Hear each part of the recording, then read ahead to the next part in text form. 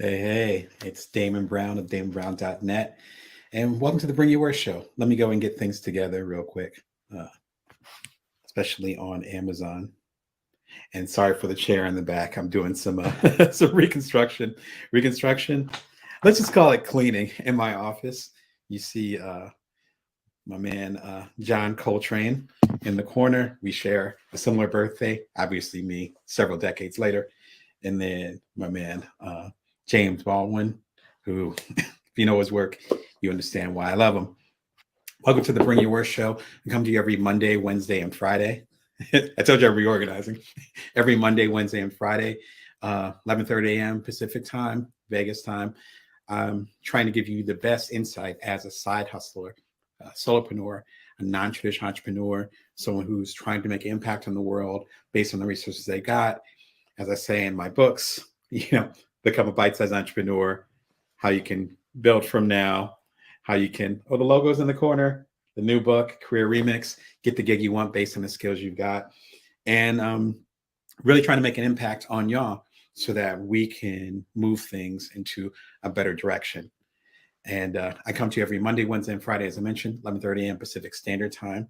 And you can subscribe now for free. And as far as I can tell, looking into the vision of the future, it will always be free. It's currently on YouTube at youtube.com/Brown Damon. You click the link below. Excuse me. If you're on LinkedIn, if you're on Amazon, wherever, you click the link right below my face and go ahead and subscribe. I just hit a major milestone with subscribers, and the show's been around for just over a year. We're about to have our 200th episode any day now. I calculated, I think it's going to be around Valentine's Day. So in about 2 weeks or so, 3 weeks.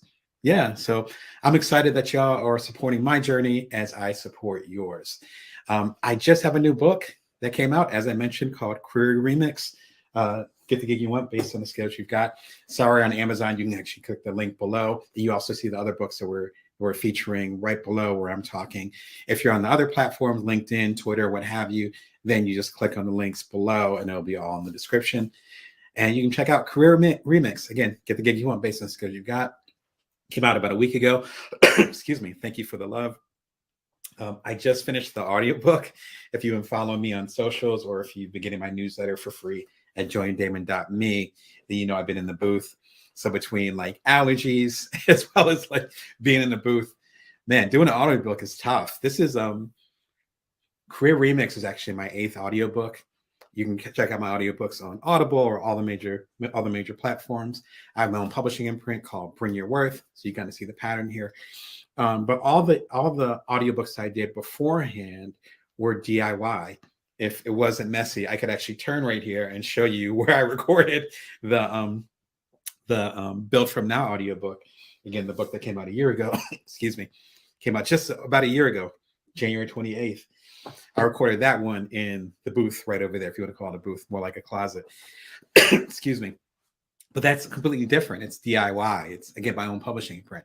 With Career Remix, the new book, I actually did it with a traditional publisher who I worked with many, many years ago before I had my own imprint. And they recently were renamed Union Square and Company. I worked with them in their previous name, so the artist formerly known as, but they're a subsidiary of Barnes & Noble. And so it's very much like getting the energy, the ideas, the bigger things I want to do into a bigger system. And I'm starting to do bigger keynotes. I have my coaching practice, private coaching practice at damonbrown.net, and learning how to navigate on a higher scale. And that, as you know, if you're familiar with the show, if you've read any of my work, you know I'm really into partnerships, particularly those that are mutually beneficial, which, if it's a good partnership, that's what it means. And so with Union Square and Co, it really was a good partnership because I was doing the launch and doing the audiobook. Then I actually went to a traditional studio and worked with an engineer and all these things that if you do any DIY work, stuff that's a luxury. Again, like, my kids like helped me put up the soundproofing material in my closet. I paid for like the mic myself. I learned how to do different audiobook tools and had some partnerships, but for the most part, it was 98% me. And it's different when you're working with other people. So I'm losing a voice because the level to do this 65,000 word book in a traditional studio right in downtown Las Vegas, right down the street from me. It's different, hence my cough. So that's my very long way of saying that. Apologies for any coughing on the way. I'm working with my tea right now. I'll do a later episode where I'll talk about the DIY audiobook experience. If you're into that, which compares comparable to podcasting, if you want to be a podcaster, versus the professional experience where you have like a team. Like I had a team in the booth with me. And so the level that I performed was actually higher, even though I take a lot of pride in doing things myself. But sometimes you got to work with other people to get to the next level. Anyway, the Career Remix live launch was exactly a week ago. Thanks to y'all. Thanks to y'all who supported it. Oh, there goes my voice again. And if you want to catch a replay, you can catch that. I also do an exclusive excerpt of the book. I believe I ended up reading the intro to the book, which I'm really proud of. A lot resonate with a lot of y'all, so I appreciate that. So you're not too late. You can go and check it out. All right, so enough of the long prelude. I want to say prologue, but I think it's prelude. It might be both. Depends on if you're reading or if you're listening. All right, today I'm bringing you how to get centered today. I'm going to be real with y'all. I came up with this concept talking about how to get centered today. Because I usually have a theme when I do the Wednesday shows. All the Wednesday shows are live. So if you see a show on Wednesday, it's me talking to you live. You can do the comments below. Feel free to do that. Do the claps or whatever. If you do on LinkedIn, I will check them out. Ditto on Amazon and come through. And then I have the pre-recorded show, the pre-recorded shows on Monday and on Friday, which are a big part of the catalog. So for the live shows, a lot more fluid. And I usually will come up with those concepts about what I want to talk to y'all about live and correspond with y'all about based on the themes of that week. And it's funny because two things happen. The first thing is that a Thich Nhat Hanh actually passed away, who's the author of the book, No Mud, No Lotus, Buddhist monk. I want to say he was like 93, 94. So he lived a very long life. He was the inspiration, one of the inspirations for Martin Luther King. So he's like OG, as we say. And he passed away at the beginning of the weekend. I want to say Saturday, his time. And that really made me think about being centered and what we leave behind. Again, if you're familiar with my work, if you watch any of the 200 or so episodes we got on here, you know that I'm really about discussing legacy. And not just like a financial legacy or I made this business, I'm going to pass it on to my kids. I got 2 little kids, so I'm of that mindset, but also legacy as far as what's going to be still here when I'm gone. And with Thich Nhat Hanh passing away, it's kind of that reset where it's like, wow, like how much time am I wasting worried about drama or this or that when it could be a wrap at any minute? Wrap as in it could be over, right? And he happened to have a long life, but we're not guaranteed that at all. The second thing that happened, which I was not expecting, is actually had a stressful conversation this morning. And it was a service provider and they weren't listening to me. And I was probably listening about 60%. And it dropped down. And after we had our back and forth, the main thing I could say was, I hope, thank you. And I hope you have a better day. And they were like, thank you. And that was it. Like at the end of the day, to paraphrase a poet, and I forgot who said it. If you know, throw it in the comments. But they basically said, we're all trying to walk each other home. So essentially, all we're trying to do is get through the day. And I don't mean that like you're having such a rough day. I mean, with the stressors, with the challenges, with the balance, again, I'm a parent. I'm the primary caregiver of my partner and I's 2 kids. They're 8 and 5. We're going through a pandemic. We're about to hit the 3-year anniversary or third year of sheltering in place that I talked about in recent videos. But I mean, even before that, there's certain stressors, and we all have our stuff. And so even though I was going back and forth with the service provider, and I didn't feel like I was being listened to at all, and I kind of spiraled. at the end of the day, it's like we're all just trying to do our jobs and do the best we can and take care of each other. And if you come from that standpoint, then suddenly you start to calm down. And again, I was not in a good mood when I was on the phone earlier. And I mean, just a handful of minutes ago. And it was funny to have this topic. And it's like, wow, I need to hear this topic too. So blessings to Thin Nan Han, and to his extended family, chosen and otherwise. But it got me on this thought as far as how can we get centered? And when I'm on top of things, I meditate every morning. I go for long walks. Sounds like a dating profile, but I meditate every morning. I go for long walks. I like having quiet, which is hard, with all the kids at home, and my partner who's going through her own stuff because she works from home at this moment too, but it's not about necessarily having these habits or these practices and having to keep them up. It's more about what happens when something gets under your craw. Like, that's different. And that's what we're going to discuss today. I have 3 or 4 books. I think I decided on 4 books. There's a lot of books I can recommend, but I think I decided on 4 that on my particular journey. Again, I don't think I mentioned that. I'm a coach. So I'm a one-on-one coach, and I've one-on-one coached hundreds of people now who are trying to, again, remix their career. Shout out to the new book, etc. These are some of the tools I've sent to them and that's helped our conversation. So, excuse me, the longest prelude ever, but I wanted to make sure you understood that it's me not trying to preach to you as far as how you can get yourself centered, but that, pardon my French, I'm actually going through this shit too. And so hopefully we can help each other do it together by walking each other home. All right. So here are the things that I recommend. First one, which I already spoiled it. No Mud, No Lotus. As I mentioned in a recent video, shout out to my partner who is a friend of hers who got the book. She's had the book forever. I saw them on her bookshelf. We got a lot of books. I got my own bookshelf. She got her own. I saw it on her bookshelf, nabbed it with permission, nabbed it a few years ago. Couldn't put it down, and it being super influential in me at that period of time. At the same time I was writing Build From Now.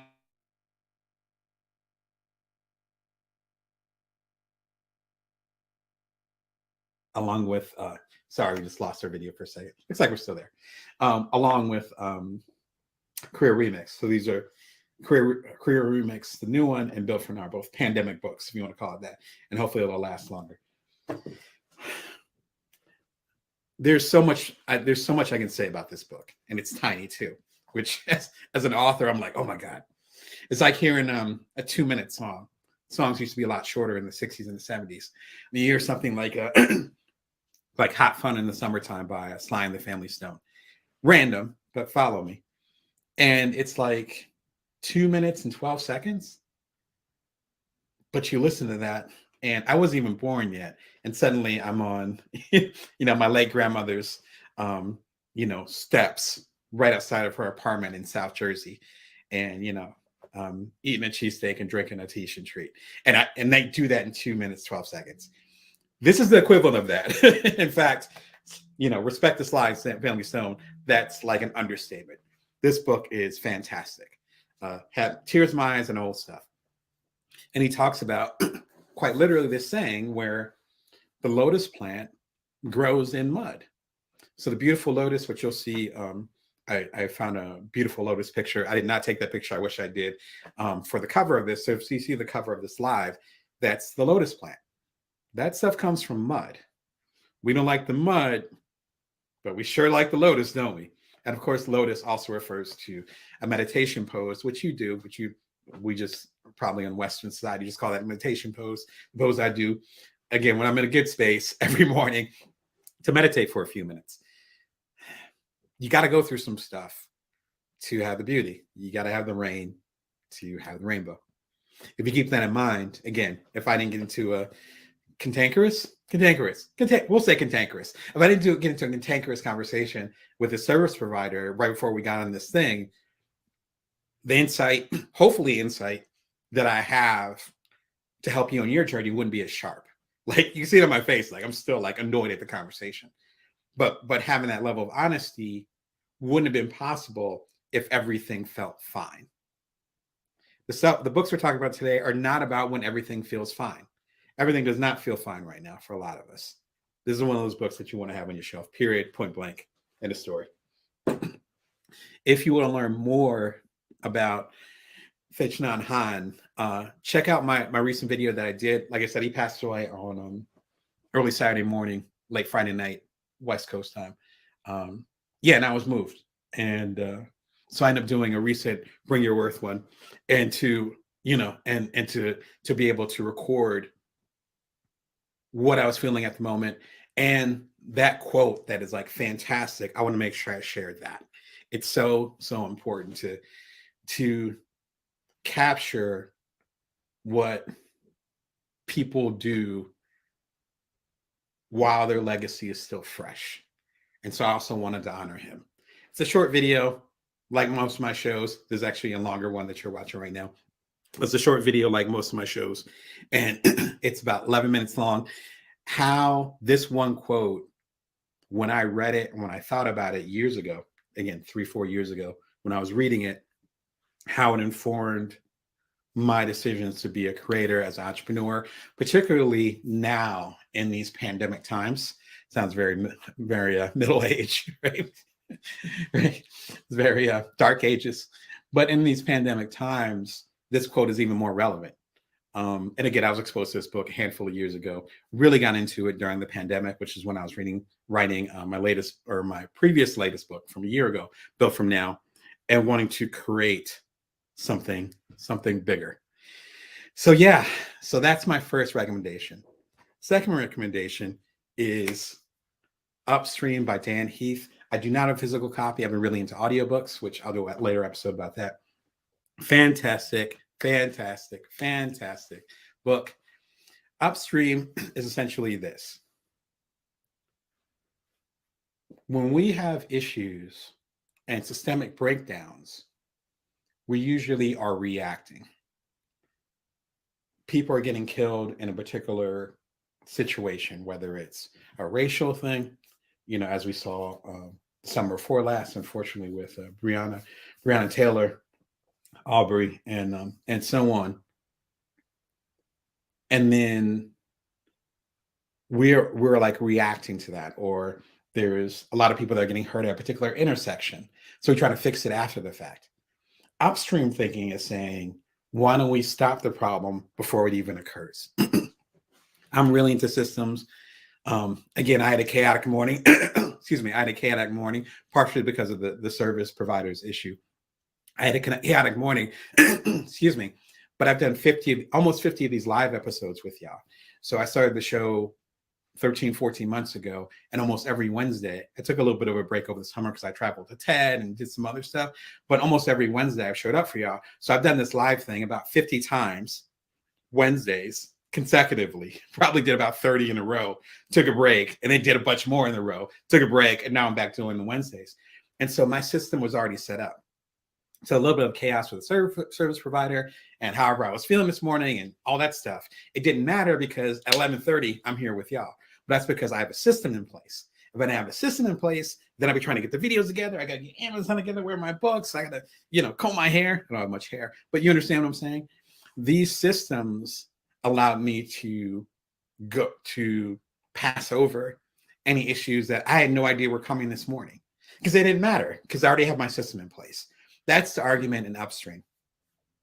Part of centeredness, I believe, is having systems in place. They don't need to be rigid. They don't need to be fixed. In fact, the more fluid the systems you have, the better, which he gets into in the book. I have several videos about that if you end up catching the channel. I was really into this book probably about 6 months ago. So if you go to my channel, youtube.com/BrownDamon, you look up Damon Brown Habits, or I actually have a playlist. I totally forgot. I have a playlist if you go to youtube.com/BrownDamon on best or great systems and habits. And it's part of that chain. Check it out. It's about an hour and a half worth of videos. It's about 12 videos on there. All of them super short, again, like 10 minutes long. And I talk a lot more about what Dan Heath talks about. But it's a fascinating book. I read it, again, probably about a year ago, right after I did Built From Now. And it really informed the new book, Career Remix. It really made me think about my own systems. And if you have those systems in place and you have that framework, it's easier to be centered because you're not worried about it. When I was on the phone with the service provider and I was having these issues and that issues and all that stuff, I wasn't worried about seeing y'all because I already have a system. So I was like, all right, as long as my behind is on there, I didn't say behind, as long as my behind is on there at 11:29, I'm good. And it's like, but I don't have to worry about anything else. Got everything in order. If you have things in order, then you give Slack, which is the word that he used, not the app that was bought by Microsoft, Slack as far as literally being able to have space and flexibility, then you're able to find that centeredness in yourself. I was able to spend a few minutes getting myself centered before seeing y'all and not worrying about scrambling and getting on, right? Essential. Love the book. I can recommend it higher. Shout out to Dan Heath. I have not met you, but know that I am a fan and I've been talking you up. A good video or pairing with that, if you look at it like a sommelier, excuse me, is how to decide your career. I talk a little bit about the Career Remix stuff in there, even though this was before Career Remix came out. I think I might mention the book briefly in there. But it's really about systems, habits, and how you figuring out your career. The process and the journey is a lot easier if you have things in place. But if you don't have things in place, if you don't have a support network, if you don't have an inner and an outer network, I had a conversation with the coach, Dory Clark. Shout out to you. Hope to connect with you soon. About 2 weeks ago on her Newsweek channel. You go to youtube.com/Brown Damon. If you go through all the Bring Your Worth episodes, it would have been probably about 12 episodes ago. It happened on December 28th. Live conversation, just like we're doing now. But we were talking about having inner systems within the job that you have and outer systems, which have nothing to do with the job that you have, but where you want to go. Kind of like people saying that your network should be based on what you want to be, not who you are now. Same vibe. If you want to be a millionaire, you should hang out with millionaires, have millionaire habits, not have thousandaire habits, right? I love the term thousandaire because a lot of us are thousandaires. Why don't we get props? All right. Excuse me. The next book I'd recommend. I'm cracking myself up today. The next book I'd recommend is Comfortable with Uncertainty by Pema Chodron. Another Buddhist monk. I like Buddhism a lot. So there's a little bit of a lean in that. But a lot of stuff that she talks about applies to it. And Comfortable with Uncertainty. Whew. I talked about that book many times. And I got into it, excuse me, I got into it about 2 decades ago when I was in New Orleans. And within a year of me moving to New Orleans is when Katrina happened. So me reading it at that time and it being instrumental with me learning how to handle chaos, particularly if you're here in the States, it was brutal. You know what I mean? And I was safe. My family was safe. Luckily, I had the resources to get out properly. I know folks that didn't. So that's a blessing. At the same time, though, there's trauma related to that. There's trauma related to what we're going through right now as a world, as a nation, even just here in Vegas as a city. We're going through it. This book will help you with that. And it's been by my side. Actually, lent it out to someone who's having a tough time now. I hope that it's getting you to where you need to be. But my copy is like dog-eared. Again, you probably still smell the New Orleans rain. It rains every day in New Orleans. And you probably still smell the New Orleans rains in it. And it is dog-eared. Highly recommend it. Also a very short book that you can read quickly. And the chapter is about 2 or 3 pages, similar to the next book I'm going to recommend. So pick it up when you need it. I certainly do. You need it on your shelf. Excuse me. I talk about something similar with how to organize your life right now. You know what I mean? And so with this, you have to figure out how to make the best of what you have right now. That's why my last book before Career Remix is called Build From Now. And as some folks are saying in the comments, which unfortunately my comments aren't working right now, but there is a lot of craziness and chaos going around at the moment. Thank you, Grant, for your feedback. And you're right. If you think about it, though, there's always chaos and craziness happening, like forever. I love history. You look back, it's like this is mild compared to some stuff, right? And there's definitely so-called better times, but it's never to get back to like the work that I try to do, there's never an opportune time to start a business, ever. Just like if you have kids, there's never an opportune time to have kids, ever. It's not cost effective. It's not easy. I know you parents are like nodding your head, and I have great kids. I got a great partner. I got a great support network. Shit is hard. It's always going to be hard. It's not saying it's not meant to be easy, but it's not going to get easier when certain things go in your favor. And I've talked about that a lot in Career Remix. Again, the links are below. So I feel like doing my audiobook now. I can't wait for y'all to hear my audiobook. It'll be coming out soon in a couple months. So very excited about that. Y'all be the first to know. But, I just went through the whole book and did the audiobook, like I said, 2 weeks ago. And there's whole passages where I talk about that, where there's no ideal time, and sometimes ends up holding us back. And in fact, that actually, flips back to my favorite Thich Nhat Hanh quote. So I just did a video about it the other day. Check out the video if you feel overwhelmed in these times, which a lot of us do. Like I said, I'm always going to be real with y'all. I'm overwhelmed right now too. So his discussion, and it's from No Mud, No Lotus, will be good with this. But with Pema Children, check out the How to Organize Your Life right now. Because sometimes we feel chaos. We feel chaos. I didn't even mean it like that, but it makes more sense. We feel chaos because we're not sure what we should focus on. It feels crazy because we're not sure where our direction should be. So I talk about in Build From Now, our focus, our agility, our time, and our energy. We don't know where we're supposed to put it. The more centered we can get as far as the work we do, how we show up in the world, again, as the late monk talked about, the legacy that we live, how we connect to each other. Again, reminding ourselves, even in the most frustrating conversations or moments, that we're all just trying to walk each other back home we're all trying to get centered. I don't think there's anyone that really doesn't want to be centered. So we're all trying our best. Hopefully some of these videos, and particularly these books, because not even my work, but the work that I'm highlighting, will help you find that centeredness. And once you find that centeredness, it's not like it's going to resolve the craziness, the chaos, whatever terms you want to use. Like, it's not like it's going to resolve it. It's not going to go away. You're not going to, I have a meditation pad over here. I'm not going to meditate after I get off the show with y'all. And then suddenly, the pandemic's over and there's world peace. That's not going to happen. But if I can get centered in myself, then, pardon my French, the shit that I put out will have a level of purity, of honesty, of intention, just like I'm trying to give to y'all now. Just like I'm being real. Like, I'm not in the best mood right now because I had a bad conversation this morning, but I'm still showing up for y'all because my intention is that focused. We're still going to do a show. And I'm still going to give y'all my best because that's why I'm here. And if you remember why you're here, first of all, know why you're here, and then remember why you're here, then chaos and whatever can happen. It doesn't mean you're going to live forever. It doesn't mean you're going to be fine.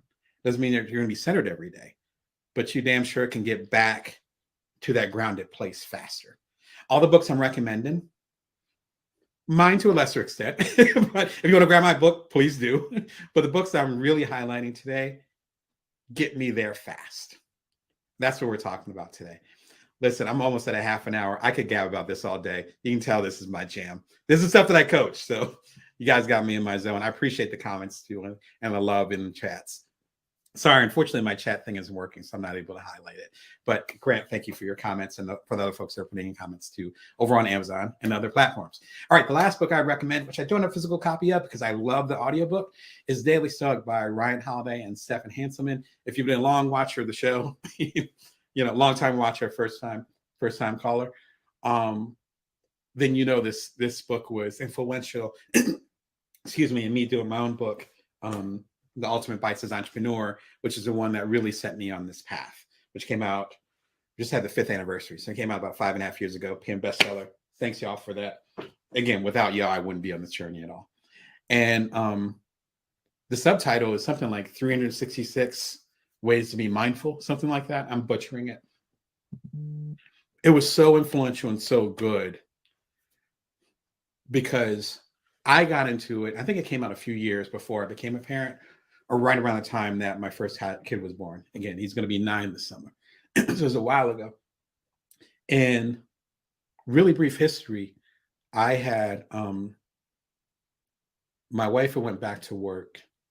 I'm a stay-at-home dad for the first time, and I was doing my first startup called So Quotable, which was a precursor to Cuddler. Cuddler is the one that ended up going number one and really established me as a founder and as a creator.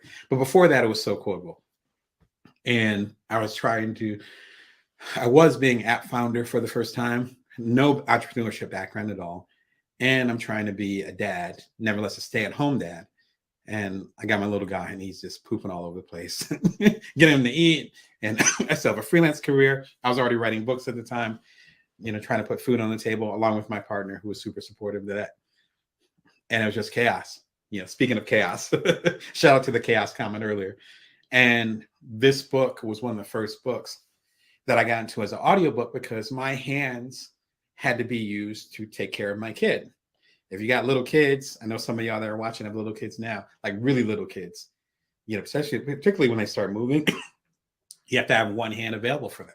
So I couldn't sit and read. I couldn't be like this. And then my busy 4-month-old is like, trying to pull down a glass jar over in the kitchen or whatever the case may be. He's a little bit older, but you understand what I'm getting at.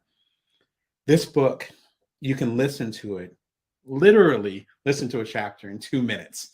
And that's what I had every morning to myself, was 2 minutes. And I'm like, oh, I can do this. And I've listened to the entire book. You're supposed to listen to it over the course of a year. I've listened to the entire audiobook at least 3 or 4 times. So every morning, like a cup of tea, I drink cha, a cup of cha, like listen to them for 2 minutes. That's why this book is so important, because that's what I'm trying to provide for y'all. Again, with the Bring Your Word show, Monday, Wednesday, Friday, episodes are from as short as 5 minutes. I have some 1-minute episodes if you're really pressed for time, but of course they link to longer content. I have 1-minute videos, and I have videos that are like 15 minutes. And if that's what you can spare, then I hope to get you to that level. That's what Ryan and Stefan have done for me. I've talked with Stefan briefly online. Shout out to him. I've not met Ryan, but I appreciate your work. But it's phenomenal. Just get it. All these books, just get it. If you can afford it, just grab them, particularly if you're worried about being centered. Again, with the chaos happening. It sounds very ominous. Sounds like the Matrix or something. If you want to learn more about the Daily Stoic, and one of the key points I got from it, and that's driven my life, I don't mean my career, my life, check out this short video. I think this video is like 7 minutes long. The Stoic Secret to Success. Got a lot of good feedback on it.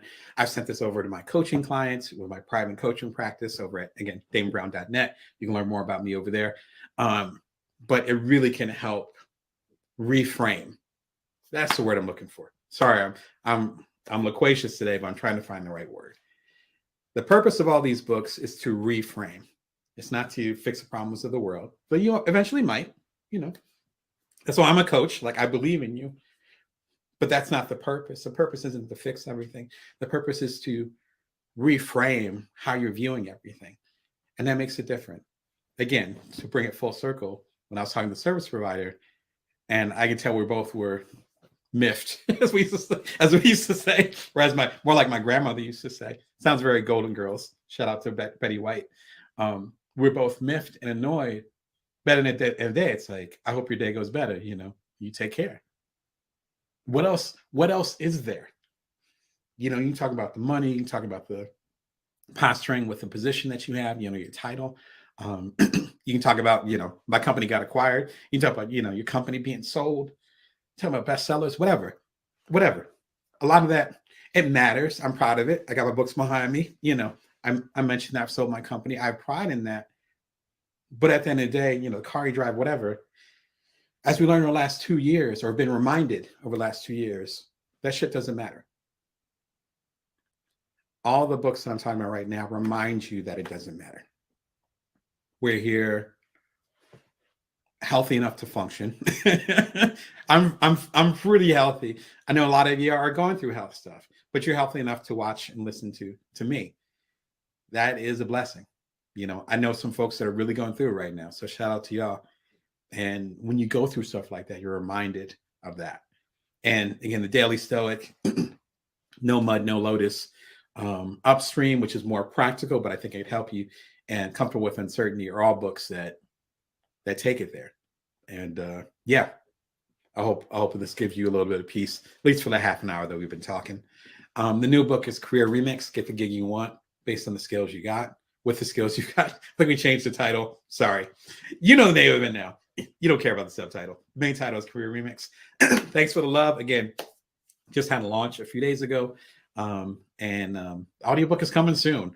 As soon as I know and can give you a little preview of it, I'm on it.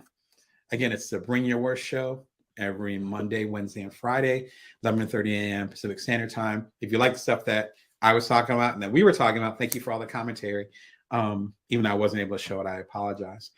But the stuff that we were talking about and that y'all shared and I was sharing, we have 200 episodes of that. So if you're digging it, subscribe. It's free. It's me trying to help you get to where you need to be so that you can make the impact that you need to make. I think it ends right there. Anyway, much love to y'all wherever you happen to be, and good health. Remember, you can always bring your worth, and you can always build from now. You take care. I'll see you next week. Hey. Good morning or afternoon, wherever you happen to be. My name is Damon Brown of DamonBrown.net. My main thing is helping you as a side hustler, a solopreneur, or also otherwise a non-traditional entrepreneur. I'm going to go ahead and set you guys up on Amazon. So shout out to y'all that are watching on the YouTube channel, on LinkedIn, through LinkedIn.com, through my profile there. So shout out to y'all. Shout out to y'all that are connecting with me on Twitter at Brown Damon. And shout out to y'all that are connecting with me on Amazon now, on Amazon Live. Hope all of you are doing well and are healthy. I'm still dealing with some sinus issues. We actually have a big storm, it looks like. I don't know what's going on, but it's windy and everything here in Las Vegas. And yeah, we actually, I'm originally from the East Coast, and all my East Coast people are saying there's a big storm coming y'all's way. So buckle up. I heard there's still some snow coming right now. So please stay warm, stay safe, and all that good stuff. I've lived all across the country, and here we have heat strokes and things of that nature. But otherwise, Mother Nature is pretty chill here. Other places I've lived, like New Orleans, over on the East Coast, Mother Nature can get wild. So please be safe out there. Excuse me. Again, Damon Brown, Bring Your Worst show. I come to you every Monday, Wednesday, and Friday, trying to give you the insight and the tips that you need to do your best side hustle, create in the job that you currently have. And as I talk about my new book, Remix Your Career, you can subscribe for free here at youtube.com/BrownDamon. If you're on the YouTube channel or any of the other channels where you have little links, the link is lit up. You can go and click it. If it's not, you can copy and paste it, or just go to youtube.com/BrownDamon and subscribe. It is 200 episodes. I want to say next week. I am hype. The show's been going nonstop since December 22nd of 2020, which feels like an eon ago. I was talking to someone earlier today about plans for next year, and I haven't put my mouth in a certain way to say 2023. And I'm like, how? If you have kids, if you have pets, if you have someone dependent on you that you're taking care of, then it's actually easier to measure time. And so if I look at my kids and they're growing like weeds, as they say, and I can look at them and say, oh, okay, time's moving fast. But between that and this show, I can't believe I started the show like just over a year ago. And we're already at almost 200 episodes. I think this episode is 197 or something. Crazy. So thank you for all the love and support. Those of you who have subscribed. I've done 2 books within the cycle of doing this show. So a lot of time has passed. A lot of things have gotten done. And it's just been an amazing journey. As I mentioned, my new book, is it up there? It's up there. Learning how to do logos on here. Career Remix. Get the gig you want based on the skills you've got. Actually just got profiled in Inc., which is kind of like coming back to my alma mater, because I've had a column with Inc. for about 6 years now. I forgot to put it in the show notes. Let me go ahead and throw that in there right now. So forgive me for that. But you can go ahead and read an interview that Inc. did with me, as well as an exclusive excerpt from the book. I'm going to go ahead and throw that in the comments right now. And then once you rewatch this, then you'll see that in the comments. Inc. magazine interview on Career Remix. See, you can be 200 shows in, and it doesn't matter. You're still making up stuff as you go along. It just went live like yesterday, hence me being unprepared for it. But it's already been some really good feedback. Again, shout out to my editors and the other people that I worked with at Inc. Like I said, I think it's been 6 years. I think it's going to be 7 years this summer. Crazy. Again, I've been really aware of time right now. Maybe because we're changing the seasons soon. And it's kind of that middle of winter, at least here in the States, where it's kind of like, it's not quite spring. Obviously, you can might be able to hear the heavy wind outside. It's definitely the winter wind. But then Christmas time or the holidays, Kwanzaa, Diwali, as some of my family celebrates, like whatever you celebrate, that season is done. Hanukkah, etc. But then you're kind of in this in between. And again, a lot of my relatives over on the East Coast and some folks that are in the Midwest too are locked down, not only because of COVID and Omicron and all those things, but also because of the weather. And so it's that weird time where you're kind of like, oh, okay, this is the season for that. There's also a perfect time, I would argue, to revitalize your career, because we're kind of at that pause point where once those first buds of spring happen, which happens a lot earlier here, I live in the desert. But once that starts, then things move faster. Knock on wood, we'll be a lot healthier this coming year. I miss traveling. I miss connecting with people. As I mentioned, I have some events that are happening in the spring. So I'll go ahead and mention those briefly later on or in the next broadcast as we go deeper into that and gets closer. But I miss that. I think a lot of us are missing that. But if we're going to really enjoy that season and really be part of that season, we need to plant the seeds now. There's a lot of revitalization I'm doing of my own career, very meta, as I work on, or as I released Career Remix as it came out a week and a half ago. Excuse me. And that's part of the process too. And so as you're on your journey, I'm on my journey as well. So Career Remix, get the you want based on the skills you got. It is in paperback. It smells really good, but I'm a book nerd, so a lot of books smell good.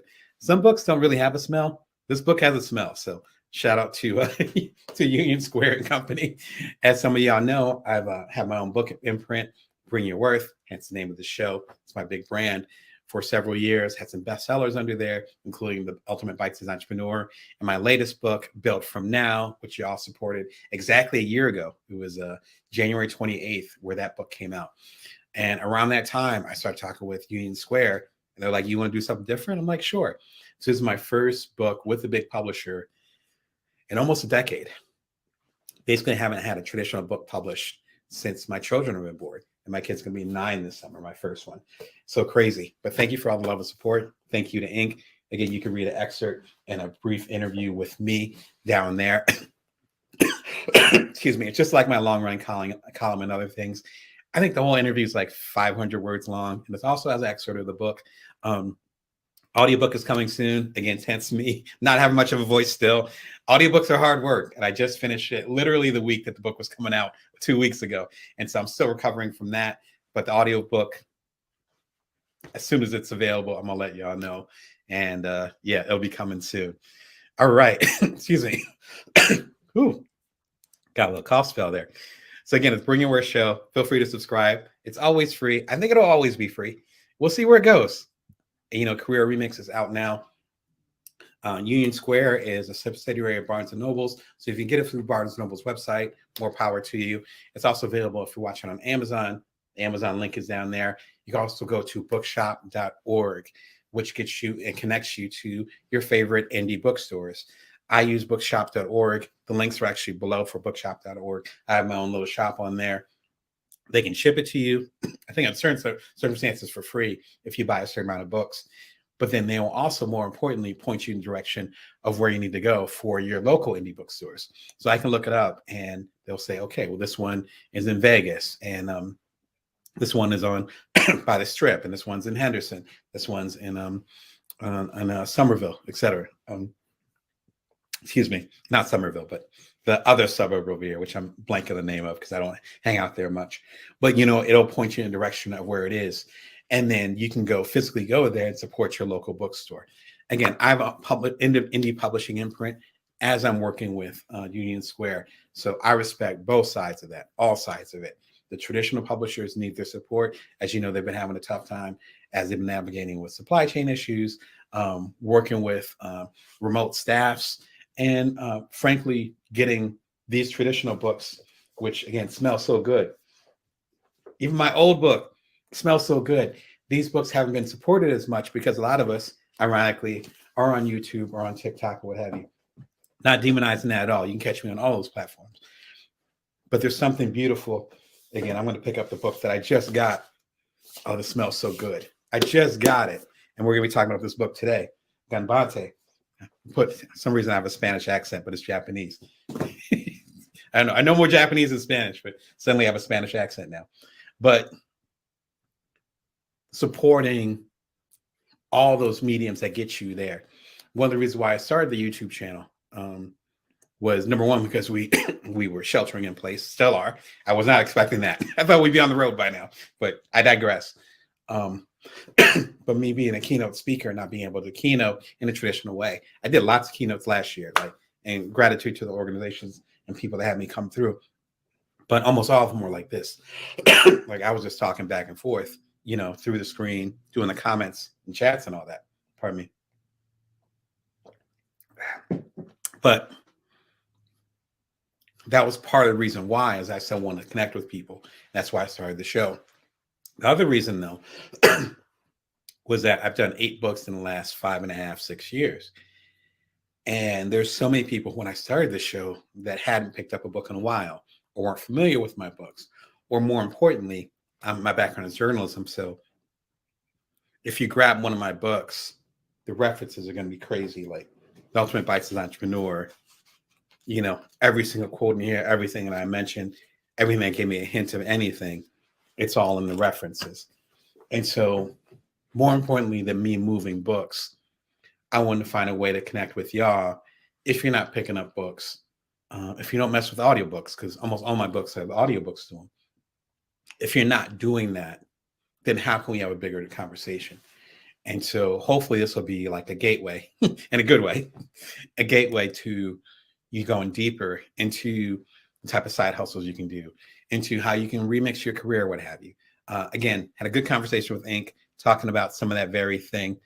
And today, in particular, on our live show, it's live every Wednesday, we're going to talk about how to simplify my life, your life, all our lives. It's been interesting where I've had so many conflicts over the last 6 months, where I have a certain framework for how I live my life. And a question I get asked a lot is, how are you so damn productive? And it's not even, I'm not even trying to brag on myself or flex or anything. Like, that's a common question, even with the people that I coach. It's like, well, how'd you do?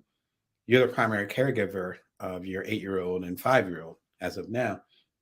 That's how old they are now. But I've been the leader of that for several years, with respect to my wife, who has a different role in the house. And it's like, well, how you do that? And then you do 8 books in 5.5 years. And then you did like 2 TED Talks within the last 3 years, and 4 TED Talks in the last 6, 7 years. Like, right. And you're still keynoting, you still have your private coaching practice. How do you do that? The biggest way I do that is framework. I talk about that in Build From Now, my book that came out a year ago, How to Know Your Power, See Your Abundance, and Nourish the World. See, I still got the subtitle burned in my head. I didn't have to look at it. But, and I talked about the framework in here. So shout out to y'all who have supported the book. But part of that framework is simplicity. And one of the biggest challenges I've had as my world has opened up, like, we're not traveling everywhere. We're still double masking. In fact, we're double masking now. We weren't double masking before. So we're even more cautious now, even though thankfully our whole immediate family is protected with excuse me, protect as much as possible. We'll leave it at that. And still there's this pressure to be like, well, do this, do that, do that. We're opening up where we could use your resources, maybe your knowledge, but I don't want to be too highfalutin about it. But like, what starts to happen is that if you're in a particular groove, in fact, I know the perfect old saying with that. If you want something done, give it to a busy person. I'm a busy person. And what happens sometimes is that we don't recognize our boundaries and we just keep adding more and more and more. Where the reason why we're thriving was because we had clear boundaries and ideas as far as what was important and what wasn't. As one of the authors I'll talk about in a minute in the books I'm going to recommend today says, if everything is your priority, nothing is your priority. And I've been having a lot of those conversations where it's like, I want to be a part of so many different things that are, it's a privilege to know what you care about, what's important to you, what's your priority. It's a privilege. I've earned that privilege. You know what I mean? After decades on this earth, it's like I have a laser focus as far as what matters to me and what doesn't.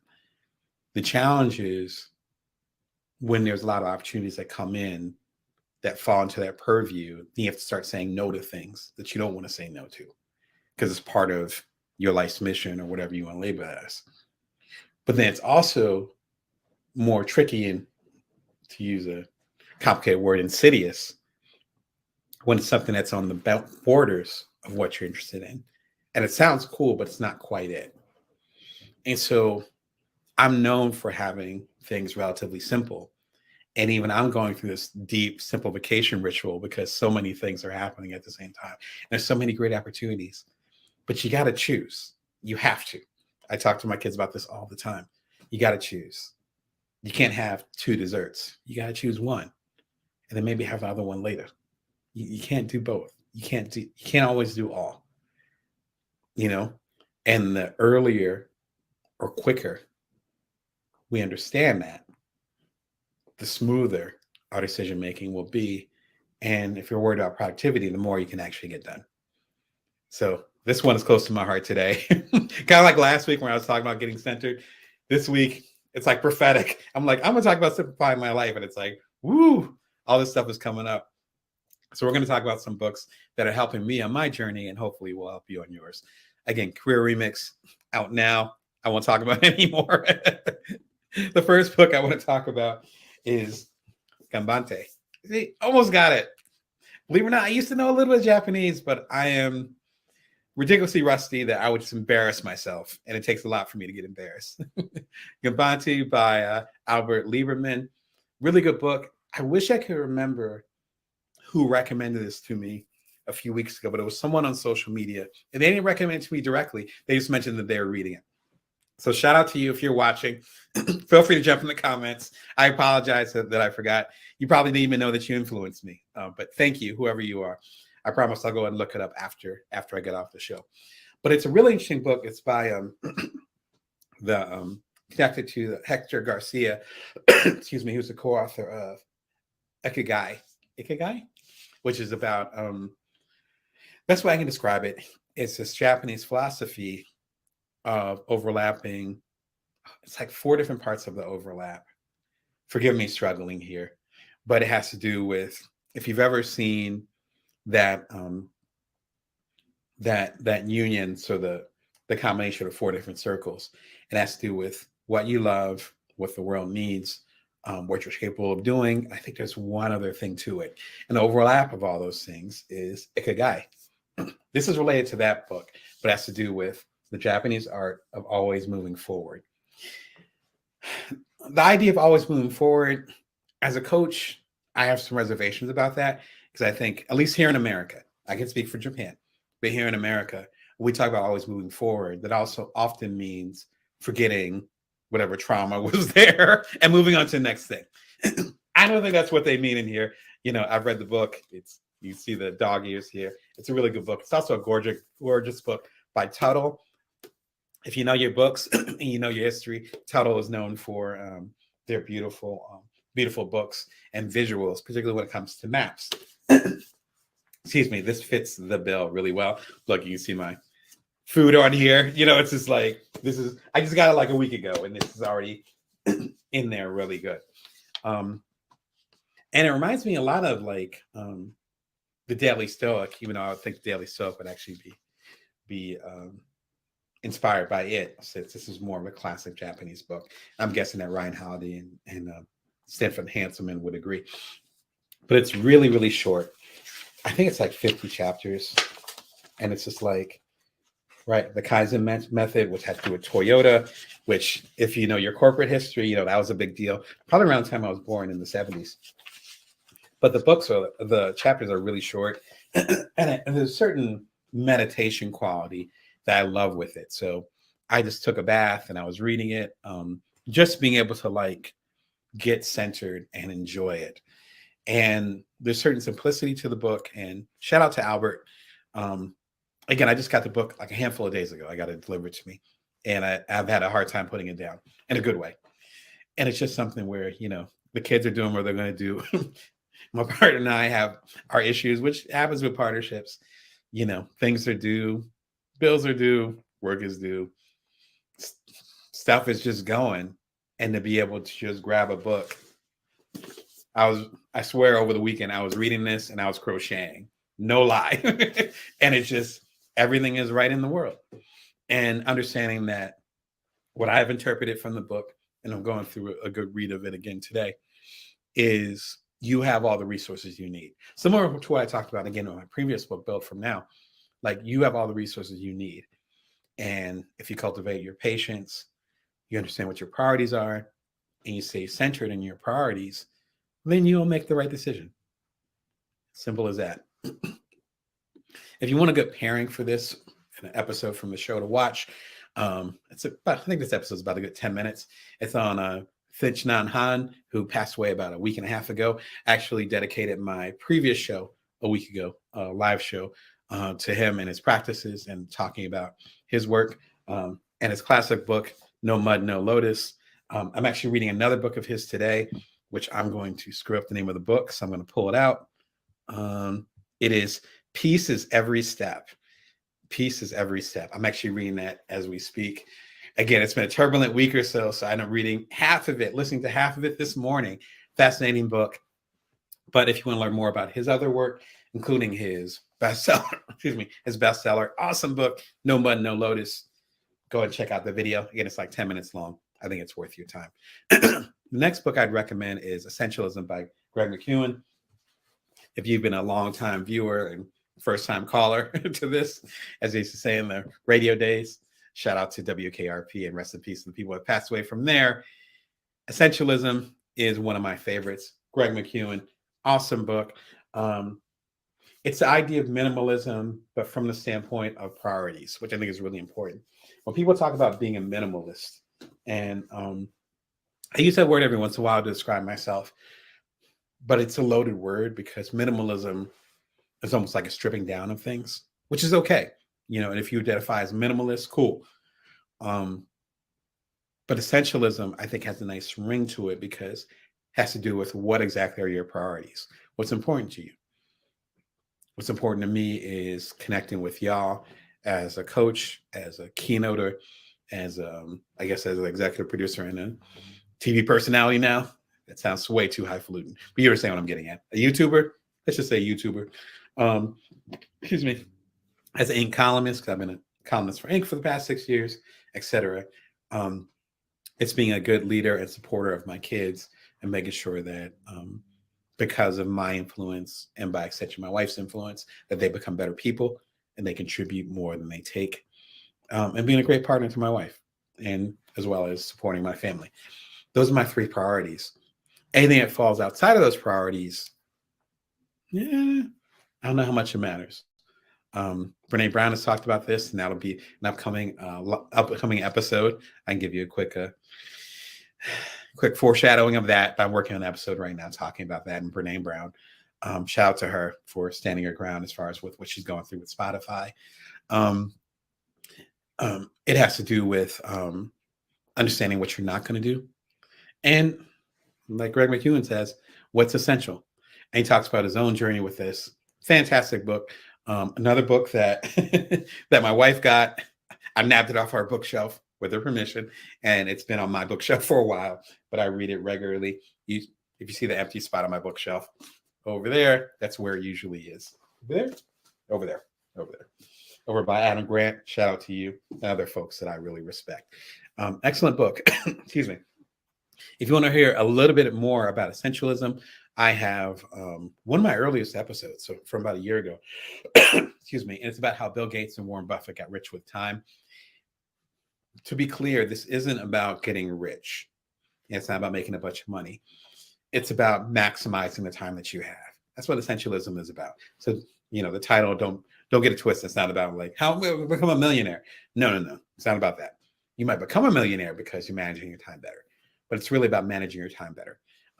Check out the video. I've gotten some really good feedback on it. I think you'd appreciate it.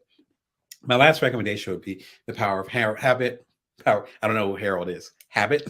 The Power of Habit by Charles Duhigg. Former writer for the New York Times, which is I think where this book was inspired. Now he's with the New Yorker. Shout out to him as far as doing the good work. It's a really good book as far as understanding making the conscious unconscious conscious. Well, we have certain things that we do and certain things that that routines that we go through, and we don't think about them. As many people have said before me, that's one of the few blessings, because I'm not going to say it's been an easy couple of years, but one of the blessings of the pandemic is that it's forcing us to slow down and understand, bring the conscious, unconscious, conscious, and realize all those things that we're just doing. And it's like, why are they routines? One thing he talks about, which I love, and I've shared this with my coaching clients, is something called a keystone habit, where if you can change one thing and all these other things change. Like if you eat a little bit better, however that's defined for you, because it's all different for all of us, because we all have different bodies. If you eat a little bit better, then you'll feel better. Maybe some of your illnesses, chronic or otherwise, might be managed better. You might feel better about yourself, which will help your self-esteem, like, etc. That's a keystone habit. So what you want to focus on are things that are keystone habits. Let me do this one thing, and all these elements of my life go for the better. That was my favorite chapter of the book, but he has way more gems than that. And highly recommend the book if you're looking to simplify your life, because if you can do this one thing, change this one thing, and pardon my French, all this other shit goes better. That's simplification to me. Another book I would recommend, which I did not put on the list, would be Upstream by Dan Heath. Shout out to him, because I love that book. I read it last year and it really changed my view on the year, as well as in my coaching practice and how I do the business of my business. That's a good pairing to this book. But start with The Power of Habit if you're looking to simplify things. I have a whole playlist, excuse me, dedicated to habits and routines. It's about 12 videos. Jump through them, whatever. Have a good time. And I've been talking about this for, again, how long has the show been on? Year and a half? A year and a half. So it's been great collecting all this wisdom and habit ideas from, again, Brené Brown, from Oprah, from Simon Sinek, and other folks. So dig in, have a good time, binge as much as you like. I think that's everything. I am losing my voice because I'm still recovering from the audiobook. Shout out to MGD Music in downtown Vegas, who hooked me up and took care of me. I appreciate y'all, as well as the publishers. And I can't wait for y'all to get the audiobook. If you want to learn more about Career Remix, be sure to check out the link that I have right here. I'm on Highlighting Inc. magazine right now. It's a brief interview and an even briefer excerpt, but it'll give you ideas as far as how this book can help you on your particular journey. And it is available everywhere. Let me get the link right. You can tell I'm adjusting my glasses right now. Career Remix is available. Check it out through Barnes & Noble Publishing, their subsidiary, Union Square and Company. Get it there, or get it, as you know, if you're on Amazon, you click the Amazon link. It's available on paperback, Kindle, soon to be audiobook, hot off the press. As soon as I know, you will know when it's available. And you can always catch me on the Bring Your Show every single Monday, Wednesday, and Friday, live on Wednesdays, 11:30 a.m. Pacific Standard Time, Vegas time. You can subscribe for free at youtube.com/BrownDamon. And we're approaching 200 episodes. I'm so excited to celebrate with y'all. You guys give me energy. I appreciate it. And hopefully I'm helping you on your journey. Until next time, remember that you can always bring your worth and that you can always build from now. Take care. Hello, this is Damon Brown of DamonBrown.net. My main thing is helping you as a side hustler, a solopreneur, or otherwise a non-traditional entrepreneur. You're watching the Bring Your Worth show. Let me make sure that everybody's on from Amazon as well. Shout out to y'all on Amazon. Give it 1 second. It should be going. There we go. We are live. Hey, welcome to the show. I come to you every Monday, Wednesday, and Friday. Excuse me. And you see why I haven't been catching you on Wednesdays for the live shows. I do a live show every Wednesday, and then every Monday and Friday I do a recorded show. We're talking about business. We're talking about side hustles. We're talking about emotional intelligence. Shout out to Brene Brown. We're talking about ways that you can make an impact on the world based on what you have and allow you to build from now, remix your career, and many other things I've talked about in the past. Excuse me. We are actually at about 215 episodes. So thank you for riding with me. It's been a lot of fun. Again, you can catch the show every Monday, Wednesday, and Friday, 11:30 a.m. Pacific Standard Time. I've been dealing with some sinuses and allergies and stuff for most of this winter. Thank God it's springtime now. It's springtime here in the States as of a couple of days ago. Woo, it's about time because winter was long for me. So a lot of like pollen and all that stuff. A family member sent me an article that said that because of climate change, that allergies are getting worse. I am like proof of concept. So I got my tea here. I'm happy to connect with y'all. And if you are enjoying the programming or if you want to connect with me regularly, you can subscribe for free at youtube.com/BrownDamon. Click the link below or let's go to youtube.com/BrownDamon. You'll see a subscribe button here. If you're watching a replay of this, then you can go and hit the subscribe button. Should be like here. Everything's backwards in YouTube land, so forgive me. Shout out to y'all on LinkedIn as well. Thank you for all your support, especially for all the new followers and people that have been checking me out because of the events that are happening. So I will get into that in a second. I am celebrating Career Remix. The audiobook is out as of yesterday. So my shows are every Monday, Wednesday, and Friday. It came out on Tuesday, so we're having a launch party today. Career Remix, get the gig you want based on the skills you got. If you're watching on Amazon Live, you should see the link down there to all versions are out now. So, which is, excuse me, weird and humbling and exciting, where it's like so much work went into it. Shout out to Union Square and Company, as well as just Chet Audio, who actually handled the audiobook. I actually have a video where I talk about the behind the scenes of the audiobook. If you go to youtube.com/BrownDamon, you see the video on there. I might, if I get a chance during our half an hour show, I might throw it in there as well. The audiobook, though, is available everywhere. I am geeked, worked really hard on it. It's my first professionally done audiobook where I actually did it in a studio. The vibe is different, y'all. Some of y'all have made my previous books bestsellers and stuff. So I know some of y'all know my work. It's even stronger than that. So I think you'll be really happy with it. Thank you for the love and support. Speaking of love and support, tea break. As I talked about a few episodes ago, audiobooks are tough because you have to say everything out loud. So this is a 65,000 word book, and it comes down to about 7 hours of audio. But you got to make sure that it's tight and it's done well. I worked at MGB Music Studios. Shout out to Michael, downtown Vegas, and I'm based in Las Vegas. And ended up being a really good experience, but very different, very intense.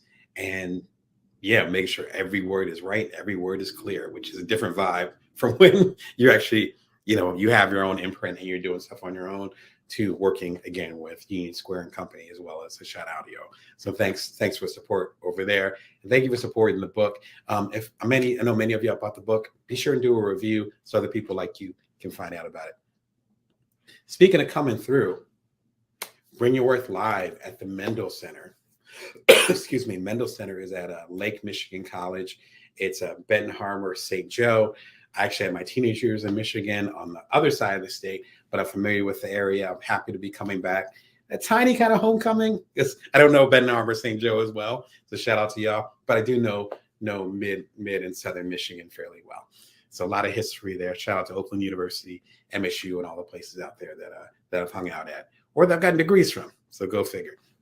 We'll be doing it live in person. I'll be doing my Bring Your Worth keynote revamp. So if you actually saw the Bring Your Worth keynote few years ago, the work I did in Toledo, or work I did out in Austin, or all those different places. Some of those videos are actually available on the YouTube channel for free at youtube.com/BrownDamon. Totally different vibe. I mean, I was doing that stuff pre-pandemic. I was doing it before Career Remix, which we'll be celebrating the launch of. A lot of stuff has changed. You've changed. I'm sure you're not the same person that you were 3 years ago. I would be shocked, especially since a lot of us have that growth mindset. So we were growing anyway, and the pandemic made us grow either faster, sometimes even slower, which isn't a bad thing, or in directions that we weren't planning on going in. I think it's important to acknowledge that. Anyway, I'll be doing one-on-one coaching for some of the folks that are coming through, if you're lucky enough to get some of that. And then we'll be able to connect afterwards for the coaching, which will be virtual. They're actually giving away books. So last I saw, they're giving away like 100 books to the first 100 people or so. 100 or 150, I believe, people that sign up for it. And we're talking Bring Your Worth. We're talking Built From Now. We're talking about my previous bestsellers. It's an opportunity. And I'm not traveling as much as I used to. Before, you can catch me like on both coasts and hanging out and all that stuff. You can ask my family. Now, I don't get out that much at all. I'm going to TED in a few weeks. Shout out to TED. So I'm going up to Vancouver for that. Staying home for a week and then coming out to Benton Harbor, St. Joe. So hope to see y'all there. Click the link. You can check it out. You can buy the tickets online too and see what's up. Today, we're going to talk about great career audiobooks you should get. I love audiobooks. I didn't always love audiobooks. As I've talked about in previous episodes, I didn't get into audiobooks, until I became the primary caregiver of my wife and I's first son. And he's going to be 9 this summer. So it was a while ago. And if you've had a baby on your hands, and it's a healthy baby, it'll be very active. And my baby was very active. And so I couldn't sit there and shout out to Brian Terry and his wonderful book, Black Food. You can see my essay in there. But I couldn't just grab a book and be like this, and my kid is pooping and peeing and running all over the place, trying to grab scissors and stuff. So I got into I got into audiobooks. Ended up being this wonderful experience. And I never went back. So, physical books, come on, you can see this is a fraction of the books that I own.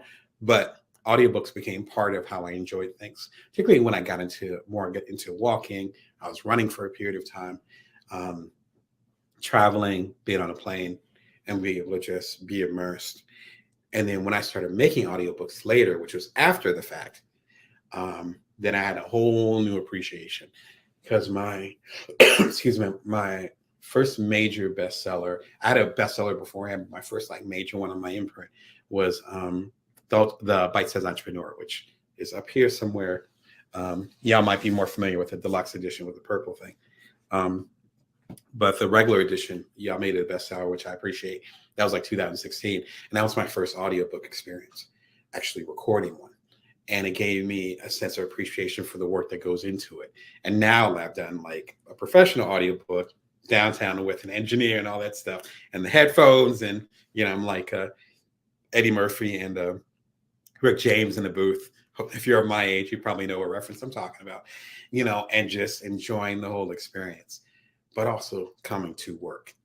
So the books I'm recommending aren't just good content. The books themselves are fantastic. Just if you read them, fine.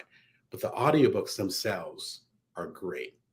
And I'm happy to kind of give my recommendations from both perspectives, not only as an author, but also as a narrator. All right, so the first one I'd recommend would be Upstream by Dan Heath. If you watch the show at all, I really enjoyed this book. Dan Heath, and he's really popular. His book's really popular with his brother Chip. So Chip Heath, they did a lot of classic books from a decade ago. To be honest, I missed all of them, but I caught this one. So it's just him alone without his brother. And it is a fantastic book. I read it probably about a year and a half ago when I was working on Career Remix. There's a few quotes from Dan Heath in there from the book. But it talks about systems. And the analogy is that there's a great analogy where Upstream comes from, but I'm going to paraphrase the analogy. And so if there's issues coming downstream, then all you're trying to do is fix the problem. right? So you're just trying to fix the problem. But if you go upstream, you can figure out what the systemic issue is. So I think the subtitle, if I remember correctly, is The Quest to Solve Problems Before They Even Happen, right? Fantastic. And he gives like a ton of examples of that. I quoted in, again, Career Remix a few times. I actually mentioned it in a few previous episodes of the Bring Your Worst show too, which I'll reference in a minute. But it's a fantastic book. Audiobook is great too. And it was really good to listen to. I want to say it's about the same length as Career Remix, maybe about 7-8 hours. And it's absolutely worth your time. Particularly like your system could be like me, where you're an entrepreneur and you're creating stuff. I have a private coaching practice, as I mentioned before, or as I hinted at before. And so that could be your system. Your system could be, I have a 5 and an 8-year-old. So it's like, so the system could be your family systems and how you handle that. But if you deal with systems, you got to listen to this one. I can't recommend it higher. Excuse me. I actually did a video related to it, A Better Way to Reach Your Goals, where I talk about one of the biggest principles that's in Upstream. Highly recommend you check out the video. Excuse me. All the videos on Bring Your Worth on the channel and the TV show. I have a couple there like 20 minutes, but most of them are like between 8 and 15 minutes. They're not that long. And so hopefully I can distill a lot of this. It's like a 300, 400 page book. So if you do not get a chance to check out the audiobook, or if you want kind of like a taste of the audiobook, be sure to check out this video. It'll give you an idea of one of the principles that's talked about. And Dan did an excellent job of breaking it down. Another one I recommend, audiobook, would be The Dip. It's hella short. I think it's hella cheap too. Let me check. Yeah, I have the guide right here. It's $10. It's a $10 audiobook. Audiobooks are going for 30, 40, 50 bucks nowadays. Mine is about $25. So that's kind of the going rate. This one's like $10. That's because the book is like this tiny. I think the audiobook itself is about an hour and a half. It's done by Seth himself. If you're familiar with Akimbo, which is not only the workshops that he founded, which I was a part of several years ago. This was just 3 years ago. This pandemic is messing with my brain. Luckily not in a bad way. Just as far as time. And then Kimbo.com, the podcast, which I love. I just listened to it this morning. It comes out every Wednesday morning. And he talks about when you should quit and when you should stay. And that's what the dip is. And if you're going to make good moves in your career, you have to know when to leave. I was just talking to someone. Yeah, I talked to a couple of people over the past week for some articles I was working on, some research I was doing. And we're talking about quitting. And for some of them, they looked at quitting their startup or their business, whatever, as a quote unquote bad thing. And sometimes it's time to go so you can make room for other things. And that's okay. Seth does an excellent job as far as breaking down the criteria if you're confused about that. A lot of the coaching work that I do is about people wanting to leave their jobs. I mean, Career Remix, this comes out of the Great Resignation. And so many people, people that I coach regularly through my private coaching or through the coaching I do within organizations, they're like, when the hell do I know I'm supposed to leave? Am I the problem? Do I need to change? Is the organization a problem? Do they need to change? Are we the problem? Like oil and milk, oil and water. I was thinking about a hip hop reference. You get extra points if you know a hip hop reference I was thinking about with milk. But my whole point is like, are we just bad chemistry together? And is it not going to work out? It's just a bad environment, like a bad relationship. You got to have some type of criteria to know that. Frankly, in most cases, we're part of the problem and we're not the entire problem. But before you quit your job, the dip talks about that. I think I quote the dip a couple times in this as well. Forgive me, I wrote the book like a year ago, so I can't remember. I think the dip is in there as well. Definitely some gems from Seth Godin in there. I've connected with him once, and I consider him a mentor from afar. So thank you, Seth, for all your great work. Check out Akimbo for sure. And then check out my video episode from probably about a year ago. Can't believe I can say that. Show's been around for a year and a half. where I talk about when should I quit something. It's super short. I think this video is like 6 minutes long. If you're in that situation, just check out the video. I've quit a lot of things. And one of the biggest compliments I've gotten over the years is how I follow through with things. Like, again, this is the 210th or so episode of the Bring Your Worst show. I've been under the weather because of allergies and sinus stuff for most of the winter. So I haven't been doing the Wednesday live shows, which I mentioned in my newsletter over at joindamon.me, but the Monday and Friday shows, it's been consistent for a year and a half. I started the December before last. So that's been one of the compliments I've gotten over the years, which I've taken to heart. I do not I take consistency, if I can say it, consistency seriously. But I also knew that with my sinuses, with make sure my kids are straight, all the things that are going on in my life, that the Wednesday shows, the live shows, were too much. So I took a break.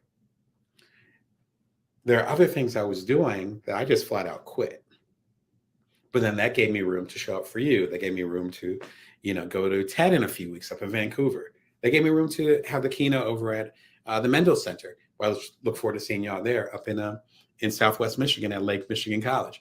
That gave room for that. That gave me room to write a career remix, which there's no way in hell I would have written a book if I was overburdened with the stuff that really didn't have a space in my life. This video gets into all that. It's like 5-6 minutes long. My summary actually was probably longer than the video, but it goes back to the dip. Again, Seth's work is awesome. If you're familiar with it, again, I consider him a North Star when it comes to this stuff. The dip is a good place to start if you're not sure if it's time to quit. And the audiobook is excellent. You can listen to it in an hour. All right, Big Magic by Elizabeth Gilbert. Another vibe. This comes from the creative side. Elizabeth Gilbert is a writer. You're probably familiar with her work, particularly Eat, Pray, Love, which ended up being a gift and a curse, because then it really took her away from the type of writing that she liked doing, because it sold, 15 million copies, and people either loved or hated her, and it was hard for her to do her work. This is almost like an exercise, or more like exorcism of I think some of the demons that came out of that. Which, if you're any type of creative, if you're a creative accounting, hopefully in a good way, accountants are creative, but hopefully not too creative.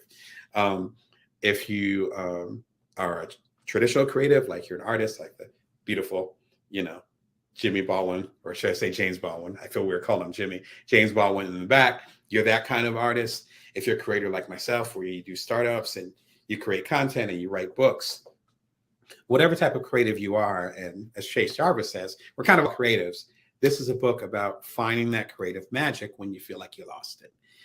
And sometimes when it comes to career issues, it's about finding that spark again and figuring out where things should go. And that's difficult to do sometimes. And she talks about that. And I love that she talks about it in such a vulnerable, beautiful way. I can't say more about it. If I can start talking about it more, it'll be another hour of the show. But fantastic book. The audiobook is excellent, by the way. She narrates it herself. I've been to like 2 of her TED Talks. If you've watched her TED Talks, which are very popular, go to TED.com, check out Elizabeth Gilbert. I'm trying to remember. I think I mentioned, I think I have links to her TED Talk, excuse me, on the channel. Now I'm trying to remember. But if you go to youtube.com/BrownDamon, I think I mentioned her TED Talks in some of the playlists. Speaking of playlists, a good pairing to this would be my playlist for the Bring Your Worst show, Smart Creative Routines and Habits. She talks a lot about showing up, which is another thing, going back to Seth Godin, and making creativity a habit, whether that's writing, whether that's going to work every day. Me showing up for y'all for this show, again, for 80 weeks now. I started the week of Christmas of 2020. So whatever that is, but showing up for y'all every single week, oftentimes 3 times a week. That's the habit. Whether I'm feeling under the weather, whether I feel great, whether, I have a book that I'm hype about that's just coming out, or there isn't much going on in the world, and I'm just shooting the stuff with y'all. Still here. And so showing up and making the routine helps create the magic happen. I have a playlist of probably about 12, maybe 13 now. Videos, again, each one's like 10 minutes long or something. Knock yourself out. Have fun. If you feel like you're in a rut, you can't find that magic, think about your routines and your habits.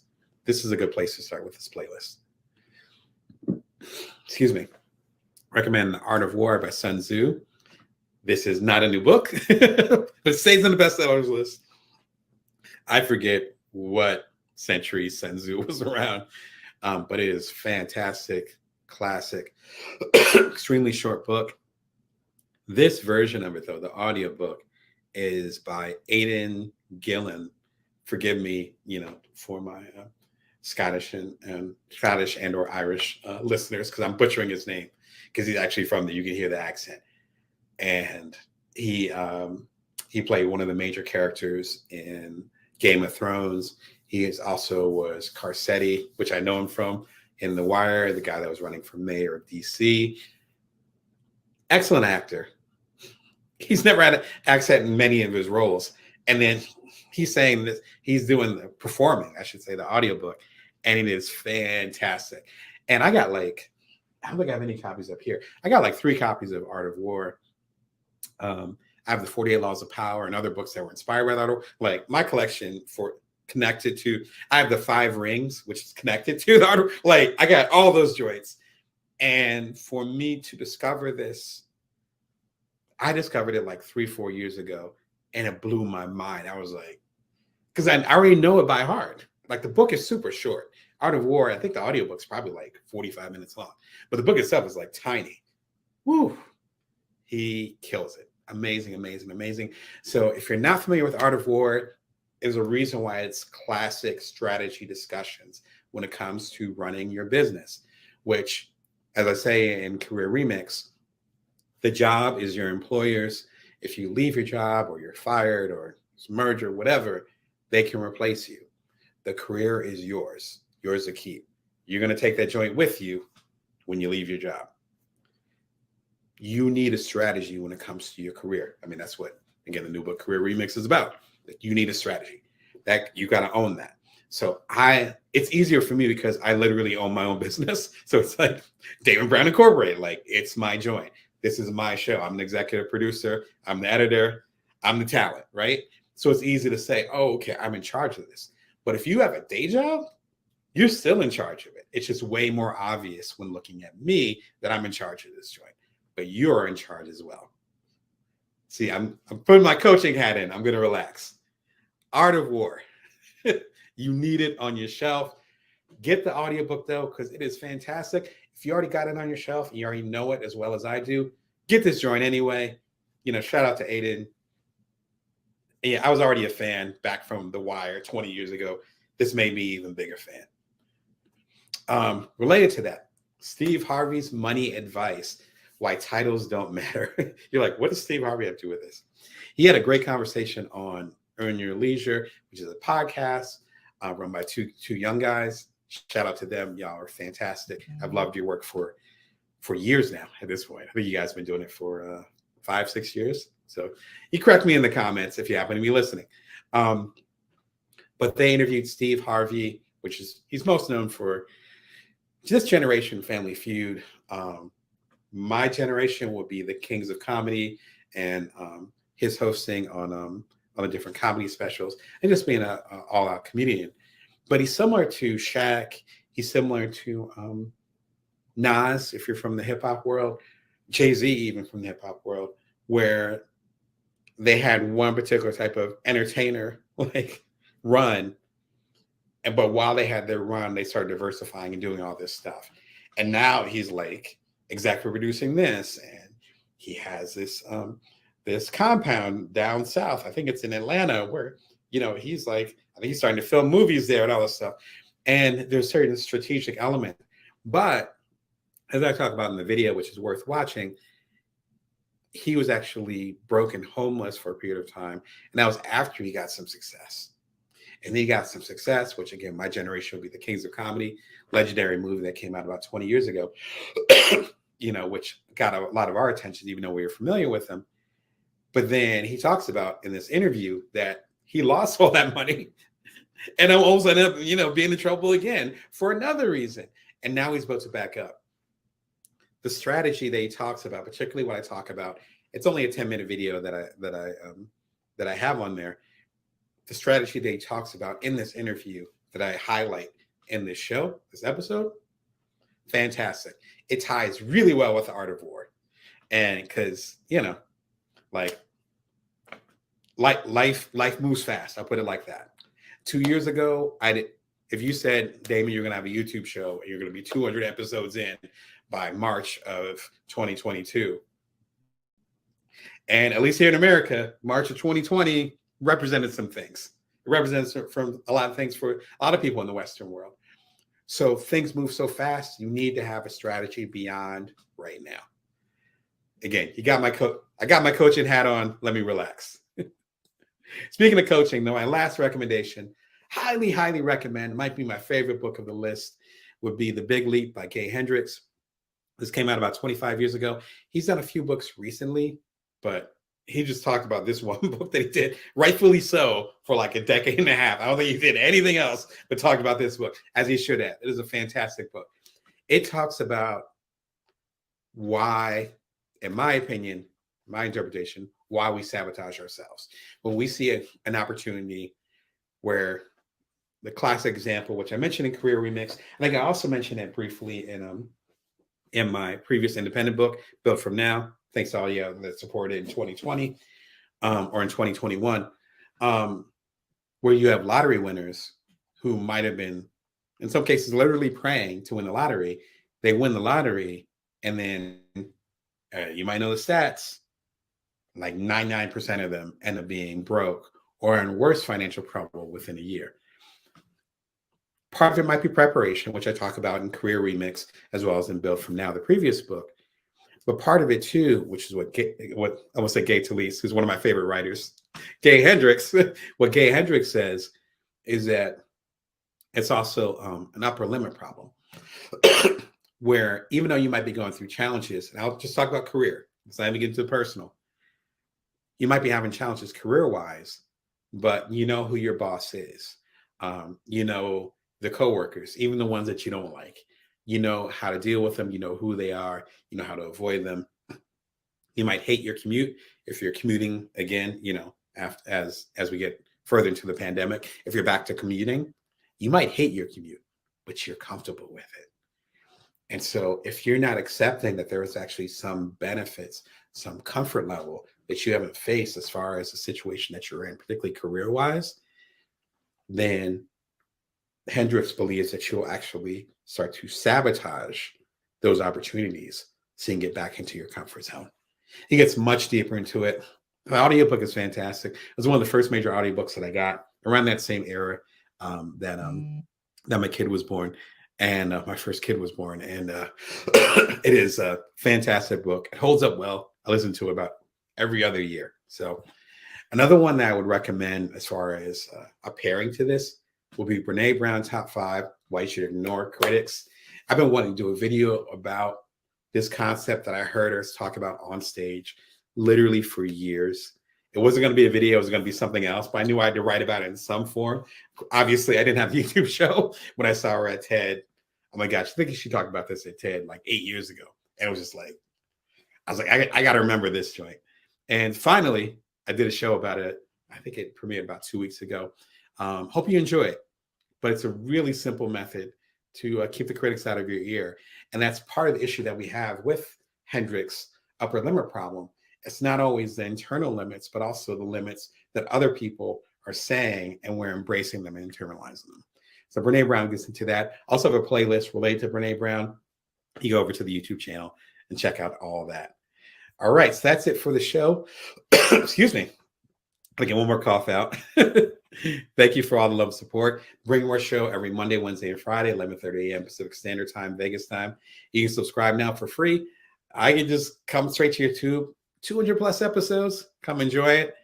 The audiobook, Career Remix, is out now. I am geeked. It was a lot of hard work. I did this back to back with Build From Now, my previous books. I worked hard on it. Hope it shows, particularly in the audiobook, my first professional one. And I hope you guys enjoy it. And come through to Bring Your Worth Live over at the Mendel Center April 26th, Southwest Michigan. Hope to see y'all there. Until next time, remember, you can always bring your worth and you can always build from now. Take care. Hey, welcome to the Bring Your Worth show. My name is Damon Brown. Let me go and connect with y'all on Amazon as well. So hold on tight for a second. All right. It's always a little bit of multitasking when it comes to connecting with all y'all. Again, welcome to the Bring Your Worth show. My name is Damon Brown, coming to you every Monday, Wednesday, and Friday, 11:30 a.m. Pacific Standard Time, Vegas time. It has been a long time. I shouldn't have left you. But it's been a busy spring and summer here in America. I came out with my new book, Career Remix, and did the audiobook of that. I did some speaking engagements, which I'll throw up to a link in a second. Spent some family time. It was my 8th book in like 6 years. I'm not exaggerating. And so I needed to take a little bit of a break. So I've still been doing the YouTube show, and I appreciate all y'all that are coming through. Again, it's the Bring Your Worth show every Monday, Wednesday, and Friday, 11:30 a.m. Pacific Standard Time, Vegas time. Appreciate the support. I think we're up to about approaching 250 episodes. I think it's about 230, 235 now. And it's been great being able to connect with y'all. Again, I'm a business coach. I am an author. I am a speaker. Obviously, I talk about keynotes. And I'm here to help you as a side hustler, a solopreneur, or otherwise a non-traditional entrepreneur. I fall into all those categories. Had 2 startups. The second one, called Cuddler, was pretty popular. In fact, it was the #1 app twice back in 2014, and did all that while I was a primary caregiver of my wife and I's first son. So it's quite a journey. I understand your journey if you're trying to do things differently, trying to balance your life, and trying to figure things out while still having a life. Since the pandemic began, which we're approaching the 3rd year of that, right? Which is crazy. The work that I've been doing and the discussions that I've been having with folks has gotten a lot deeper, because now having side hustles, having multiple sources of income, creating passive income, which if you're into the show or have worked with me or have read any of my books, you know I'm really into passive income. That's become way more important.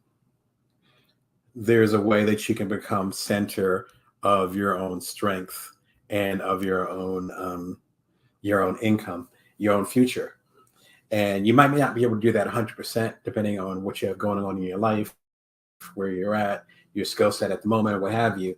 But I like to kind of help elevate you and get you to an even better place than where you are now. And you know, what's better than that? So it's every Monday, Wednesday, and Friday, 11:30 a.m. Pacific Standard Time, Vegas time, here in Las Vegas. You can subscribe for free right down there. And it's been a great ride. My new book, Career Remix, just came out in January. Oh my God, I can't believe it's August already. Came out in January. It's Career Remix. Get the gig you want based on the skills you've got. If you're watching on Amazon, you can see the little link on the side. If you're watching it through YouTube, then you see a link to the trailer, which should be the same one right below there. And there's a link to the book that's available in all the major outlets. It's through Union Square and Company. I talk about that unique partnership because I've had my own independent label, for lack of a better term, my own publishing company for several years. Had some bestsellers under that, and I decided to partner with this one. Partnerships are important. If you've been catching the show lately, you know I've been talking about that a lot. So you can watch the trailer to Career Remix on there. And it's also available as audiobook, which was the last major thing I did as far as publishing. And that came out, I want to say mid-March, but it's available on all the platforms. Thanks for all the good feedback and enjoyment. I know some of you are just getting to it, and I appreciate all the good insights. Y'all are starting to quote it too, which is awesome. Shout out to my people over at Hippo Camp too. I'm actually drinking my smoothie from my Hippo Camp mug. I spoke at a Hippo Camp last year, and Hippo Camp is based over in Lancaster, Pennsylvania. So it's right outside of Harrisburg. I think that's pretty accurate. But it's probably about an hour and a half from Philly. I'm originally from South Jersey, so I was a little bit familiar with the neighborhood and the area. And their main thing is creative nonfiction. I have 2 degrees in journalism, master's in magazine published from Northwestern. Shout out to y'all. And so this is right up my alley. So I had the honor of being able to speak with them last year. They just had their thing this past weekend, but I had a lot of stuff going on. And like I said, a lot of traveling, so I was not able to come through, but shout out to y'all that are there. I miss y'all. If you want to go ahead and listen to my talk from last year, which was fairly well received, you can check it out right there. It's about using journalism skills, my background is journalism, to master your manuscript. The manuscript could be public speaking. The manuscript could be obviously like a book. It could be you doing a memoir, and you want to interview your family, which a lot of folks that I work with, I do a lot of coaching, as I mentioned. A lot of folks that I work with are working on like memoirs or building things up based on their family history. Even if they're doing a startup or doing a certain type of business, a lot of it has to do with our history. And I get into that quite a bit in Career Remix, as well as the previous book, Build From Now, which came out the year before last. All right. So one other thing I want to share with y'all before we dive into today's topic. I just got off the road a couple months ago. It was wonderful to connect with y'all in person. Like, I just did a newsletter about it earlier today. So y'all that get the newsletter, you already know what I'm feeling about this. My Bring Your Worth keynote, my platform keynote, the name of my publishing company, the name of the show, the eponymous one, I think is the term that they use. I actually took it on the road and did the keynote over at the Mendel Center over at Lake Michigan University, or Lake Michigan College. And working with the Mendel Center was fantastic. So I spoke with them in late April, I believe. And that was my last major business trip. First time being on the road, being able to do a speaking engagement since fall of late summer, early fall of 2019, when I was the entrepreneur in residence over at the Toledo Library. Shout out to Jason and the other leaders over there. But ended up being fantastic being on the road again, being able to do the safety measures, connect with people. The turnout was awesome. It was great connecting with y'all in person. So much love over to Benton Harbor, Michigan, which is where I came through. The whole keynote is on here, so check it out. You'll be able to get the energy of the audience and all that stuff. So I highly recommend it. All right. So what we're going to talk about today are books from TED speakers that are my favorite. I've been a TED speaker 4 times over. Once at the second stage of the main conference. So we hear about the TED conference. I was on the second stage of that many moons ago. You can check that out again at youtube.com/BrownDamon. All my TED Talks are on there. And I did 3 TEDx talks, including 2 at TEDx Toledo. Again, shout out to my people over there. And so it's great to go to the TED conference regularly and be able to see it from 2 viewpoints, not only to, have the privilege to like see the people in person speak, but also to right after the talk to go to the bookstore. Usually have indie bookstores there. So shout out to them in Vancouver. Grab the book and be able to talk with them. Some of the people that I'm suggesting, I'm actually very cool with, but that happened after their talk, and being able to see that connection. The nice thing about TED Talks is that people are able to put their life's work, at least the good ones, they're able to put their life's work into 3 to 18 minutes. My first TED Talk was 3.5 minutes, and it totally changed the course of my career, even as far as how I served folks like yourself. It changed. It was a game changer. It was only 3.5 minutes. The TED speakers that I'm going to suggest here and their books, some of their books are long for sure, right? And they're all nonfiction books because that's my leaning. But their TED Talks, again, I think the longest one is like 20 minutes. And that was before they started getting it short to 18 minutes. So there's a lot of power there. I'm going to give the recommended book from the TED speaker. I'm going to give you a link to the TED Talk itself so you can watch it at your leisure, as I say. And then I'm actually going to give you a link to one of the 230 or so Bring Your Worth episodes that actually goes deeper into the topic that you're talking about. All right, so let's go ahead and hop on in. Thank you for allowing me to have the preamble too. It's so nice to be live with y'all again. I don't think we've had a live show. Oh my gosh. The last live show was around the time that the audiobook came out. So a good March, April. All right, so let's go ahead and hop into the suggestions.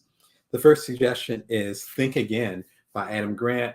Adam's awesome. I've got a chance to connect with him in person a few times.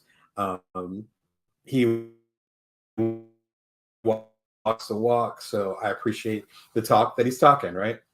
Think Again is his latest book. I'm recommending it not because it's his latest book, but because it's my favorite of his. It's a really simple idea. When we say, yeah, I just know this is true. Like, I know that's a fact. I know this is true.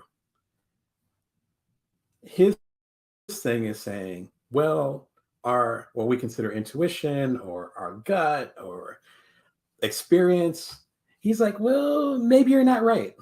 And maybe that framework, not that it's incorrect, but that it's biased. And so maybe you should think again about what you're believing. The timing of this book could be better, of course, because I can't speak for the rest of the world. I have not left the country in a while. I used to travel a lot, but I have not left the country in a while. So I can't speak for the rest of the world. Here in America, as they say, it's very polarized. And polarization comes from you believing that you're the only person that holds the truth. And if you're the only person that holds the truth, then that means you have to be right. And because it's a black and white situation, then that means other people have to be wrong. And so there might be a shade of gray. There might be nuances or details. There might be something in the other person's story that makes their story true to them, and it doesn't make it true to you. My experiences as a middle-aged African-American entrepreneur with two little boys who's originally from South Jersey and now based in Las Vegas. I mean, there's all kinds of bias in there, not in a bad way. I mean that from a journalism standpoint, there's bias in there. He talks about that. He breaks it down. I thought it was fantastic. I can't remember which link I gave y'all, but I listened to the audiobook of it, which is why I don't physically have it. I really enjoyed the audiobook. Again, it's narrated by Adam. I know Adam, so it was good to hear his voice on that one. There's a TED Talk that he did that talks about the concept, or one of the major concepts in Think Again. And if you know psychology at all, or sociology, more sociology, then you know the frogs and hot water analogy, where a frog, if you turn up the water, if you put it in regular water and you turn up the heat really quickly, say on a stove, it's going to jump out. But if you turn up the heat slowly, then it might not jump out as quickly. He has a new twist on this, which is really, really interesting. So be sure and check it out. I think TED Talk's like 15 minutes. I saw it like a while ago because it was when the book came out. And the book came out probably about, his book actually came out when my book Built From Now came out. So his book came out early last year. So I want to say January. We're kind of book twins in that sense. And then I have a recent Bring Your Worst Show episode. Again, it's a regular recorded, edited episodes. One of those that you're going to see Monday or Friday. And it's about Adam Grant and how to give without losing yourself. This one actually leans a little bit more towards his first major book, which was called Give and Take. Excuse me. I think that was his first major book, Give and Take. And I think later on it was Originals, which I have right above my shoulder over there, if you see it above my shoulder. Also an excellent book. But it pertains to things now because we're juggling so many things, because we have so many challenges. Up until a handful of months ago, I was homeschooling my kids because, we were sheltering in place right here in Nevada. We're doing this hybrid work situation. Y'all know I've been hanging out here in this office well before the pandemic. I'm used to working in this environment, but it's a different type of pressure and challenge, and figuring out what those boundaries are when it comes to the workplace.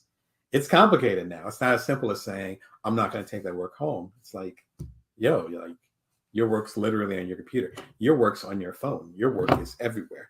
You know what I mean? So it's like, it's happening, right? So again, Adam Grant, the book I recommend is Think Again. His whole catalog is great. So shout out to Adam. All right. So this is my favorite book of the list. In fact, this is one that actually inspired me to even get live today, because I had to talk about this book. The Disordered Cosmos by Chanda Prescott Weinstein. Shout out to Chanda. I got a chance to meet her after her TED Talk. I was just at TED early April. They actually had the in-person again, which was fantastic. So, much love to all y'all. It was a lot of reunions because we hadn't seen each other in person in like 3-4 years for some of us. Some folks even longer. A lot of socially distant hugs. I'll leave it at that. But this was a highlight of the TED Talks that I saw. I've been familiar with her work for a little while. She's a scientist. Obviously, you can tell she's understands like the cosmos, and I think the correct word is astrophysicist. So you can correct me in the comments if I didn't get that right. The astrophysicist, fascinating stuff. But she's also African American. She's also part of the queer community, and she's also Jewish. And so there's so many intersectional things that she talks about in this book, and I've been really like combing through it and just going through it. And this has been my summer book. I got it back in April. I've been reading it like all summer. So I'm actually not in a rush to finish it. It's just taking my time and enjoying all the good literature in there. And as she told me when I got it signed after her TED Talk, and it was good to again meet her in person because I've been following her work for a few years, particularly online. She's really active on Twitter if you want to follow her over there. If you look at the subtitle, A Journey into Dark Matter, Space-Time, and Dreams Deferred. Now, if you look at the people behind me in the corner, we have St. John Coltrane, right? But of course, you have James Baldwin over here. And one of the contemporaries of James Baldwin would be Langston Hughes. Langston Hughes talked about a dream deferred and what happens. What happens to a dream deferred? Does it shrivel up like a raisin in the sun? If you caught my third TED Talk about why you should strive for good enough, my opening was that poem. It's a poem called Harlem, again by Langston Hughes. And so when I went to get the book signed, and she had mentioned this because she knew I was into literature, and she mentioned this, and I was like, oh wow. And my TED Talk like a few years ago, 2019, 2018, I mentioned that was the opener with the poem Harlem. So we bonded over that. But that gives you an idea as far as the depth in the discussions. Because we can talk about the world, we can talk about science, but science, aside from the cliche of African Americans not surviving very long in sci-fi movies, aside from that cliche, we don't really talk about culture and race and fitting in and where we belong when it comes to space. There's some strong analogies that have been used. Shout out to the original Star Trek, of course, with like the people that were half black, half white, etc. But to be able to talk about it directly, Shonda does an excellent job of that. And again, I'm loving the book. I usually spend like a week or two reading a book. I've literally been reading it all summer. Like it's been my summer read. If you get my newsletter at joindamon.me, it's free. It comes every Wednesday at 5:55 a.m. Pacific Standard Time. You'll see at the bottom what I'm reading. If you look at the past 5 months, it's been the same book. So just get this book. It's fantastic. It's fantastic. And then you can go ahead and catch her TED Talk, How We Could Solve the Dark Matter Mystery. It has all the charm and energy that she has as a person. And, again, getting a chance to connect with her.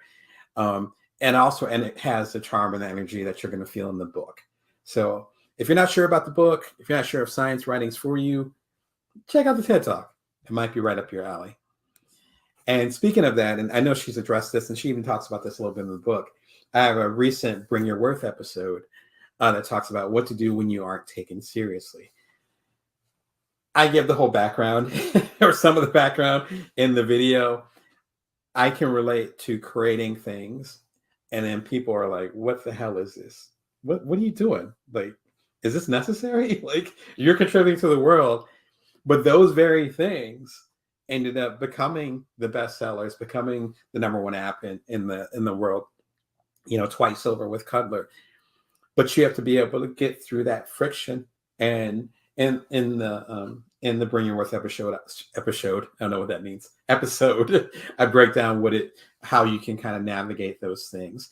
And again, some of the stuff that Chanda talks about, where her being Black and Jewish, and in her words, queer, and being an astrophysicist, it's just like, wow, it's already an area as far as with the front line of science, as far as people are getting notoriety, it's already pretty homogenous. No disrespect to scientists, it's just, it tends to be old white males. She was obviously none of that, right? And so being able to navigate those worlds, hopefully this will be a nice follow-up to watching a TED Talk and reading the book, is to figure out how you can make an impact, even if, and particularly if you are different than the people that are establishing the current status quo. I'll get off my soapbox on that. I can do a whole episode on that. Let me relax. Just grab Chanda's book. All right. The next book is Quiet by Susan Cain. As much as I'm babbling up here, I'm actually an introvert. I could shut down this computer, not do keynote for a little while, and just sit here by myself. I'd be doing great. As my kids would say, oh, it seems like daddy needs some alone time.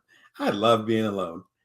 Quiet is revolutionary, or was revolutionary, because it was the first book dedicated to us, people who weren't necessarily on the front line of being super social, the people who would go to a networking event or a happy hour and would be happy enjoying a drink or eating a meal by themselves, or, which is more my style, connecting with a couple people and having an extremely deep conversation, which isn't quite the extrovert style. That's more of an introvert style, because I'm more focused as far as where I put my social attention. I can't spread it out. I don't have that kind of stamina.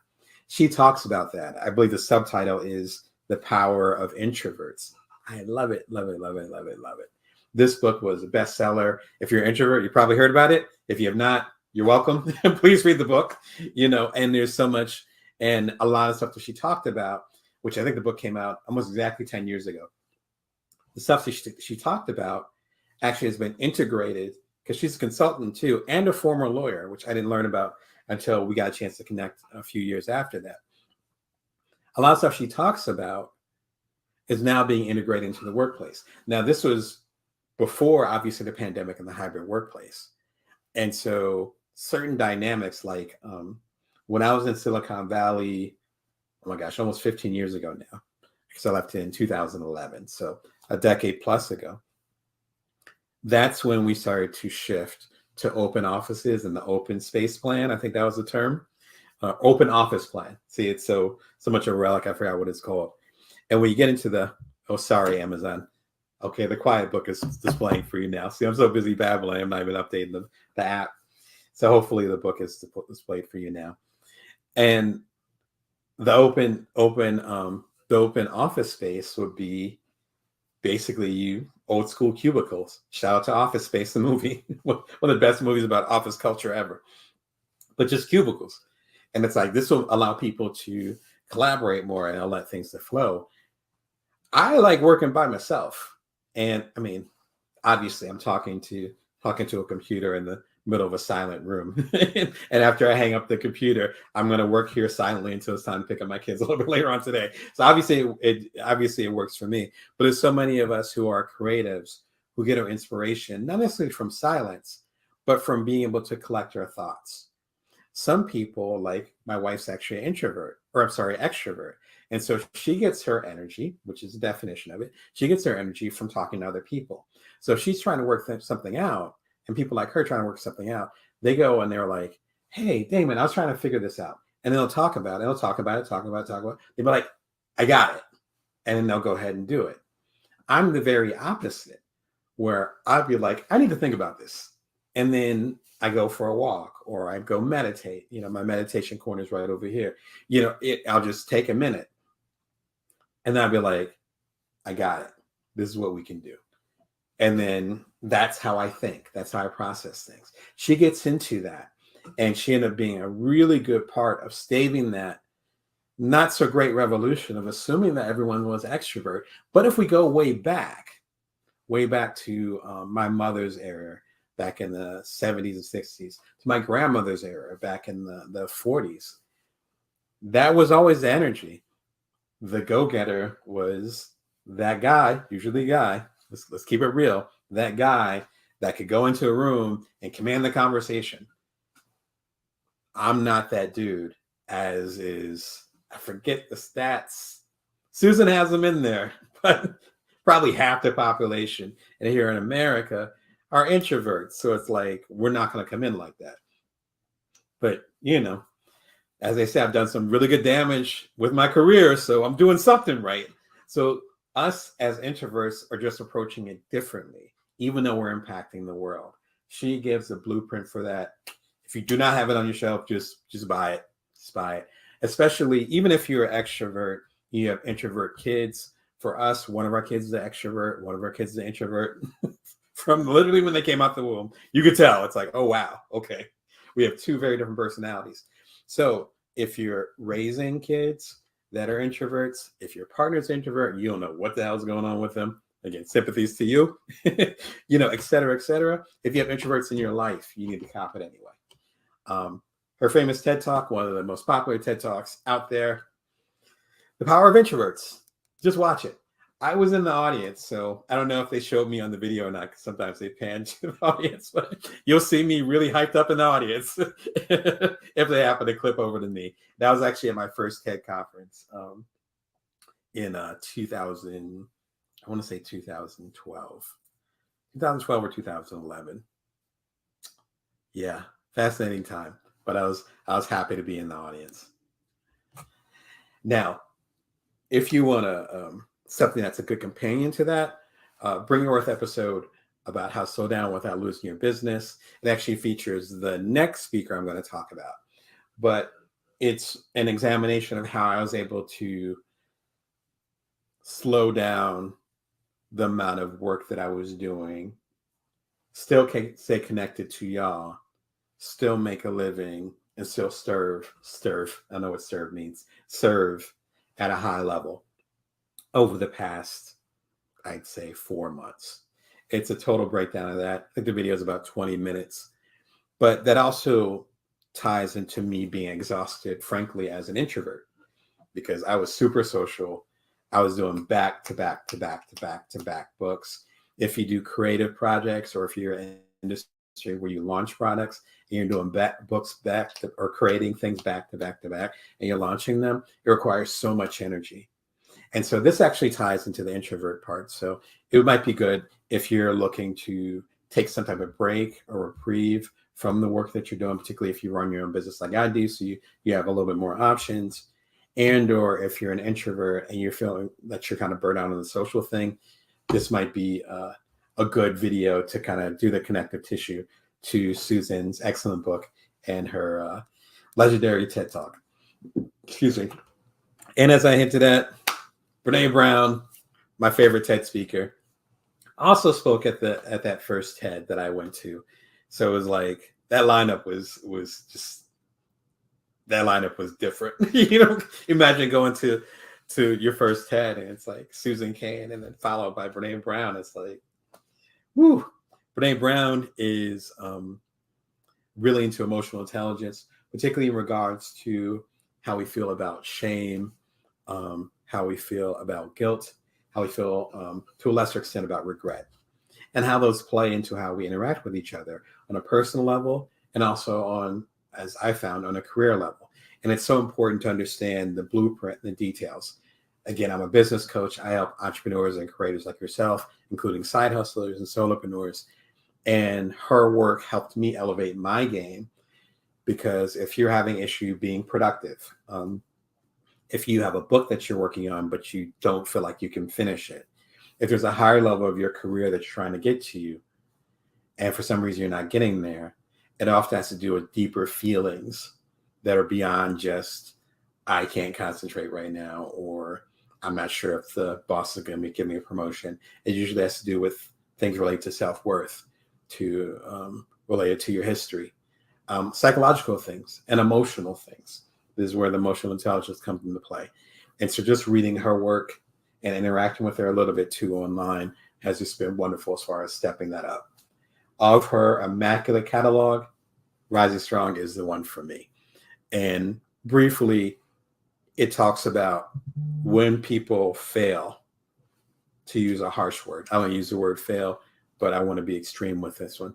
When people fail, or more importantly, when people feel like that they fail, then what gives them the energy, the presence of mind, where they get the strength to rise strong and fight again. I've had 3 bestsellers And I've had probably just as many books not do that well at all, like single double digit sales, which is really bad when it comes to a book, particularly when you're funding the book yourself, as I do, with my independent publishing company. What gives the energy to try it again? Shout out to Aaliyah, right? Dust yourself off and try again. Where does the energy come from? She talks about that, but it has to be an emotional journey as much as a journey of, shout out to Angela Duckworth, as much of a journey of grit. You can have all the grit that you want, but if emotionally you're sick, if emotionally you're not dealing with shit, pardon my French, you're not going to make it. You're not going to be able to really 100% get that strength to get to the next level. She's got some killer TED Talks. This is not the one that I saw in person. This is actually the one that put her on the map 3 or 4 years before this. It's called The Power of Vulnerability. It is excellent. I think it might be the 5th most popular TED Talk of all time.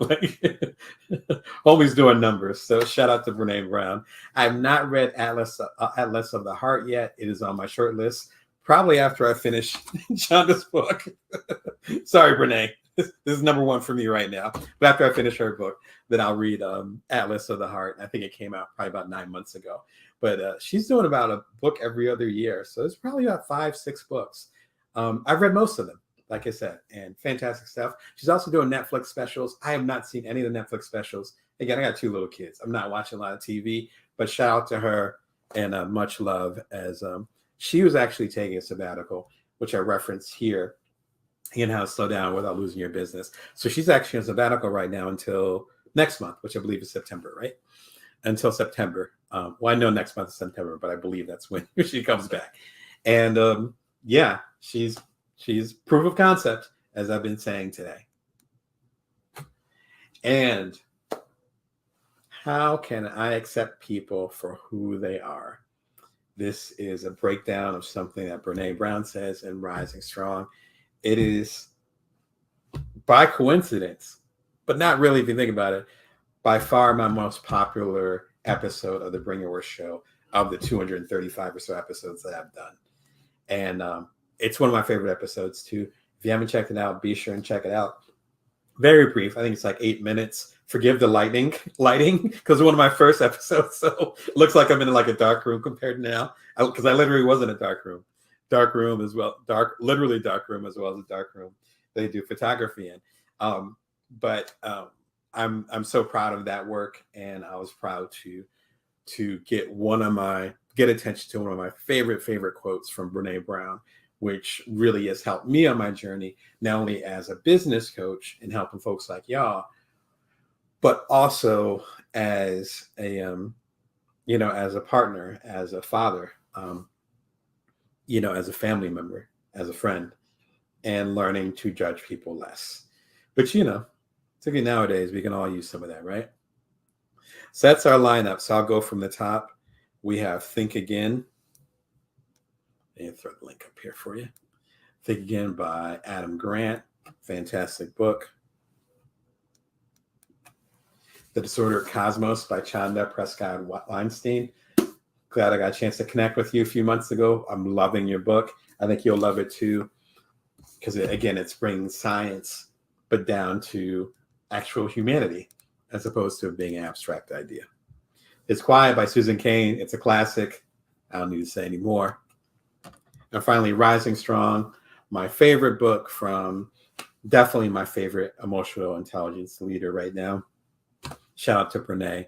I hope you're enjoying your rest, and I hope, I look forward to being able to recommend wonderful books in the future from Brene Brown. I'm sure she's going to be cooking up something marvelous in the next couple of years.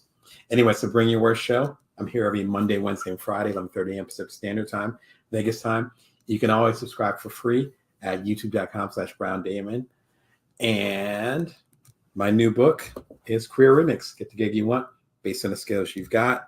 It's available everywhere books are sold, as well as everywhere that you want your ears to be. Bring Your Worst show. We're 230 episodes in. I love to have you join me every Monday, Wednesday, and Friday.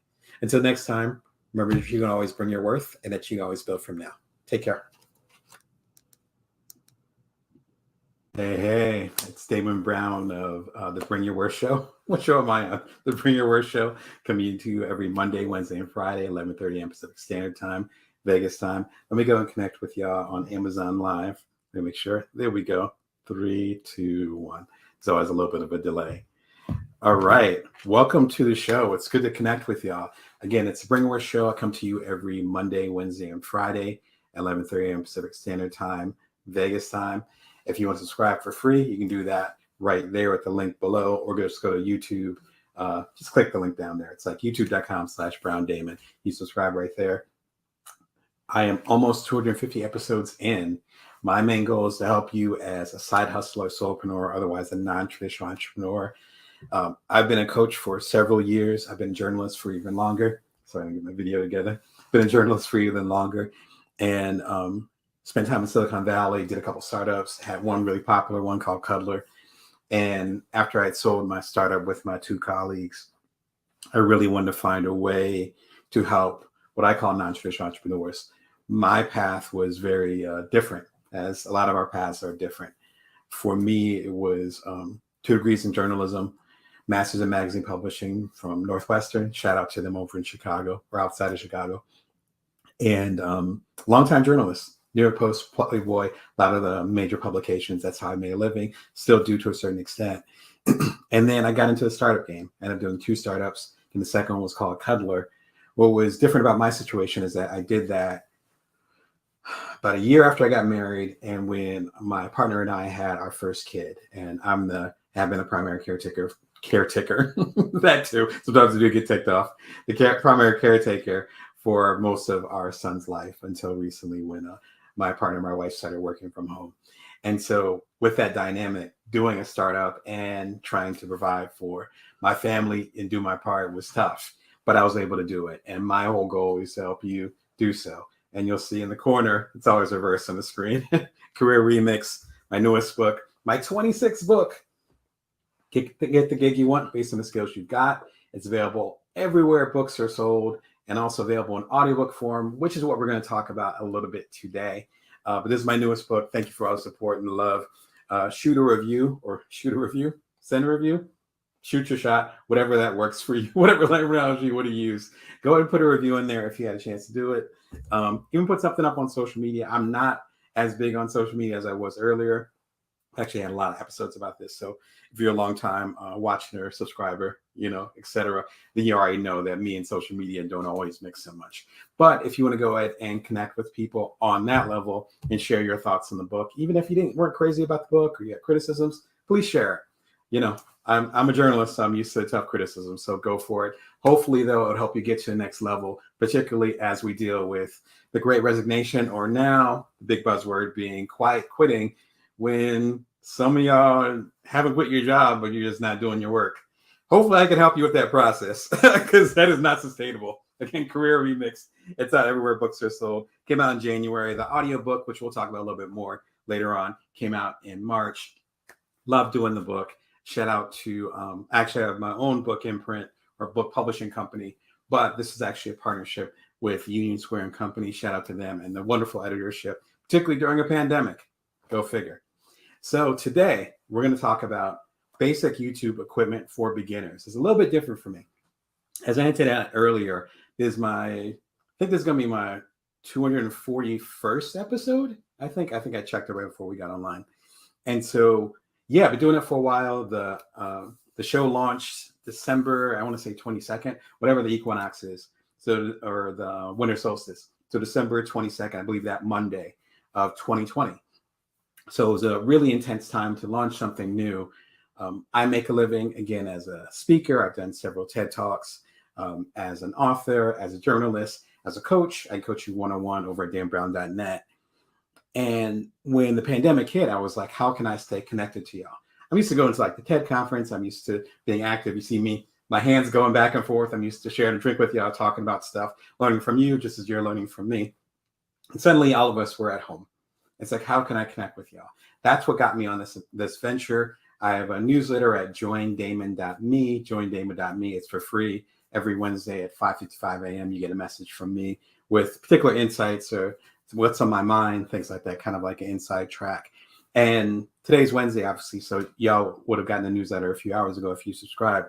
And I talk about this in the newsletter where I'm like, it was the first time in my life, aside from when we now have two kids, aside from when our two kids were born, it was the first time in my life where I felt, as an adult, where I felt completely disconnected from the people that I wanted to connect with, right?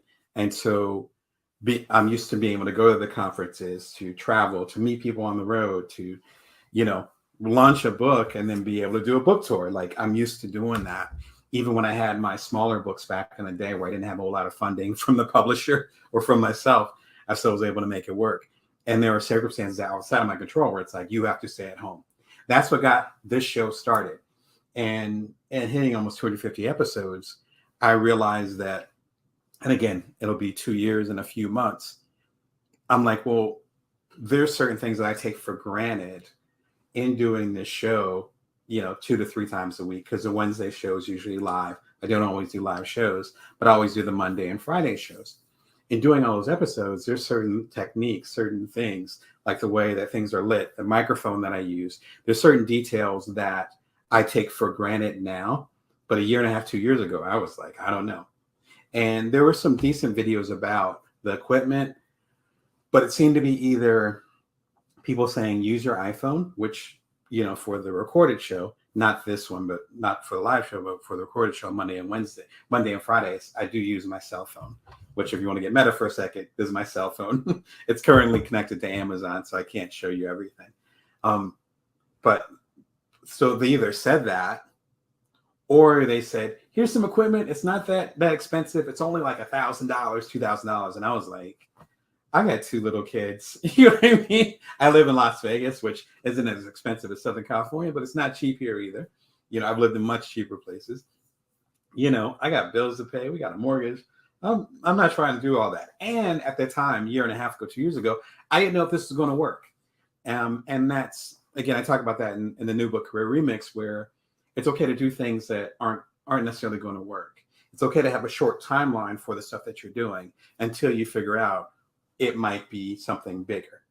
Now, knowing the worth of what you do, you should try to understand that from the get-go. But understanding how long something is going to last, sometimes you're not going to know until you get into it. And frankly, I didn't know I'd be hitting 250 episodes. I should hit it next week after next. Early September, we're definitely going to be at 250. I couldn't have predicted that a year and a half, 2 years ago. I didn't know.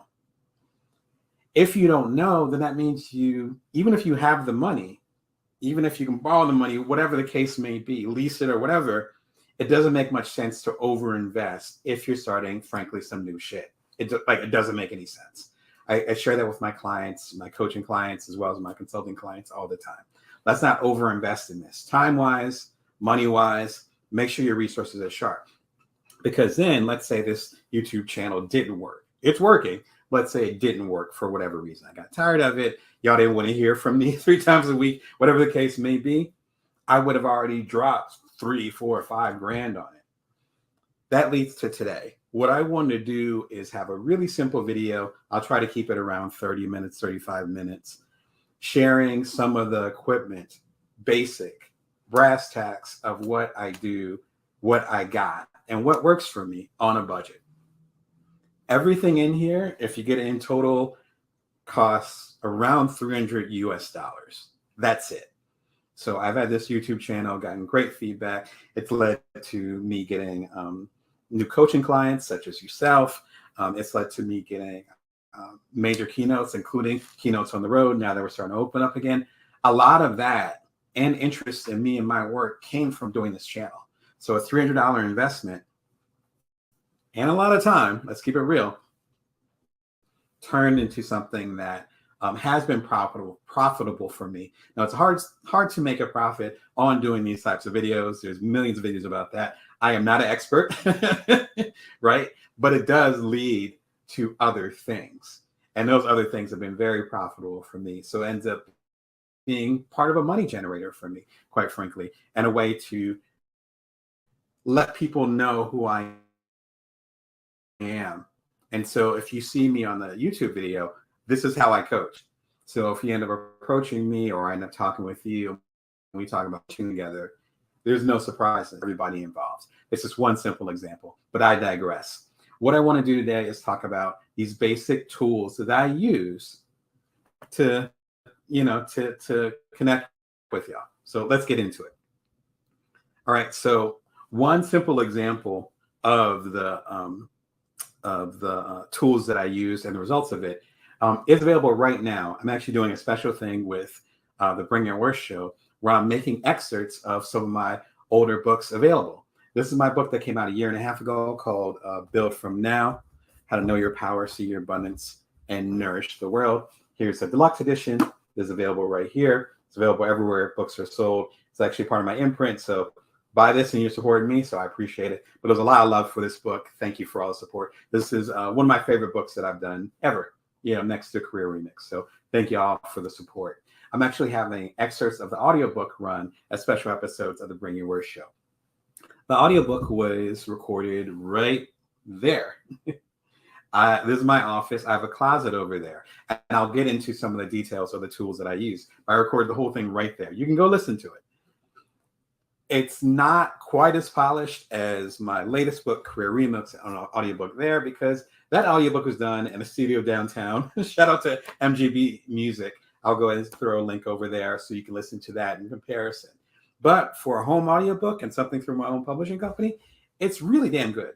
That was done over there. So go ahead and listen to it, check it out, and that will give you some ideas of the results of this on the audio front, and then we'll get into the YouTube front as well, because they're kind of united. Okay, let's start with the YouTube front. The newer ring light. Big fan of this. I was a family member of mine and a couple other folks. We were all kind of putzing around with the with YouTube and with doing things online and all that. And this was some of this stuff happened before the pandemic. So I want to say 2019. And then I've had my coaching practice for a while. I have coaching clients around the globe, so obviously not all of them are in person. And so shout out to all of them. We kind of all experimented all at the same time and figure out what light works best for us. This is actually a ring light. I cannot show you because I'm actually using it right now. You can actually see it in my glasses, right? So if you see the videos, you see it in my glasses. It's a ring light. It's, as it said, about 18 inches. So about yay big, about the width of what I'm showing you on here. This works for a lot of really great reasons. Number one, at this point, it's around $100. So it's around $100. It might have been a little bit more when I got it. I would have gotten it about 1.5 years ago after the show started to pick up steam, because I went through about 3 different lights trying to keep it super cheap. Like I was getting lights that were like $10, $20. And I live in the desert. I don't know where you live, obviously. I lived all across the country, and the light is different depending on where you live. The challenge here in Las Vegas is we're in the desert.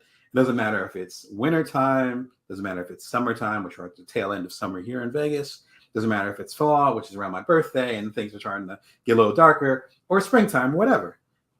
There's always intense light. My window is right here, so I'm pointing this direction. And so for my earlier episodes, if you go to the Bring Your Worst show at youtube.com/Brown Damon, or scroll up to the previous episodes from like December of 2020, January of 2021, you'll see that I look like Two-Face. Because I was like, oh, there's plenty of light in here. And I was like, let me just roll out the window. And it's just like this light. Or the opposite, which if you have little kids or other people that you're taking care of, older adults, or someone who's dependent on you, let's put it like that. I would be recording stuff at night, which it will be of no help. And there's a couple early episodes where, I look like I'm, doing a hostage video. And it's like, that's not obviously the intention. These are great. Notice I said these.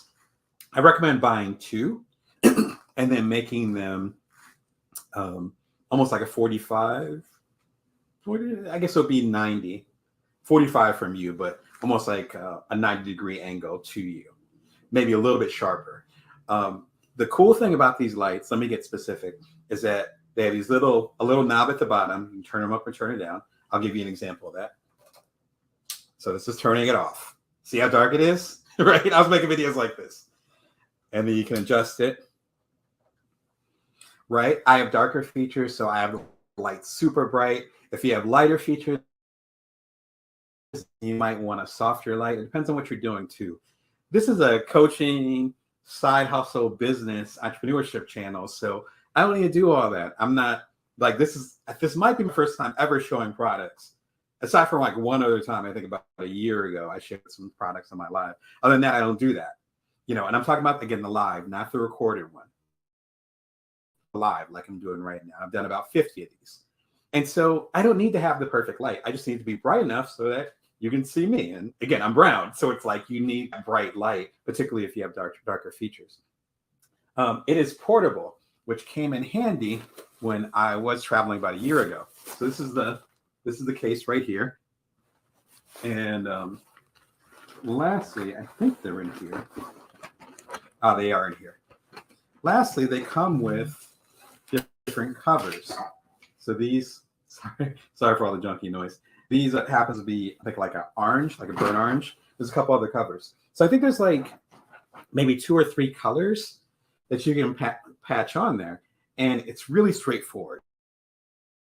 Like, it's almost like a little Lego set where the circle is made up of quarters and you just snap each one out. Now, I'm heavy-handed, and so that's good job on Newer for making them durable. So you can snap them off if you want a certain color. They're white right now, but again, it fits my skin tone. And what I'm wearing, and I tend to, I have the white walls, but I tend to have like wood in my office, and I tend to lean towards, again, the darker colors. So that makes sense to have it super bright.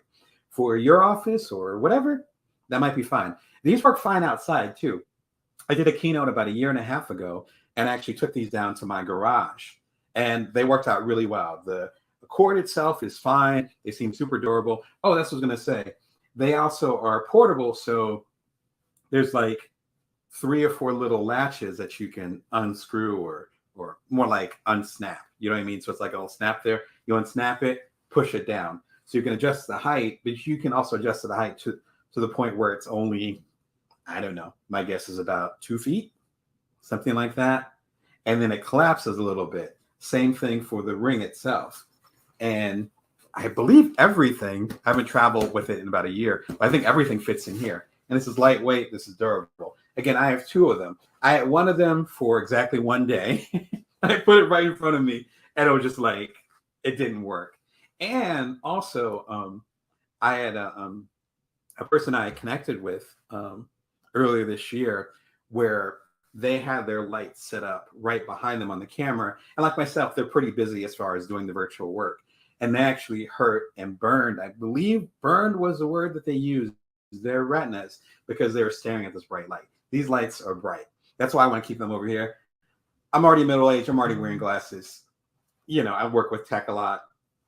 It's like I don't need more eye issues. You know what I mean? So anyway, these lights are great. I highly recommend them. None of these are paid sponsorships. Let's keep it 100. So no one's paying me to do this. This is just, frankly, the shit that I like. All right. So Newer ring lights. I've had them for, again, about a year and a half. Haven't had to trade them up. My show hopefully has gotten better. My audience has gotten bigger. All those things, I've gotten more on point, and I haven't had to change my lights. So that's about as big of a recommendation I can give. All right, the next one I would recommend is and actually it's going to be 2 in here, but I'll just show you this one. Let's get meta for a second. The Logitech Blue Snowball Ice. This is it right here. Don't worry about this part. I'll explain in a second. This is separate. It's talking about the big ball here. I've used the Snowball Ice brand for, I think I've had like 3 of them. The last one I had broke, but I'm pretty sure it was my fault and or my kids. Something happened. Let's leave it at that. Again, if you got kids, you know the vibes. But let me show it to you again. So here's the Snowball Ice. I like it a lot. You're actually listening to it right now. So if the audio sounds weird, that's why, because I'm getting meta for a second. I like this a lot. It's simple. It's compact. You use USB for this. So I'm talking to you through, I have a MacBook Air, right? So part of the Mac lines, which is also super portable and all that stuff. It connects to the USB. Now, the newer MacBook Airs, we get inside baseball for a second. The newest MacBook Airs actually have their own, it's called the Lightning connector. The Lightning connector is not directly compatible with USB. So I was able to get a small connector. I'm going to disconnect you for a second. Okay.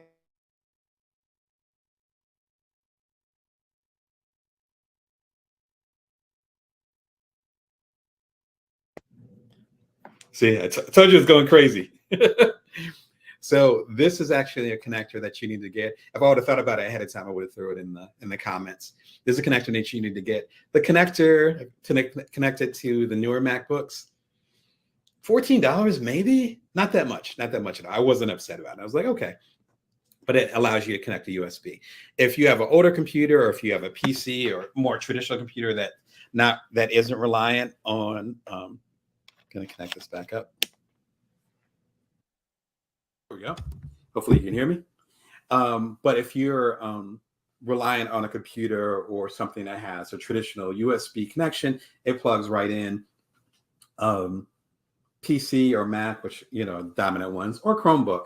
As soon as it plugs in, your computer, if you go to the property settings, whatever the equivalent is in your computer, I could get detailed, but it's very different for each computer. Whatever the equivalent is of where you get your sound from, and it'll say you're using this device for your sound, it should show up.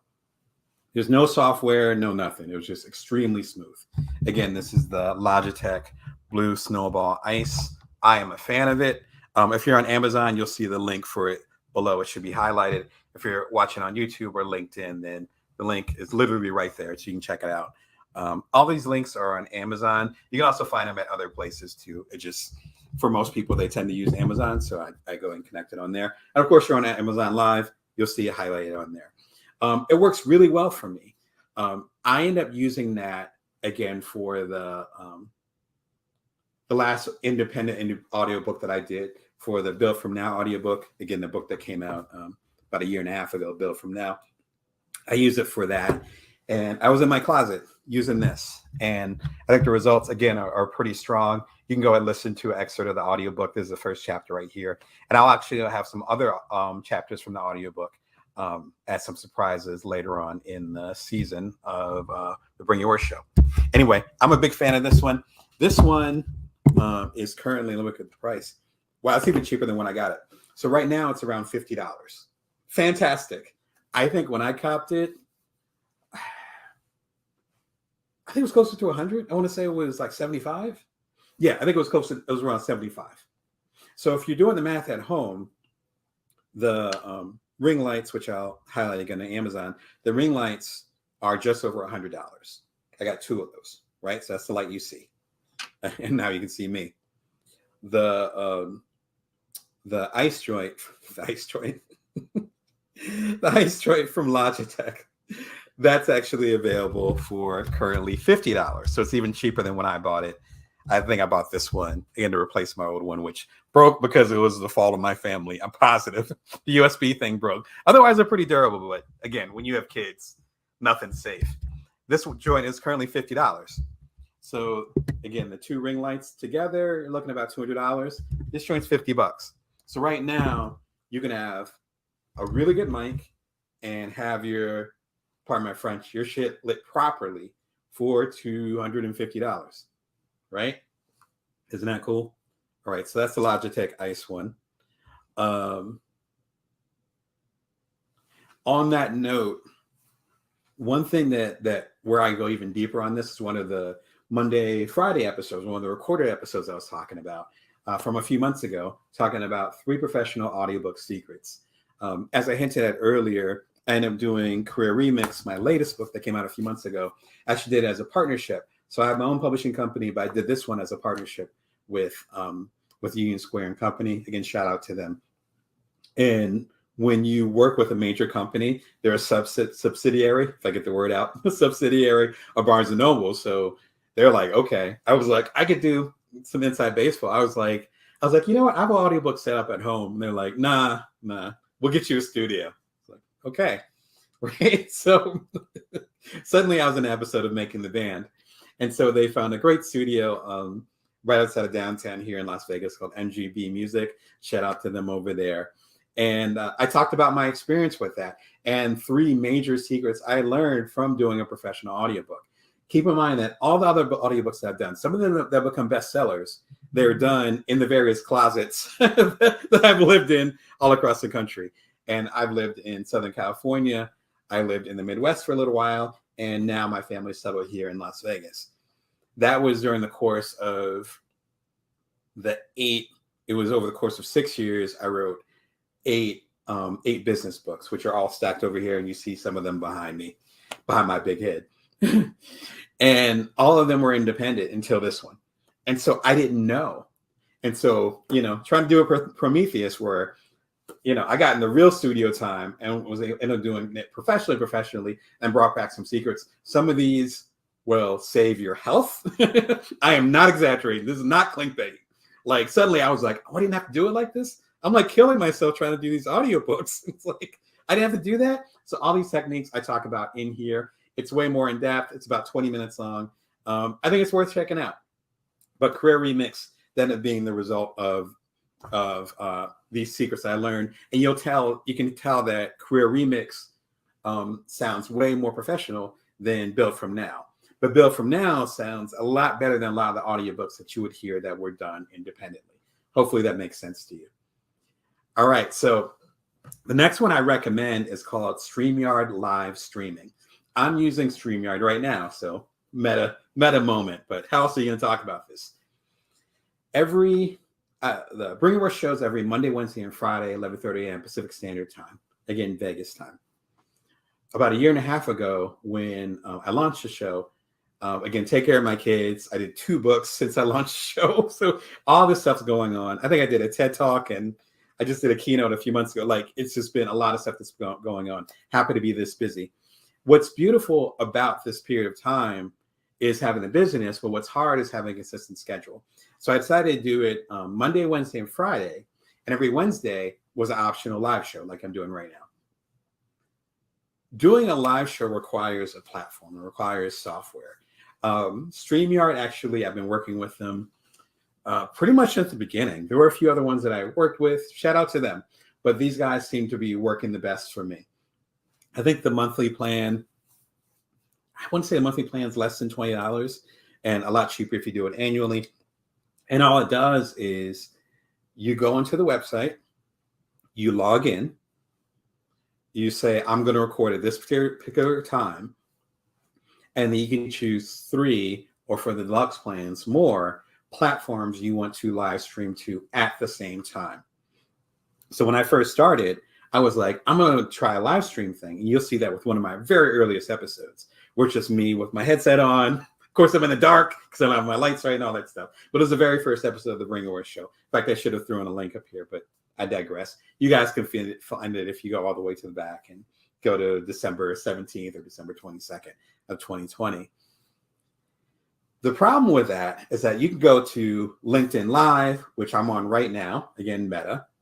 You can go to YouTube Live, and then Twitter's been funny about it, but for a little while you can do Twitter Live, which was connected to Periscope and the other one that they had. It's been a little while, but they've since shut her down. So I kind of have Twitter Live, but it's kind of this murky area. But you can only do one. I mean, and there are videos of folks having like 3 cameras just so they can be on all the platforms at the same time. StreamYard eliminates that. What it says is that go ahead, go live through our platform. You can see your comments on the right-hand side. So I'm looking at my comments right now. The same ones that you're seeing me pop up. And if you have comments, and they'll pop up here and I can share them on the screen. We'll show you, it's always backwards on the screen, forgive me. We'll show you like how long you've been on the air, which I don't know if you can see that. I don't think you can, but I'm on the air. I'm approaching a half an hour.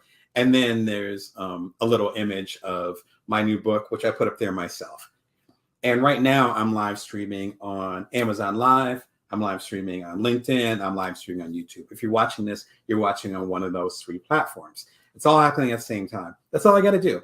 That's absolutely worth the money for me. So check them out if you're curious about having a live streaming client. Some folks I know just strictly do live stream, which I considered because you're able to be more interactive, especially as people get in and it's more dynamic. This feels more like a keynote than the recorded one. For me, though, I wanted to do both. So this is something that I use like every Wednesday, unless there happens to be a special webinar or something that I'm doing. So check them out, and hopefully they're worthwhile for you. If you want more insight into this live process, all my live shows are archived, including some of the early ones. Again, there's some rough stuff in there, so bear with me, but hopefully there's some good content. I think there's about 50 live episodes now. I think it's like the 45th, 46th. So yeah, and each of them are like a half an hour to an hour long. Like I said, I try to stay in that range. So check them out. You'll get some insight. Most of them, again, I end up using StreamYard with them. I think all of them. Frankly, I do not remember, but you'll be able to see how that works and how that's structured and all that good stuff. All right. More Inside Baseball. InShot Video Editor. I have the link right there. I think it's just inshot.com. I'm pretty sure I got the link right, but you can always Google them. I was using a couple of video editors. I might have even used QuickTime, and it was rough. InShot is great for me I can think of two really good reasons. First of all, it's, at least for me, it's super intuitive. And you see me moving my thumbs. Everything's done on the phone. So I think it's on Android, and it's definitely on iPhone because I use the iPhone version. So you can move stuff around. You can have text pop up. You can have outside images. My theme song is done by Purple Fluoride. Shout out to them. So there's my theme songs playing in the background. It's very straightforward. I just take the music that I got from Purple Fluoride for the Bring Your Worth theme song, send it to my computer, or send it to my phone. And then InShot says, do you want to use this as music? I say yes. I set up the volume. I loop it because it's a 4-minute song. I loop it if it's a longer episode, and that's it. Like me putting in the music every single episode that you see, it takes maybe 30 seconds, probably 20, because I'm getting pretty fast at it. And then it's super mobile, which is the second part. So when I'm going to pick up my kids and I'm waiting in line to pick them up, sometimes in the car or whatever, if I'm traveling, which I've been doing a lot of traveling lately, as I mentioned over the summer, all those different things, I'm able to do it right on my phone. So I love my laptop. I'm a hardcore MacBook Air fan. I don't always want to take this out when I'm on the trip. I just took a flight about 3-4 days ago, about a week ago now. It's been a long week, about a week ago. And I was able to pull out my latest video, and the videos that are going to be premiering, I think the one that premiered last Friday, because again, it's every Monday and Friday for the recorded ones. I think I edited that on the plane. You know what I mean? And it's just super straightforward. And lastly, the price is really good. I think I got the annual plan after doing the monthly for a little while. Again, you don't want to commit too early, but I did the annual plan, and I want to say the annual plan was like 60, maybe 70, no more than 70. I think it's going to re-up soon. But I did the annual plan just under a year ago, and it's great. Like, it's fantastic. In fact, I think y'all should charge more, but that's me being a business coach. Anyway, fantastic product. Shout out to them. That's what I use. If you're watching the live shows, you're watching StreamYard. But if you're watching anything edited, it's on InShot, and at least for the near future, that's going to be in my joint. So I highly recommend them. And I think it's a good place to start. I'm sure there's more sophisticated stuff, but again, we're trying to keep it beginner, just like myself. Bring Your Worst show every Monday, Wednesday, and Friday. The playlist is right there. Again, about 250 episodes. Every single episode is edited with InShot. Again, check them out. We have the pop filter from Akio. I can never pronounce them, but I think I'm pronouncing it correctly. So shout out to Akio. I believe they're a Japanese company. Shout out to them. This is called a pop filter. So if you hear it in my language, I have a slight lisp. I'm originally from New Jersey, so I talk really fast. I'm always using my hands, so there's blockage there. The pop filter allows those P's, those S's, those areas where you kind of might slow your words or stumble or have like spittle coming out. It protects it. Now, this is a little bit more limited as far as how you can hear it from me, because the mic's over here, like I was showing you, and I'm all the way over here. But back to the audiobook, when you're in the booth and you're speaking to your audience, or you're doing a podcast, not just audiobooks. I don't do podcasts. I appear on them, but I don't have one. But the audiobook and the podcast worlds aren't that much different. Excuse me. If you're doing a podcast, same thing. You want to have that intimacy with your audience, and you don't want your audience to feel like you're spitting all over them, right? This is excellent. I think I did some audio work where I didn't have it, and then I end up doing it now where I do have it, and it's like night and day. Particularly, again, I have a slight lisp. I get really excited. You know what I mean? Like, it's just, that's the way that I talk, especially when it's stuff like this I really care about and that I'm passionate about. This helps 500%. Oh, how much is this? Let's see. $12. Again, what are we at? Like $270? So for starting a YouTube channel or a podcast, but let's talk YouTube with the visual part, that could change the course of your career and allow you to connect with people in the same way that I do on a more intimate level. $270 is not that bad at all. Not saying it's peanuts, but again, when I got into the game a couple of years ago, I was watching, really professional YouTubers. Like, that was their job. This is not my job, right? But this is their job. And they're like, yeah, drop like 5 G's for this filter. And I'm like, nah, I can't do that. Financially, I don't want to stretch that much. I can figure that out, but it's like, I don't want to do that. And number two, it's like, this is part of something bigger or something else. And if you're in the same boat that I am, or you're not sure if there's a direction for you, just, invest a couple $100. If you can figure that out, then you get some decent equipment. But again, in a meta way, you can see this is what I'm using. The Career Remix audiobook preview. You can listen to the audiobook that, again, I recorded downtown at MGB Music, and get an idea as far as the sounds and the feel and all that stuff, and what I'm working with. And it is 35 minutes, so I'm going to go ahead and wrap it up with this last one. It's an exciting topic, and I love kind of pulling the curtain for y'all. My main goal is to, create stuff to go on journeys, and then to bring it back to y'all and say, these are the pitfalls, these are the maps. There be dragons. Don't go that way. This is the way that might get you where you need to go. All the stuff that I have might not apply to you, but the stuff that does, I hope it really hits you hard in a good way. The last one, I was looking for an example of this, but I think the extra ones might be in my garage as we speak. Always trying to make sure I have space again for the kids. So it's SDSODOCT. Say that 15 times. Egg crate acoustic foam panels. Joint comes in a 12-pack. It is currently $22. I think I might have paid a little bit less for that. Again, I think we just hit $300. Just hit $300. No whammies, right? These are the joints that are, again, foot by foot, right? Because 12 inches by 12 inches, about an inch thick, a little bit more than an inch thick. And I had myself and my sons, the young guys, but they're able to help me out. We pasted them all around the little closet that I have over here. And that was able to create absorption, allow, I've talked to audiobook folks, and I forget the terms that they use.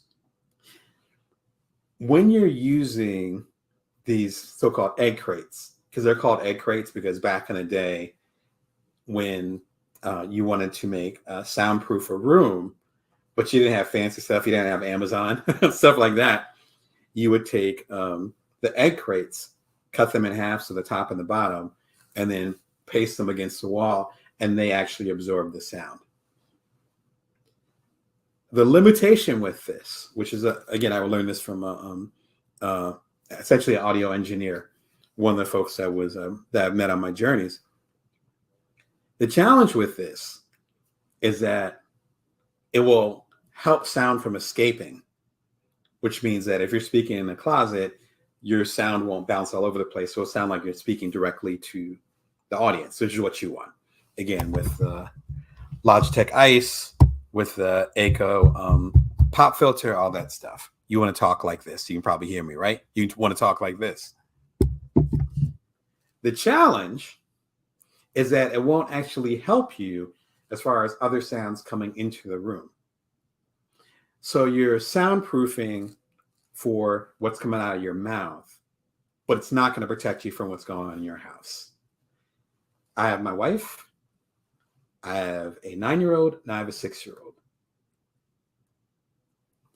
that makes it really hard to have a moment of silence, especially when everyone's at home. No one happens to be home at this moment. So that's why it's like, yeah, this is not indicative of what my house sounds like. It sounds, turn up the decibels about 200. So that's one of the limitations. I want to be clear about that, where this will not soundproof the rest of the world from your recording. If there was construction going on in my neighborhood earlier today, if there's beeping outside, it's going to come in there if you use these.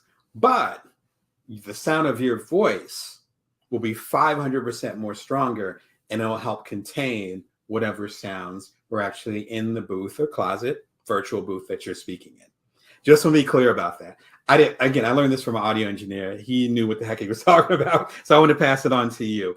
That's a gem, right? Again, a gem to me. It might not matter to you. But if you have a loud household, this will not protect you from that. I don't know what would, to be honest, because I talk to engineers about it. If you got a loud house, you might need to get up super early or stay up late at night.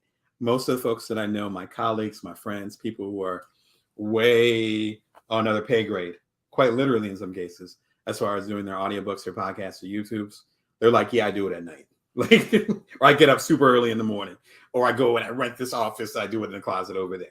This will not protect that. But what it will do is make the sound of your voice so much stronger. Trust me on this. Powerful stuff, especially for $22. So anyway, I'm actually over the time that I wanted to spend with y'all. So I try to follow my commitment. We'll call it 45 minutes and call it a day. Anyway, I hope this gave you some good insight as far as getting your basic YouTube stuff off the ground. Why don't we go and do it from the top, just so for y'all that might have come in later. For the YouTube channel, Bring Your Worth. Again, it's every Monday, Wednesday, and Friday, 11:30 a.m. Pacific Standard Time, hitting 250 episodes. And the equipment that I use is the newer ring lights. I suggest 2 of those because they're dope. They are affordable. Each one's like $100, which for a light of this stature is a steal. I am very, very money conscious, cost conscious, I should say. So, you can trust me on that one. The Logitech Blue Snowball Ice. Again, get meta for a second. And while we have this up, the ACO, trying to do this with my left hand. The ACO pop filter, which right here stops your peas from popping. Right. I guess you want to push peas, but not pop peas, right? And then lastly, it's the 12-pack of the Egg Crate acoustic foam panels. I looked at a lot of them. I might have bought 1 or 2 other ones, and they didn't work as well. These are actually my favorite, and they're super affordable. So shout out to them. And as far as how to get software going, I'm using StreamYard live streaming. I'm using it right now. Highly recommend them. You can use the link below to check it out. I think there's actually a discount. I think you get $10, I think, if I remember correctly, if you end up using that link. But don't quote me on that. Just check it out and see what's going on. Please don't come back to me and say you didn't get $10. And then finally, InShot Video Editor. StreamYard is for live streaming. Let me backtrack for a second. If you're late to the conversation, StreamYard is for live streaming. So the live shows I do on most Wednesdays for the Bring Your Worst show. It allows you to cheaply go to multiple platforms at once. So I'm talking to you in my computer through StreamYard, but it's going to my YouTube channel at youtube.com/BrownDamon. It's going to my LinkedIn at LinkedIn Live. Shout out to y'all. And lastly, it's going to Amazon Live. Shout out to y'all over there. At the same time, I don't need to do anything fancy. I just need to point in the right direction and get on the air. So the lovely, lovely software. InShot Video Editor is for your mobile phone, iPhone or Android. It allows you to edit videos on your phone. Every single video from the Bring Your Worst show, again, 250 or so episodes. All the recorded videos, not the live ones that you're seeing here, but the recorded ones, the ones that look like they're edited, they're all edited through InShot. I'm a big fan of this. Shout out to them. And both InShot and StreamYard are super affordable. Again, that's my main focus. All the equipment I talked about right here, $300 or less. I think it's even cheaper now, like I mentioned, than when I got a year and a half ago when I started this show. Again, it's the Bring Your Worst show every Monday, Wednesday, and Friday. I guess I'll be seeing you on one of these platforms that I'll be talking about, and you understand how the sausage is made.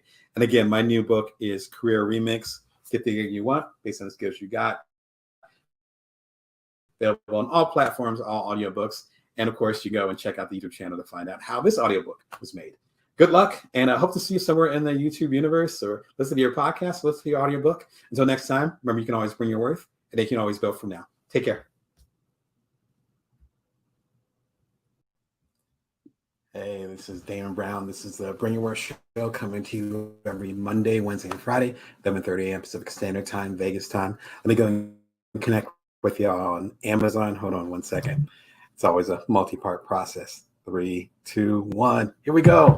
Welcome to the Bring Your Worth Show. Every Monday, Wednesday, and Friday, 11:30 a.m. Pacific Standard Time, Vegas time. I'm here to connect with you as a side hustler, a solopreneur, otherwise a non-traditional entrepreneur. And if you want to subscribe for free, if this is kind of your vibe, if you're trying to get your side hustles or just get a side hustle off the ground, if you're trying to manage multiple things, like I got 2 little kids at home, like middle age now, there's so many things I'm trying to manage with my career, with my business, with my family, with my partnership, with my wife, all those things. And I'm still trying to make an impact on the world. If you can identify with any of that, be sure to subscribe. Again, I'm here every Monday, Wednesday, and Friday. About 250 episodes in. They're coming to y'all for about 2 years. So thank you for all the love, support, all that good stuff. You can subscribe for free over at youtube.com/Brown Damon. You can click the link if you're watching where you're watching. It should be a link below. If not, just go to youtube.com/Brown Damon when this is done, and you can just go and subscribe on there. But it's been a great, great ride with that. I'm an author of several books, as well as a business coach. I think I mentioned that earlier. And my latest book came out a few months ago, Career Remix, Get the Gig You Want, based on the skills you've got. If you're watching on Amazon, the link is below. Thank you for all the love and support. I did an audiobook of it, which was, I have several audiobooks. This one was the most grueling and the greatest experience, to be honest. I'm usually, if you caught the live show last Wednesday, I do a live show. If I do a live show, it's on Wednesday. I've been doing them regularly now. I have a breakdown of how you can set up your home studio to do an audiobook. In my case, do a podcast, do anything that's audio related for $300 or less. I broke it down about a week ago. Again, if you go to youtube.com/Brown Damon and just go a week ago, it's a couple episodes ago on last Wednesday, I break it all down. But if you caught that, or if you watch it later, you understand the backstory where all my audiobooks, including for my previous book, Built From Now, which is over here, which came out a couple of years ago, all of them were actually done in the closet over there. And I think they turned out well. Some of them ended up becoming bestsellers, so thank you for the love. This experience, though, was totally different because, Union Square and Company, which is a subsidiary of Barnes & Noble, shout out to them. They had me downtown. I live in Las Vegas. They had me downtown Vegas in a booth, like I said last week, like I was part of Diddy's Making the Band. Old school heads might understand what I'm talking about. And I was in the booth. It was great. It was great. Intense, but great. Had an engineer and a couple engineers and all that good stuff, but it ended up being a different experience. You catch the audiobook, then you'll be able to hear the results of that. If you're trying to get into audio stuff yourself, including doing a YouTube channel, things of that nature, I got my mic down here. You can't see it. But I talked about all of that last week. But grab the audiobook. You'll hear the results, as well as if you buy the previous audiobooks from Built From Now, previously all my other business books, which are done with my own imprint, also called Bring Your Worth. And if you end up catching the live episode from last week, again, last Wednesday, I think it was Wednesday, the 23rd of August, then you'll be able to hear all the story behind that. So a little PSA, last week had a lot of y'all came through for the episode, and it was a lot of good feedback. And it sounds like there was some good direction that was there. So maybe I'll do some more episodes that give more behind the scenes versus you just getting the business out. Again, after 250 episodes, I figured I'd pull behind the curtain, Oz style, and let y'all know what's going on. Anyway, Career Remix is out. All the platforms. If you want signed copies, come on over to damonbrown.net. All right. Today, I love the topic today because sometimes I'll have a live show and I'll be like, I like this topic a little bit, but y'all might want to really hear this topic. You know what I mean? Where it's like, You're like, well, this is a good topic. I'm not, I like it, but I'm not like. This is one of those where it's like, y'all have been talking about it. Again, I'm a business coach over at damebrown.net. I have my own boutique. I don't know what boutique means. Boutique practice. So feel free to check it out at damebrown.net. You can reach out to me and let me know if you wanted to work together. We could see if we're a good match with a free consultation. Me talking to coaching clients, particularly this year, it's a challenging time. And you can say that, as I said in my latest book, Career Remix, you can say that at any time. The last few years have been particularly challenging. And it's an even higher level now, just because it's hard for us to think long term. If you're anything like me, and I hope you're not, I've lost loved ones, some of them to the pandemic, some of them to other circumstances within the last 2-3 years that we've been sheltering in place and going through what we've been going through. And there's a certain intensity where you either like, all of us are kind of experiencing a hard reset. I didn't come up with that term, right? But it's a hard reset. Going back to the computer days, it's a hard reset where we don't know what our long-term strategy is anymore. Our long-term strategy might have been, I'm going to travel the world and never own a place.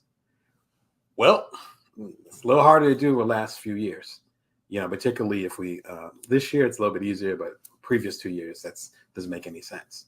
Your long-term strategy or idea, vision, let's call it that, might have been, I'm going to go and do TED Talks and become a public speaker on the road. I'm really going to take my career to the next level. That's me. And, when I had some of the biggest speaking opportunities of my life, no exaggeration, that's when things got clamped down. No lie, And so that's actually how this show started in December, whatever the winter solstice was. So December 22nd or 23rd, it varies, I think, from year to year, in 2020. That's how this show started, was suddenly I had this strategy and this long-term career strategy of connecting with y'all face to face. And I'm all about shaking hands and kissing babies. I'm not a politician. I have no interest in politics, but that's my vibe. I love the personal connection with each and every one of y'all. That's one of the reasons why I became a coach. And suddenly that path was at minimum obfuscated, my big word of the day. In other words, it was blocked, or at minimum was hidden, right? I didn't know when we were going to get back on the road. Luckily, as you've seen in the previous episodes, if you're a subscriber, I've had some keynote speeches this year that have been fantastic. I love connecting with you on the road. Shout out to Benton Harbor. Shout out to the other places where I've been connecting with you in person. But for real, though, this wasn't necessarily my at least my short-term strategy. I'll put it like that. My short-term strategy was, let me get on the road. Let me do more. My little kids are getting older and they're both in school now. Cool. Because I'm the primary caregiver. So I'm like, let's go. And life was like, nah, you're not going yet. That's not the thing. It's real easy to get off balance when that happens. It's hard. I'm positive each and every one of y'all that are watching right now can relate. It's just hard. If you have a long-term career strategy, which I talked about this in a recent video that I'll give a link to in a minute.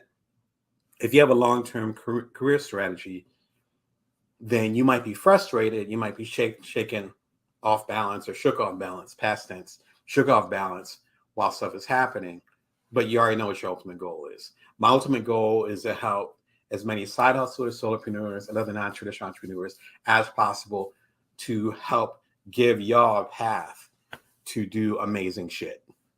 That's it. And I'm actually doing the long version of what I just said. The short version is tiny, like 10 words. I'm giving you the long version. That's it. So if it's me launching a TV show and being the executive producer, being the host, being the editor, I do everything except for the theme music. Shout out to Purple Fluorite, who gave me a license for the theme music that you hear for the Bring Your Worth theme. Other than that, everything is from me. Making that decision, I wasn't planning on doing that, but it fits the long-term strategy. And as I talk about in a video I'll give you a link to, that's the difference between a plan The plan was to be on the road and connect with y'all in person, and a strategy, which is to just connect with y'all. That is a strategy. I'm going to connect with y'all. How I do that, we can get into the details later. Today, we're going to talk about how you can think more long-term stuff. The books and even some of the tools, because not all books that are in here are kind of like part of my toolbox. One of the books I come back to for a decade plus. Another one, I know the author of it, and they are amazing. I've loved their work. When they finally came out with their first book, I was like, yes. And I got a chance to interview them for Inc. Magazine. Shout out to Inc. Magazine a few years ago. And we got even deeper into the topic. And lastly, it's someone who has a path very similar to mine, a journalist turned coach turned entrepreneur, or at least entrepreneur as far as their own business. I don't think they've done any startups, but they have built their own brand in a way that's admirable. And I so respect the work that they're doing. Their latest book, I'm just getting into now, is fire. These three examples, and then a fourth bonus example, which is actually a tool, which if y'all know my work over the years, you probably have a guess, probably can guess what the tool is. But anyway, let's get to it right now. All right, the first example is The Long Game by Dorie Clark. Shout out to Dorie. As I hinted at, Dorie and I have very similar paths. Originally from the East Coast, just as like I am. I think she's still on the East Coast, but down in Miami now. And had a journalism career and then got laid off. And this was probably 10 years ago, something like that. And similar to some experiences I had, she wanted to create her own brand based on her own intellectual property. We call it IP, based on her own hard work, based on something that frankly could not be taken away. I was talking to a good friend about it last week, a couple weeks ago, actually, where it hit me where I'm like, what I've learned from my family, shout out to my grandmother above me, literally, she's in the picture above me. What I learned from my family is to, the idea of God bless the child that has their own. That idea where I'm willing to work harder. What was the saying? It was an entrepreneur that said that over the years, and I can't remember who originally said it, but basically saying, I'm willing to work 60, 70 hours a week to not have to work a day of my life rather than working 40 hours a week for somebody else. Some years have been like that. I didn't say weeks, months, years. Again, if you know my track record, you know the deal. Career Remix, my new book, is my 26th book. You're the one you see in the corner up here. Like, so, right? So it's like, basically since adulthood, I've been writing books, or at least been doing multiple books a year. My whole point is this. She understands that path of pivoting, of creating, and of building a legacy that has to do with you and not necessarily just the companies that you work for. Does that make sense? So even if you have the day job, doing that stuff on the side, that is mandatory. Dorie walks the walk on that. We just linked up recently and got a chance to connect at TED.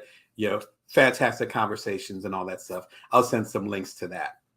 Dorie's book, it talks about the long game. What are you doing now to have an amazing impact later?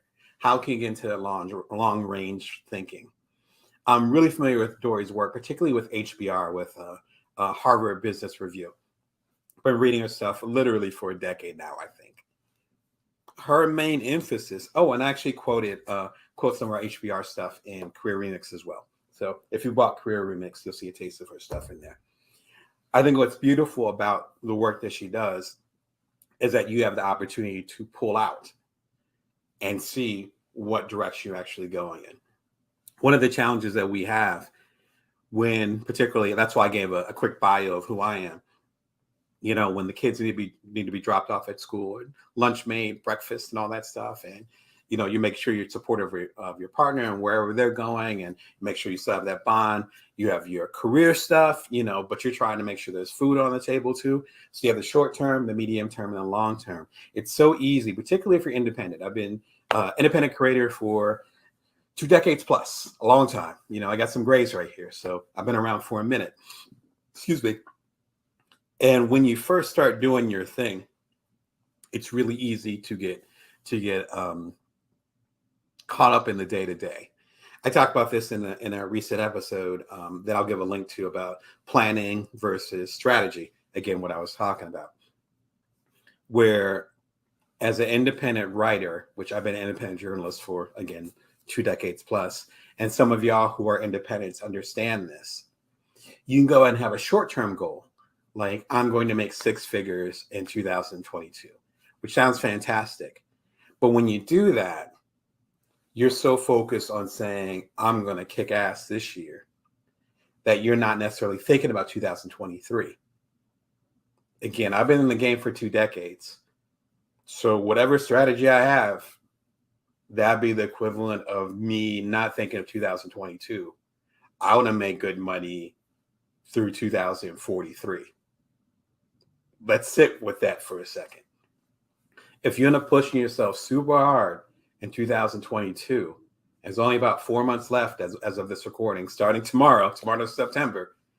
You have 4 months left and you're going to push yourself to the limit to reach that particular goal, but you're not thinking of 2023.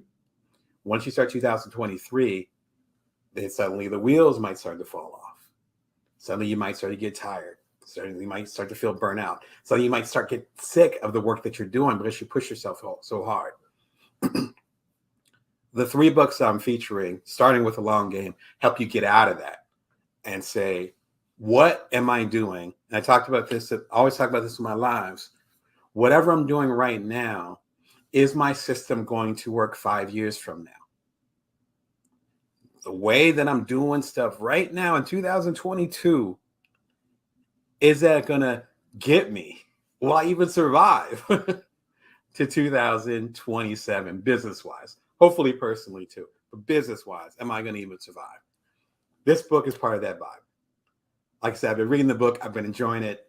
This is the same energy that Dory's been bringing to HBR for, again, like a decade plus now.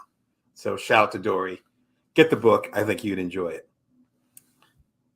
If you want to meet Dory, at least virtually, and see what we talk about, because, again, our work has an overlap, check out her on Newsweek TV. Shout out to her for getting the show on Newsweek. Amazing. But we end up connecting, we end up connecting over the holidays to talk about my book, Career Remix. So we have a half an hour, 45 minute, let's say 45 minutes. It's about a 45-minute conversation over on Newsweek TV. Be sure to check it out. I talk about a lot of the elements, again, that are in Career Remix. And Dory talks a little bit about her work as well. And I so appreciate that, Yes, the difference between a plan and a strategy. They're 2 different things. Thank you for the comment. Exactly. You and I have had conversations about that. So you know the deal.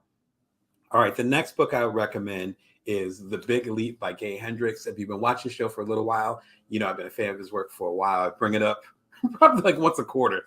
But that's around the time that I end up listening to it. Actually, to be honest, I listen to it probably about once a year. But I got into this book. It came out about 15 years ago. I got into this book when my first kid was born. And as y'all heard with some of the things I talked about with the audiobook, and I think I actually might have talked about it in one of my audiobooks, where I've always been like a physical reader, like going like this, like I'm that dude could be on a desert island and just chilling, reading a book. And then suddenly, if you have a kid, hopefully a healthy kid, they're moving around all over the place. They always need something. That continues on, as I've learned over the years. But the physical needs, needing to be held, needing to be fed, needing to be burped, needing to be wiped, etc. I just do all the hand motions because I was doing it regularly for the first and our second kid. Suddenly you can't do that. As far as sitting there and reading, you have to listen. This audiobook actually helped me a lot on my journey, particularly when I first became a father. There's so many gems in this book. Ridiculous amount. I could do a whole episode on this book and still the biggest gem, let's drop 2 that relate to long-term strategy. One is knowing your area or zone of competence versus your zone of genius. Your zone of competence are those things that, you can do basically with your hand tied behind your back, right? It's the equivalent of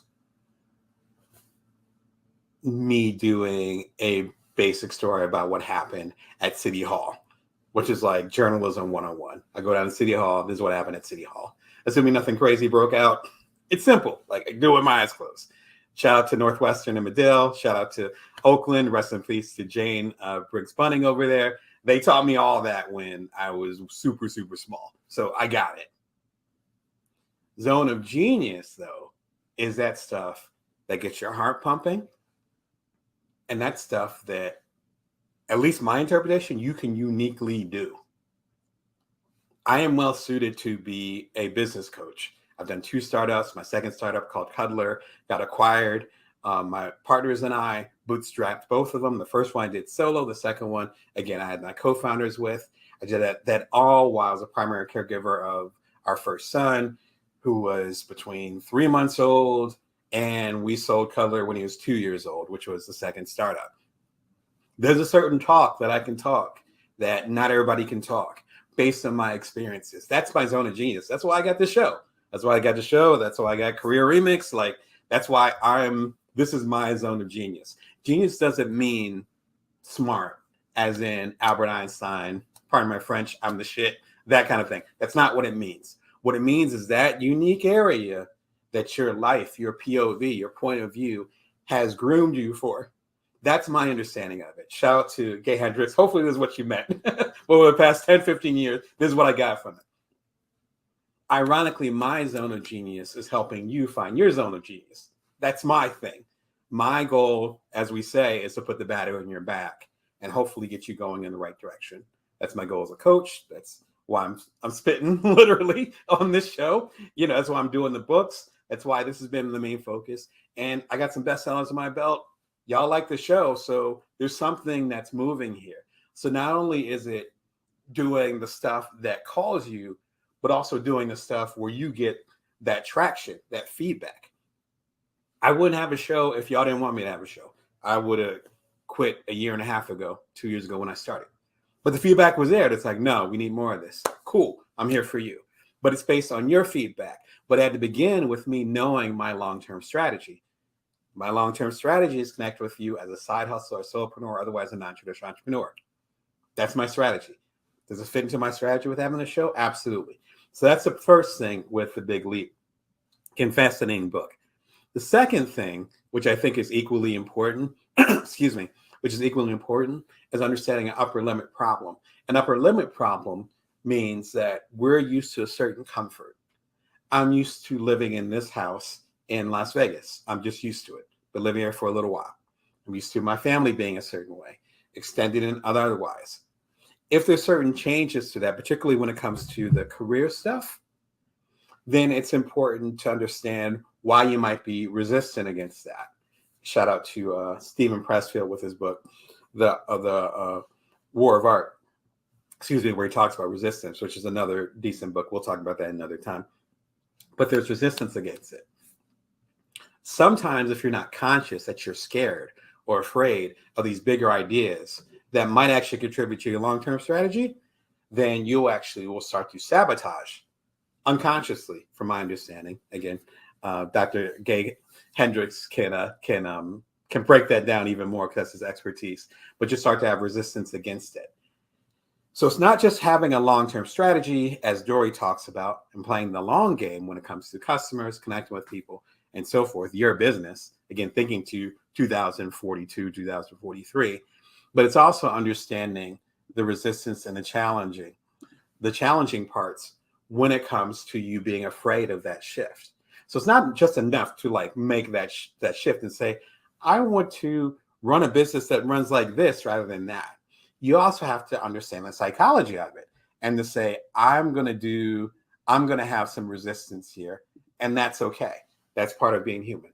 I was even dealing with some resistance recently, and I'm hitting some levels, some metrics that were so far away. I didn't realize, you know what I mean? Like, it's just like, I don't know when it's going to happen. You have something that's in your vision and it wasn't even on the horizon.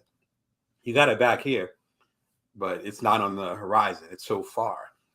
And suddenly it's true. Like you keep hustling, doing your thing, being consistent, which is part of having a strategy, so going towards a strategy, and suddenly you start making breakthroughs, and it feels overnight, but it's not.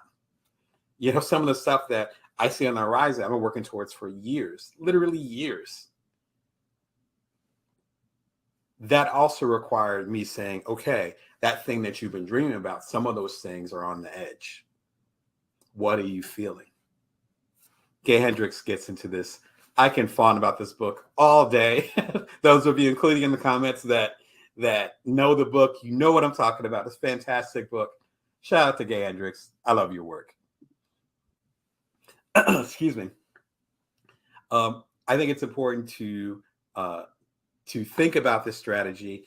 I talk about this a lot during the regular Bring Your Work show, again, every Monday, Wednesday, and Friday, 11:30 a.m. Pacific Standard Time. I have a handful of episodes that are dedicated to this. This link actually highlights 3 of those episodes. Having long-term vision beyond now.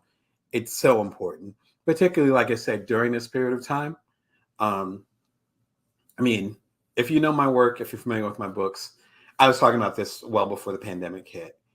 But now what we're talking about, myself, the Dory Clarks, the Gay Hendricks, the other person I'm about to mention in a minute, there's a sense of urgency now where we cannot skip the long-term vision. Like, it doesn't work anymore. Those of us that didn't have a long-term vision, like, again, I've been rattled over the last few years. I cannot tell a lie.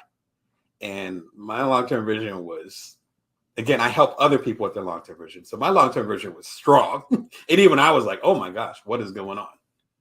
Right? I even did a TED Talk about it a few years ago. Shout out to TEDx Toledo. You can find that on youtube.com/BrownDamon. So if I have a very strong vision for what I'm trying to do career-wise, personally, what type of family I would like my partner and I to raise and all that stuff, and what type of environment we want to have, and I'm almost knocked off balance. Imagine if you didn't have that footing. That's what we're dealing with now. It's a grand opportunity. I'll leave it at that.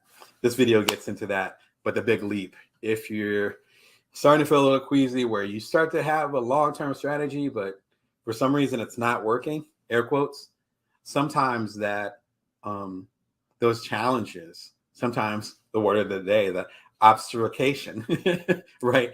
The blindness to those opportunities, those paths to make things good or better. Sometimes that comes from within. The Big Leap talks about that. Shout out to them. We have a last minute edition. I did not include it in the Amazon link, so apologies. But you just click on the link. You can get them anywhere. You can get them at the dollar store. It is these index cards. It sounds bizarre. I know. These things have created bestsellers. They create startups. Some of the keynotes that I'm known for were written on these things. Index cards, or your equivalent, might be a piece of paper, but something semi-organized. That's why index cards work. Random scrap piece of paper sometimes get a little messy, and we'll talk about that a little bit more. These offer basically two simple things. Number one, they can allow you to brain dump the short-term issues that you're trying to work out, your to-do list for the day. I have mixed feelings about to-do lists, but if you rock with them, this is a good opportunity to do that, right? You have it down. The second thing, though, is that they actually can do the opposite, where they can actually you can actually write down what your main vision or goal or strategy is. The trick, again, my background is writing, so I can write all day. The trick is that it has to fit on an index card. That's it. What I said as far as my long-term strategy to support the side hustlers, solopreneurs, otherwise non-traditional entrepreneurs, and support y'all in any way possible. TV show, I pop on a podcast. When things are safe again, I'll go ahead and go on the road again. I'll do books, whatever. That fits on a card. Me saying, oh, well, this non-traditional entrepreneur, this, and no. Index card. That's it. That's it, right? Thank you. Thank you for the suggestion. Post-it notes. Same vibe, and color-coded, right? I'm not a color-coded person, but that's okay. That works for them. It is what it is. This fits on here. Something, I don't think I've ever showed this on the air. This index cards from over the years. And there are popular keynotes in here. I think this is the roots for some of the books that I've written, which, again, some of them became bestsellers, all in here.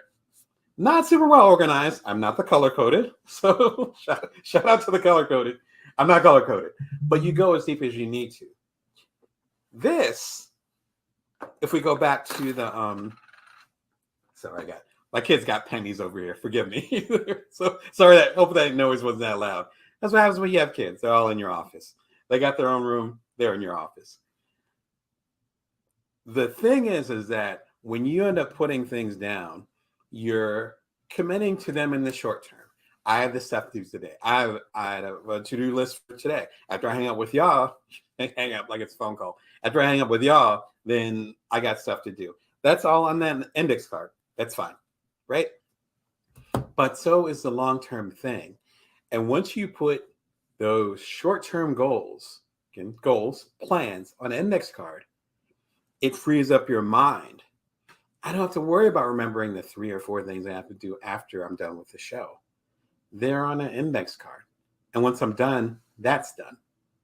All I have to do is worry about being here with you, which is being extremely present, and my long-term goal, which ties into me being committed to hanging out with y'all.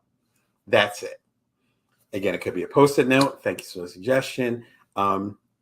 It could be on your phone, which I sometimes use the Notes app because I have an iPhone, but I'm sure Android has the equivalent. Could be a Notes app. Notes apps are a little bit more tricky just because you can't dispose of them after you're done. So I have some cases I have Notes apps. This is way too long, that kind of thing. If you want to hear more on this, there's actually my second TED Talk, Big Ideas on Little Pieces of Paper. Shout out to the organizers who came up with that catchy title because I was struggling with the title. And they were like, what are big ideas from little pieces of paper? So you know who you are, who you are. Shout out to y'all. And shout out to David down in Mississippi as well as Marshall. Much respect and love to y'all. Speaking of that, pure coincidence that I was going to be talking about index cards today. And I did this talk at TEDx Jackson down in Jackson, Mississippi. It was my first time in Mississippi, even though I used to live in New Orleans. Actually, I'm sorry, it's my first time in Jackson. I knew the coast of Mississippi when I lived down in New Orleans many years before. But had a wonderful time. They welcomed me. I opened up the first TED conference that they had in Mississippi there. It was a lovely experience. Now they're going through some stuff. Again, pure coincidence. Jackson right now is going through a water crisis. And I want to say 180,000 comes to mind. Those 180,000 people in Washington. I don't know why I said Washington. Probably was thinking about presidents in Jackson, not Washington, in Jackson, who do not have clean water, to the point where the governor, I believe his last name is Tate, is saying don't drink the water and don't even take a shower. It is insane. I have roots back in Michigan. Of course, this reminds me of the Flint water crisis, except it's affecting a bigger group of people, to the point where they actually just declared a national emergency, I think late last night. Even if you're not on Twitter, you can still link on here. If you click on here, and it's a famous author, Cassie Lemon. Maybe it's just layman. For some reason, I will put an accent on it, so forgive me for butchering your name. The author, I believe, of the book Heavy. I've not read the book yet, but I love some of the work that I've seen otherwise or online from them. Again, when you read stuff, you don't know how to pronounce people's names. It's a funny thing with being an avid reader, right? If you click on there, there's actually a link of resources of how you can donate and help out. Yes, it's a national emergency. I'm sure that Jackson will get some type of help, but I'm trying to picture my family, even with the resources that we have. And again, we're fortunate, even with the resources that we have and not being able to use water. Like I'm drinking chai tea right now, this wouldn't be possible. My wife's coffee in the morning wouldn't be possible. The breakfast I made for my sons this morning, I couldn't give them fresh water, which is crazy. Think about that in 2022 with all the resources that we have. Yeah. So anyway, I got love for Jackson. I have some distant roots down there, and I have some friends down there too. I hope you are doing okay. Check out the link, and yeah. But they actually hosted me again, and that was my second TED Talk that I did, and ended up being a wonderful experience. So check out the TED Talk if you want to learn more about the power of index cards and things of the like, and how that can help your longer strategy. Last example, Everything is Figureoutable by Marie Forleo. Shout out to Marie. I've been following her work for a long time. And then when her book came out, I can't remember if I reached out to her or they saw my stuff on Ink and they reached out to me. I can't remember. But we ended up connecting. Had this wonderful interview. This was wonderful for me. Hopefully I was asking good questions. Wonderful interview. I ended up doing it with Ink Magazine. Some excerpts of the interview, actually, now I'm thinking about it, are in Career Remix. Excuse me. So some really strong advice she has about figuring things out. But as you can tell by the title, whatever you're dealing with career-wise, as you're hustling day to day, as you're trying to make ends meet, I get all that. In the first chapter, she lays it down where, it was her and her single mom being poor in New Jersey. You know what I mean? So it's just like she lays out in the first chapter. It's beautiful written, extremely intimate, but it gives good context as far as why she's so passionate. We have a similar path where she has worked really hard to build her brand to become essentially like a mini Oprah with helping people figure out their careers. That's her thing. She was doing it when I was still doing startups. You know what I'm saying? So she's like, at least for my generation, the OG of this. Fantastic book and very actionable. I was on, I think it came out around Labor Day, and we were on vacation somewhere. And I remember just sitting back and, and just reading it while I was eating breakfast that morning. And it was just, it's that like smooth. What she emphasizes, though, even though I don't think she directly points to it, is long-term thinking. In other words, if you're having a hard time paying a bill right now, that is absolutely been there numerous times, then yes, that short term, you got to figure that out. But if you're going to get into a position where you're never going to have to stress about paying that bill when it comes, say, 30 days later, which is funny how months move faster when you owe stuff. 30 days later, then you need a long-term strategy. You just need one. You need one. And it's that balance of that short term and that long term. And you might have to hold two truths, as I think it was Einstein that said that wisdom is being able to hold two truths at the same time. I don't think or two opposing truths at the same time, which I'm sure I'm butchering the quote, but you hear what I'm saying. To say, yes, I need food and water and need to pay the rent and take care of my family. Yes. And also, like it's puppet day today. And also, I need to be able to create and facilitate the business of the business. That's what I'm trying to say. I need to get to the business of the business. I'll give you a really simple example of this. There's stuff that I'm doing today that will make me money. I'm thankful for that. I'm grateful for that. That me being able to say that confidently, or me being able to say that at all, like making it a fact to say, I'm going to make money today. I'm going to do this. It's directly going to make me money. It took me years to get to that point. I'm going to be honest. Especially I'm independent. Forget about it. Like you don't have those kind of guarantees. That's why I'm happy to help speak to side hustlers and solopreneurs like yourself, because I know, right? That's why I speak from my truth, right? Facts. So there are things I can do, things that I will do later on today. They'll absolutely make me money. Like they're making me money, right?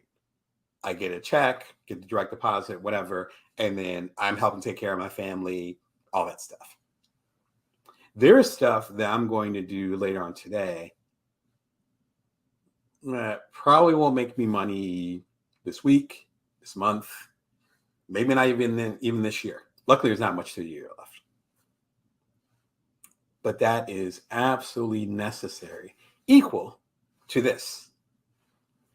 Yes, short term, flip it, whatever term you want to use. It's like a million terms go through my. You know what I'm saying? Like that stuff is getting done. It was already done. Some of that stuff was already done earlier today. Well, I made my money today. Thank you. Right? Again, it's a blessing. Wasn't always like that. But then I'm also going to spend time during the day or this evening after my kids get to bed to build those things that are necessary for me to not only have a sustainable business in the future, but to have money coming in the future. Even though those things that I'm doing, I can think of 3 of them off bat. Those things that I'm doing will not have money in my bank account again this week, this month, this year. I'm pretty positive. If it does, great, fantastic. But if it doesn't, I already know the bargain of that. That's why I was able to go ahead and say, right? That's why I was able to go ahead and say, know this work will sustain me and my family, etc. This right now, like within the next couple of days, within the next week, within the next month, definitely throughout the year. But understand the other side of it, sorry, scratchy nose, but the other side of it is to say, and also I'm doing stuff that's going to sustain me, my family, etc. Stuff I'm working on 2030, it could be on and popping. And it's a different career for me. It's a different vibe. Not a different career, but a different layer, a different level. You got to do both. The business, right? The business is me being a journalist, so me writing. Business is me being a TV host, doing this stuff, et cetera, et cetera. But it's also the business of the business. What things can I do strategically to make sure that 3, 4, 5, 38 years from now, my stuff is still popping? Because the stuff I'm doing right now, it might still be popping. But I got to invest in the stuff that's going to be popping later.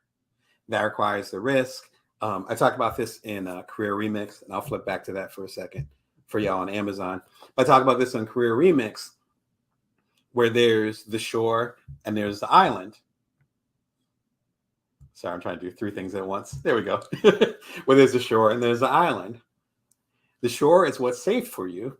The island is where you need to be at the next level, that zone of genius, right? Not the zone of competence, which is the shore, the zone of genius, which is on the island. But obviously, they're 2 separate things. You can't be on both. You're not, Elastic Man, showing my age here, but you're not Elastic Man. You can't stretch to both. You need to swim. When you're doing which hand was I using? Okay. See, I'm confusing myself. When you're doing the day-to-day hustle, you're on the shore. Nothing wrong with that. There's absolutely nothing wrong with that. You got to eat. I've had some painful times because I was too focused on long-term strategy. And I was like, wow, I'm set next year. How am I going to pay rent in a couple of days? I've been there before. So trust me, you can't ignore the day-to-day. You cannot. Like I said, I've already made some money today. How do I know I made some money today? Because I learned the hard way. So listen to me when it comes to that. You have to take care of the shore. But at a certain point, you got to go out a little bit. You have to start paddling a little bit and say, where do I want to be? Some of the things that I'm making money at right now, some of the things I've taken on my time, they might not be around. They might not be as necessary. You might want to be served in a different way than my capacities have right now. But that's in the future. So if I start working on my stuff right now, maybe I can get there ahead of when you need it. And then I'll be waiting for you when you're ready. It's almost like peering around the corner and seeing what's next. You got to take some time to do that. That's the business of the business. Okay, Marie Forleo's book, she doesn't directly say that, but she gives you the tools that you need to get into that mindset. Again, it's a very simple, straightforward written book. And I mean that as a compliment. Some of the books that I've written more back in the day where I've read them later and I'm like, wow, I made it way too complicated. She has a certain way of cutting to the chase, kind of like Seth Godin. Shout out to him. Certain way of cutting to the chase, I think works really well. This, out of all three of the books, this actually, even I did the reverse order, this might be the first book that you want to start with, just because it is just a great entry point, and slowly but surely you'll get into the mindset of going bigger. As a nice aperitif, I think it's an aperitif, whatever is after the main meal, to kind of as a digestive. You might want to check out my recent video, Plan versus Strategy, Why a Plan Isn't Enough. I've heard this a lot from my coaching clients. I talk to people about it, even friends and so forth, where there's a difference between a plan and a strategy. A plan tends to be more short-term, and you're executing it, but it doesn't really fit how the dynamics might change. A plan is more brittle, right? A strategy is something that tends to be more long-term, and it tends to be dynamic. Dynamic in the sense of you can continue to do it unless things drastically change. Strategy gives you that element of flexibility that plans do not. I have a super short video for it, probably like 7-8 minutes long, one of the shortest episodes that I've done. It was out on Friday. It's already gotten some really good feedback. Hopefully it helps get you to where you need to be. All right, so from the top, because I have lots of recommendations here, or lots of talking about recommendations. Long Game by Dory Clark, really good as far as talking about pivots and talking about how to think how to almost systematically look at your career and come up with a long-term strategy. Again, she's a regular writer for HBR, fantastic work, and she's also a coach like myself. So, she knows how to speak the language and how to translate it to ways that can be applicable to you. The Big Leap, once you come up with your strategy, Gay Hendricks actually breaks down those limits and those fears. He calls it an upper limit problem, those limits and those fears that you might be dealing with once you have that vision. Because it's one thing to have the vision. It's another one to say, all right, I'm going to, as I talked about an analogy a few minutes ago, I'm going to start swimming to the island. Once you get into the water and start swimming to the island, a lot of those ghosts might start coming up. And it's important to know where your fears lie and where your upper limit problems might be, so you don't self-sabotage or allow other people to sabotage your particular path. Again, I listen to this book about once a year for a decade. In fact, I'm due to listen to it again. It's a fantastic book. Index cards, super versatile. You can write down your short-term goals. Literally, like today, I need to get this done. You get it done, you throw it away. But once you download, for lack of a better term, those short-term goals, then it gives you the space, the mental space, to go ahead and think of those bigger ideas. And maybe you can blow your own mind with the big ideas that you have if you're not so worried about the short term. Again, give support over to Jackson. They're going through it right now. And much love to them. Again, I really like the city a lot. The couple times I visited. And I got some people that I really care about down there. So hopefully you guys will see it through. And lastly, Everything is Figure Outable by Marie Forleo. I've been audiobook and digital and all that, so it's nice to have a physical book, hardcover. Thank you. Great book. In fact, this might be a good starting point because she speaks in such straightforward language as far as what our particular journeys are and how you can, as I talked about in my previous book, how you can build from now. She has a great blueprint for that. And shout out to all three of them. They're doing fantastic work. And shout out to the inanimate object. This index cards have helped me build my career. So shout out to them as well. All right. Until next time, remember, you can always bring your worth and you can always build from now. You take care. Hey, it's Damon Brown of DamonBrown.net. Hey, you're watching the Bring Your Worth show. Let me go ahead and bring everybody on board, including you folks over on Amazon Live. Shout out to y'all. Pardon my throat. The weather's changing here again in Las Vegas. So as it goes, I go, particularly with those of you out there that have allergies. But this is Damon Brown of DamonBrown.net. You're watching the Bring Your Worth show. My main thing is helping you as a side hustler, solopreneur, otherwise a non-traditional entrepreneur. I come to you every Monday, Wednesday, and Friday, 11:30 a.m. Pacific Standard Time, Vegas time, as I mentioned earlier.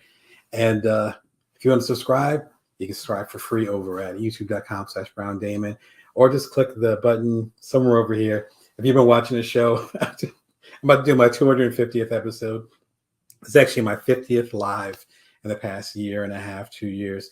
I've done live almost every week. And so we're approaching 2 years. So you can kind of do the math on that. So I've been doing it live pretty much every other week, maybe a little bit more frequently than that. I still get the mirrors mixed up as far as which side has the subscription part. So feel free to subscribe. You'll see it on there. You can also use the links below, as well as type it in if you want. If you're on your phone, you can go and do that. Shout out to y'all over on LinkedIn, as well as y'all over on Amazon Live. Everything I'm talking about today, if there's products involved, if you're on Amazon Live, then you'll see the links. I'm not even going to try to do the sides. It'll be on the side, and I'll be highlighting the links throughout the 30-minute or so broadcast. And then if you're watching on YouTube or on LinkedIn, or even catching it on Twitter or a replay, then right below me, there's a link to everything I'm talking about in here. So you don't have to take notes unless you're a big nerd like me, you like to take notes. No shots at you. I understand where you're coming from. My new book is Career Remix, Get the Gig You Want Based on the Skills You've Got. Came out in January. Audiobook came out a little bit after that. Thank you all for the love and support. It's like the book that keeps going. And there's been so much fun stuff I've been able to do with the program talking about Career Remix. If you go to youtube.com/BrownDamon, there's actually a playlist of all the interesting conversations that led up to this book. So there's some live interviews with very cool people. I talked to Jonathan Fields. I talked to the author of Deep Work. Forgive me, it already feels like Friday, even though it's Wednesday, so my brain's on Friday time. Cal Newport, author of Deep Work. Actually, I mentioned him in here. Also in the interview in the book, I also have interviews with Marie Forleo, with Adam Grant. Shout out to him. Some really cool stuff. This is a good book to kind of help you get to where you're going, particularly with the whole idea of the quiet quitting, where people are quitting their jobs if they're not leaving their jobs, and vice versa. It feels so passive aggressive to me. That's why you haven't seen any articles or videos about quiet quitting coming from me. However, though, I'd rather you take a proactive approach and you create your own destiny and say, this is the career that I want to have. The job might be theirs. They might have hired you, but the career is ours. It's yours and mine. What are you going to do with your life? That's what this book is about. I hope it helps you get to where you want to be. And again, thank you for all the love and support with the book. It's been a really, really fun time with it. As far as news, couple interesting things. I'm doing YouTube shorts. So shorts are 60 seconds or less. Mine are usually less. And I'm taking the gems, the nuggets, hopefully insights, hopefully that are useful to you from the, again, 250 or so Bring Your Worth episodes I've been doing every Monday, Wednesday, and Friday, taking those and then getting some of the best gems and then putting them into like 30-second snippets. Like I just posted one today about 2 things to watch out for when you create a partnership, or as a founder myself, a co-founder agreement. And there's 2 big truths to it that people tend to forget. That's actually a classic Bring Your Worth episode. Classic is an older, about a year and a half ago that I did. The response was really strong. So I actually took that, compressed it into about 30 seconds and got the main nuggets. And of course, you can click through to the short, watch the short, click through there, and then actually watch the whole video. But the feedback's been phenomenal. Even just from last week when I started doing them, it's already been a lot of good feedback, and even a lot more people coming into the community that I'm building over at youtube.com/BrownDamon with the Bring Your Worth show. So thank you for all the love and support. Shorts work really, really well when you're on the phone. I have the YouTube app on my phone, not as a creator, but just to watch YouTube. It works really well as far as the mobility of it. Shorts are built for that. You can watch them on a computer if you want, but I wouldn't advise it. But I would say like a mobile, like a tablet or what have you. It's very similar to TikTok, which you can follow me on TikTok. Though I'm not as active on there, or similar to some of the shorter clips, which I'm forgetting the name of them right now. That are available on Instagram. That's what's popping right now, and that's kind of the new direction that things are going in with me. I love Inside Baseball. I love the creativity of it and the fun of it. And my Bring Your show can be anywhere from some of the shorter ones are like 5 minutes to some longer, more involved ones. Like I have one talking about why I quit Facebook and why, just not even from a personal standpoint, which I didn't like Facebook anyway, from a personal standpoint, from a business standpoint, I quit Facebook. I'm like, it's not, the ROI, the return on investment isn't there for me. That's about a 25-minute show. And that's very much on the long side. So I'm used to, and again, I do keynotes. I've spoken at TED a few times. So I'm used to having half an hour, 45 minutes, an hour. So some of the shows are more involved. Some of the live shows that y'all have partaken in and had your questions and comments, and some of them have gone 45 minutes up to an hour. It's a great, fun challenge for me because I edit my stuff myself. So as an editor, as a creator, as the host of the show and all that, to get those nuggets into like 30 seconds. And there's been some fun stuff that's come out of it. And it's allowed me to ideally serve y'all better. And so have fun with the shorts. You go to youtube.com/Brown Damon. Do it on your phone, or if you have the YouTube app, just go to youtube.com/Brown Damon. It'll open up in the app. And then my shorts are right there. I think I have about 50 shorts. So I did a handful of them last year when shorts were just starting to get onto my radar. And then they came back on the radar over the past week or two. And I was like, you know what, let me give it another shot. I've done like 24 since then. So have some fun with it. Hope else you get to, again, where you want to be. Another thing now that I did recently is I'm trying to, with hitting the 250 show mark, and again, with this being the 50th live, there's so many conversations that we've had when you guys have done your comments, and please throw your comments down there if you have any comments or questions. With the comments coming from y'all, with the discussions that we've had, is literally like days worth of material. I mean, if you look at 250 episodes, an average episode is 15 minutes. You can do the math on that, right? 15, 20 minutes, you can do the math. So finding another way to engage with y'all with what's already happened, which I think is really important. I talk about that in some of my earlier books about things being on the cutting room floor. And as creators, especially when you have like, I talk about that in my newsletter at joindamon.me. You can join for free over there. But my newsletter comes out every Wednesday morning. I talked about that this morning in my newsletter as far as when you're on that creative cycle. And we'll get into that in a second with one of the books I recommend. When you get into that creative cycle, it can be tough because you're so busy creating that, number one, you have a higher chance of burning out, right? Which I've had, as some of my mentors have said, not burn out, but gotten a little crispy. You know what I mean? And so that's what I've taken breaks in the past. Again, I've talked about that in previous shows earlier. So be sure and catch some of the earlier live shows.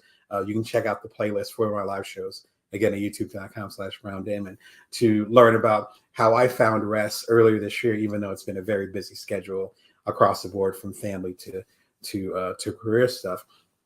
But you have a higher chance of burning out. But then when you're having a regular creative cycle and it's really intense, then you also tend to forget the stuff you've already done. And so with what I did recently, I think it premiered last Friday, is I took the 4 TED Talks that I've done, and it's audio only. So it's about 45 to 50 minutes. And it goes, again, from 2014, as you can see, to 2020 when I did my last talk. Shout out to TEDx Toledo, which just happened a few days ago. And having these conversations, but putting them into different contexts. And if you've ever seen a TED Talk, if you've seen one of mine or somebody else's, if you go to a local TEDx, or even if you're lucky enough to go to the main TED like I have up in Vancouver or back in the day in Long Beach, California, listening to it is different than actually being there. And we're used to having the TED Talks be like videos. And this was different, where I was actually able to strip it down and just have the audio. So you're just listening. So if you're the primary caregiver and taking care of the house like I do, I got two little boys, so it's like while you're washing the dishes, while you're taking care of them, while you're doing your commute, because now we're getting out of the house now, you can actually listen to this as opposed to watching it like a traditional TED Talk. So shout out to TED Second Stage, which is where I did my first TED Talk. Oh my gosh, 2014. Shout out to TEDx Jackson. I hope y'all are doing better down there in Jackson, Mississippi, because as I talked about in the previous live a couple weeks ago, they have some serious issues with their water. So blessings and love down to them. I hope they're able to figure things out. And I hope the mayor and particularly the governor steps up and does the right thing to get those people right. And then shout out to TEDx Toledo, who I spoke at twice in 2018. And again, as I said, below 2020. All of it's audio, all of it's right there. It's about 15 minutes. If you want to get a good vibe and you like kind of getting motivated to do some cool shit, listen to the TED Talks. And that's my intention with them. You can also, from an inside baseball standpoint, again, listen to the progression as far as how I got to the point, as far as talking about non-traditional entrepreneurs. And even the beginnings of this show, you can hear the nuggets of it as the years progress. So shout out to all the TED community, all of them across the country and outside of the country, even if we're talking about Vancouver and Whistler, Canada, which is where I did my first TED Talk. Much love to y'all and hope y'all are doing well. Can't wait to see y'all in person. All right. This all leads up to this, what we're talking about. How can I be more consistent? It's hard to keep showing up every time. I talk about this in the newsletter, like I mentioned. If you join at joindamon.me, even though the newsletter already went out, with the next newsletter, you can go and see the previous newsletter, which will be the newsletter that came out this morning. So you didn't miss anything. Just go to last week's conversation. And it's about being brief. And it's tough to, when you make a commitment to serve a community, when you say, I'm going to release this product or service, you're making a commitment for the lifetime of that product or that service, or as long as you're going to be engaged with that community. When I did my last startup, Cuddler, which connected people for hugs, and I talk more extensively about my journey with Cuddler, and particularly the aftermath of that. Even though it ended up being a good thing, the company got acquired. We had a lot of popularity. It was very much an aftermath personally, as far as me getting my career back on track. Talk about that in Career Remix, again, the new book. But we had 250,000 users. And so when our startup, our app specifically got acquired, that's the first thing that the users said. They're like, okay, who's going to acquire it? And are you also going to be involved? And what's going to happen to our community? So even though we only had the startup for about a year, we had, again, a lot of popularity in that year, we still had to observe that commitment. Even though we were done, the community was not. Whenever you create something, whenever you, again, do a product or service, you're making commitment to the people that you're serving. Even if you're just trying to make a quick buck, if someone's going to give you money for it, there's going to be a certain expectation. And I'm talking like the very bottom of Maslow's hierarchy. I would hope as a creator, as a founder, and so forth, you would have higher expectations. But the bare minimum, if there's a financial exchange for it, people are expecting to be served. I would hope that there will be a higher up on Maslow's hierarchy as far as whatever we're trying to do in this world and the impact after we're gone, to be frank. That requires consistency. There's an expectation there. For me to, again, hit the 250th episode, I think I'm going to hit it next week. I always say that, but the numbers keep changing because it depends on how many episodes I do per week. I was traveling earlier this month, so it always changes. By then, we're going to hit 250, let's just say the first week of October. To do 250 episodes in a year and a half, approaching 2 years in December, that requires showing up even when I don't want to. Even when I'm not feeling that good, even when my kids are screaming. You can watch some of the previous lives, particularly the early ones, when I was homeschooling my kids and I was trying to show up for y'all. Hopefully doing both okay, but it's always a process. But that led to us connecting in this way because I'm going to show up every Monday, every Friday, and often live on Wednesdays. You know that. If I'm not going to show up for my live, I'll let y'all know in the newsletter, or I'll send a tweet, or I'll send some type of messaging. But that consistency is there. Otherwise, the subscribers, the feedback, the momentum, and all the beautiful things that have come from doing the show would not be here. You have to be consistent. But how can you be consistent and also human? There's a few books that I would recommend that help with that process. I've talked about that in some of the earlier episodes, particularly if you catch the playlist, which if I would have thought about it, I would have put in there. I have a playlist at, again, youtube.com/Brown Damon that's called Smart Habits and Routines of Creatives. Keep changing the name of it, but I believe that's the name of the playlist.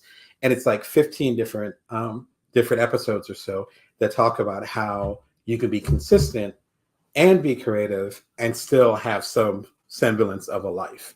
And, if you're familiar with the amount of things that I do, you got my sympathy. Where if you're trying to you have a day job and then you have a side hustle and all that, it's a lot. It's a lot. And you got a family at home, or you have folks that are dependent on you, and you're married or whatever, or you have a partnership, or you have an active social life, whatever the case may be, you're juggling a lot of things. And being consistent is tough. And so here are some books and some videos that I would highly recommend that can help you on that part of the journey. Because again, without consistency, it's not going to help much. All right. The Practice by Seth Godin. He's actually a mentor of mine, made his bones in advertising, and then shifted over to marketing, and then shifted over to public speaking, and most importantly, founding companies and essentially becoming a coach to, at this point, probably millions of people through his Akimbo workshop at AKIMBO. I told you I got Friday brain. I'm done. I'm already done this week. AKIMBO, akimbo.com. Go and click on there, and then you can learn more about different courses that he's taken. I've had a chance to talk with him briefly one-on-one, virtually, unfortunately, because it was during the pandemic, and then be able to work with him through the specifically the marketing seminar, which I would highly recommend as a very intense course to learn more about getting your brand and your idea out there as a creative. This is his latest book. His books in general are fire. Like, it's fantastic books. Super short chapters, super focused. The goal is to get you off your ass. That's the goal. The name itself tells you exactly why it's on this list. It's the practice.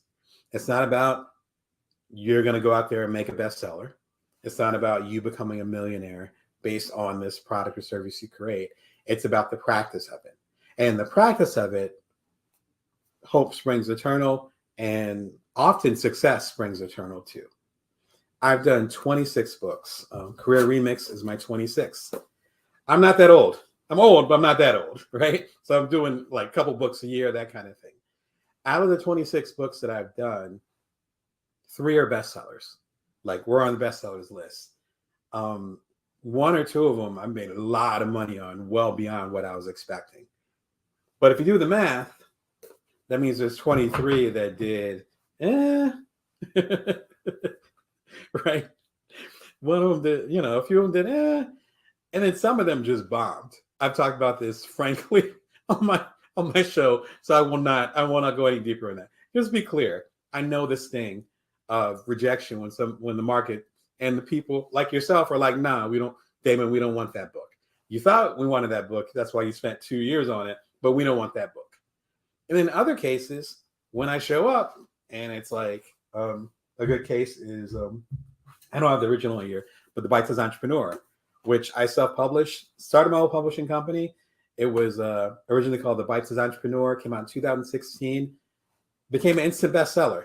I was selling big books along with the Seth Godins and Chris Gillenbiles, shout out to him, and Simon Sinek's. I was right up there on the Amazon bestseller list. I was not expecting that.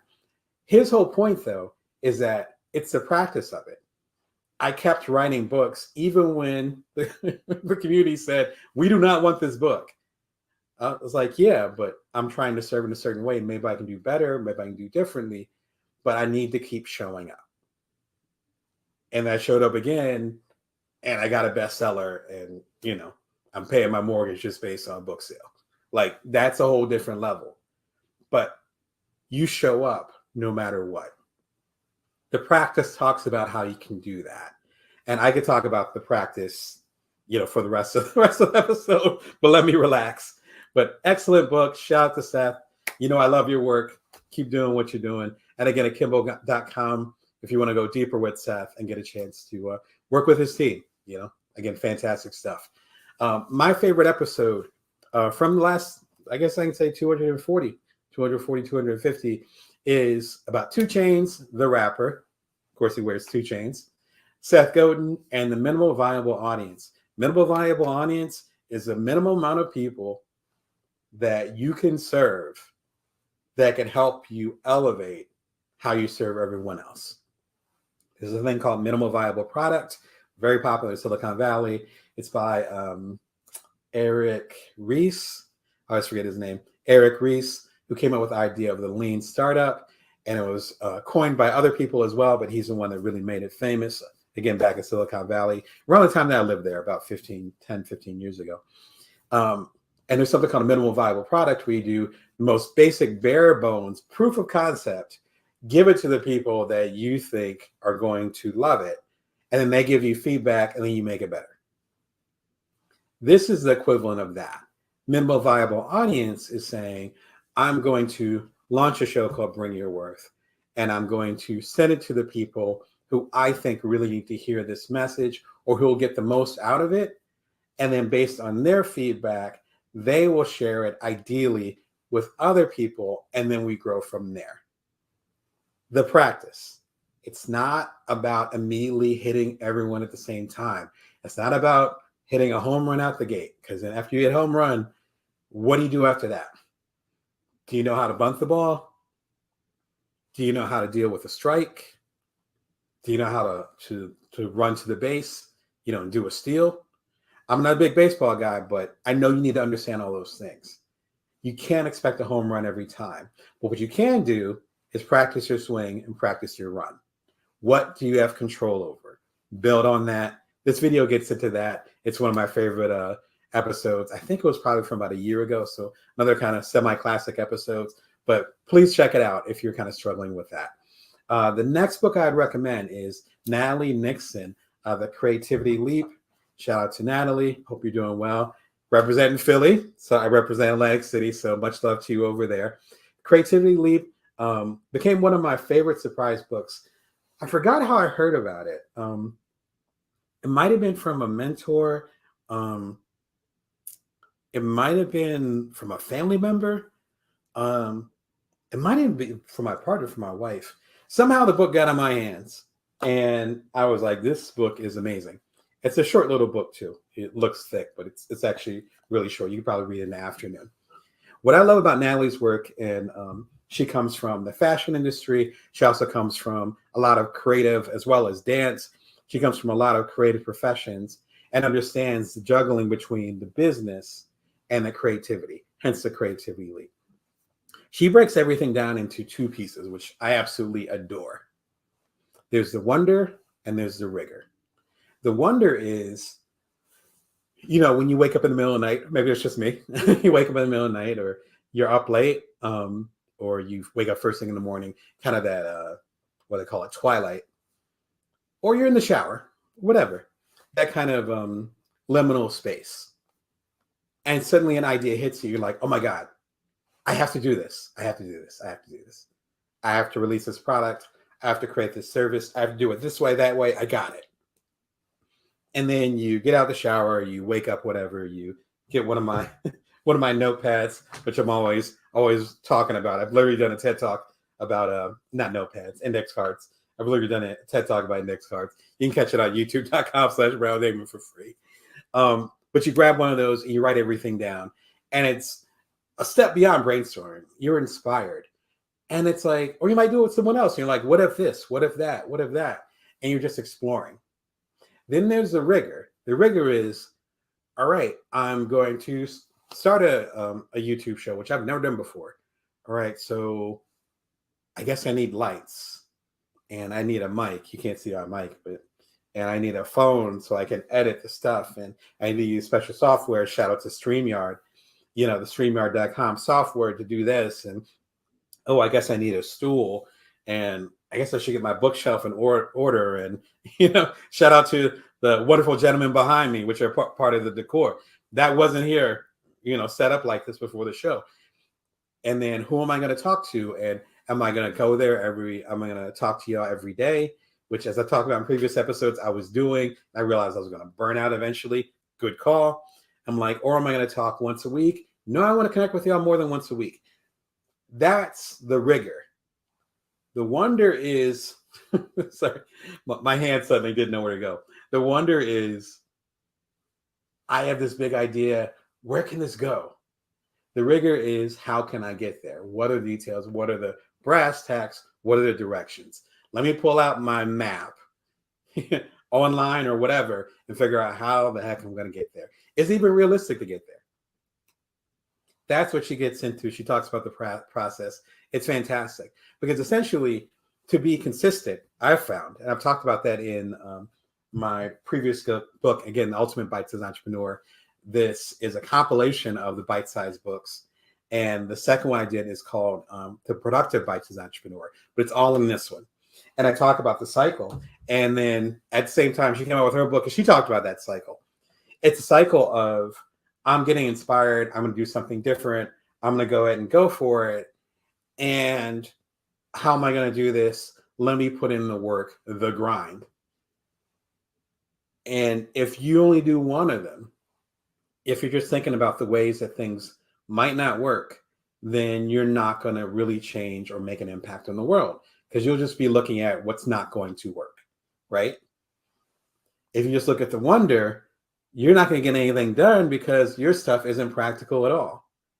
We are juggling between these two complementary parts. I wouldn't call them opposites. I do it every single day. If you're a creative, if you're a founder, if you're making cool shit, you're going to be bouncing back and forth because you need the inspiration, the wonder, but you also need the practicality. Toggling between those two or finding a balance between, that's how you stay consistent, right?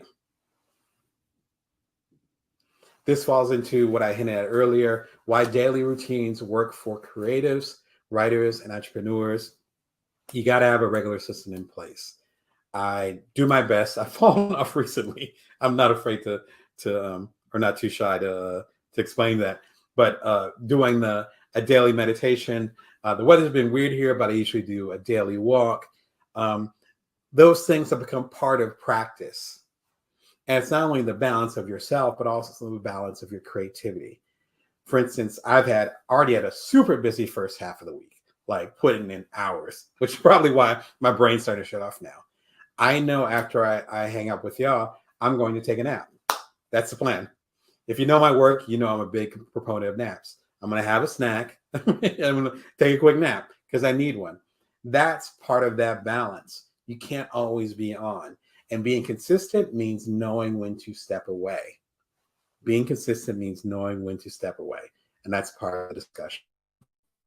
The last one is different. I was thinking about this topic today. I had not thought about this book in several years, but it's Dojo Wisdom by Jennifer Lawler. Shout out to Jennifer. I love your work.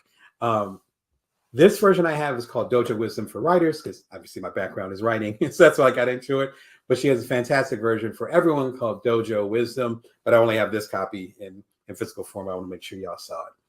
This is a fantastic book. I want to say it is 100.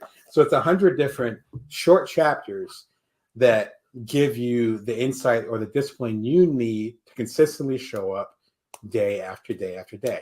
If you think about, martial arts, and if you think about how people have to show up in a certain way, and there's back to the rigor, there's certain rigor.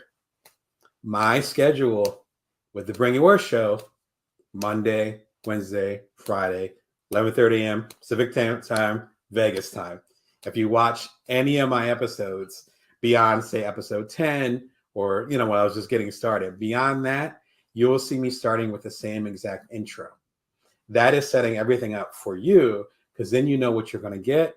It's a comfort level and setting things up for me where I'm already getting to the mindset of making sure that I'm serving you as much as possible in the way that you expect. She gets into that. I love it. Fantastic book. It's a classic. She actually has an upcoming book and several books, actually. If you go to jenniferlawler.com, again, it's spelled right there. So jenniferlawler.com. She actually has an independent publishing press, independent publishing company, I should say, not a press, independent publishing company, just like myself, like I have Bringingworth. She has her publishing company, and she has some really cool stuff for creatives, for writers, and then the classic stuff like Dojo Wisdom is for everybody. So please check it out. Again, shout out to you, Jennifer. I hope you're doing great. And then Thich Nhat Hanh's best quote for right now. This is a fantastic Tibetan monk. I think he lived to be, I want to say, early to mid 90s. He was part of the exile that happened with the Tibetans, with all the controversy that happened, that same era of what was happening with the Dalai Lama. In fact, they connected. And Thich Nhat Hanh was actually one of the people that inspired Martin Luther King. Like, no joke. MLK went over there. I forgot where Thich Nhat Hanh was living, but went over there and met with him as he was trying to do the peace accords and the civil rights back in the 60s. You can look it up. Fantastic man. He passed away a few months ago. I have one of his books, No Mud, No Lotus. Actually, my partner got the book. I took it from her. I love the book. I read it like 5 times. I finally got my own copy. It's somewhere up here. But it was a fantastic book, and it got me through some really dark times a few years ago. So bless him and on his journey. I think he passed back in February. But when he passed, I ended up talking about my absolute favorite quote from him, and it ties into exactly what Jennifer talks about in Dojo Wisdom. So I can gush about him all day. I wish I would have met him in person, but he influenced me in such a way I feel like that I did. So be sure and check out the video. Again, I can gush all day. So that's how you can show up and be consistent. Again, my new book is Career Remix. Get the gig you want based on the skills you've got. So I got like a pile of books over here. I am so unorganized today. And the books from the top that will help you become more consistent are Seth Godin's The Practice. The Creativity Leap by Natalie Nixon. Again, shout out to Philly. And lastly, and most importantly, I shouldn't say most importantly, but definitely not least, Dojo Wisdom by Jennifer Lawler. Shout out to you. Fantastic book. Again, I have a version for writers. She actually has a version for parents / mothers as well, but there's also a version for everybody. That's the link that you see below, as well as the link that you see over on Amazon Live. Anyway, that's it for this week. Much love to y'all. And remember that you can always bring your worth, and you can always build from now. Oh, and we come to you every Monday, Wednesday, and Friday, 11:30 a.m. Pacific Standard Time. And you can subscribe there. All right. Have a wonderful week. Look forward to seeing you next Wednesday. Hey, this is Damon Brown of DamonBrown.net. You're watching the Bring Your Worth show. Let me get you guys on board on Amazon Live. Shout out to everyone listening on LinkedIn, on YouTube, on Twitter, or on the platforms. There we go. All right. What is going on? My name is Damon Brown, DamonBrown.net. You're watching the Bring Your Worth show. I'm here to help you. If I can talk today, I'm here to help you as a side hustler, a solopreneur, otherwise a non-traditional entrepreneur. We're almost at 250 episodes of this show. You can catch it every Monday, Wednesday, and Friday, 11:30 a.m. Pacific Standard Time, Vegas time. Thanks for your patience. Actually, I had a slight delay today because I had some last-minute meetings and some other stuff going on. So I'm glad y'all are with me. Thanks for hanging in there. Again, you can subscribe for free over at youtube.com/BrownDamon. Coming to you again every Monday, Wednesday, and Friday. This is episode, I think I calculated, this is episode number 248. And we got Friday, we got Monday. So next week, we are finally hitting 250 episodes. I talk about emotional intelligence. I talk about how to be creative and do cool stuff while still being true to yourself and keeping your bills paid and details like that. I have 2 little kids at home. They're 9 and 6. I'm the primary caregiver. I work with my wife. So there's so many dynamics that I deal with that I can, I've learned over the years, and hopefully I can share some of that insight with you. And that's why I intend to do my new book, which you'll see in this corner. Always get it mixed up with the mirrors. It's Career Remix. Get the gig you want based on the skills you've got. If you're on Amazon, you can just hit the link below. Same thing if you're on the other platforms, and then you'll go right there. If you want signed copies, you can actually come through to my website as well. But Career Remix, get you what based on the skills you've got. I currently have some stuff going on too, where some of my earlier books, including some of the best-selling ones, I have the audiobooks, or at least excerpts of it, available at youtube.com/BrownDamon. So you can listen to them right now. If you just go below, I'm actually premiering them a few times in the show. I think I'm doing excerpts of the Bring Your Worth book, which I think I have. Right now I'm doing excerpts of the Bring Your Worth book over at Bring Your Worth. So again, youtube.com/BrownDamon. You can hear some Bring Your Worth and check that out. And I'm going to be doing even earlier books, so I got some surprises coming around the corner. You definitely want to subscribe so you don't miss anything. Also, what's going on is I'm doing a lot of YouTube shorts. I talked about it very briefly during the live last week. I do a live like pretty much every Wednesday. And shorts enable you to watch some of my content from my different shows, or even some of the stuff that inspired some of the shows, which is even more fun. So the behind the scenes stuff, the original interviews from major platforms like the Oprah Winfrey Network and other places. I guess it'll be OWN, they call it now. And see excerpts from the interviews that actually inspired some of the episodes that you're seeing here, even some of the stuff that inspired some of my best-selling books. All this stuff is in 60 seconds or less. If you're young, or if you have some kids, even if you don't have kids and you're into TikTok, it's the same type of vibe. But on YouTube, same thing for Instagram Reels. Everything's 60 seconds or less, and it's been a ton of fun. I do keynotes. I've done 4 different TED Talks. I'm used to, frankly, like taking up space and being like, I'm going to talk for 45 minutes. I'm going to talk for a half an hour. I'm going to talk for this, that, and the third. I'm going to talk for these 15 minutes. It's been really fun exercise to just be like, nope, I'm actually just going to talk just for this amount of time. whatever insights are there, it's going to be this tiny, and it's going to be less than 60 seconds. As you can tell by my smiling, it's been a lot of fun. A lot of new folks are coming through because of the shorts, because y'all are appreciating that content. So I've been encouraged to keep going. So thank you for all the love and support. If you want to go ahead and watch some of my shorts, I think I just hit 50 shorts. You can watch them right there. The big thing you want to do with shorts, you can watch them through the what they call the desktop. So if you're on a computer like I'm on right now, I'm talking to you through a computer. But the best way to watch shorts is on your phone. And what you do is you flip them up and down, and the short will repeat if you happen to miss something. It's a lot of fun. I'm middle-aged, you know what I mean? So for me, this is some new stuff, and I love being able to connect to different audiences. And it's been a lot of fun. All right, so I know I started the show a little bit late, so let's go and hop into it. The topic of today's live show, how to sleep better tonight. I have a newsletter that comes out for free at joindamon.me. It comes out every Wednesday at 5:55 a.m. Pacific Standard Time, Vegas time. And I talked about this briefly in the newsletter that y'all would have received this morning, where we just have the shift of the equinox, right? Which is the one of the 2 days, or there's 2 equinoxes. So it's like the one day twice a year where it's equally light and equally dark.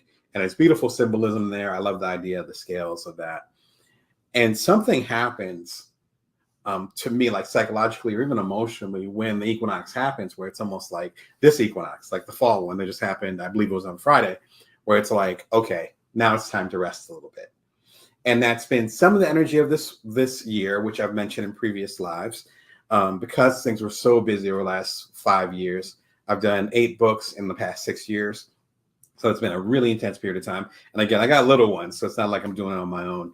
And so this shift feels even more profound this year, because I was already not necessarily in a pattern of rest, but in the mindset of, okay, this is the direction I'm going. This is a period of time to sow what I planted. Hence me doing the show. It being routine, it being straightforward, me connecting with y'all, but I'm connecting with y'all based on the many books and content and the hundreds of coaching sessions, because I'm a business coach, all those things I've done over the years. Now it's time to share that on a higher level. Not necessarily to create more, So I haven't announced any new books or anything like that. I've already done 8 in the past 6 years. I'm good. But finding ways to get more of this to you. That, in a sense, is not necessarily rest, but it's a different type of energy. And that's what I'm saying. And yeah, maybe it is that routine, that what's the word I'm looking for? Ritual. That was the other word I was looking for. Ritual. There's something beautiful about that ritual. As in the Northern Hemisphere, which again, I'm based in Las Vegas, and in the Northern Hemisphere, not normal, Northern Hemisphere, we're now shifting and things are going to start getting darker.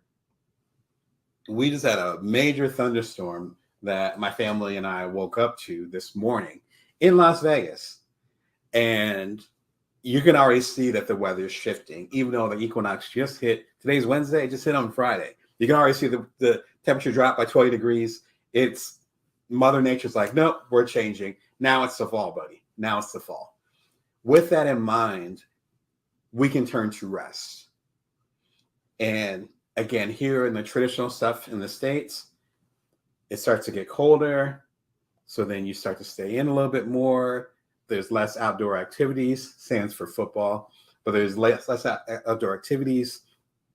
And again, here in the States, within 6 weeks, it's going to be Thanksgiving, which celebrates the beginning of America and other types of details related to the beginning of America. It's a controversial topic, but let's just say that time is off here. As we recognize that, then it goes into a lot of the religious holidays, right? From Hanukkah to Kwanzaa to even in Hindi and other religions, you're having this rest. If you think about it, celebration is just rest, but you're doing it with a bunch of people, right? Because you're not working, you're celebrating, right?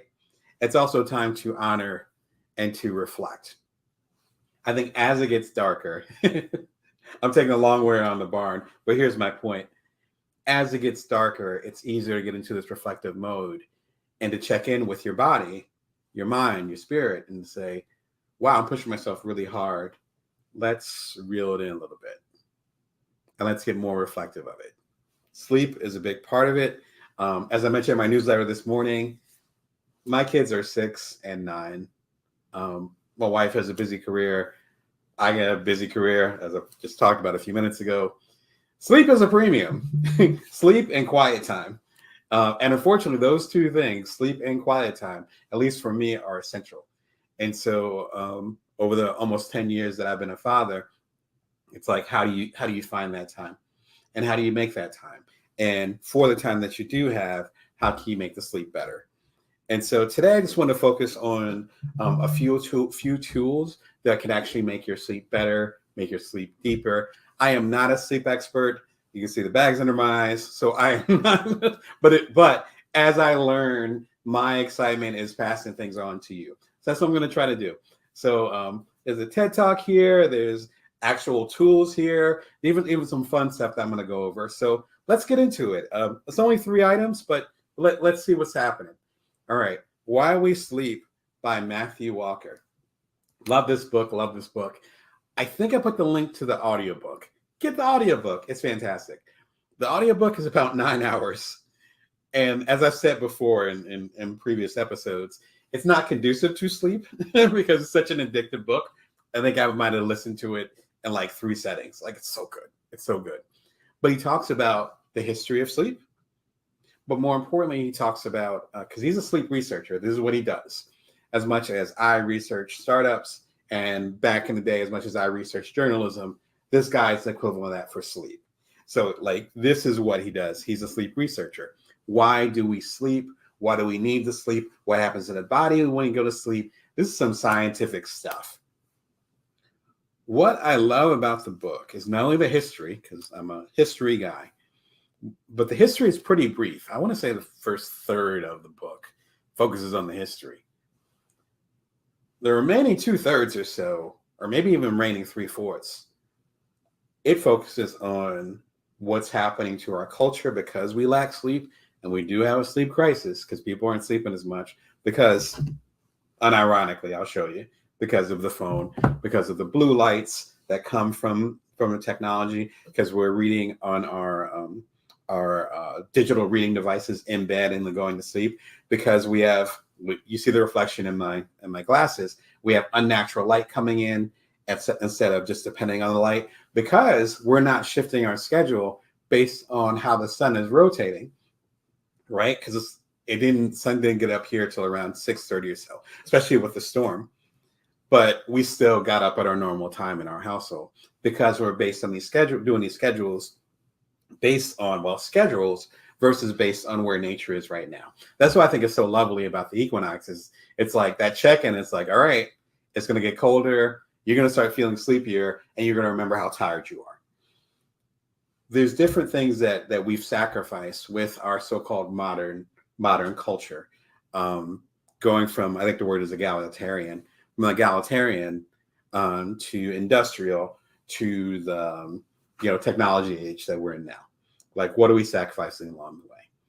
Particularly, again, health-wise. He gets into that. He gets into how much sleep you actually need, depending on your age range, and gets into different studies that are based on science. That's what I think is great about it. There's other books that talk about the history of sleep. Sounds like a kind of book I would write because I love, particularly back in the day, I would love writing about pop culture histories like that. But he's different because he's actually an expert. This is what he does. And hearing the expert opinion is great. He actually has a great TED Talk too, which I forgot to link in here. But I'll go ahead in the replay. I'll be sure and put the link in there. But he has excellent TED Talk. I actually was an audience when he did TED Talk. If I remember correctly, it was fantastic. He had us on the edge of our seats. A good companion to this, which is a previous episode. In fact, I think this episode of the Brainwash Show ran maybe a month ago. Brene Brown on how to slow down without losing your business. I actually took a semi-break, for lack of a better term, from some of my regular businesses in the spring. My health was wearing down because I had allergies. It was the spring, so I had to get my allergies in check. My boys needed a lot of stuff because they had spring break. I went to the TED conference. I did my first in-person speaking engagement since the pandemic over in Benton Harbor. Shout out to Lake Michigan College. That's also linked in there too. If you go to the youtube.com/Brown Damon, you can listen to a replay of my keynote that I did back in late April. And so it was a good, solid series of weeks where I was not available. Like, I was traveling, I was taking care of my family, I was taking care of myself, I was resting, or I was, doing a speaking engagement or whatever. And there's certain things I set up in my business that I was still getting paid. So I was still taking care of it. So still helping take care of my family, still make sure the bills got paid, things of that nature. Part of that is passive income, of course, which I talk about a lot in this channel. But part of it too is creating systems where there was enough, a lot of my stuff is content. So there's enough content and other details happening where you could tell stuff had slowed down a little bit, but I hadn't gone away because I still have my presence. I talk about that, how I did it, break it down, and why it's so important to build in the systems. I talk about that a lot in Career Remix. Build in the systems so that you can step away from things. So you can't afford to be sick. So you can shift your priorities. So you can build side hustles while doing other things. Like, there's a way to create almost like a scaffolding or a structure that will keep things intact without things going crazy. That's really important to do. If you don't have that, then you can't deal with the psychological part. And I talk about the psychological part as far as us having, hence the Brene Brown part, guilt and or shame for taking a break. We feel like we need to be busy all the time. That is such an American thing. And some of y'all are overseas. You're probably thinking I'm talking crazy. Some of y'all Americans are nodding your head. And the more that we travel, the more we get out, the more we realize, wow, we're wearing ourselves down to the bone. It doesn't make any sense. Even earlier today, I have a lot of stuff going on. And I squoze in, I think squoze is a word. I'm going to use it today. I squoze in a nap. And because it was a stressful day with the kids. And it was a stressful day with work. And it was like a million different things going on. And it took all my willpower to stop and be like, I'm going to stop. And I napped for like a half an hour, just a quick cat nap, half an hour, set the alarm. And I feel great. In fact, I don't think I'd be able to show up for y'all at all if I didn't stop. this video talks about that. As you can tell, it's an important video of mine, important to me. I want to make sure I got it out to you. It's like 20 minutes long. It's not super long, but I think you can get a lot out of it. So please, if you're feeling guilt and or shame because you are wearing yourself down and you feel like you can't stop, not that you can't afford to stop. I've been there too, but that you can't stop because you think that the world's going to stop spinning, please watch the video. I highly encourage you. In fact, if there's anything that you get from this, please watch this video. All right, let me get off my soapbox. All right, the next one I recommend, speaking of allergies, see, you tell the weather's changing again. The next one is actually pretty unusual. It is Lithograph Blankets by Lithographs. I have the link right there. No affiliate or nothing. I just mess with them heavy, as they say nowadays. I would say some other stuff. I'm trying to keep this PG-13, but I mess with them heavy. I love these folks. This is actually one that I got from a gift. Thank you, Mom. And what it does, it's actually a blanket that uses the words to whatever book you're into. I think you can do custom ones now too. I can't remember. I'm sorry, I messed with my microphone. Give me a second. See, I'm knocking stuff over with the blanket, and hopefully you guys can hear me now. But so this book is actually, forgive me, I cannot remember the name of the author. I'm actually on Amazon. It's crazy. You can look up the author, and again, I can put it in the post notes too. But the book is called The Buddha Walked into a Bar. So obviously, you see the Buddha, but then what he's actually made of and the background are the words from the book. You know, the Buddha walked into a bar. So if you look really closely, there's no way you can see it from the digital. But if you look closely at this, these are the actual words. And this blanket is my nap blanket. I'm going to go old school, like, like my youngest one in kindergarten. Like, this is my nap blanket. This is what I rock with. And I actually keep it in my office. You see me looking over here because I have a meditation mat, a really small one that I'll meditate for a few minutes every day. But I'll keep that in the corner along with this blanket. And so if it's days like today where things are just too much or it's crazy or I didn't get a whole lot of sleep last night, ironically, I know I was going to talk to you guys today. I didn't get a whole lot of sleep last night, because there was a lot of stuff going on well into the evening. And then, this morning was a normal morning, like I said, and we had to keep the train going. And so days like this, and it's rainy outside in Las Vegas, we get like 10 rainy days a year, maybe 20, And so it's like, this is a perfect day to take advantage of this. I'd recommend creating that kind of habit. And it could be, not everybody can nap for that short period of time. I've been napping for decades at this point. So my body's used to it. I'm used to shutting down and being able to be available for y'all. But even if it's just like the people that I know that I talk to about napping, even some of my coaching clients, they're like, well, I don't know how to nap. Well, you don't have to nap. You can just lay down. Just be quiet for a second. Put your phone to the side, grab a blanket. I nerd out on these blankets, number one, because they're super comfortable, because you got the softness on the inside. Mine is a little bit gray, so you can tell I've had it for a while. I do wash it, just it's old, right? So it's gray over here. And then, of course, you if you're into literature, excuse me, if you're into literature like I am, to be able to have like your books on there is fantastic. This is not my book. It's a book that I read several years ago that that was a wonderful, wonderful gift. So creating that routine, creating that energy, and you checking in and saying, I'm going to take 5 to meditate. I'm going to take 10 minutes to lay down for a second and just be still. Not be on your phone, just be still. In my case, I'm going to take a half an hour and I'm going to go to sleep. Again, some of our bodies don't work like that. Mine happens to work like that, not only because I think it's an innate thing. I think I'm drawn towards naps. I like sleeping, but also because of the routine, and I'm used to the habit of it. Create some type of habit, and a blanket can be part of it, that allows you to go into that rest mode. So I think that's the thing that we need to address, is that it might not be realistic for you to get 8 hours of sleep every night. I have to try really hard to get 8 hours sleep every night. I know my wife does too. Like, it's just, you know, you get the kids to bed, and then the dishes still need to be done, and then need them, to organize things downstairs so it's ready, and get to, if it's school day, if it's not a school day, okay, but if it's school day next, you got to get their clothes together, and then you have to make sure that whatever lunch you're doing, it's unthawed or whatever, and then get it, and it's just, and those details, you have to wash clothes if they got them dirty, particularly on like a wet day like today. Like, those things add up.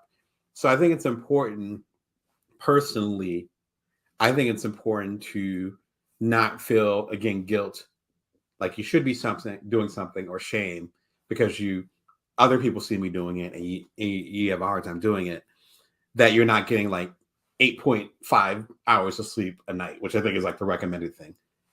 That might not be realistic. And again, we got 2 kids under 10. Like who gets 8.5 hours sleep every night? You know what I mean? Like, we get the gray hairs and all that for a reason. So it's important to understand where you're at compared to, say, some of my older relatives who are retired. They get 10 hours sleep. Good for them. But as they acknowledge, a lot of them are grandparents. So as they acknowledge, they know that we're in a different space. And it's like, wow, you're going to be sleep deprived for a little while. So how can you stave off that sleep deprivation? One of the things is sleeping deeper, which, as I talked about with Matthew Walker's book, he talks about that. So you can sleep deeper for the amount that you're sleeping. He even breaks it down into, I think we sleep in 4-hour cycles, if I remember correctly. I read it like 2 years ago, so forgive me. But I think we sleep in 4-hour cycles. So, getting 4 hours sleep might actually be more powerful than getting 6, because you're not getting half a cycle. And if you get half a cycle, you end up being more tired. He gets into that. Do not take my word for it. I'm just trying to quote him here. But so there's hacks you can do, for lack of a better term, to sleep deeper. There's also the element of getting rest during the day. And, my wife and I are at the sweet spot where our kids are still young, so they still need us, and they want us to tuck them in, and all those little details that come with. It's a beautiful time in that sense, and we're spending more time with them than we probably will for the rest of our lives. I try to keep that in mind when they drive me crazy. But then it's the other end of it where they're at school right now, and so for 6 hours a day, we actually have space. Even with us working remotely from home, we have space. In that space, you might be able to squeeze in a little bit of rest. Or, we just got a new video game system. So maybe the kids are playing the video game system, and then I get that 10 minutes of quiet time in the other room. Little hacks and details like that. These blankets could be part of that. It might not be this blanket. I rock with these blankets big time, but it might be another thing. I also crochet, which I think I talked about in previous episodes. So it could be like a blanket that someone made for you or that you made. Some type of routine, doesn't have to be every day, but some type of routine during the day that might compensate a little bit for the rest that you're lacking at night. So again, if you're not able to improve your amount of sleep, maybe you can sleep deeper, or you can actually find ways to rest during the day. If your kids are under 5, it's kind of tough because they're not in school, and those first 5 years are pretty brutal. So you're just going to be, you're not going to have that break during the day unless you have family members or a nanny or other people that can take care of them during the day. We often didn't have that privilege. So we were juggling on, 2, 3, 4 hours sleep most of the time. Now we're in this privileged space. But there's going to be a certain space where we can get a lot more sleep. But until then, you got a good 10, 12, 15 years. Same thing if you're taking care of older relatives or other dependents. So, work with what you got. That's what I'm trying to say. I know I took a long way around the barn for that one. The last item I would recommend, which is an unusual one, is the Nest thermostat. Actually, I dug mine out of the garage because we have them in we had the boxes in the garage. We got them in when we moved to Las Vegas about 3 years ago, and we moved into the place.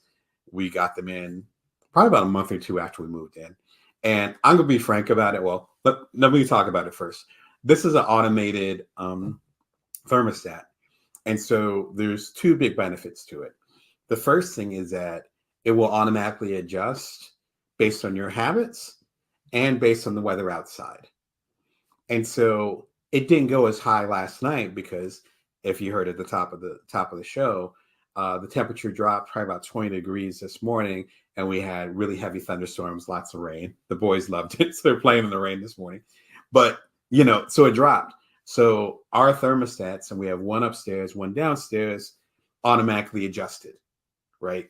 The second thing, though, which is killer, particularly if you live in like an extreme climate like the middle of the desert, like we do in Las Vegas, is that you can actually use your phone to remotely control it. And so if we're going on a trip, like a road trip, or we're going to see one of the in-laws or my folks or whatever, what we'll do is we'll be able to use a phone and say, all right, turn up the inside temperature to 85 degrees, which is really warm, right? 85 degrees, but we're not at home. And it's like, cool. So then, well, opposite of cool is hot. And so it'll adjust to it. But more importantly, when we're coming back home, maybe like 2-3 hours before we get home, they'll be like, all right, let's go ahead and turn on the air conditioning. And then we can turn it down to, say, 72, or we usually have it higher, but down to 72. So by the time we get here, it's not, a sauna. Because here in Las Vegas, I had some, my teenage years in Michigan, so sympathies to you because you're dealing with the other extreme. Here in Las Vegas, it can get to 117 degrees during the summer. I can say 117 because for the 3 summers we've been here, it's hit exactly 117, usually like June, July, just 117 for no reason. And it usually doesn't go to 120, but we'll see. But 117 is it. So you don't want to be coming after traveling for a week. You don't want to come home to that. The reason why I suggest the Nest thermostat is that it goes back to what Matthew Walker talks about, also what a lot of other scientists talk about, as far as temperature being essential to how well you sleep. The last thing I read, I don't know if it was in Matthew Walker's book, again, the aforementioned Why We Sleep, or if it was from some other content. It's probably a combination of a few of them.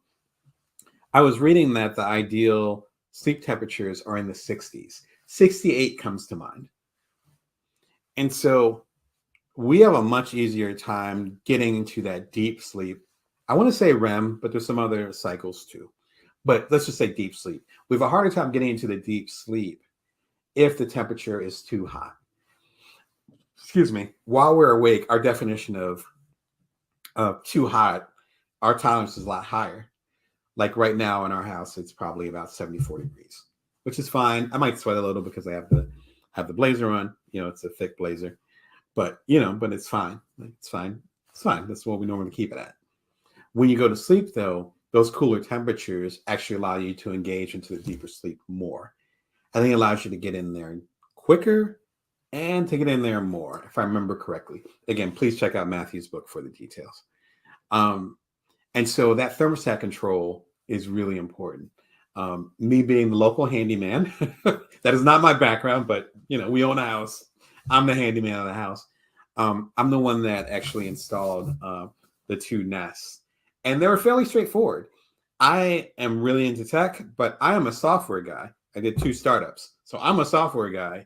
I'm not a hardware guy. But I was able to install it. I think the one that we did downstairs, which was my first one, probably took about an hour. So it took a minute. And then the one upstairs probably took 15 minutes because I knew what to do. And it was really straightforward. You take out your old thermostat. You own your own house. Please don't do this in an apartment or your mom's place.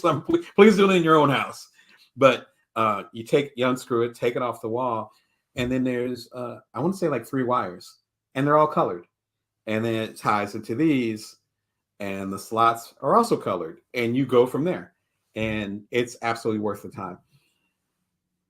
If you're in bed and you're trying to get cozy and it's too hot, or you get in bed and you forget and all that, or the opposite. Again, shout out to my folks in the Midwest. It's going to start getting cold there. For some of y'all, it's already cold, right? And you need to turn up the temperature and all that. You can do it from your phone.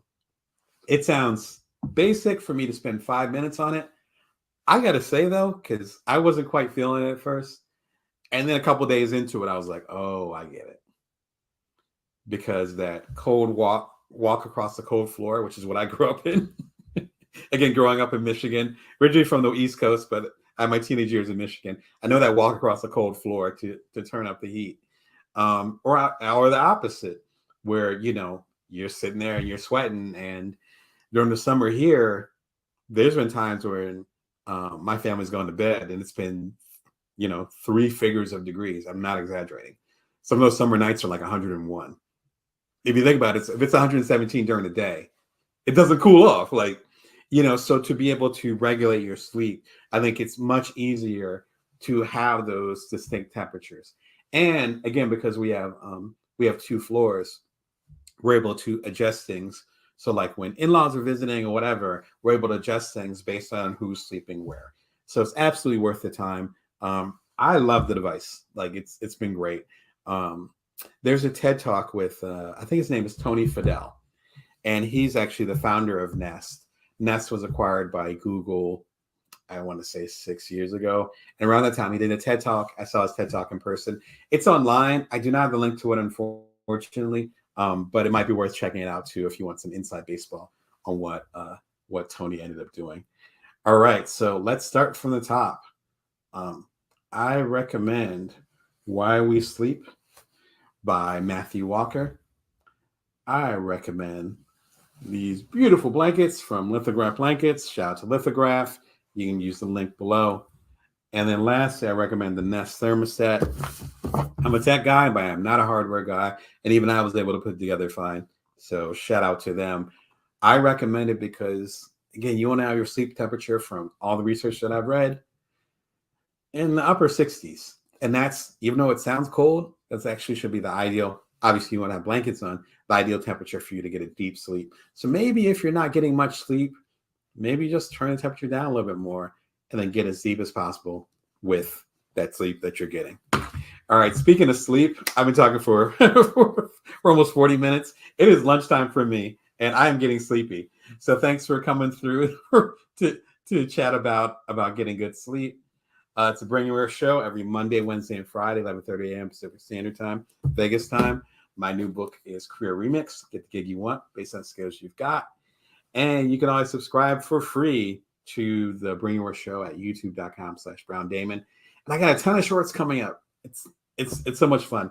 So some of the, again, the TikTok style 60-minute shorts. So even if you don't have a lot of time, speaking of not having time, be sure and check out the shorts. And then some of them are actually clips of the longer episodes of the show. So you might get some good enjoyment out of that. Until next time, remember that you can always bring your worth and you can always build from now. Take care. Hey, welcome to Bring Your Worth. My name is Damon Brown. Let me go and connect with y'all on Amazon Live real quick too. Give me 1 second. Always technology, right? But at least we're able to connect. There it is. 3, 2, 1. All right, beautiful.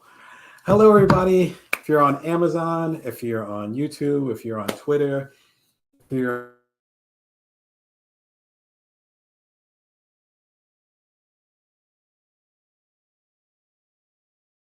my name is Damon Brown. This is the Bring Your Worth show. I'm coming to you every Monday, Wednesday, and Friday at 11:30 a.m. Pacific Standard Time, Vegas time. It's good to connect with y'all. Today is the 250th episode. I am geeked, depending on how you count today's episode or Friday's episode, but we'll explain that in a second. But I've been coming to y'all for almost 2 years now. It was the first day of winter in 2020. If you get my newsletter over at joindamon.me, you can get it for free. I talked about a little bit of my newsletter that comes every Wednesday morning. But it's hard to believe. Like, my kids are older. I'm older. You see the grays coming in. And time is actually passing, which is fantastic. As I've talked about recently, it's an amazing time to recognize time. And particularly with obviously the pandemic, which has been the overshadowing thing over the last 2.5 years. One of the reasons why I started this show was to connect with y'all, even though I wasn't going to be on the road. But also like the economic stuff, the climate change stuff, which is super scary and really intense. And with all the things going on, it's easy to be caught in the moment and not realize that time is passing. If you have little kids that you're taking care of and suddenly they're becoming big kids, if you have a spouse and you realize that both of you and them are changing, if you have any type of element, even as far as the outside world, and I'm based here in Las Vegas, but as you can probably tell, my sinuses are bothering me with the allergies. That shift means that we're in a different part of the year and a different time. So thanks for riding with me over the last 2 years, as I hope I've helped keep y'all's sanity. Y'all have definitely helped me keep mine as far as being able to connect with folks. I've been a TED speaker 4 times. I regularly go to the conferences. I regularly connect with y'all in person, even with my books, including the most recent one, Career Remix. You see it up in the corner over here. It's an opportunity for me to really build with y'all and help y'all with your startups, whether it's a side hustle, whether you're becoming a solopreneur, whether you're doing a little thing on the side with your day job. My job, in my opinion, not even my opinion, my philosophy is to build you up as much as possible. This show is part of that mission for me. So thanks for riding with me. I really appreciate it. If you're liking the content and you're new to the show, or you just tuning in and all that stuff, but you haven't subscribed, feel free to subscribe over at YouTube. It's youtube.com/BrownDamon, the Bring Your Worst show. Again, every Monday, Wednesday, and Friday, 11:30 a.m. Pacific Standard Time, Vegas time, for almost 2 years. So again, as I've kept you company, hopefully, as y'all have kept me company, hopefully I've kept you company. My words are mixed up today, so we're in for a wild ride.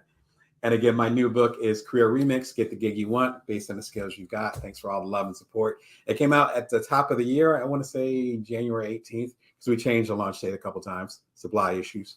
But thanks for all the support. The audiobook came out in March.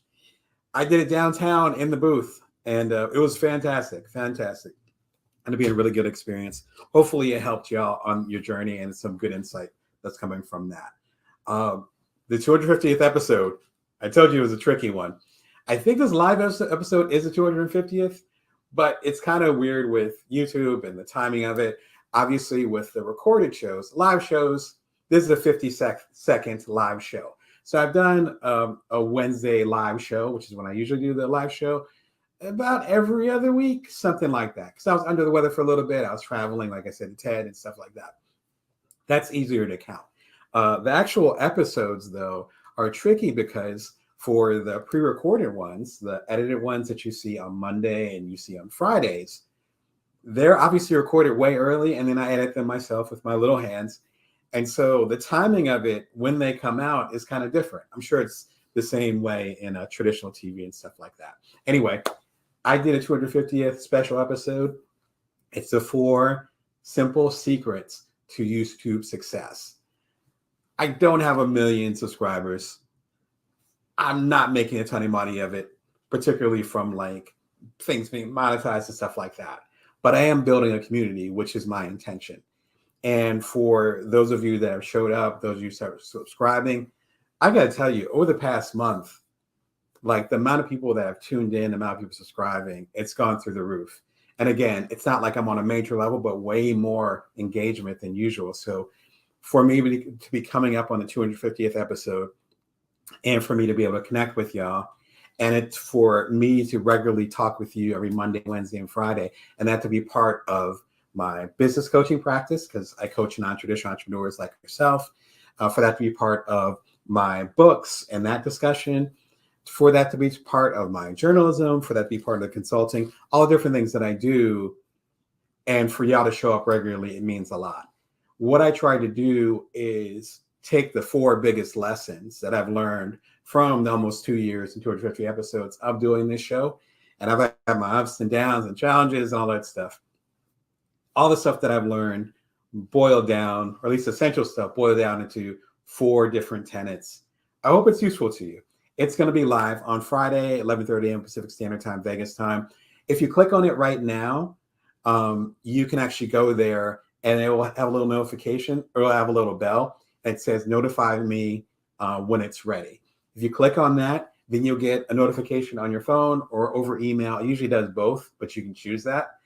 It'll give you a notification, again, this Friday, 11:30 a.m. Pacific Standard Time, this video is premiering. So come through, and I will be in the live chat too. So feel free to say hi. Anyway, if you're interested in doing any type of long form content when it comes to, I guess the word I'm looking for is, or words I'm looking for, a regularly scheduled content. where I come to you every Monday, Wednesday, and Friday. I come to y'all every week, right? If you're doing a podcast, and I know folks are doing podcasts, shout out to y'all. They're doing it every single day. The content I talk about in this 250th episode is for you. So if you want to look behind the scenes, learn more about it, figure out how you get on this path, go for it. One of the reasons why things have shot up recently too is because of the shorts. Y'all have been showing up, like literally tens of thousands of y'all have been coming through to watch the shorts I'm doing. If you missed the last couple episodes or you're not familiar, a YouTube short is similar to TikTok, where you have 60 seconds. It's really fast, hard hitting, and it's basic information. And some of my shorts feature like Jay-Z and Kevin Hart, who I featured on recent episodes, but it's actually the interview with them. And you're able to see where I got that source material as far as my coaching practice I talk about in the regular episodes, to the shorter version of even my more popular TED Talks. Taking those TED Talks and turning them into 30 seconds, 45 seconds. And then, of course, some of my TED Talks are like 15, 18 minutes. But you get an idea, you get the start of it, and then you see if you want to watch more of it. Y'all have been really showing up for that. What I learned recently, I thought you can only watch shorts on the phone, because if you're familiar with TikTok or Instagram Reels, but you can actually go ahead and watch it on your regular computer, your TV, wherever you get YouTube. I just learned this. Again, I'm always learning, or at least trying to. So, you know what I mean? It's always a process. Don't feel bad if you don't know everything. That's not the point. The point is to keep learning. If you click on youtube.com/BrownDamon, and depending on the platform you use it on your phone, obviously there'll be an area that says shorts. But if you're on your computer or even watching through your TV, we have a Roku device that actually has YouTube on it that's connected to our TV, our family TV.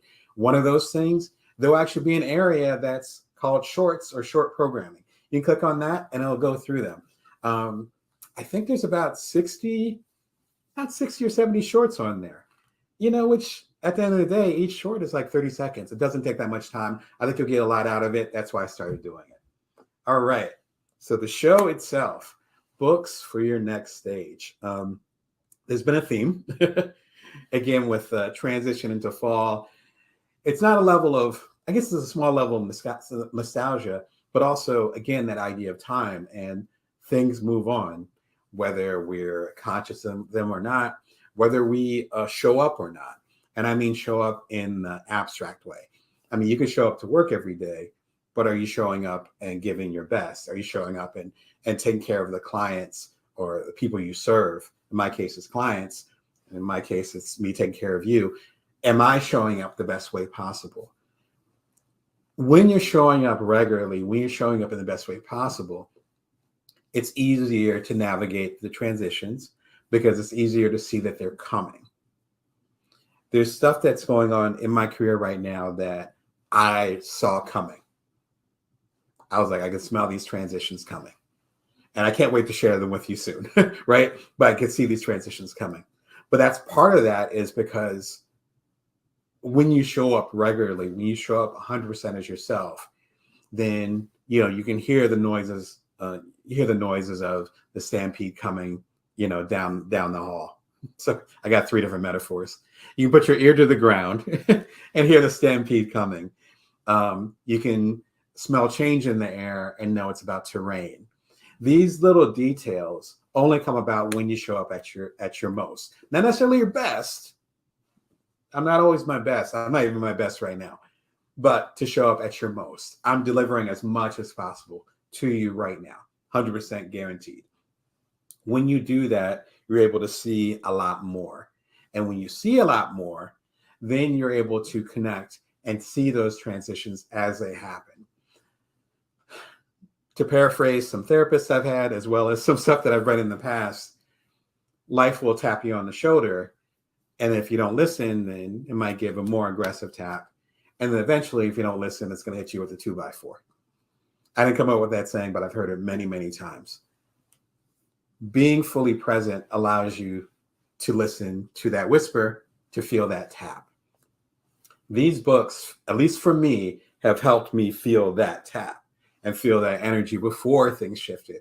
And so there's still stuff, frankly, that's going to knock you on your ass. That's just the way that life works. That's the way that careers work. I think I've had a very blessed career, and if I close my eyes, I can name at least a dozen times where I had the wind knocked out of me. That's kind of what happens when you get into the arena. The main thing that we want to do is to navigate that so that when we do get knocked down, we can rise stronger. Shout out to Brene. And we also can anticipate things so that maybe the impact won't be as much. You might be going through your own transitions. I have 2 little kids. They're going to be going to middle school soon. So my partner and I are seeing their transitions. So in some ways, even if you have older folks that you take care of, whatever, sometimes with life, you're able to see those transitions and it makes it a lot easier. I can point to my sons and be like, wow, you guys are taller this year than last year. Oh, those clothes don't fit anymore. How did that happen? I have some type of measurement. Sometimes that could be like a cheat code, and sometimes we still don't get the message.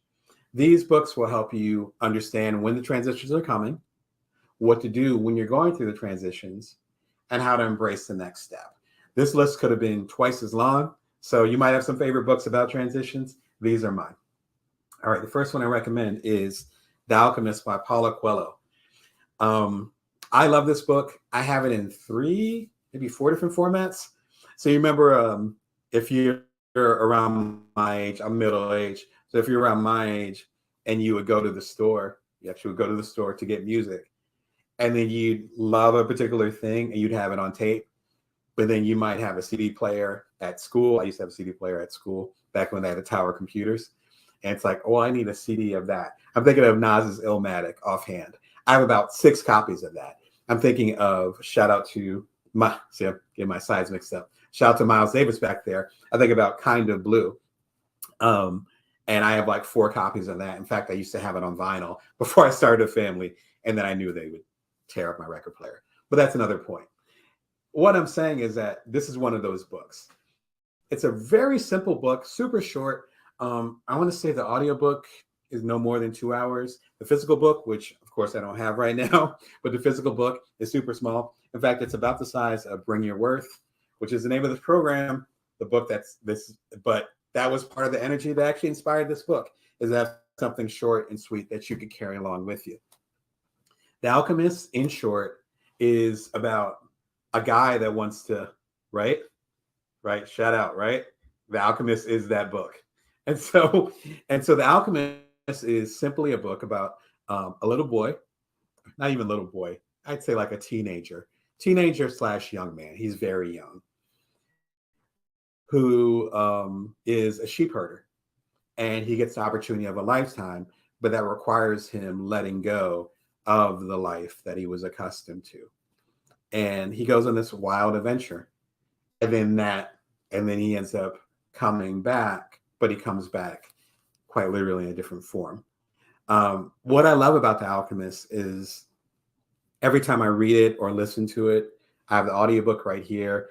The audiobook is actually done by Jeremy Irons, the famous British actor. It is fantastic. So if you like audiobooks, this is the one to get out of this whole list. And every time I listen to it or read it, I get something else out of it. In fact, I've quoted it in Bring Your Worth. I think I quoted it as well as in Career Remix, my latest book. But every time I read it, there's another part to the parable that I get. Again, it's fiction. What I'm getting from it right now, which is why I wanted to include it, is that you have to be willing to let go of your past to figure out where you're going to go next. But there is going to be a gap there. And that main gap, not to be too on the nose, is fear. That's the main gap. You have to traverse that gap. I talk about that a lot in Career Remix, as far as us remix our career, going in a different place, going in a different direction. But with all that said, there's a loss there. In any transition, there's a loss. Even if you became a proverbial millionaire right now, or a literal millionaire, but I'm talking about proverbially, but if you became a millionaire right now, and assuming you're not a millionaire right now, or assuming you're not even a 100,000aire right now, but you suddenly became a millionaire, even a billionaire of the Jeff Bezos level or Mackenzie Scott or what have you, there's a loss in that because you're used to a certain lifestyle. There's certain really cheap foods that I absolutely adore, right? But if I became a billionaire, then suddenly there's going to be different expectations. And maybe in the neighborhood I might end up moving to with my family or whatever, those foods might not be available. I might not have the same relationship with family members or friends because we're not in the same place. And so I talk about that in an upcoming episode about how to deal with financial windfalls and how to deal with financial droughts, which both of those things happen. Again, if you go to youtube.com/BrownDamon, one of those, I think on the drought, is going to be the Friday after next, which I believe is the 14th. So 14th October, I talk about how to get through a drought when you're independent. I've been a freelancer for decades now. When you're an independent freelancer, consultant, running your own business, how do you get through that drought?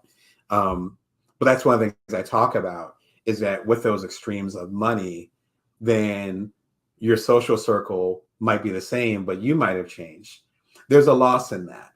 My whole point is that as we go through our transitions, whether good or bad, if you want to label them like that, it doesn't matter because you're still going through that transition. And for me right now, The Alchemist is about letting go and embracing that fear of the unknown. And that's what's speaking to me right now. I've had this book for, I want to say like 2 decades. I have like 5 copies of it. I listen to it or read it, say every other year. And I get something else out of it every single time. That's why I have a hard time encapsulating what it's about. It's an amazing parable and fantastic. Shout out to Paulo. Yeah, great stuff. A good episode of the Bring Your Worst show to check out as a companion to this is When Should I Quit Something? And it's actually from Jerry Seinfeld talking to Oprah. And that's actually, I recently turned this into a very short. So you're not going to get the whole gist from the short, but you might see it on the shorts calendar. It's gotten really popular. Thousands of y'all have viewed it, which is crazy.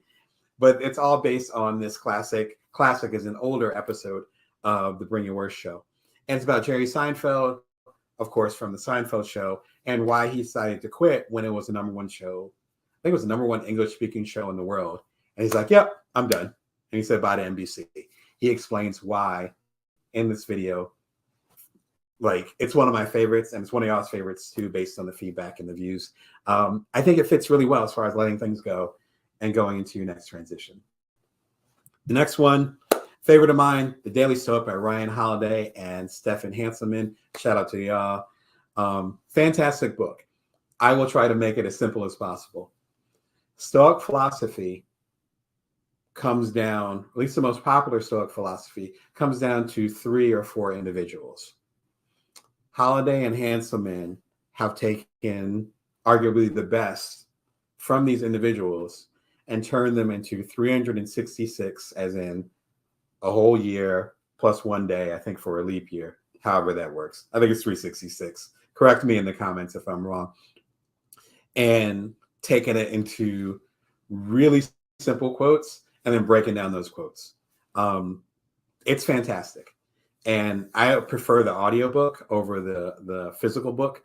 The audiobook has kept me warm for many years. I got into the Daily Stoic when I first became a dad, and I'm the primary caregiver. So my partner, my wife went back to work, and then here I am, with this beautiful baby boy and not knowing what the hell to do. And then I was also doing my first startup, and I was also writing as a journalist. And I think I was coming out with books at the time too. It was a mess. I'm going to be real about it. This kept me grounded. It works well over the course of a year. That wasn't enough for me. So I think within the first year, and actually of my child's life, he just turned 9 over the summer. So that gives you how long ago this was. I think over the course of that first year, it's 366 or whatever. I think I listened to the whole thing like twice. So some days where, if you don't know that story, I did my first startup called So Quotable at the same time that my wife went back to work. And I wake up at 3:15 in the morning. My son would wake up at 6 a.m. So that gave me, what would that be, 2 hours and 45 minutes to take care of business. And that was my work day. And then the rest of the day was, of course, with little man. My wife would come home. We'd have dinner, put him to sleep. We have a little bit of time to ourselves. I might be able to squeeze in just a little bit of work that evening. And then the same cycle would happen again. I did that for 2 years, including with the second startup I started called Cuddler, which became really popular and really was where I made my bones as an entrepreneur. And part of the reason why you're listening to this now is part of that whole wave that started when we ended up getting Cuddler acquired after we hit 250,000 users. But I talk about that in The Bites as Entrepreneur, which I made a bestseller. And I talk about the aftermath of that. It took me like 8 books. I've done eight books in the past 6 years. It took me 8 books to finally get to that inside energy and what that process was like in Career Remix. I have a whole chapter talking about selling the startup and that loss that came with it, because it was a loss, because that was part of my identity. Daily Stoic helped me get through that. Fantastic book. I recommend the audiobook of this as well. All the links, except for one of them, which I'll share with you, are audiobooks, because they are, the actors on here. I've done several audiobooks myself. Again, most recently Career Remix. Hats off to y'all. Like, the caliber is just fantastic. Reverse Clause, the biggest Stoic secret. I talk about my favorite chapter, which is in the Daily Stoic, about the reverse clause. I won't even get into it now. The video is super short. I want to say this is one of my shortest videos from the Bring Your Show. I want to say it's like 5, maybe 6 minutes long. Just watch it and you'll get insight from it. I think about this clause, especially, I had some rough moments earlier today. I was like, I need this clause. So I think about this clause almost every damn day. So this is serious. This is part of my toolbox. Out of the 366 that they talk about, this is the one for me. So I had to do an episode about it. There's another classic episode. I want to say classic is an old, like I said, I don't want to pretend like it's a great episode, but it is older. And I want to say it came out about 1.5 years ago. It's one of my first episodes. So check it out. And I hope it gets you to where you need to be. Again, it's the Bring Your Worst Show, coming to you every Monday, Wednesday, and Friday, 11:30 a.m. Pacific Standard Time, Vegas time. If you like what you're hearing, feel free to subscribe. It's free. And already got some episodes lined up well beyond this 250th episode. So you can go ahead and click the notification button. I think it's notification. I want to say there's a little bell on there. You click on there, and YouTube will say, do you want us to touch base with you when the episode's premiering? Click on that, and then you'll be there, and I'll be in the chat too during the premieres. I always forget to say that. So it's similar to this, except it'll be a recording of me, and that sounds like fun. All right. No Mud, No Lotus by Thich Nhat Hanh. He actually passed away, I want to say, in April, and Buddhist monk. He's probably in his 90s, probably approaching 100. He's so classic. Martin Luther King actually got inspired by him and met up with him when he was in the United States, because I think he was based in Tibet. When he came to the United States, and he chatted with Thich Nhat Hanh about how he could actually build up the civil rights movement. So this, we lost a legend this year. This is his most popular, and for my money, quite literally, his best book. It's really simple. The lotus plant is considered beautiful, but for it to grow, it needs to come out of mud. There's something in the enzymes or whatever. I'm no scientist, but there's something in the enzymes or whatever of the mud that allow the lotus to grow and be beautiful. And if you're familiar with Buddhist philosophy, if you're familiar with yoga, if you meditate like I do, as far as the more traditional, again, Buddhist style meditation, for lack of a better term, then when you sit cross-legged and you're posing, that's called the lotus pose. I'm assuming because you grow out like a lotus, right? Because the lotus has a beautiful, beautiful foliage that comes out and curves up, almost like Neptune's scepter, right, with the fork. It's beautiful, but it has to come from the mud. If there's no mud, there's no lotus. Simple as that, right? One of the best titles I've ever heard of a book. What he's saying, though, and once he gets to the book, you can kind of see where it's going. If there's no shit, then there's no sunshine. That's kind of the way it works. No rain, no rainbow. You literally cannot spell rainbow without rain. He talks about it. And there's another book, again, I got it around the same time, the same era a few years ago. Tiny book. I have it somewhere on my shelf, or it's actually my partner's copy that I have. So maybe she has it over there. But really tiny book, really simple. You can read it in the afternoon. I think the first time I read it, let me take that back. I thought I was going to read it in the afternoon and ended up taking a lot longer because I wanted to absorb every single piece of it. Fantastic book. Fantastic book. I don't think there's an audiobook available for it. I couldn't find it, but the physical book is fantastic. Actually quoted quite a bit in Build From Now. As soon as I can find Build From Now. Oh, there it is.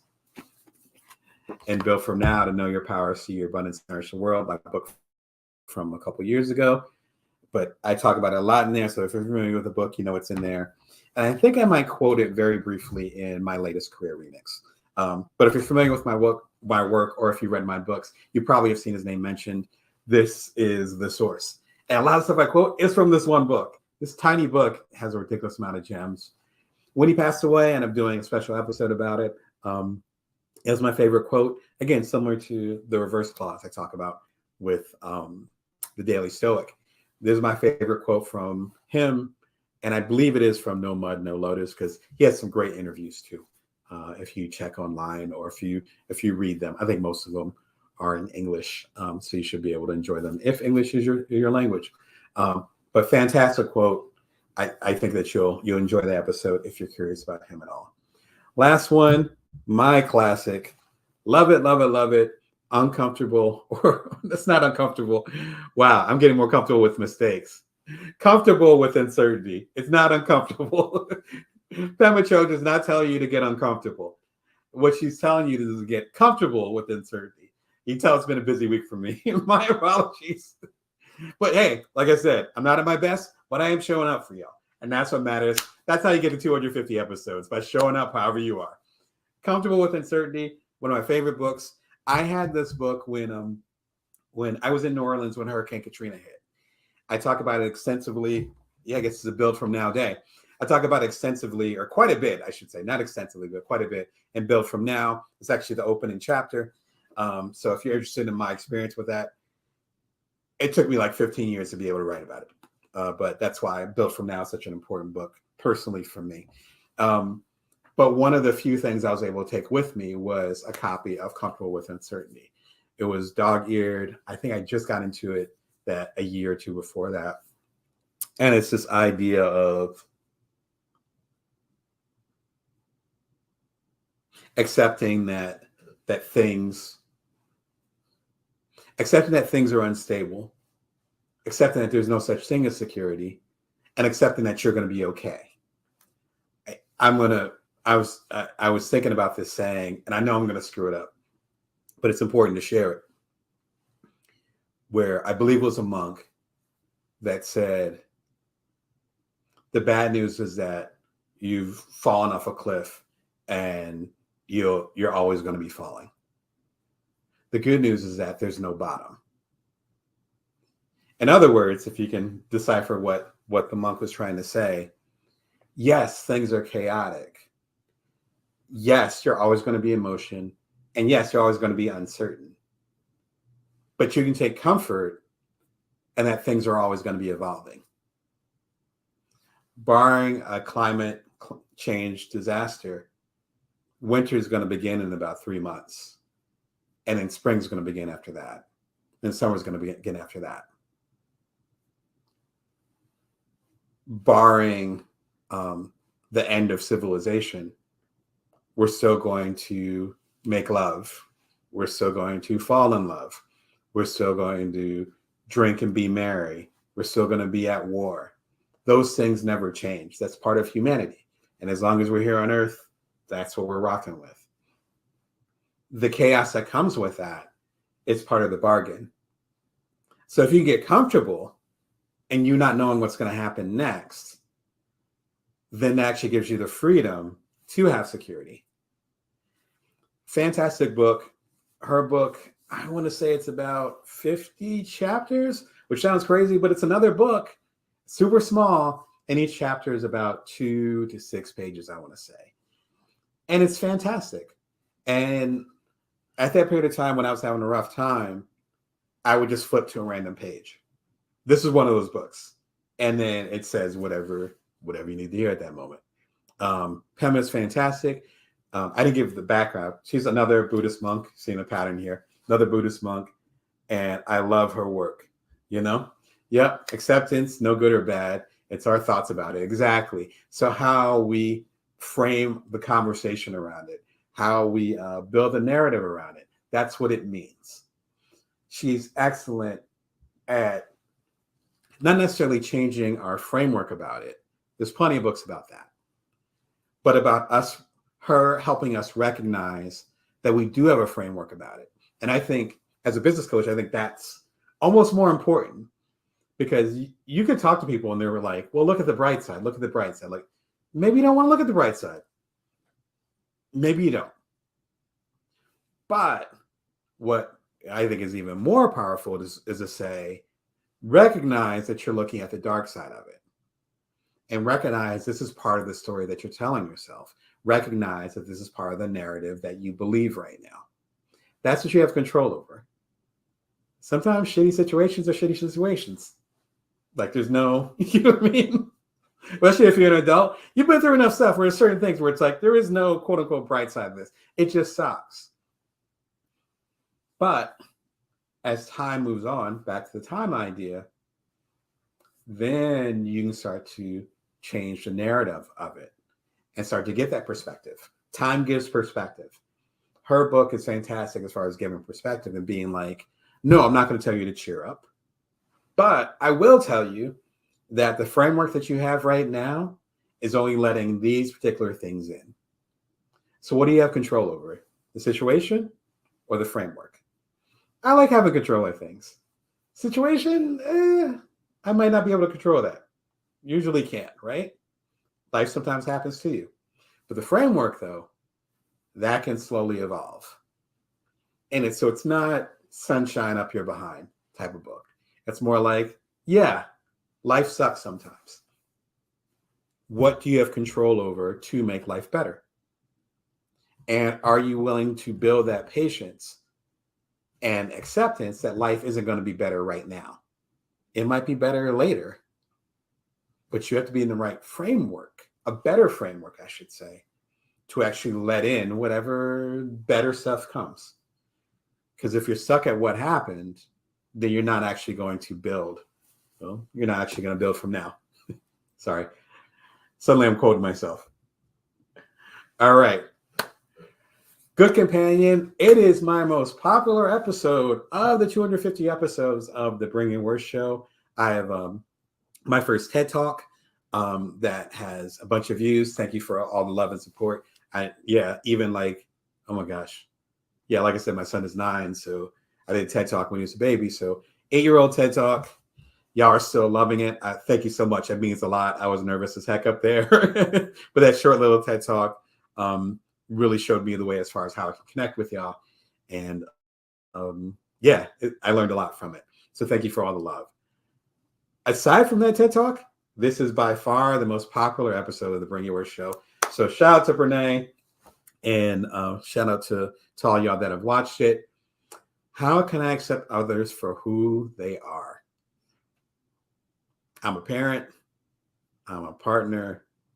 I'm a child, So I have parents. Luckily, all my parents are still around. So love y'all. And being like, so every day we read this chapter. Every day we play this song. Every day we do this dance as far as accepting other people or not accepting other people. Sometimes it's as black and white as that, but we have that dance. Brené's quote right here talks about that dance. And this is one of the reasons why I absolutely love her work. Short episode. I want to say it's about 7 minutes long. I bring up that it's my most popular episode, not just to celebrate the anniversary of this, the 250 episodes, but also to show that this is something that all of us are struggling with. It's not the most popular episode because, Brene is awesome, but it's not because Brene is great or that I'm great. It's because this is something that we're all dealing with. We deal with it every single day, particularly if we have a lot of interpersonal relationships, as I do. So, the parents, quote unquote above me. I have the the kids that are quote unquote below me. I have a partner that's beside me. I have a lot of business partnerships. I co-founded startups. I'm a consultant. So I'm working with other businesses. And so we're partnering in a way. You deal with this every single day. I don't care if it's a business context or a personal context. I think this applies to both of them. Please check out the episode if you haven't already. It falls right in line as far as with transition and dealing with the different stuff. All right. So from the top, I recommend, sorry, I can't see today. The Alchemist. It's the 25th anniversary edition that I'm recommending. I think it's up to 30 years old now. So yeah, it's like a little human. The Alchemist by Paulo Coelho. The Daily Stoic by Ryan Holiday and Stefan Hanselman. No Mud, No Lotus by Thich Nhat Hanh. And that's Comfortable, Not Uncomfortable with Uncertainty by Pema Chödrön. I hope it gets you through your transition. Thanks for celebrating with me for this 250th-ish episode. Be sure and check out the episode coming this Friday too, which talks about the things that I've learned over the past year and a half, 2 years with the 250 episodes, and hopefully give some of that game to y'all. And again, the new book is Career Remix. So I got like a Barnes and Noble over here. I got Career Remix. Get the gig you want based on skills you've got. Thanks for all the love and support. And you can watch the Bring Your Worst show for another 250 episodes every Monday, Wednesday, and Friday, 11:30 a.m. Pacific Standard Time. And you can subscribe for free. Until next time, remember that you can always bring your worth. You can always build from now. Take care. Hey, y'all. Good morning or afternoon, where you happen to be. My name is Damon Brown. You're watching the Bring Your Worst show every Monday, Wednesday, and Friday at 11:30 a.m. Pacific Standard Time, Vegas time. Let me connect with you guys on Amazon as well. Cool. All right. Welcome, Amazon folks. Welcome y'all in YouTube land over at the official Bring Your Worth stream over at youtube.com/Brown Damon. Welcome to y'all over at LinkedIn. Welcome to y'all. Check me out on Twitter or whatever platform you happen to be in. So happy to reconnect. I've been out of the loop because I went camping with my kids and all kinds of stuff going on the regular Wednesday show, but I'm happy to be back with y'all. Again, this is the Bring Your Worst show. I'm coming to you every Monday, Wednesday, and Friday, 11:30 a.m. Pacific Standard Time, Vegas time. If you're liking what you're hearing or direction that we're going, be sure to subscribe. It's for free at youtube.com/Brown Damon. Just click the link below. And my main thing is helping you as a side hustler, as a solopreneur, or as an underrepresented or a non-traditional entrepreneur. That means that you have a day job and you're creating stuff on the side. That means that you're like me, where you're building up these startups and trying to create great things, but you got little ones at home and you're trying to balance those things, being the primary caregiver of your little ones, or perhaps of your older or dependent people that you're looking out for.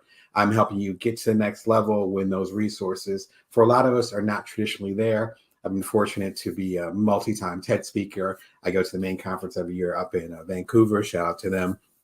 I've been a startup founder twice. The second one, called Cuddler, got really popular and it'd be the #1 app in America and, in fact, in the world. And we ended up selling it. At the same time, I was the primary caregiver of, at the time, my 1 to 2 year old. We actually sold the business right around the time my first son was turning 2.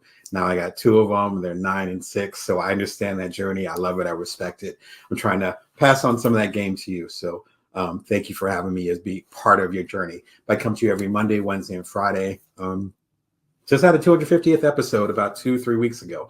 So we're turning around 300, and it'll be the 2-year anniversary of this show, December 22nd. So on whatever day the equinox falls on, the beginning of winter, it'll be 2 years. So it's 2 years around the corner.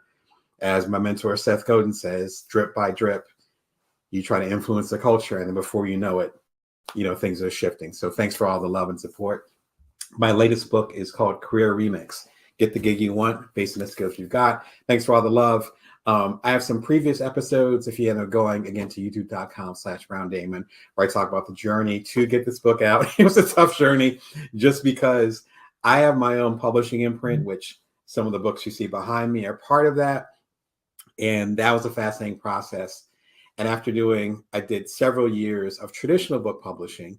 So the folks in New York, the folks in San Francisco, the folks in LA, a lot of traditional book deals. And then I left the traditional book business after having a couple bestsellers under my belt with that, started my own thing, had some other bestsellers, but they were my own brand. And then I ended up working with a publisher that I used to work with, Barnes & Noble. You might have heard of them, right? And we ended up collaborating on Career Remix because it's something that the people needed.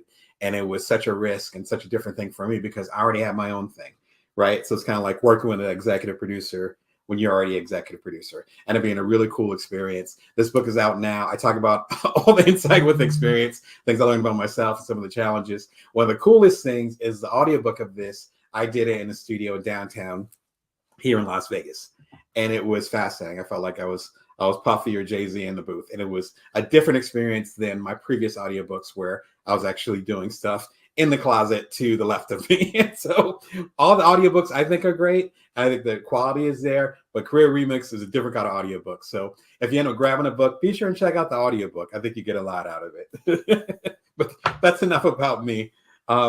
We have some interesting things we're going to talk about today. One of the things is the amount of shorts that are coming up with the Bring Your Worth channel. If you've been a fan for a little while, or if you've been following it, the shorts are basically like TikTok. So if you're familiar with TikTok, where they're 60 seconds or less, and they encapsulate ideally all the good stuff that you're talking about.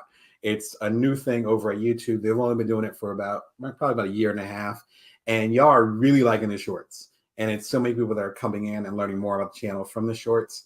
I'm taking these 5, 10, 20-minute, in some cases 30 or 40-minute episodes that I have with the Bring Your Worth show, again, every Monday, Wednesday, and Friday, and then putting them into 60-second or some cases 30-second snippets. Be sure and check it out. I think you'd enjoy it. I was mistaken before. I thought that the main way or the best way to watch it is actually on your phone, which works well, but you can actually just watch it if you go to youtube.com/BrownDamon.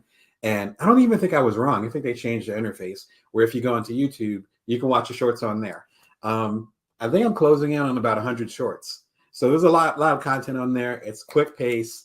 It's bite size. If your schedule is like me, where you don't necessarily have the time to sit down and watch, a 15, 20-minute episode, that is your thing. Be sure and check it out. You can also subscribe through there too if you want more content like that. And then YouTube will actually recommend other channels than the Bring Your Worth show that have content similar to mine. And you know who you are, so I appreciate your content as well. And if you want to connect more with me, I'm doing something really, really different. I end up collaborating, if I get my word out. I'm actually a decent collaborator, even though I can't say it. Collaborating with the UPS store, which if you're a small business owner like myself, you're always shipping stuff, you're always sending stuff, you're always receiving stuff, you got PO Box, blah, blah, blah. Those are the folks, you probably got one near you that represent that. I ended up collaborating with them and a couple other partners, and I did a series of videos about what the metaverse is. And the metaverse is kind of like that next stage, or a metaverse, I should say, but I'll get into that in the videos. But it's the next level of what we're doing right now, which is connecting via technology. This is the next level of that. Just like around the time I was in grad school, then the new thing was people talking about Facebook and people talking about what was going to be after MySpace. This has the same energy. And that was 20 years ago. I could feel it. It's like, this is the next direction that we're going in. Over in Decentraland, which is one of the metaverse areas, you can actually go to the UPS store and watch my latest videos. It is different. And I was so hyped when I ended up partnering with them and hearing about the opportunity. It was a lot of fun to do. It was great. It was a really good experience, as you can tell by the glowing on my face. Each of the videos is about 90 seconds long and kind of like a short. And it just gets right to the point as far as what's going on in that particular topic in regards to the metaverse, particularly with Decentraland. You can click on there. There's an article in Fast Company about it. Shout out to Fast Company and the people I know over there. And then that will give you guidance as far as how to get on there. But it's in a little virtual world, and it's very similar to what you're experiencing right now, except it's in the world, which is great. As you know, I'm all about impact, moving the culture, trying to connect as many people as possible. particularly connecting with, again, these non-traditional as well as underrepresented entrepreneurs, probably like yourself, giving you all the toolbox that I have, and maybe giving you other toolboxes, such as the books that we're going to highlight today, and helping y'all get to the next level. Speaking of today, hope to see you in the metaverse too. Speaking of that, so give a shout if you end up coming through. All right, so today we're talking about, excuse me, if I can talk today, the best emotional intelligence EQ books out now.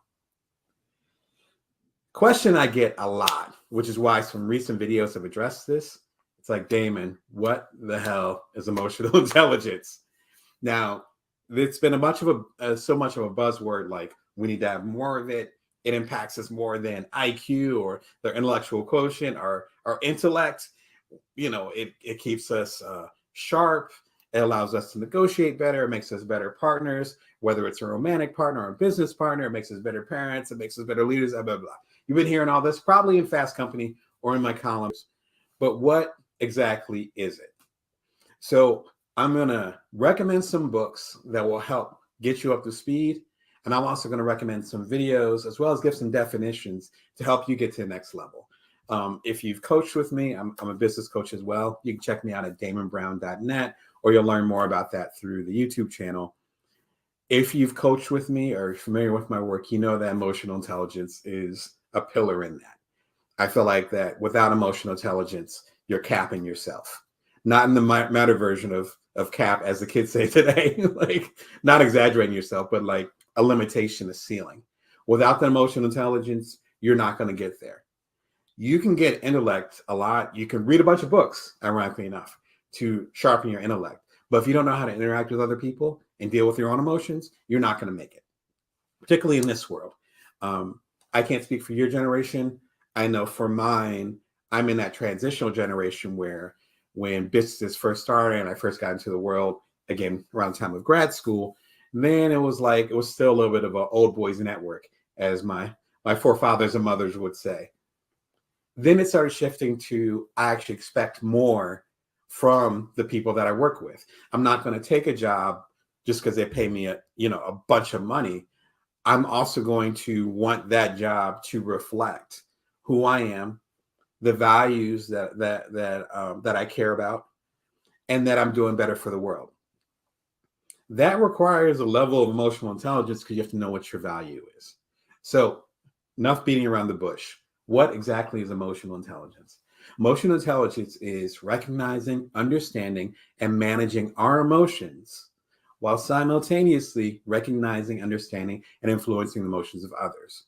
So recognizing, understanding, and managing our own emotions while recognizing, understanding, and influencing the emotions of others. Now, my interpretation of influencing isn't that you try to make people feel a certain way, but it's more like you understand where they're coming from. Well, we can break it down. You recognize where they're coming from. You understand as much as possible where they're coming from. And then you're able to explain to them what your point of view is. And perhaps influence becomes having a positive outcome. And it could be me talking with my kids, which my two kids were fighting this morning. So I had to use some type of emotional intelligence with them because I felt like saying, y'all need to be quiet. But that wasn't quite enough because they were having some issues and I had to help them sort it out. That required a level of emotional intelligence, even though it was super early in the morning and I didn't feel like dealing with that. Same thing with a business partner or romantic partner. There's a level that you have to not necessarily stay cool, but be at least semi-objective about how you feel, to be articulate enough, which means being calm enough to say what the heck you're feeling, and then to be receptive to whatever the other people in your world, the situation, the organization, the kids, what they're saying, and respect their POV. That's hard. Again, I just went through that this morning, like a few hours ago. It's early over here on the West Coast. So I just went through that this morning. And that's the process. That's what you sign up for. But if you want to be a good parent, if you want to be a good leader, if you want to be a good partner, then you need to work on this. And so it's key to understand what it means. And then next to understand how you can elevate yours. And as I talk about in some of the videos I'm going to recommend, it's a lifelong process. As I say in one of the videos, I teach this I help my coaching clients get there, and so I struggle with it, as my wife can attest. One good place to start, if you want to learn more about emotional intelligence, is to check out my playlist. I've been talking about emotional intelligence on the show for literally 2 years. We're approaching 2 years in like a few weeks, as I just said. There's a whole playlist dedicated to emotional intelligence. We have Brene Brown, who, as many of y'all know, is really into emotional intelligence, particularly the darker emotions that we don't want to deal with. She's created tools to help us deal with that. I talk about her on there. I talk about Oprah. I talk about Adam Grant. Shout out to Adam with his wonderful books. I talk about a lot of folks who are creating content, who are discussing emotional intelligence in a way that works for us. And this playlist includes most of the videos I talk about, that I'm going to talk about for the rest of the show. It also includes some interesting content that I think you're not going to find many other places. Again, I go to TED every year. I've had my own best-selling books. Luckily, I've been fortunate enough to be in the room with some of these people and talk with a lot of the people, including Brene Brown, in person and or online, directly one-on-one. So I'm trying to take that insight and share it with y'all from the interviews with Inc. Magazine, from the books, etc., from being in the room at TED. Hopefully that'll help you get to the next level. This will be a really good place to start. So if books are too much for you, which is okay, no judgment from me. Sometimes books are too much for me too. Check out the playlist. That'll give you quick insight. The average video on there is like 5, maybe 10 minutes. So if you got 5 or 10 minutes and you're hanging out with me, you can hang out with the videos. I want to say there's about a dozen videos on the playlist, maybe a little bit more. And a lot of them, again, are these recent videos that I talk about here. So I have a new video coming out on Friday that's going to be talking about EQ, and it's Become Self-Aware, How to Know Your Achilles Heel, Use this simple exercise. And it's about something called the Johari window. Now, the Johari window is this really simple psychological tool that will allow you to understand yourself better. If you understand yourself better and how you show up to other people, as they say in the different worlds, in the different psychological and sociological worlds, then you're able to better regulate and understand your own emotions and your own strengths with that. Like, that's such an important thing to understand. All right. So I'm going to go ahead and actually use a different type of tech tool. So hopefully this will work. So stay with me. So the first book that I'm going to recommend is Emotional Intelligence by Daniel Goleman. Let's see if we can get it going. Is it working? No, unfortunately, the app that I was going to use isn't going to work, but it might work for the next ones. Daniel Goleman is, as we say, the OG, the original gangster of emotional intelligence. Emotional intelligence began to be discussed back in the 50s. I want to say 1955. You can correct me in the comments. Around 1955, so well before I was around. And it was researchers realizing that your emotional quotient was actually there. And I would argue that before that, people didn't really know, where they're like, all right, well, I think emotions are important, but it's like, maybe emotions are important, but if you're really smart, then you should be able to go into any room. And, I spent time in Silicon Valley. I minored in engineering. We called it computing at Oakland University. Shout out to the Grizzlies that I went to for undergrad. So I understand the engineering world and the technology world. And when I was younger, I learned several different programming languages. For some folks, that's enough to say, okay, you're a genius, you're smart, come through. And particularly with Silicon Valley, remember, I was there probably 2008 to 2011. So I was there during the heyday of that, where it's like, yes, you're smart. Here's $250,000. Let's create the next Facebook. Or create Facebook, actually, if you think about that time period. And that was the 1950s. And then suddenly you had, wait a second, your emotions and how you deal with them matter. And you can be a genius, but if you have a temper tantrum, every time someone tells you that you're incorrect in your answer, you throw a telephone across the floor. I'm not making up stuff. These are real stories. Either I've experienced, I got some stories. Either experience things I've experienced or that other people that I've mentored or who have mentored me have told me about. Geniuses that cannot get their stuff together.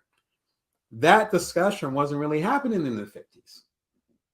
It was just like, oh, you're smart, you're aggressive, because, it was like the madman period. You're aggressive, come on through. This shifted that. It was the beginning of a shift. Maybe people weren't ready to hear that, but it came out. Goldman, which I want to say mid 90s. Again, you can correct me in the comments. Excuse me. but his book brought it to the masses and said emotional intelligence is actually quantifiable. It is quantifiable. Here's emotional intelligence, is what it means. So it took 3-4 decades, something like that. So it came out in the 80s. I'm guessing again, mid 90s. Blew the hinges off of everything. And my mentors, you know who you are. Thank you for watching and listening and supporting me over the years. Like, I was schooled on this book and learned about this book when I was, I don't know, before grad school. We'll leave it at that. So learning about this is really important. This is the first book that actually tackled it. It's been a bestseller for a gazillion years for a reason. There's a 2.0 version of it, which I think is by his son. I might be able to please correct me in the comments again. Excuse me if I'm wrong with that, but there's a 2.0 version. This is the OG version. Highly recommend it. Even if you just skim it or look at the beginning or, get the highlights of it, you want it on your shelf if you want to understand EQ. I actually have a video that I did recently about how is EQ different than IQ, similar to the definition I just gave, except it's much deeper. This will be, again, a good place to start. If you end up going back to the Better Emotional Intelligence playlist, this is the beginning of the playlist. So if you want to mess with the YouTube channel and you want to learn more about this, just click on the link there. It's right here. It'll be below if you're watching this on any of the major channels. Click on that, and then it begins with how is EQ different than IQ, and I break it down. And yeah, hopefully that'll help you get to the next level. But be sure and check out Daniel Goldman's book. You probably get it, grab it, use. Heck, maybe one of your mentors, somebody that's an OG to you, already has it on their shelf. Like, it's that kind of book. It's a cornerstone, as we say. The next book I would recommend. Oh, we're gonna. I tried it. Oh, it's not working. I had all kinds of fancy stuff planned for y'all today, but it's not working. It's okay. Technology wants me to keep it simple. We actually have Rising Strong by Brene Brown. I have a ton of Brene Brown related content on my website. It's some of my most popular videos, so I know y'all love discussing her and her work. Quick summary: Brene Brown talks about guilt and shame. Doesn't sound like fun, but they're the cornerstone of EQ. Because if you feel guilty about something, which means like you feel like you should be doing something but you're not, that might come across in how you show up to other people. If you feel shame, which shame is that you feel like you're being judged. Not that you are being judged, but you feel like you're being judged based on what you're doing or not doing, then that's absolutely going to come across in how you interact with other people. I remember I had an interaction with someone over the last couple of weeks, and it was, I wouldn't say it was negative, but they were throwing a lot of stuff at me. And it took a little while for me to be patient and to cut through that. And come to find out there was this bundle, almost like this. You think of nerves. Nerves are just bundles, right? Nerves are just bundles. But imagine those bundles all tied up. And nerves are sensitive. And it might come off as anger. It might come off as condescension. It might come off as arrogance. And then as we talked more, then it started to unbundle and ended up being tied up in all these insecurities based on whatever they felt as though they should have been doing or they weren't doing, whatever. That was, as my mentors say, that was their stuff. That wasn't my stuff. And luckily I knew myself well enough, and I love the work that I do as a coach, and we're helping people get through whatever they need to get through, is that I was able to stay steadfast. But that's what I mean by why guilt and shame and those powerful, in some cases, nasty emotions, what we call nasty, it's important for us to recognize what they are. I feel guilt and shame right now based on things that I should be doing or shouldn't be doing. But because I recognize those things, number one, I can be motivated to do something about it, which isn't at the point. But I also can move forward as far as knowing when those emotions come up, when I'm triggered by the actions of others or in certain situations. And sometimes I'll just have to take a breath and be like, wow, I'm ready to like lash out or be angry about this, whatever. But this has nothing to do with them. This has nothing to do with the situation. This is just my stuff. And sometimes it's just your stuff. And that's okay.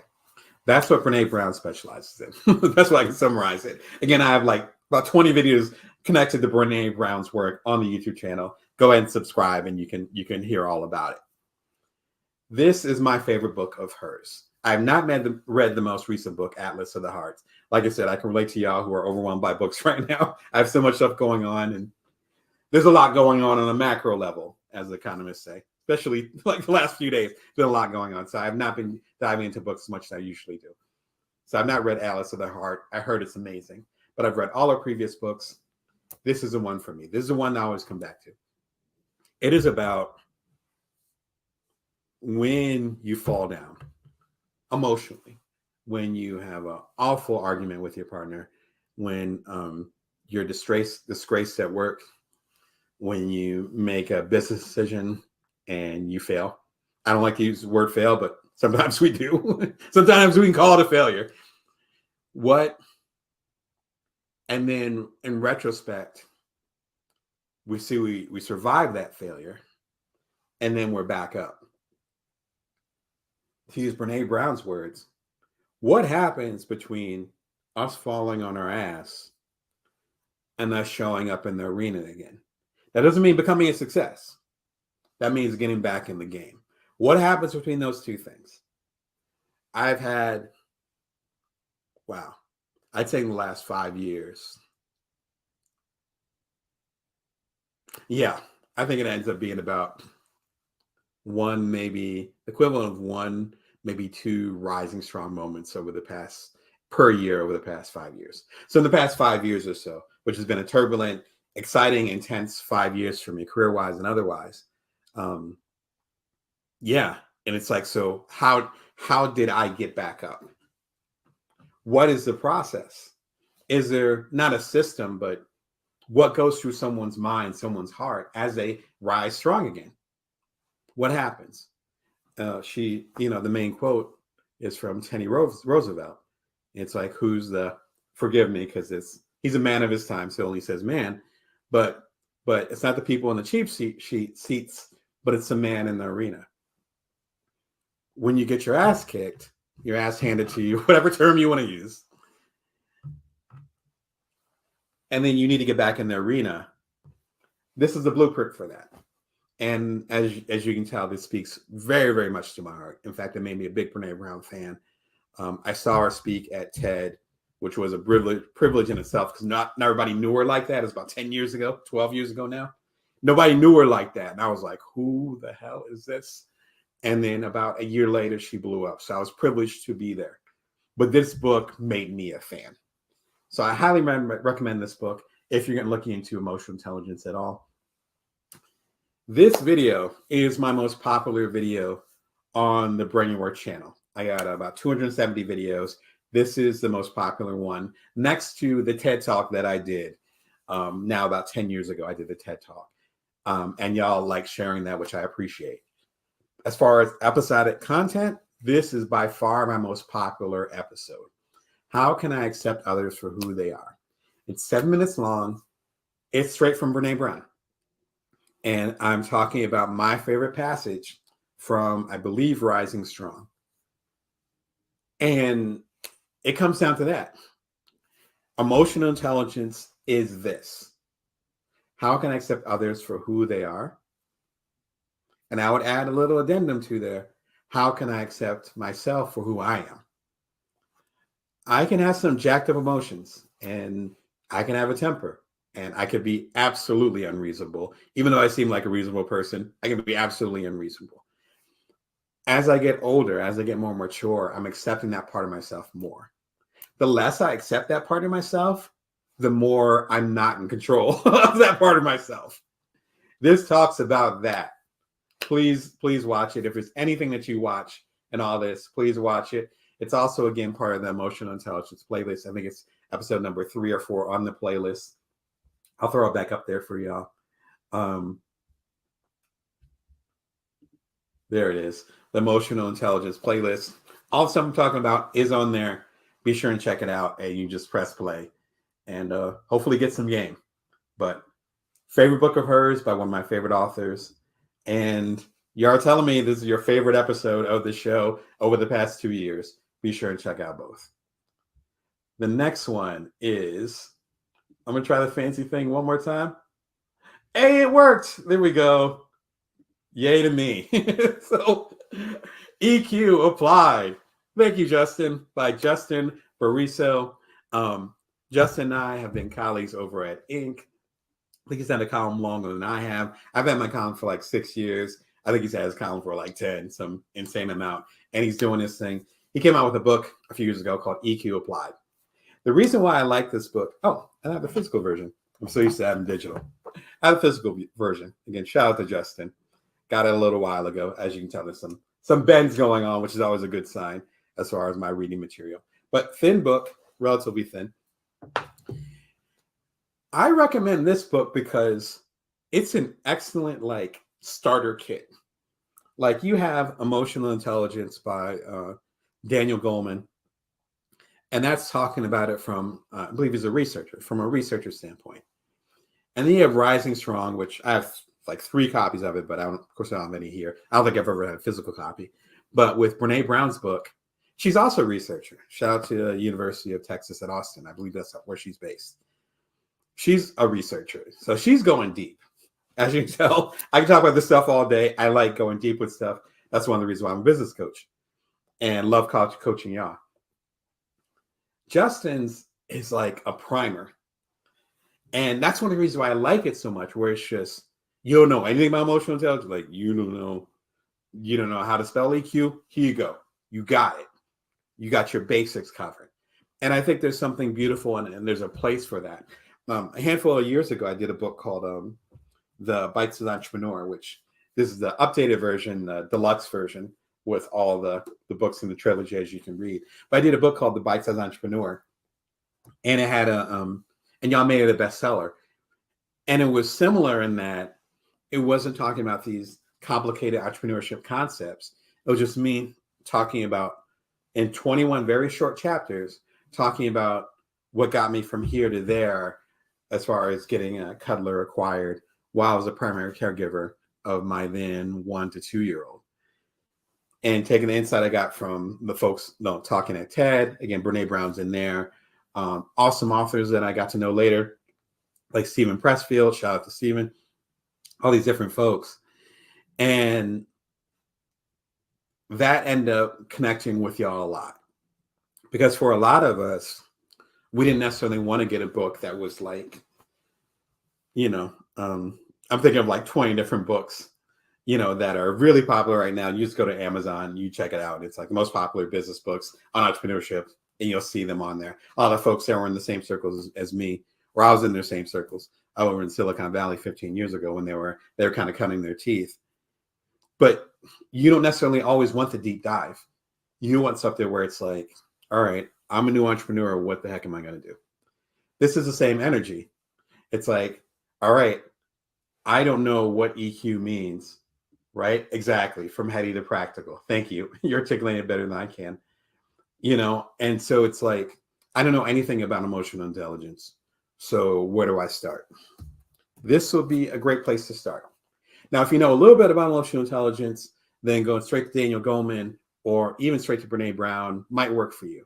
If you're like, Damon, there's a lot going on here, EQ Applied is a spot. Shout out to Justin. I wish you all the success with the book. It's been out for a year or two. I think it's doing well. So shout out to you. I hope you're doing well as well. And again, a great aperitif, aperitif, or I don't know, dessert. If you want to eat it before or after, who cares? A great pairing with this would, again, be an emotional intelligence playlist. Be sure to check that out. Another one I would recommend. Sorry, I'm cracking myself up today. Another one I would recommend. Oh, cool. The logos are working. Another one I'd recommend is Sparked by Jonathan Fields. Shout out, Jonathan. Hope you're doing wonderful. His book came out probably about a year and a half ago. I think it was early last year. His book is fascinating, where it reminds me a lot of my book, Build From Now, where he has his own tool to help you understand how you appear in the world and how you function in your inner world as well. At least it's the way I interpret it. Jonathan Fields is a longtime business coach. He's had a podcast called the Good Life Podcast for, wow, I remember hearing about him before podcasts were even popular. He's been doing that. He's a former lawyer. He's a former yoga instructor, like just a fascinating life. And when I got a chance to talk with him, and I'll be sure and put up the interview in a second, when I had a chance to talk with him, after listening to and watching his stuff for all the years, you can see the blend of all the different disciplines. And I think that's so important to understand and recognize. Before I get into Spark, it's also important to understand Jonathan, where one of the things I talk about with my coaching clients, a lot of y'all that come to me that are trying to figure things out, it's because you're making a pivot from one profession to another, or you're trying to take your career to the next level. You're in a transition. That's what I'm trying to say. You want more, or you want different. And the first thing that I always try to share, whether it's the tools that I give or the conversations that we have, is that there's never a wasted moment. So my time that I spent working as an astrologist, and that's how I made a living for a short period of time, because I was writing horoscopes for some of the major websites that you probably heard of. When I was beginning as a freelance journalist, that was the main way that I made a living, and that's how I was able to pay my rent over in Chicago. Understanding psychology, understanding the motions of things, understanding that everything has a season, a lot of that energy is similar to astrology or to writing horoscopes. So there's a period of time that this fits, and you're not going to go in this direction when the wind is going that way. It's helped me be a better parent. It's helped me be a better partner. It's helped me be a better, hopefully, coach. So I'm helping y'all understand the seasons of your life. And you don't go left when the wind is going right. Instead, you find a gentle way to build things to where you need to go. As my book before last talks about how you build from now. I love Jonathan's work because he's pulling on all those different things. Nothing is wasted. You can tell it in his writing. You can tell it in his conversations. With the interview, the 2-part interview I had with him, again, I'll give a link in a second. You can see the thoughtfulness in that. But that comes from those X amount of years of experience as a yoga instructor and as a leader, as a lawyer, etc. All that stuff comes together into this one person. Sparked is a reflection of that, where it ends up being that all the parts that you have, all your experience, even the shitty ones, actually add up to be you. And some of that wisdom that you take for granted right now, you wouldn't have gotten it without going through some of that mud or some of the other challenges. His tool, I think you could call it an assessment tool, breaks people down into 2 different types of energies. And I call them energies, but type kind of archetypes might be better. I use the word energy a lot, but archetypes. And based on those archetypes, then you see how you show up in the world. And again, in my words, how your inner world shows up as well. So how you show up in the world and how you feel about yourself and how you process things inside. Fascinating book, really cool. I got my 2 archetypes. They were on the money. It was a little bit scary. And the quiz itself, I think it's free. It was free when the book launched a year and a half ago or so. I think it's still free. The link is going to be in the next thing I'm going to show you. And I think the quiz took me like 15 minutes, so it's worth your time. To learn more about Jonathan, be sure and check out part 1 of our 2-part interview. Both parts are in there, but there's just a link to, I believe, the first part of the interview. Satisfaction Spectrum, Jonathan Fields, Sparketype. So he talks about something called the Satisfaction Spectrum, which has to do with as a business coach, I love this part. And you can see us getting into it in a good way as far as talking about the Satisfaction Spectrum, as far as as it says, the satisfaction you get from the work that you do. That doesn't mean money. That doesn't mean like clout, as folks say nowadays, or getting your ego stroked and being proud. It has to do with satisfaction of the work that you do, not based on recognition or money or resources. It's like, no, this is my jam, right? This is what I do. I would, back to the old adage, I would do this for free. You're not going to do it for free. I can't say that as a coach. Don't do it for free. But you would do it for free. And we talk about the spectrum. And it's about a 10-minute conversation as part of it, maybe 15. Definitely check it out if you want to learn more about Jonathan. And please check out his book. It's a fascinating book. Excuse me. The last book I would recommend, one of my favorites, is Thich Nhat Hanh's No Mud, No Lotus. If you've been a regular watcher of the show, you know I'm a big fan of this book. Tiniest book in the world. Reminds me of some of my earlier books. And it is a banger. I was going to say every other page. No, every page is like fire. Fantastic book. The concept behind the book, really simple. According to him, as well as other folks that are familiar with the lotus plants, which are those beautiful plants. We talk about the lotus position in yoga, or I'm more familiar with Buddhism. In Buddhism, where you're sitting with your legs crossed and your hands open, that's the lotus. The lotus plant looks like that, where it's you've seen pictures of it online probably, where it's greenish tint and it's flowing out. But if you look carefully at the pictures of it, unless it's heavily photoshopped, it's sitting like in mud or some mucky water. That's where the lotus plant grows, or lotus flower grows. No mud, which means the nasty stuff. No lotus, which means the stuff that we like, the beauty. Without the rough stuff, there is no beauty. It's the yin and the yang, right? Negative, positive, all those things are connected. Thich Nhat Hanh is actually one of the people that schooled Martin Luther King Jr. MLK Jr. came to him while he was working on the civil rights movement and the things that were going on in Selma and so forth. That whole era in the 50s and 60s, he went over there, connected with Thich Nhat Hanh, who originally from Tibet, became a refugee, same period of time as the Dalai Lama. I think he might actually have been older than the Dalai Lama. Same era where, he ended up being exiled, and he gave him game, as we say. And Martin Luther King Jr. came back here and started the peaceful protests. Like, so he's the OG, my favorite word today. He's the OG of some of those things that really influenced directly, as an African American, directly influenced my life. So it's humbling to see his work directly, which is fantastic.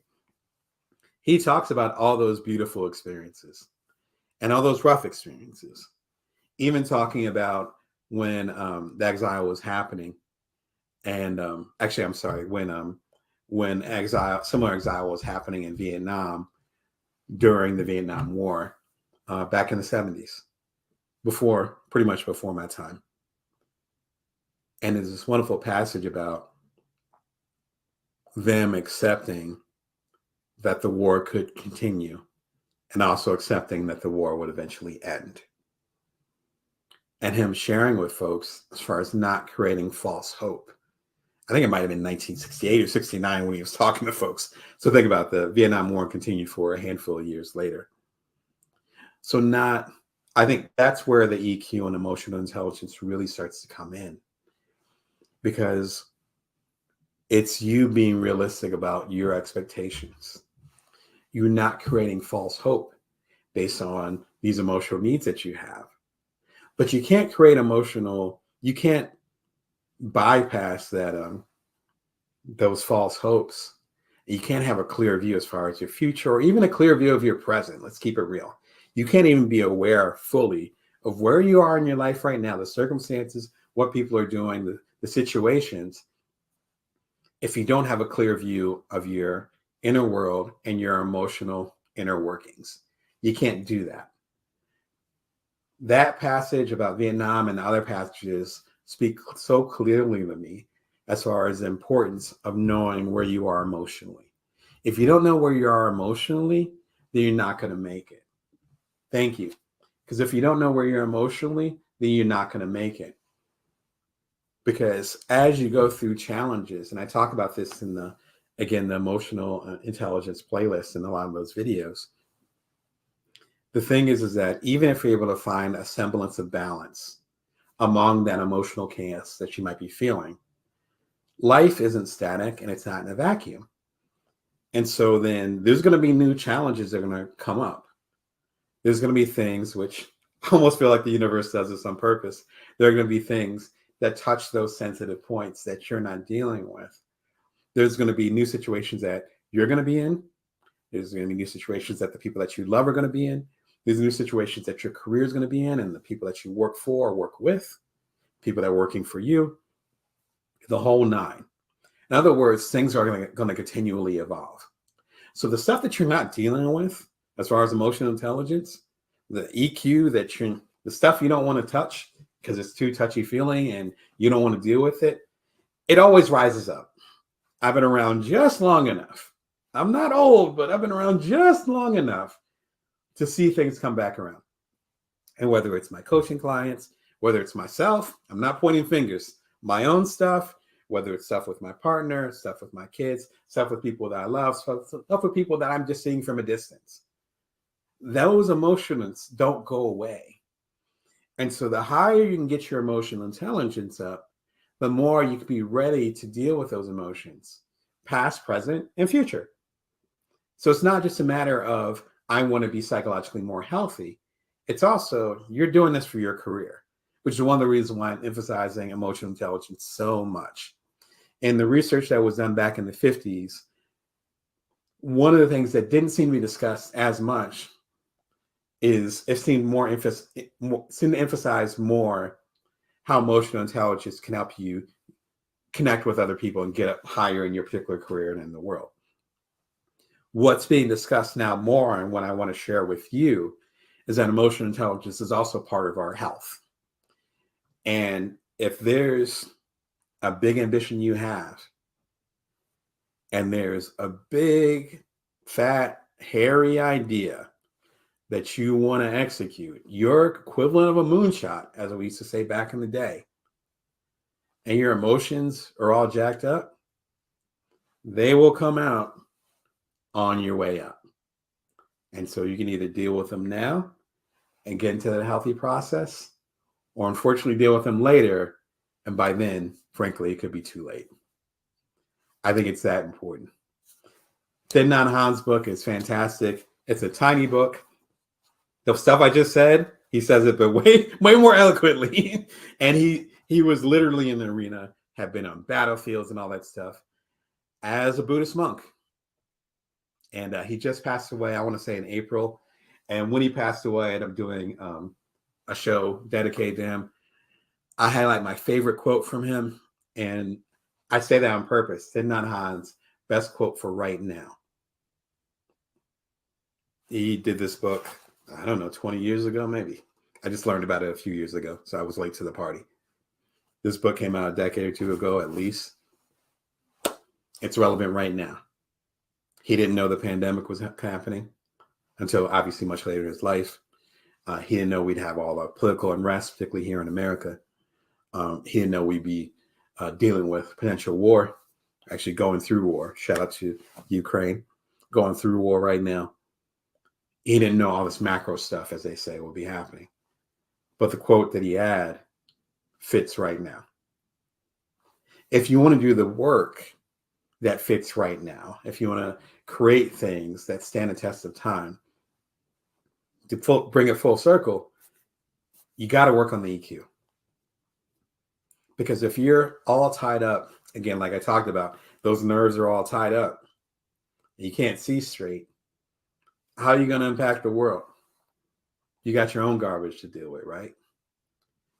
Again, I am not clean. I got my own issues, again, as my partner and my loved ones can attest to. And at the same time, I know I'm doing my very best to raise my EQ to the point where I can serve you, the very best way that I can. And yes, the Stockdale paradox, be able to look under the rock. If you're not looking under the rock, that doesn't make it disappear. It just doesn't. So from the top, recommended books. Let's see if I can read my own handwriting here. All right. Emotional Intelligence by Daniel Goleman, the OG of this fascinating book, and just have it on your shelf and pull on it as you need it. Rising Strong, my favorite book from, I would say, my favorite author right now. And she gets deep. So if you're ready to go deep, it's a good place to start. Very approachable writing, but she's kind of like me. She just kind of gets to the point. If you're ready to have that deep conversation, Brene Brown's that person. EQ Applied by Justin Bariso. Shout out to Justin. A really good starter kit, as we used to say back in the day, as far as if you want to learn more about EQ. Sparked by Jonathan Fields. Well, I got all these books up here. I'm not even showing them. Sorry, Justin. EQ Applied, as well as Sparked by Jonathan Fields. A good way to understand your inner workings. And he has a great quiz on there that I think is really good. And lastly, No Mud, No Lotus by Thich Nhat Hanh. The late Thich Nhat Hanh, rest in peace wherever you are. He passed away in April. Buddhist monk. Fantastic book.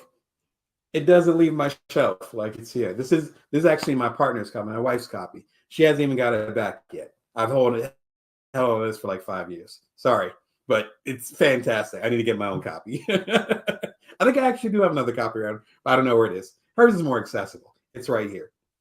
Don't leave home without it. Fantastic book. Again, to go back to the top, if you missed the top, my new book is Career Remix, Get the Gig You Want, based on skills you've got. As I talked about at the beginning of the show, the audiobook is different.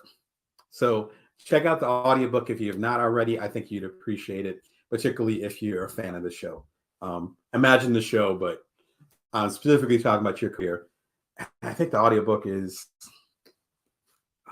maybe 5 hours, something like that. So imagine a deep dive. Speaking of deep dives with Dr. Brown, Dr. Brene Brown. My shorts, be sure and check those out because they're a really quick hit, 30 seconds or so each. I think you'll get a lot out of it. I think you enjoy it. And you can see me over in Decentraland, one of the metaverses. Your boy's in the metaverse now, working with the UPS store. And I have a series of videos where I'm talking about the metaverse and how you can take advantage of it as a small or medium-sized business owner, as well as an entrepreneur. And lastly, be sure and check out the best emotion. Oh, I'm sorry. I'm tripping today. The Better Emotional Intelligence playlist. All the stuff I'm talking about today, all those videos are on there. I think you get a lot out of it. I think you'd enjoy it. Anyway, until next time, much love. Remember that you can always bring your worth, and you can always build from now. Take care of yourselves. Hey, this is Damon Brown. You're watching Bring Your Worth. I come to you every Monday, Wednesday, and Friday, 11:30 a.m. Pacific Standard Time, Vegas time. Thank you for coming through. Let me go and get you guys settled on Amazon as well. All right. Welcome, Amazon customers. Welcome, y'all that are on Twitter, on LinkedIn, on YouTube, where the YouTube channel is.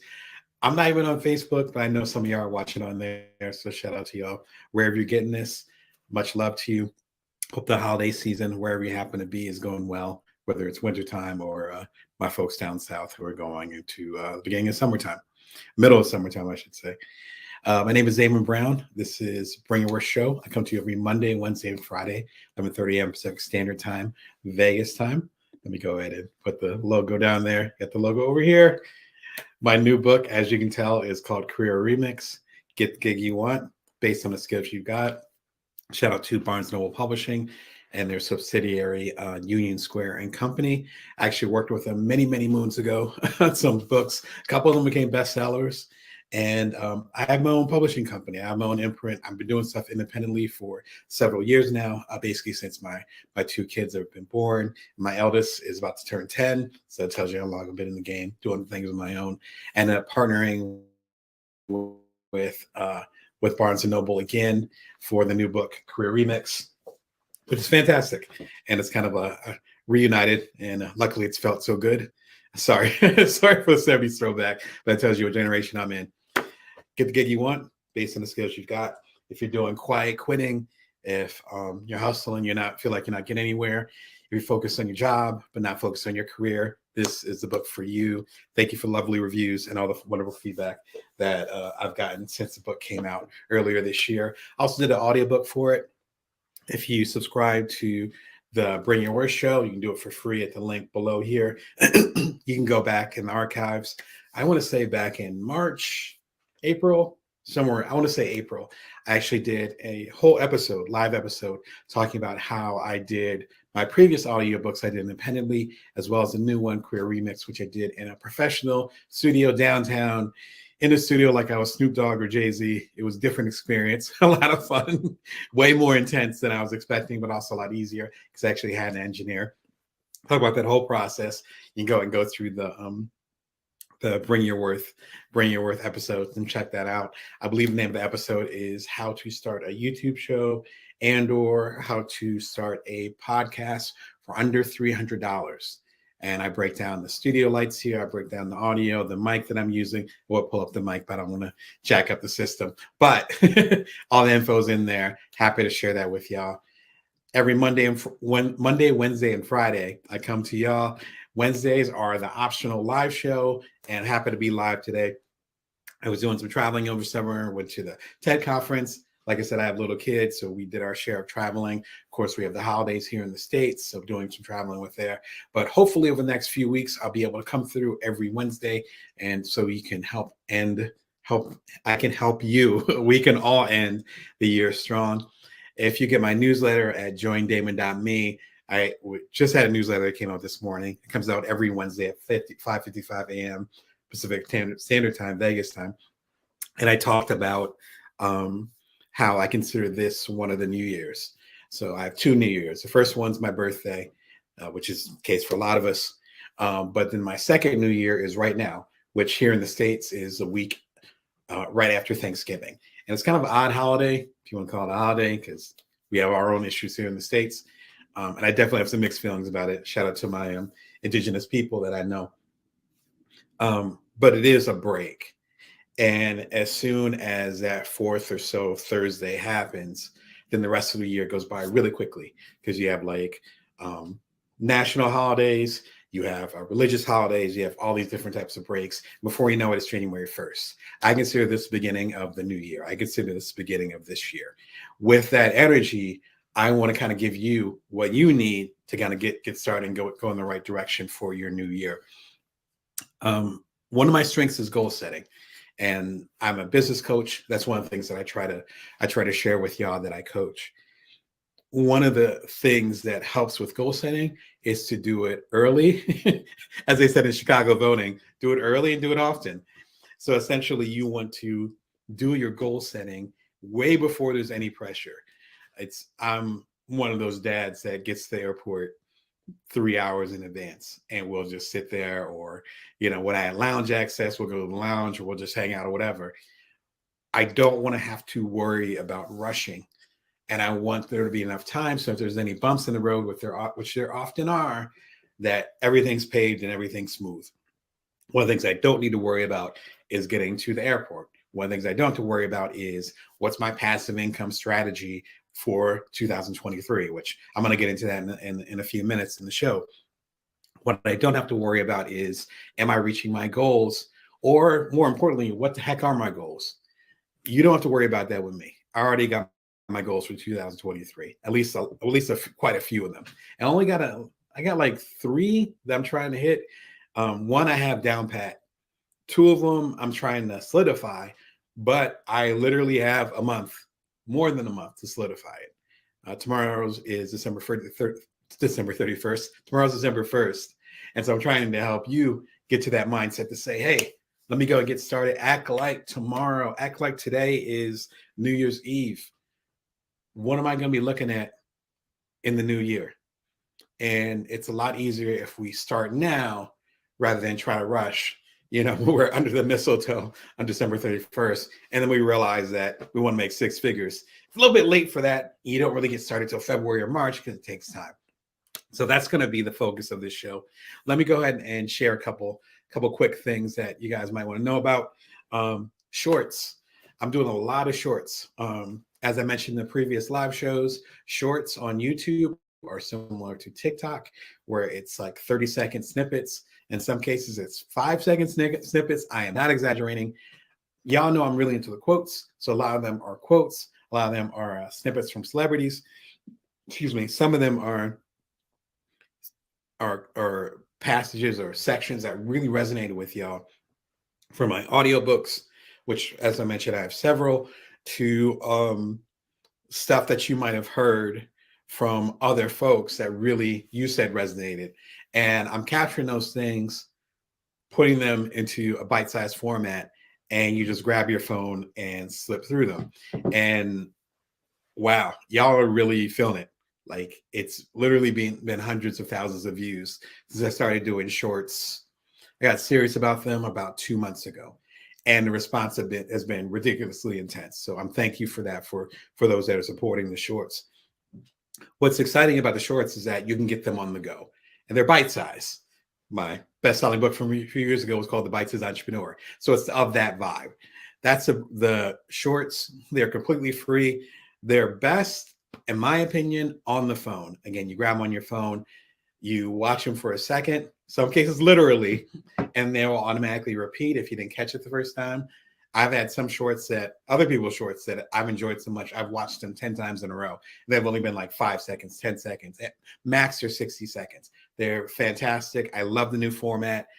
I do keynotes. I've done 4 TED Talks. I can hold a stage for a little while. This has forced me to get more narrow and more defined with my speaking. So I'm not doing 15 minutes, 30 minutes, hour. In some cases, I've done 2 hours of talking. No, this is 5 seconds. This is 10 seconds. So it's been a fantastic exercise for me personally, as far as serving y'all, but in a completely different format.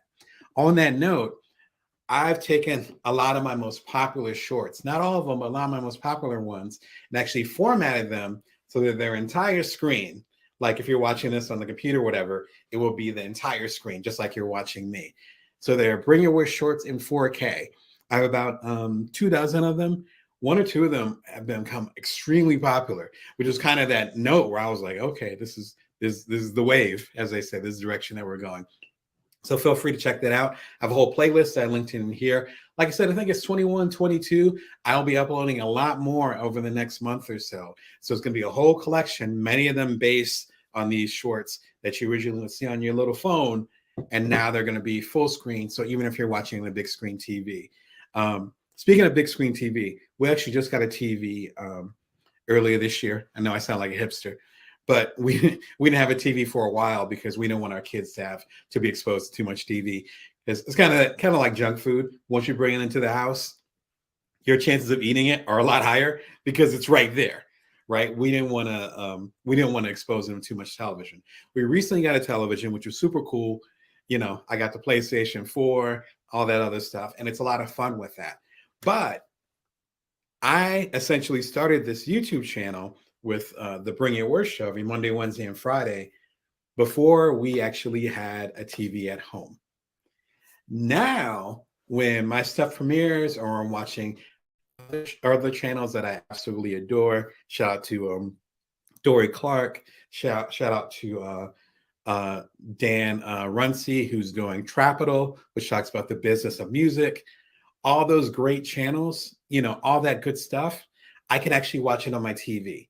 So if you have a TV at home, we have a Roku setup. It's built into the TV. We only even, I'm so old school. I had the Roku, but it was like a box that you had to buy separately. I bought one for my mother like 15 years ago. It's actually in the TV. My whole point is that you can actually go to your TV. You go to it right now if you got a digital TV. There's actually apps that you can download, and you can download the YouTube app. Nothing fancy, but the YouTube app. When you download the app, just search for Brown Damon, which is my handle, BROWNDAMON. It's my handle everywhere, from LinkedIn to Twitter or whatever. Or you can search for the hashtag right here. Sorry for my big fingers, especially if you're on the TV. My fingers are huge right now. Bring your worth. That hashtag and all the episodes. We're at 271 episodes, I think, today. 271 episodes of the Bring Your Worth Show. All original interviews with me interviewing other folks. The deep dives into the stuff I talk about in my best-selling books, as well as stuff from my coaching practice. It's all there. And what's also on there are these shorts in 4K. If you watch them on a big screen TV, like I've been watching them, they look gorgeous, if I can say so myself, because they're literally in 4K. It's not branding. It's like for real 4K. So if you got a nice TV like we have now, it's going to look gorgeous. So you can do the shorts on the actual phone, or you can do the shorts on the big screen. Just do that link. You can also do the regular shorts, the ones you see on your phone, on the big screen, but I'm formatting it for you so they're nice and big. So anyway, I'm so excited about it, as you can tell. I was able to connect. I was out last week because it was Thanksgiving, so I was out with my family. But the week before that, I believe, is when I last connected with y'all for the live. I am over in Decentraland, which is part of Web3 and one of the metaverses. This is different. This is cool. If you know my work, I love the new waves. And not even saying that the new technology is the best, but more like if you don't know where the new waves are going, then you don't know where you can serve people the best. A lot of y'all are going into Decentraland, going into, I'm blanking on the other major metaverse that was a big competitor to Decentraland a year or two ago. I'm blanking on it. I need to have more coffee. But those different worlds, those different metaverses, I end up partnering with the UPS store, which if you ship a lot, which I'm a publishing company, I ship a lot. So if you end up shipping a lot, you're familiar with the UPS store, you probably got an account over there, or you come through there and get one or two things shipped, particularly during the holidays. I partnered with them to actually create a discussion around the metaverse. So it's very meta. I think it's a triple entendre, right? Because it's meta about the metaverse, but it's meta because I'm actually in the metaverse talking about the metaverse. I think that's triple word score. With the UPS store, I ended up partnering with them, and we have 10, I think, very short videos. I believe I did 10. 30 seconds to 90 seconds. You see the pattern here, right? It's like I did shorts for them. And I'm partnering with them and ended up being connected to Fast Company. I love the magazine over there. Shout out to Mansudo Ventures, who also owns Inc., where I'm a writer over there. And I'm talking about the metaverse and how it can serve small businesses. And it's been a fantastic experience working with them. If you go to the Decentraland, you can click the link right here. It'll guide you as far as how to get in there. You have your little avatar, you design it, you go into this area, and it's like a little auditorium. And then you can watch my videos talking about how you, as a small or medium-sized business owner, or I would argue as a creator or as an entrepreneur, as a side hustler, those folks that I coach like yourself, how you can take full advantage of this third space, right? To steal the word from Starbucks, because we have the in-person stuff. And then we have what we're doing right here, which is me and you communicating, one too many, I would argue, right? As they say, as opposed to one-on-one. So it's kind of Zoom space, for lack of a better word. Shout out to StreamYard.com, which is what I use for this. But there's now another space opening where we're able to interact with each other, but it's also virtual, right? There's something different about that. And I'm excited to be exploring it with the UPS store. Shout out to them. And if you want to learn more about it, click on there. And it's actually an article about it. If it sounds like it's your wave, click on it and see what's up and enjoy the experience. And maybe you'll see me in Decentraland as well, walking around, checking out the other interesting booths that are happening there. All right. Today, more profit in 2023. We can create amazing businesses. We can serve the world. That part I wouldn't say it's easy, but the next level of that is actually you still being around 5, 10, 15, in my case, 20 plus years.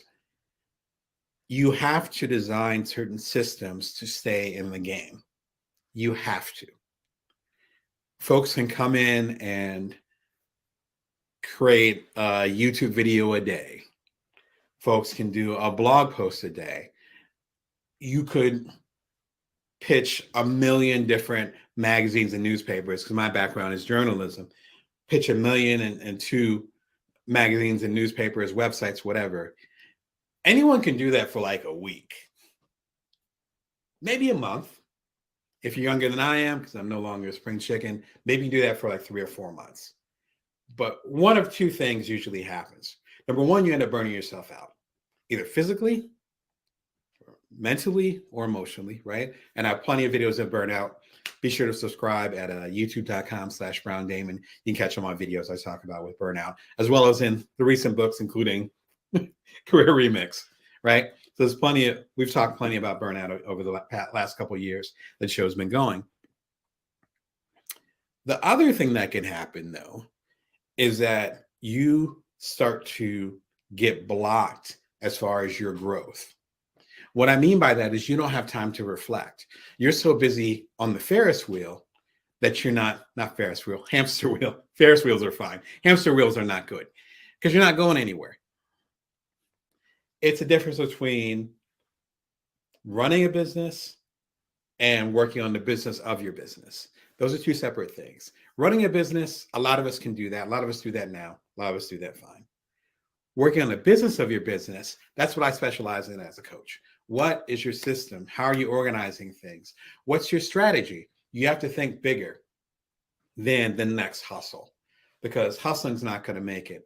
I think it was Robert Greene, ironically, in a short that I saw over the past year or two. Shout out to him. He has a fabulous YouTube channel. Excuse me. He has a fabulous YouTube channel. But he's the author of the 48 Laws of Power, which I know I have a few of his books somewhere up here. Mastery is one of my favorite ones, but 48 Laws of Power is like the one. And he has a YouTube channel now. And he was talking about that, where people in your 20s, and if you're lucky in your 30s, you can get by on good looks, or at least youth. You can push yourself way too hard because you have the youthful energy and body, you have the stamina. And you're able to get away with things because, if you're in your 20s, no offense to you if you are, there's not that expectation that you know what you're doing. When you get closer to my age, then it's like there's that expectation. And when you get to your 30s, definitely in your 40s, it's like, all right, you can't just skate by anymore. And those issues and those flaws with how you're doing things start to come up. I know that I pushed myself too hard. I was way too aggressive with things. Sometimes I just skated by. That wasn't so much the case. I was usually working too hard, but I definitely had my moments where I was skating by, and it's like, it's not going to work anymore. I can deal with some of those issues and system issues today. But a lot of those are systemic. They're not just how we are, but it's because we're able to function in a certain way. As a coach, what I'm trying to help myself do and help you do is level up and say, is there a way that I can function better? If you start to function better and your systems get better, as far as your business, as far as your health, all those little details, as far as how you manage your relationships, you will get more profitable. So I'm going to recommend some books. There are 4 of them that I think are excellent in starting the new year. And more importantly, they will help you think about the systems as far as how you bring money in, how you show up in your business, and how you can have a business like myself that's still running years, even months are fine. You might be at that point, you're like, I just want to go another month. Let's talk about that. But months, years, in my case, decades into the future. So let's get into it. All right. First book, Everything is Figure Outable by Marie Forleo. I just reorganized my office and I cannot find her copy, but she sent me a signed copy and I got a chance to interview her. There's actually some excerpts of that interview in the new book, Career Remix, again, available everywhere in audiobook form and elsewhere. So I talk and share some of that wisdom from her. Marie Forleo is arguably the Oprah, the Oprah of the internet generation, and great coach. We have a lot of parallels. That's one of the reasons why I was flattered to get the opportunity to interview her when her book came out. I want to say in 2019. But again, I have a signed copy around here somewhere, but it's dog-eared. What's so fantastic about this book is how simple it is. And again, her and I are in similar fields, and she has a certain way of just making it accessible that I so admire. It's something that I strive to do every day, because some of the stuff we're talking about, whether it's emotional baggage or personal limitations or issues with how we have unconscious barriers or upper limit problems, as Gay Hendricks would say, the author of The Big Leap. Those things are hidden and weird and hard to explain. But that's literally my coaching practice. And I would say Marie is similar. She has a way of solidifying it in a simple way. She had this great quote in there that she just recently shared, again, in a short. So again, shorts of the stuff right now, just saying. I don't know about next year, but right now they're great. And she said, everything is figure outable. So if you have a problem, then there's absolutely a solution. If there's no solution, then that means it's a limitation or just a fact of life, like gravity or oxygen, right? If you accept that, then you can start to let go of those things that are not in your control. You can take responsibility for the things that are. In other words, to quote Seth Godin, it puts us on the hook, but it also takes us off the hook of all those things that I can't control, and get personal for it that I can't control. Excuse me. For instance, my sinuses and my allergies are bothering me today. I've taken allergy meds and all that stuff. It's a limitation. The weather's funky outside. Even in the desert, we have weird allergy weather stuff and all that stuff. But what I do have control over is having as good as possible of a show for you. If I'm saying that, bro, I think good. Yeah, we'll make it a gooder show for you guys, to make sure I show up as much as possible. I pour some of the good stuff, so I'm able to be there for y'all and you can hear me clearly, and to make sure that I'm fully available for whatever questions or comments, whatever you might have in the live chat. I have control over that. My sinuses and stuff, I can't control the weird weather right now. It's sinus season, or allergy season, not sinus season, allergy season. Nothing I can do about that. That immediately takes me out of victim mode. And if you're going to be more profitable in this upcoming year, you really have to sit with how you want to show up in the world, whom you want to serve, and what's in your power. Everything is figure outable, gets right to the meat of that. And I love it. It's a lot of personal stories in there. If you're familiar with Marie TV, her long-running channel, which again, a channel that I admire, she talks a little bit about personal stuff, but she doesn't get too far. And this one, the first chapter just blew me away, where she talks about her family, why she's built the way she's built, and it all kind of made sense. She's also from New Jersey, like myself, and there were certain details or certain ways she described things where I felt like I was growing up with her, like I was watching her grow up, and I'm like, oh, that's why she approaches that, and that's why the limitation is important to her, and that's why she's so passionate about it. Oh, it makes sense. So if you're a fan of Marie Forleo, cop it. I'm obviously a fan. But also, if you're trying to figure out what those limitations are and how you can set yourself up right for the upcoming year, please get this book. Again, highly recommend it. I have an episode from probably about a year ago that talks about how to reach your goals easier. It actually touches on the next book that I'm going to recommend, but this is also a good pairing. If I could be your sommelier, book sommelier for the day. This is a good pairing to Everything is Figure Outable, where it's how to reach your goals easier. Like I talked about at the top of the show, goals should be accessible. It's kind of the point of a goal. And they should be relatively simple. The last aspect, though, which I keep hinting at, is it should be something that's under your control. If you have a goal that's not under your control, then you might have to figure it in a different way. I talk about that in this episode.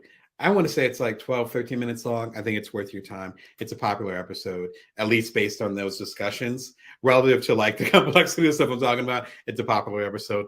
Please go ahead and check it out in the show. Excuse me. All right. The next book I recommend is Upstream by Dan Heath. I've recommended it a couple times. It's become my starter of the year. Shout out to Dan Heath and his brother Chip. And they sometimes do books together about business and decisions and all that. Upstream is extremely simple. Again, you see the pattern here. Extremely simple.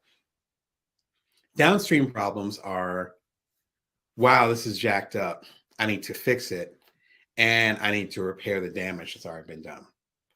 Upstream, if you look at it like a river, is saying, wow, this is going to be a problem next year. And I see a little crest of it right now. Let me go ahead and work on it before it becomes a bigger problem, or worse, it becomes such a problem that it ends my business or ends up hurting my customers or ends up hurting my profit, which is the focus of the talk today. Fantastic book. I don't know why I said she. He gives so many different examples of upstream thinking. One of the challenges with upstream thinking, which is why it's important to talk about things now as far as how you want the new year to be, it's extremely important to work on it not under the guise of pressure. I talked about that at the top of the show, where I like to get to the airport early. I like to talk about New Year's plans, on November 30th or whatever. The reasoning behind that is we're not going to think as clearly under pressure. It also gives us time to be objective about whatever our systems are.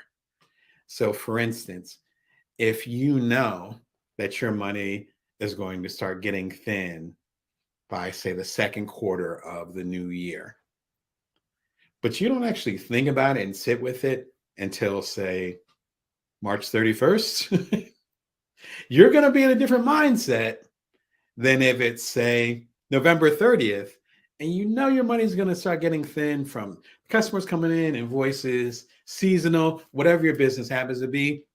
It's going to start getting thin on that, in that second quarter of next year. You start working on it now, maybe it won't get thin. That's upstream thinking.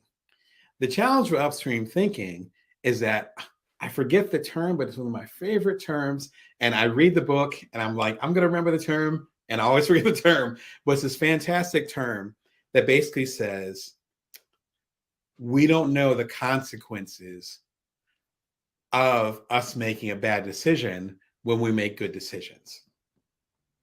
For instance, let's say I'm driving on the road right now, and I say, I'm going to go ahead and leave 10 minutes earlier just to be on the safe side. Maybe 5 minutes after I left, there was an accident on the highway, and I wouldn't be able to make that appointment. But I don't know that because I made a cautious, thoughtful, strategic decision and left 10 minutes earlier. I may never know that on some multiverse stuff, kind of like Marvel, right? You don't know. That's why we often don't make these long-term, smart, strategic decisions, because we don't know the impact of us making good ones. Me starting this YouTube channel, it'll be the 2-year anniversary on December 22nd, whatever the winter solstice is. It's gotten me speaking gigs, and I have some of the, in fact, almost all my speaking gigs are available at youtube.com/BrownDamon. A lot of them are recorded, some of them with the visuals. Be sure and check them out. Those speaking gigs, the book opportunities, such as the new book, Career Remix, all those things, they might have been spurred on or might have been encouraged, might have been supported by me doing the show and showing up for going on 300 episodes with y'all. But I don't know that because I strategically decided to do the show. So I don't know what I would have lost or those beautiful opportunities I wouldn't have had because I actually did the strategy and made the effort that I was supposed to make. That's why we often don't make good strategic decisions, because we don't know the impact of the good strategic decisions we made, because we don't know what would have happened if we didn't make those. Unfortunately, the only way to know that you made a bad strategic decision is when things start to fall apart. Dan Heath's book talks about that, way more articulate than I am, talks about that, how we can show up in a certain way so that we can actually get thanked by our future self for the decisions we're making right now. There are 3, 4, 5 decisions I made over the past week. Some of them were financial investments where I'm like, I'm going to invest in this software. I'm going to go ahead and purchase this. I'm going to commit time to this. Some of them I've already mentioned already. I'm going to do this. I'm going to show up in the metaverse, in Decentraland, and I'm going to do these videos. And maybe they'll make some type of societal impact. Maybe they won't. But I got this opportunity with the UPS store. And if I say no to this, and Decentraland ends up being the next wave, and there's literally millions of people that I can impact by having videos over there, that sounds like a regret to me. That's upstream thinking, taking enough of a risk to bet on your future self and to protect your future self, rather than saying, I'm going to stick with what I'm doing because this is what I know. And then before you know it, to use an analogy, you're up a creek. You know which creek you'd be up. Highly recommend the book. This one ties right into it. It's one of my favorite episodes of this new season. I want to say this episode came out maybe like a month or 2 ago. One of my favorite episodes. I've shared it with most of my coaching clients. If you all are watching right now, please, if I didn't share it with you, please watch this one. I love this, love this, love this. Plan versus strategy, why a plan is not enough. A plan is not a strategy. You having a plan for the New Year's, that ain't it. No, we need to develop a strategy, and the plan arises from that strategy. We need to develop a strategy, and a plan arises from that strategy. As Customato, famous for being Mike Tyson's trainer, said, everyone has a plan until they get punched in the mouth. A strategy is saying, if these go in these particular directions, I'm going to focus on the left hook, right hook. That's going to be my focus. That's going to be my strategy, because this fighter has this particular weakness.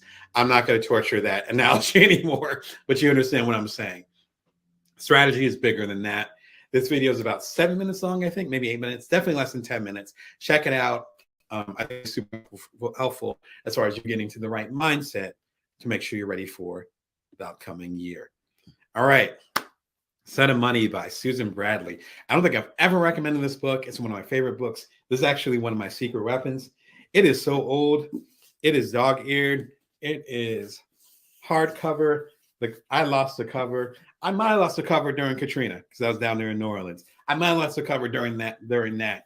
Oh my gosh, was that 15, 17 years ago? Like, I've been reading this book, stays with me. Fantastic book. Again, if you think I'm lying, look at the dog ears. It smells a little bit like mildew, so don't get this copy. I don't even think this edition is around anymore, but I love the book. Shout out to Susan Bradley. I will hold it up, even though I will hold up the spine so you see what I'm talking about. Otherwise, just a black book. This book is fantastic. It talks about this. Let's say you're working on your little business, and suddenly this mega customer comes in. We call them whales. Shout out to Las Vegas, where I live now. This mega customer comes in and was like, hey, that widget that you have, I want to buy 5,000 of them. And you're sitting there like, wow, I usually make about 5 a day. But yeah, let's do it. And they're like, great, send me the invoice. And suddenly you get a boatload of money. Let's say you're a writer and I've been a writer for a long time. You're just getting by. And suddenly you get a deal. And a deal is worth 7 figures. Or in my case, you have a small independent book that comes out, like The Bites of the Entrepreneur, and becomes a top 10 business book on Amazon literally overnight. What do you do? Son of Money talks about what happens when you get a different echelon of money coming in. This book is important for several different reasons, but I'm going to outline two. The first is that we're often prepared for failure. We are prepared to go get the day job. We're prepared to pull out a credit card if you end up being that desperate. We're prepared to have things fall apart and not be sure what to do with it. But as I've said, as Stephen Pressfield, shout out to him, the author of the War of Art, as Seth Godin has said, shout out to him, he's a mentor of mine, as all these other people before me and me have said, we often don't prepare for success. We're actually more afraid of success than failure, because failure just means we got to go back to the shit that we knew before. Success, though, means we need to level up. I'm thinking about a million different public speakers that I admire. Shout out to Jim Rohn, all these folks that have talked about that help groom me to get to that level, to say, no, I'm not afraid of failure. I'm afraid of success. Even for us, those of us who are dreaming about having our big payday this upcoming new year. Okay, so let's say you get $1 million deal. How much do you have to pay in taxes? Is it 47%? Is it 35%? Is it 60%? Is there a way you can offset that? What would you actually spend the money on? Would you spend the money at all? What parts of your systems, go back to the widget idea, which part of your systems need to be upgraded so that you can handle that 5,000 widget order when you're used to doing 5? I was talking to some folks recently, in fact, a relative of mine, and I was talking about how I'm ready for these next levels of my speaking gigs. I'm ready for the next level of this TV show. I'm ready for the next level of a lot of different things. And all those things are into place. Some of them required financial investment. Some of them required emotional investment. Some of them required me sitting down, literally sitting down, grabbing a journal and writing down what I want that vision to be. So if I go from being a 5-figure speaker, which is what I am right now as far as a keynote speaker, so I get 5 figures for public speaking, and then something happens and suddenly I become a 6-figure public speaker, which some of those folks are my friends and colleagues. So I already know it's possible. It's tangible. I'm like, oh, I see them. I see them. I see what they do. I already have systems in place that are ready. I got books in the closet. I got my suits ready, or at least my blazers. I don't wear suits. I got all the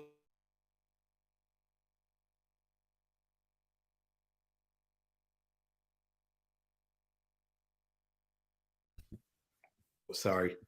Lost the connection for a second. Hopefully you guys are still there. Suddenly went blank. Worst nightmare, right? Hopefully y'all are still there. Yeah, it looks like it reconnected. So listen, I've been lucky, and hopefully you'll be too. In fact, I'm making an assumption. Maybe you've already been lucky enough where if you're in the game long enough, these sudden money moments will happen where you're going to come out with a product and it's going to become extremely popular and go into a different financial bracket and hopefully another tax bracket if it ends up being that much. I had my startup Cuddler, which we ended up launching, bootstrapping back in 2014, became the #1 app in the world twice in 2014 and the beginning of 2015. We ended up selling the business. Was not expecting that. But I've been grinding and looking into the startup world and all those other things for several years. And then it just happened. And suddenly we're on the cover of the Wall Street Journal. Sudden money comes with that. If you're going to be more profitable in this upcoming year, you have to know what you're going to do with that profit. I've already come up with systems and I keep refining them because I keep learning more and more about money and talk to my wife about money. I'm starting to talk to my kids about money, which is, of course, when you teach someone else, you get a perception as far as what your real view is. So I'm learning from that. So I'm teaching other people about that. I've been a coach for several years now. So we've been talking a lot about money. You got to talk about money if you're going to talk about making an impact in the world. Because if you don't have the money and the resources to keep your business going, then how can you help other people? Money has to be part of the discussion. period, point blank, end of story. So if you want to make a bigger impact in the world, money often comes with that. If money's going to come with that, you need to start having systems in place as far as what you're going to do with that money. If my salary went 10x suddenly, I have a strong idea as far as what I was going to do. I'd be overwhelmed, which this book talks about. Again, shout out to Susan Bradley. But I know and have a strong idea, a strategy as far as what I was going to do. So if you're wishing and pushing and hoping and fighting hard, fighting the good fight, you're in the arena, as Brene Brown talks about, and you're saying, I'm going to crack 6 figures this year. I'm going to crack 7 figures this year, et cetera, et cetera. But you're mentally not equipped for that. As they say, you're not going to make it, or you're going to blow it. I've been in those situations. This book, good place to start. That's my sermon on sudden money. Like I said, I've had it for almost 20 years. Fantastic book. Can't recommend it more. Related to this, about a month ago, did a really short video. It's like 5 minutes. What to do with a financial windfall, 5 money steps to take right now. It addresses some of the stuff in this book and also things that are unique to us as creatives. This book is fantastic because not only is it about creatives and entrepreneurs like ourselves, but also talks about, if you think about like athletes, performers. One quick sidebar on that, and I talk about that in the financial windfall video. Be sure and check it out. If you're making these aspirations, please check out this video. It's like probably the most important one on this list. With the work that a lot of the people that I coach, and perhaps a lot of the work that you do, we tend to get paid in erratic ways, right? So one of my books could sell extremely well. They're usually in 6-month patterns with traditional publishing. So for the first half of such and such year, my book might sell extremely well. And then that second half of the year might sell okay. And then that next half of the year, next 6 months, it might sell great again. I might do a TED Talk and my books and everything. I have t-shirts. This is a Built From Now t-shirt available at damonbrown.net. And my mug, the Bring Your Worth mug and so forth, they might start flying off the shelves because I just did a TED Talk. And then I don't do a TED Talk for a couple of years. And suddenly they slow down. Our money is funny and it's cyclical, but we don't actually know the cycle, right? People talk about seasonal money. A lot of us don't have seasonal money. It ends up being cyclical money, but we don't know what the cycle is. We can't necessarily predict it. So I could get a 5-figure check right now, and then that might keep me and my family going. In some cases, I remember quite a few years ago, it was like getting a nice 5-figure check. And then that was all I had for that year. And I had to be really thoughtful as far as how I manage that. The same thing for musicians, the same thing for artists, the same things for athletes, I imagine, like all those different things. Sudden money, again, the book gets into that, but I give practical ways to deal with that and to think about that with this video. And number one tip, of course, is taxes, taxes, taxes, taxes. Don't try to outrun taxes. All right. The last book I recommend is The Soul of Money by Lynn Twist. I wish I had a physical copy. I actually borrowed the book from a family member. Shout out to my mom. Love you. This book, along with Sudden Money, was transformative for me. It talks about the power of money and how money is viewed around the world. Lynn Twist was fantastic as far as the storytelling because she actually worked with, I think still works with asset management when it comes to gift giving, and there's a term for it, but philanthropy, basically. So what was interesting with her story is that she shared some of her personal story where her family was very like middle class. And then I think her husband's company got acquired for $1 gazillion. And suddenly their lives changed. So yeah, that personal aspect of it where she understands what it's like to be middle class and then suddenly be, I guess, upper middle class, or it sounded like they were just class, rich, if not wealthy, and how there was a disconnect and challenges, because I think they had a couple kids, challenges with the kids and all that, because now there are different expectations, different pressures, and they didn't feel as connected once they got the money. but she's also in charge of philanthropy and helping these major corporations, not make, well, so some cases corporations, but more foundations, like Rockefeller and all that stuff, distribute their money. And she talks about these interactions that she had literally had with Mother Teresa, not proverbially, but she was hanging out with Mother Teresa and learned about money from her. Like, if you're my age, I'm in my 40s and up, about Mother Teresa on that level, because I was around when she was around. She passed away probably about a decade and a half ago. But just that chapter almost made me cry, because she was talking about how we view resources and how we abuse financially things, and how it is being a root of power, but also a root of strength, and how things can be transformed based on, again, the soul of money. Fantastic book. This is a great reminder to myself to read it. I don't think I've read it in a few years, but it definitely transformed my view of money. I think I quote The Soul of Money briefly in Bring Your Worth, which is my book from 2019, so a few years ago. It's actually the eponymous name of my publishing imprint as well as this show, so you can tell it was an important book to me. But I absolutely love the book. If we kind of go down the line, first you got to figure out what your limitations are, and those limitations will help set your goals. Do not set goals that are based on things that aren't under your control. Then you can help develop a strategy where you're able to move forward without worrying about having systems fall apart. You got to become reflective, maybe over the next 4 weeks, I'd recommend. Since we got a month to the end of the year right now, take advantage of this. This will be the time to write down what worked and what didn't work over the past year. Or more importantly, as I talked about in the example, we talked about upstream, what issues do you see coming early next year or sometime next year that you can put a stop to now? Quick sidebar, I actually ordered some more clothes because I know that the clothes that I have, some of the clothes I have right now, are going to be worn out or ill-fitting by the time New Year starts. There's sales right now. I just ordered the clothes. Didn't think about it too hard, just ordered the clothes. It's the same philosophy. If you're reflecting and it's going to be an issue later, just invest in it now. It could be time, it could be money, it could be a relationship, personal or otherwise. Let's keep real about it. Invest in that now. It's going to be an issue later. Just go ahead and do it now. I know what it's like to procrastinate and be like, nah, I'm not going to deal with that now. I can't afford it. I don't have the time, whatever. I get it. I'm dealing with that today.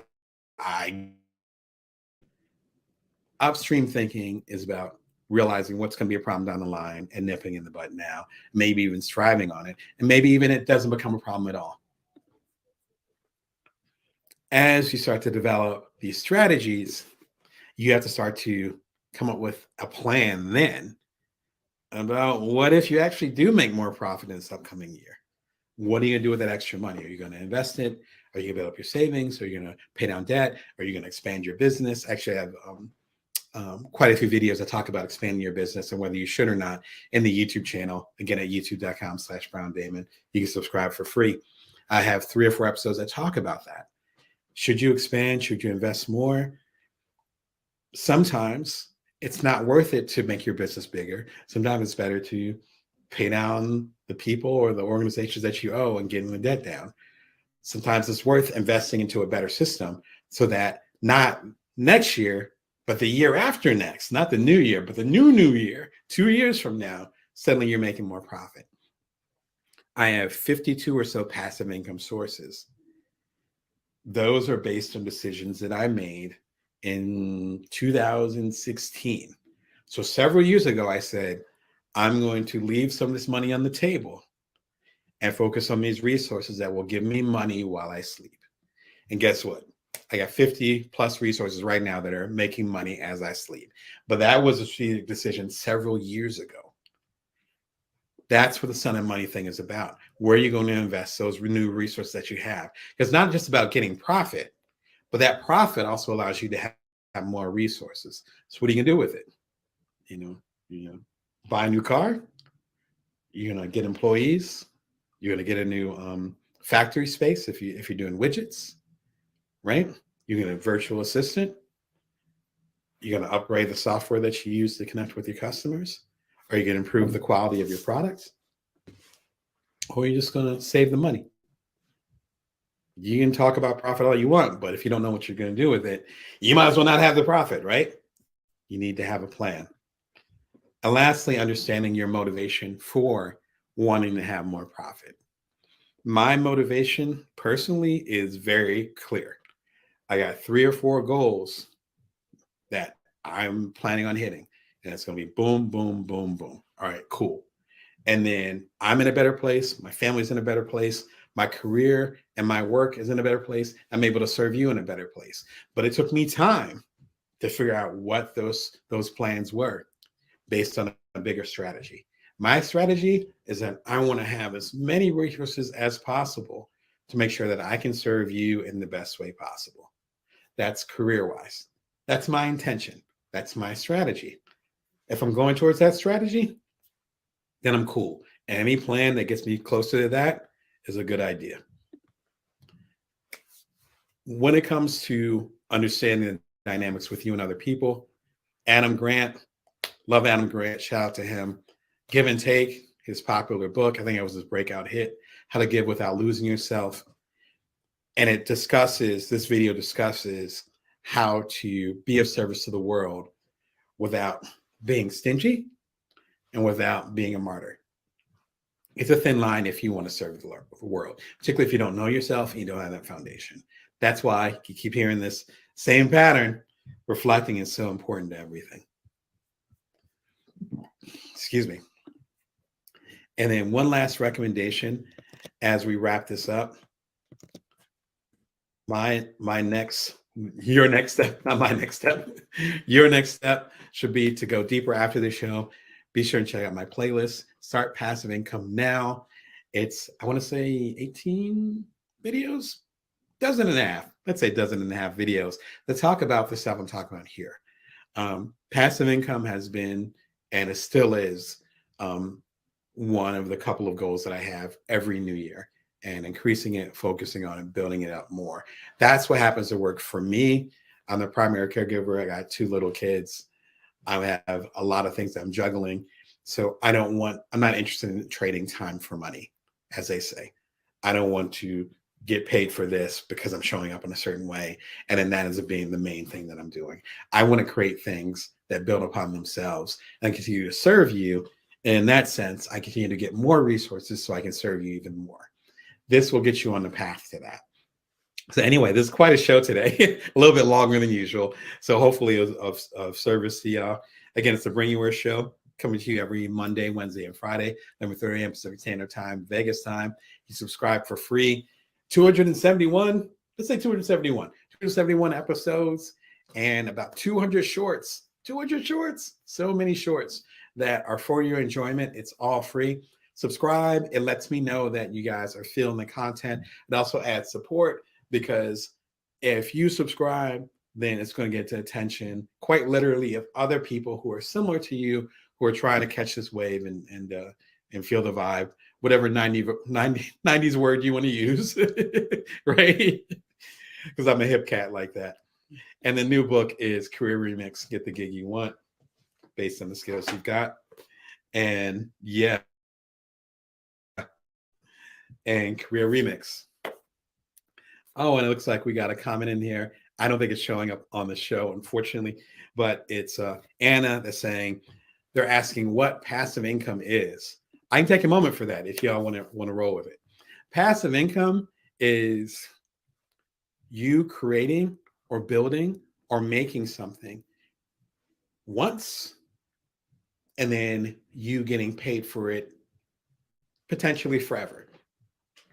It's you not trading time for money.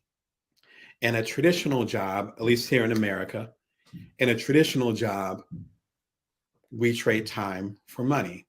We say, okay, Dame is going to work this hour. Oh, you work this hour? Cool. Here's $10. You're making $10 an hour. If I'm sick, my allergies are going, or I want to spend time with my kids, or I take time off, or whatever. Damon doesn't work that hour. Damon doesn't get that $10. Because of that, you're tied to that. So we have that pressure to not get sick, which we're going to get sick. We have that pressure not to take time to rest. We have that pressure to not spend as much time with our family. We have that pressure to push ourselves in ways that maybe aren't the best for us.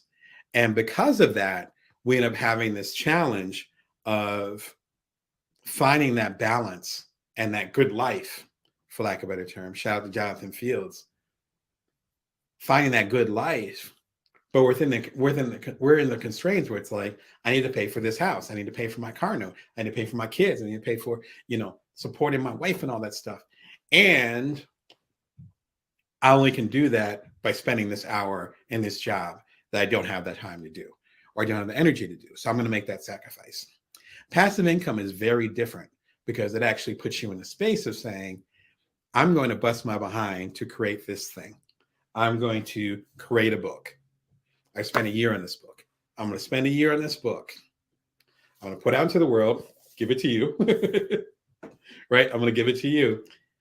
And then you're going to say, thank you, Damon. I love the book. Here's $20 for the book. It's somewhere in that range.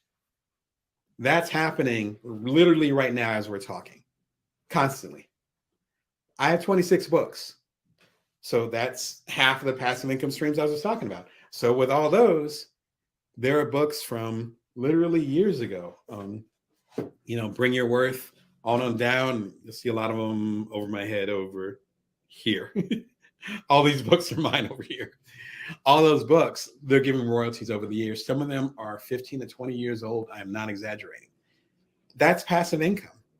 Passive income is the YouTube show where as the YouTube show grows, then I'll start getting paid for folks viewing the show, even though it'll be free to you. That's passive income. Those types of structures allow you to make strategic decisions. So some of the income I have coming in for this upcoming year, I don't have to worry about as much because there's already a little bit of padding there with the 52, I want to say 51, 52 passive income streams I have. So some of them were small, super tiny, a dime here, a dime there. Some of them are big. Some of them have given me 4-figure checks in a month. That's part of the flow. But that takes the pressure off of me of having to do things so aggressively. And that's what makes it so interesting. Yeah. So thank you, Anna, for your comment. I'm sorry it didn't appear on the screen, but much love to you, and hopefully it gives you insight as far as what passive income is. If you have more questions about it, be sure and check out the passive income playlist. I keep pointing to right here. It's actually below me on the screen. Click on there. It's about, like I said, 18 or so videos. We also have a book that I was going to talk about in the upcoming weeks. We're called The Passive Writer, 5 Steps to Getting Money in Your Sleep. This is actually focused on writers. It's with my colleague, Jeanette Hurt. We did it a few years ago. It's still pretty popular. And it's focused, of course, on journalism and other things because it's about writing as well as with authorship. But it also applies a lot of the principles I'm talking about right here and a lot of principles I talk about in the playlist. So, yeah, but thanks again for the question, Anna. And I hope that gets you on your journey. If there's any support I can give otherwise, please let me know. But I think this video series is a good place to start. Be sure to subscribe so you won't miss any stuff. I actually have some stuff coming up on passive income this coming month. So Anna, you read my mind. Yeah, hopefully passive income will be part of your energy this upcoming year. Anyway, we just hit an hour. I don't want to be on here too long. Much love to all y'all. And yeah, take care. Remember, you can always bring your worth and you can always build from now. Hey, welcome. This is Bring Your Worth Show. My name is Damon Brown, if I can remember my name. Yeah, I've come to you every Monday, Wednesday, and Friday, 11:30 a.m. Pacific Standard Time, Vegas time. Thanks for coming through. Just getting you guys set up on Amazon, so just give me a moment. Technology usually takes a minute to get it popping. So give me 1 second. There we go. So welcome to y'all. We're coming from LinkedIn. Y'all that are coming from YouTube. YouTube channel is youtube.com/Brown Damon. The link is right below. You all that are coming through Twitter, y'all are coming through the Parentpreneur Foundation. Love y'all over there. wherever. Had some recent speaking gigs, including with Actors Fund over there. I think you guys recently renamed yourselves. Look forward to posting some of the stuff from our conversation about what's going on in the acting world and a lot of the independent creators that are make an impact over there. You can subscribe to the Bring Your Worst show for free over at youtube.com/Brown Damon. A little bit of gobbledygook over there. If you would just go to youtube.com/Brown Damon and click on the subscribe button, really straightforward, really simple. Excuse me. Approaching 300 episodes, which has been fantastic. It's been a great ride hanging out with y'all. It'll be 2 years on December 22nd, 21st. Crazy. So we got an anniversary coming up. Really exciting. Excuse me. You can tell the weather's changed over here. It's finally approaching wintertime over here in Las Vegas. New book, Career Remix. You'll see it over there. You'll see it behind my head. Oh, look, wait, hold on. There's another copy here just for you. Career Remix, get the gig you want based on the skills you've got. I actually wrote it as the quiet quitting thing was happening earlier this year. If you ever heard of quiet quitting, it's when people essentially stop doing their jobs while still being at work, still getting paid for their jobs. As a business coach, as a creator, not for quiet quitting. It feels very passive aggressive to me. I respect if you're having challenges at work, though. Before you get to the stage where you're quiet quitting, own your career. This is part of that process. Career Remix. Thanks for the wonderful feedback when it came out at the top of the year, and for the good feedback I've gotten for the audiobook too, which I worked really hard on. So hopefully it'll be serve y'all well. Cameos. I think I can call it cameos. There's cameos in here from Adam Grant to Marie Forleo to the author of Robert Greene, so the author of 48 Laws of Power, which he's most known for. Some good quotes from Simon Sinek and other folks, but a lot of these folks I actually know and or interviewed for my in column and in other areas. I ran across them at 10 or whatever. We chopped it up. This is straight from the horse's mouth, so it's not just my expertise as far as you taking control of your career, but also expertise from people that, frankly, I look up to and respect. As I always say, the job is theirs. They can give you the job, they can take it away, but the career is ours. We own our career. So what are we going to do about it, right? You tell I have big energy behind that. Before we get into today's episode, again, we're live every Wednesday, most every Wednesday, and then we have recorded episodes on Mondays and Fridays, and a little bonus episode here or there. I'll get into that in a second. But before we get into today's live episode, tell you about Bring Your Worst Shorts. I've been bringing them up almost every week because I'm doing a lot of stuff on there. Shorts essentially are 60-second snippets, videos that capture whatever I want to talk about or whomever's channel you want to watch. They've been blowing up a lot. You guys have been coming through. I think it's a couple 100,000 views on the shorts alone just over the past 2 months since I've gotten serious about it. So you guys are feeling it. And some of y'all that are watching now is because you found my shorts channel, which I appreciate. It's the same exact channel, youtube.com/Brown Damon. If you're doing it on your phone, you go and see a shorts section. If you're doing it on the computer and you go to youtube.com/Brown Damon, you'll see a subscribe button. So please, I'm always welcome for more of y'all to subscribe and for me to build a community and more of y'all to connect. But if you scroll down, there's actually an area called shorts. It's a little tab. You click on that. Some of the shorts are only 5 seconds long, but they're from leadership quotes, like live leadership quotes. They're synopses of my longer episodes. Again, I'm approaching 300 episodes, so some of them I've gotten into bite-sized pieces where a whole episode, the energy of it is captured in 30 seconds. You can click on it and learn more or watch the entire episode and see if you want to invest those 10 minutes, 15 minutes into it. It's a lot of fun. Do not miss a boat on this. It's definitely the new wave. So please mess with it. I think you'd enjoy it. I have a surprise. I actually dropped this. Have dinner with Jay-Z. Jay-Z, let's take the 500K. If you're up on your memes, you know what it's about. It's actually a video that I created that organized a lot of the best Jay-Z shorts, speaking of shorts, and interviews that I could find. And some of them ended up being part of the couple episodes I had about Jay-Z, the hustler turned rapper turned mogul. and his evolution and breaking that down, even as far as him talking about emotional intelligence. I have a whole video about that you can check out at youtube.com/Brown Damon. It's on the front page. This is interesting because I actually released it on Sunday, which was Jay-Z's birthday, December 4th. And it was something I was kind of working on. I'm like, you know what? I usually have a Monday, Wednesday, Friday schedule. But this is kind of fun. This is different. It's different pace than usual. Bring your worst stuff, because usually it's me talking or me taking a clip of something and expanding on it. It's mostly about almost taking that business coach energy and bringing it into the show, right? If you're familiar with the show, you know what I'm talking about. Even what I'm doing now, this is different in that it's almost entirely clips, and y'all loved it. It was crazy. So it's suddenly become one of the biggest videos on my channel. It just came out on Sunday. I think if other people liked it, you might like it. Be sure and check it out. It's Have Dinner with Jay-Z. Jay-Z says, take the 500K. Quick sidebar, if you're not up on memes, I actually did a book on memes, which is somewhere up there or maybe somewhere in my closet. My kids are always messing with my books, so it might be somewhere else. The meme is, would you take $500,000 or get an opportunity to have a long dinner with Jay-Z? And the implication being that Jay-Z has this wealth of wisdom, which I interviewed him many, many years ago. I think he is a very wise guy, very smart guy. His business decisions are not luck. I think he's a wise guy. But 500,000, what could you do with that? That became a meme, I want to say earlier this year, late last year. And so it ended up being a take on that and basically saying, as one of the commenters said in one of my videos about Jay-Z, this is like I'm having dinner with them. And I cracked up, and then I was like, oh, you're right. Why not go and organize all these clips so it's like you're having dinner with him? It's a short dinner. The video is only 4 minutes.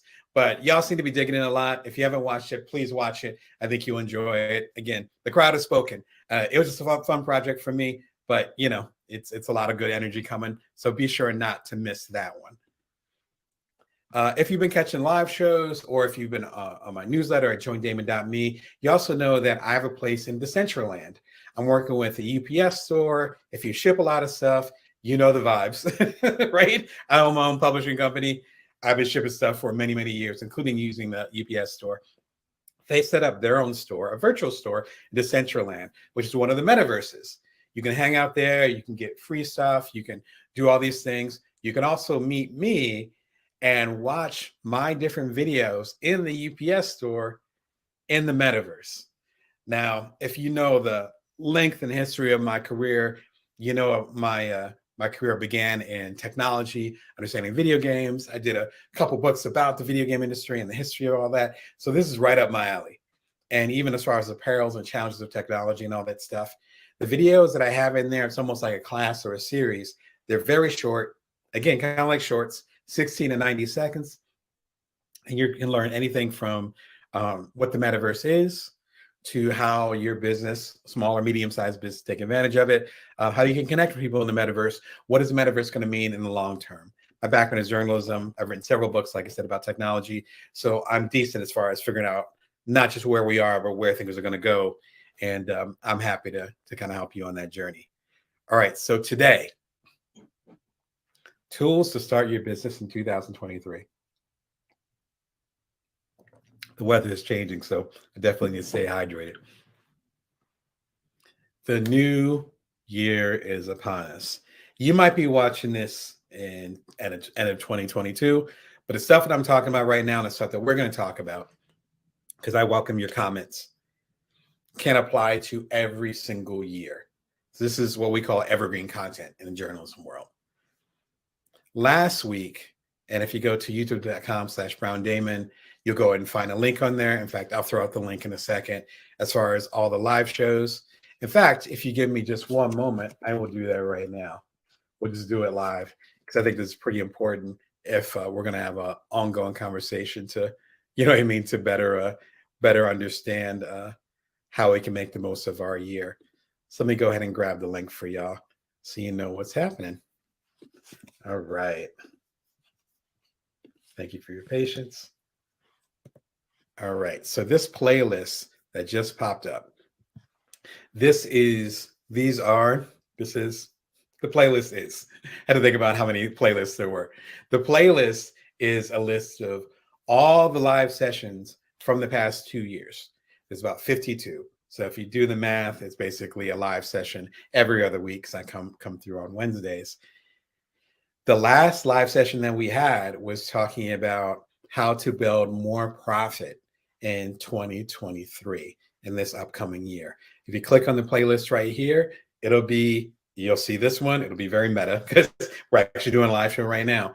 Then the one from exactly a week ago, when I was in the same seat, was actually about how to make more profit in 2023. Now, one of the things that we need to do if we are going to make more profit is to actually understand what the system is with our business. And so we talked about that a lot last week, about having more profit in your business. I think my brain is just waking up because it was easier just to put the link in there. That's what we talked about last week, is more profit in 2023. Go back and check it out. We actually had some really good comments coming from y'all, and it being this great conversation about passive income. That's why I love having a live show. So feel free to bring in your comments, but it being a great breakout session, essentially, at the end of last week's episode, which ended up bringing up all this good stuff that hopefully helped you guys get to the next level. Shout out to Anna out there. So listen, if you're going to go ahead and have more profit in 2023, I talked about having the right mindset for that. I talked about a lot of books that talk about money. I talked about strategies, things that you can do. Once you have your mindset, though, okay, I got the right mindset. What exactly am I going to do? As I talked about when I was sharing that I was going to be live today in my newsletter and on the social medias and all that stuff, which might be why you're here, I talked about 3 different instances where these tools can help you get to next level. The first one is if you're building a business, you're starting from scratch. You're like, I don't know, Damon, what I want to do, right? Or I know what I want to do, but I don't know where to start. It is pivoting your business. So it's like you're going in one direction and you want to go to another one, or upgrading your business, going to the next level. There's certain work that I do, including this show, where this upcoming year, I'm like, these are the investments. These are the tools I'm going to use. These are the resources I'm going to add to the pot because I'm going to double down on this. This show is one of the things I'm doubling down on. Only got 3 things.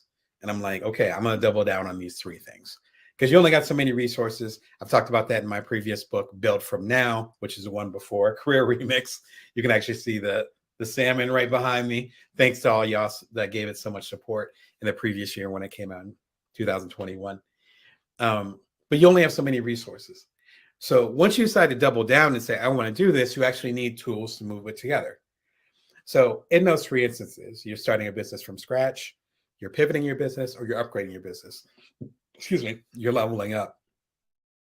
These tools will help you do that. And so, enough of the scuttlebutt. Let's get to it. First book I would recommend. It's only a couple books. There's also more tools that I'm recommending, which is a little bit different swag. Side Hustle by Chris Gillenbaugh. It's one of those rare ones where I actually have the physical book. Shout out to Chris. I met you when I was living in the Midwest, and we connected over in Detroit. So I hope you're doing wonderful. When he had his tour for Side Hustle up there. Fantastic book, really straightforward, really simple. If you read it, From Idea to Income in 27 Days. Hey, what date is it? Right now it's December 2nd.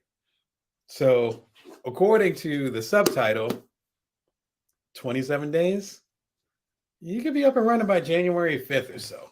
Just throwing it out there. Not saying you have to start a business now, but if you're going to hustle, hey, you might have some time off during the holidays. I know I'm going to be ready for 2023. As I've talked about, I consider the week before Thanksgiving, the week after Thanksgiving here in the States, which was last week, I consider that New Year because at least, again, here in the States, the rest of the year is just holidays and functions. And you got little kids and all that. You got kid stuff going on and it's just chaotic. Go ahead and get your grind on. Listen, I already got my aims and all that.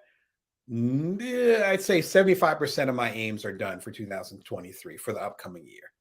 So, and a lot of those things I'm implementing right now. So like January 1st hits, I'm on cruise control. And hopefully we'll be able to just build upon these strategies that I've created. I can talk much more about that, but let's keep it simple for today because I'm in a loquacious mood. Side hustle, from idea to income in 27 days. It's a fantastic book because Chris is very practical, which is one of the reasons why I like him so much. He's done really big things from the conference Pioneer Nation to his best-selling books, like I think it was $100 Startup was his breakout hit before I even got into entrepreneurship. So I look at him and give him his nod and respects. He's almost like the generation, not age-wise, but as far as work he does, he's generation above me. You know what I mean? That's right. So stay ready so you don't have to get ready. That's right. So go ahead and build in your stuff and get it going. 27 days, that's pretty fast. That's less than a month. And if you're going to have some vacation time, if you're going to take a break, if you have a traditional job, I do not have a traditional job, so I'm carving out vacation time and trying to block out my calendar. So that's actually the advantage of having a day job. In most cases, you actually have days off. Sometimes they're paid. I have no idea what that is. So please take advantage of it. It's not all suns and roses sun and roses when you're independent. So if you got PTO, paid time off or whatever, and you're just chilling, maybe go grab a book, particularly if you don't like your job. Remember, you own your career. They own your job. So if you want to build a career, you got to do that stuff on your own. No one's going to help you with that. I don't mean that in a cynical way. I'm not saying that your job's going to repress you, though some jobs can be repressive. What I'm trying to say is that if you're going to get to the next level, that has to be your work. Has to be your work. I wouldn't be able to say this to you if I didn't walk in those shoes several times. Even this show, for me to get to these almost 300 episodes, for me to make it 2 years, showing up nearly every Monday, Wednesday, and Friday, I had to depend on me. But this is where I wanted my career to go. This is how I want to connect with y'all. That's the ownership part of it. Side Hustle is an excellent book in the sense of it gives you practical ways to move your career forward. So this will be more of those 3 categories: building something new, pivoting your business, and upgrading your business, right? So creating from scratch, going a different direction, and upgrading your stuff. This will be more in the build category, maybe even in the pivot category if you weren't sure what direction your business should be going in. But shout out to Chris, fantastic storyteller. Oh, I know I was going to say something else. He also has had, I don't know if it's still going. I think it stopped recently, but he had a podcast, call it Side Hustle Podcast. I know, original. Every single day, he profiled a new person's side hustle. Every single day. I know you hit at least 1,000 episodes. This book, again, came out when I lived in the Midwest, and that was quite a few years ago. So, check out the podcast. Check that out. If I knew, I would have put the link in there, but I've been throwing enough links in there. This book, though, is an excellent place to start. All right. Along those lines, which if you've coached with me or if you're familiar with my work, you've been watching the show, read any of the books, you know the vibes. When should I quit something? So many people that, not so many people that I coach, but a lot of people that I meet when I do the keynotes and conferences and stuff, they say, I'm ready to quit my job. And then ends up being these questions that we end up talking about it, that end up coming out. And in a lot of cases, they're actually not ready to quit because you actually need to have your resources together to quit. You have to know what your next act is going to be. And you have to have the stair steps built enough so that you don't fall off a cliff emotionally, mentally, even financially when you make that leap. This talks about some of that. And there's links into this one particular video, which I share with a lot of my coaching clients. There's links to this one particular video to later videos, later episodes of the Bring More Show that I did that go even deeper, including some live shows. So be sure and check it out. Some good wisdom in there. There's Oprah, there's Jerry Seinfeld, and there's Seth Godin. So, if you need more than that, okay. The next one is actually something physical. So there we go. Sorry, my computer's running a little bit slow today, as is my microprocessor upstairs. The next one is the Square Reader for contactless and chip. All right. We're getting physical for a second. So I'm not going to charge anything because I'm not going to charge myself. But this is something that is from the folks at Square. Square is old school as heck. Square started to get popular when I live in Silicon Valley. I've now lived in Silicon Valley for more than a decade. So they've been around for a while. You're familiar with Jack Dorsey, probably. He's the co-founder of Square, as well as one of the co-founders of Twitter, and is also the owner of Tidal music service, which goes back to Jay-Z. Funny how that works, because he ended up resurrecting Tidal after it was on the ropes several years ago and turned into a billion-dollar company. But that's for another episode. Square allows you to accept payments. Now, there's a small Square, which I can dig in right now, but I'm not going to worry about that. It's super tiny. It's like probably about the size of my thumb. And I don't have a really big thumb, but the size of my thumb. And you can swipe a card in there. Really simple. Show you the backside. Really simple. Swipe a card in there. It worked great for a very long time. It's portable. I used to keep it. I always wear my blazers. Used to keep it in my blazer pocket. So if someone, remember I own my own book publishing imprint. So if someone said, "Hey, I want a copy of Bring Your Worth," I'd be like, "Great, it's $15. Awesome. Give me your card." Swipe it, and then it goes through the internets, and then it charges them, and then the money hits my bank account the next day or something like that.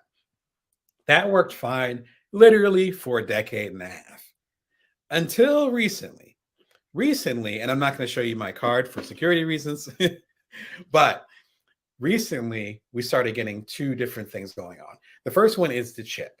So you'll see a little chip in your credit card, right? Particularly if you have a credit card over the last few years. I have some older credit cards that still haven't updated, but I'm sure once they expire and they send me the new cards, they'll have the chip on there. The chip allows you to take the card and wave it above here. So I don't think it's based on Bluetooth, but it's based on some other remote wireless technology, which is fantastic. The other thing that happened, frankly, is the pandemic. And so suddenly people didn't want to put their cards into things and swipe things. Now you have to remember, when you're watching this in the future, if you go back to 2020, particularly March of 2020, when the pandemic really hit the entire world, even though it was affecting my Asian brothers and sisters months earlier, but it really started impacting the entire world around March, April 2020. We didn't know if it was airborne as far as COVID-19. We didn't know if it was airborne. We didn't know if it was based on touch. We didn't know how long, if it was based on touch or surfaces, how long it stayed there. There was just so much stuff we didn't know.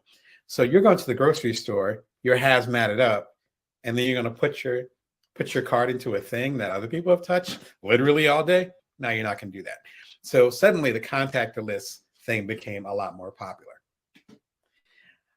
I learned this the hard way when I started traveling again, and I had the old school Square reader, and suddenly swiping and other things became passe. And people wanted to use their chip. People didn't want to touch anything.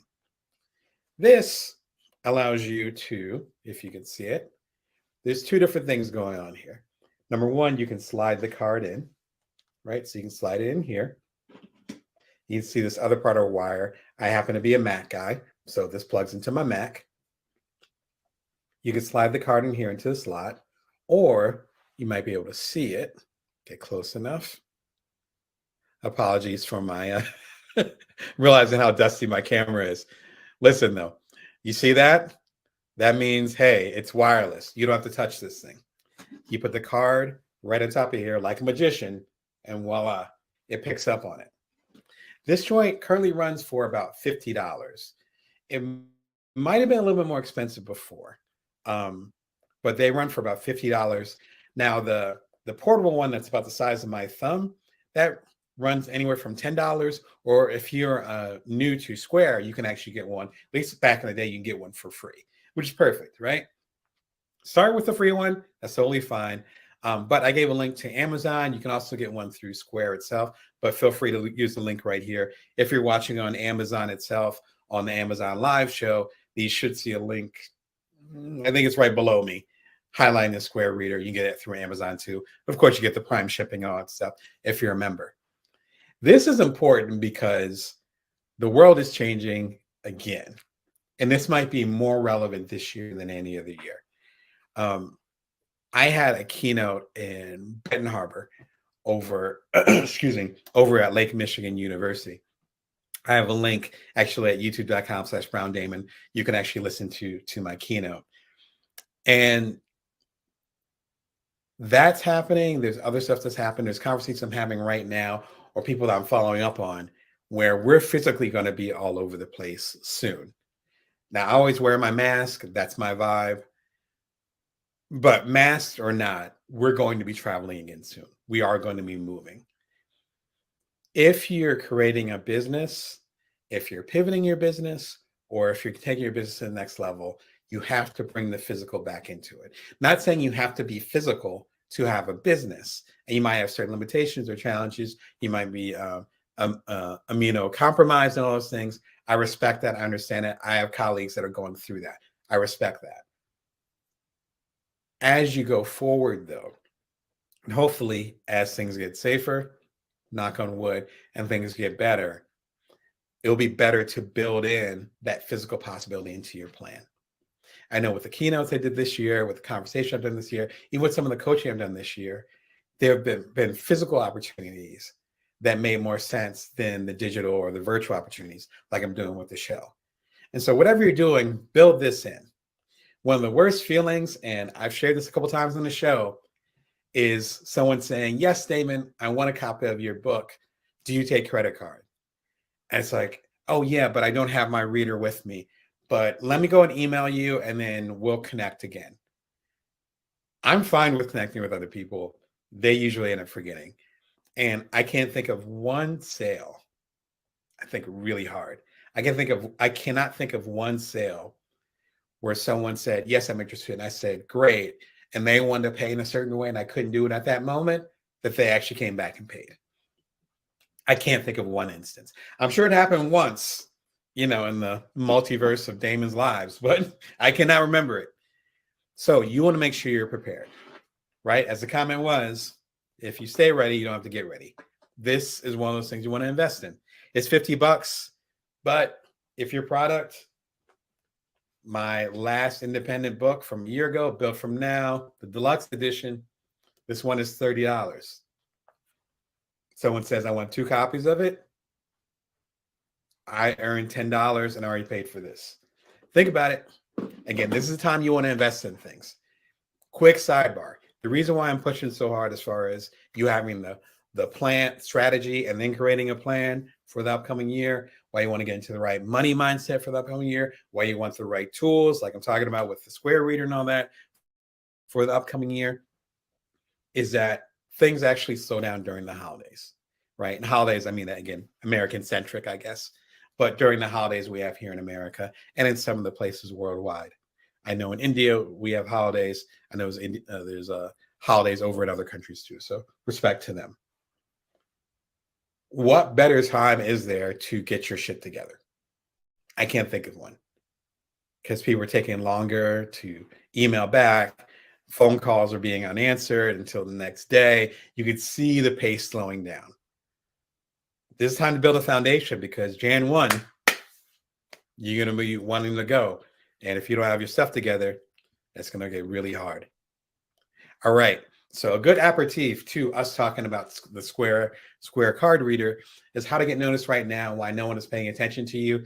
This video talks about exactly what I was just talking about.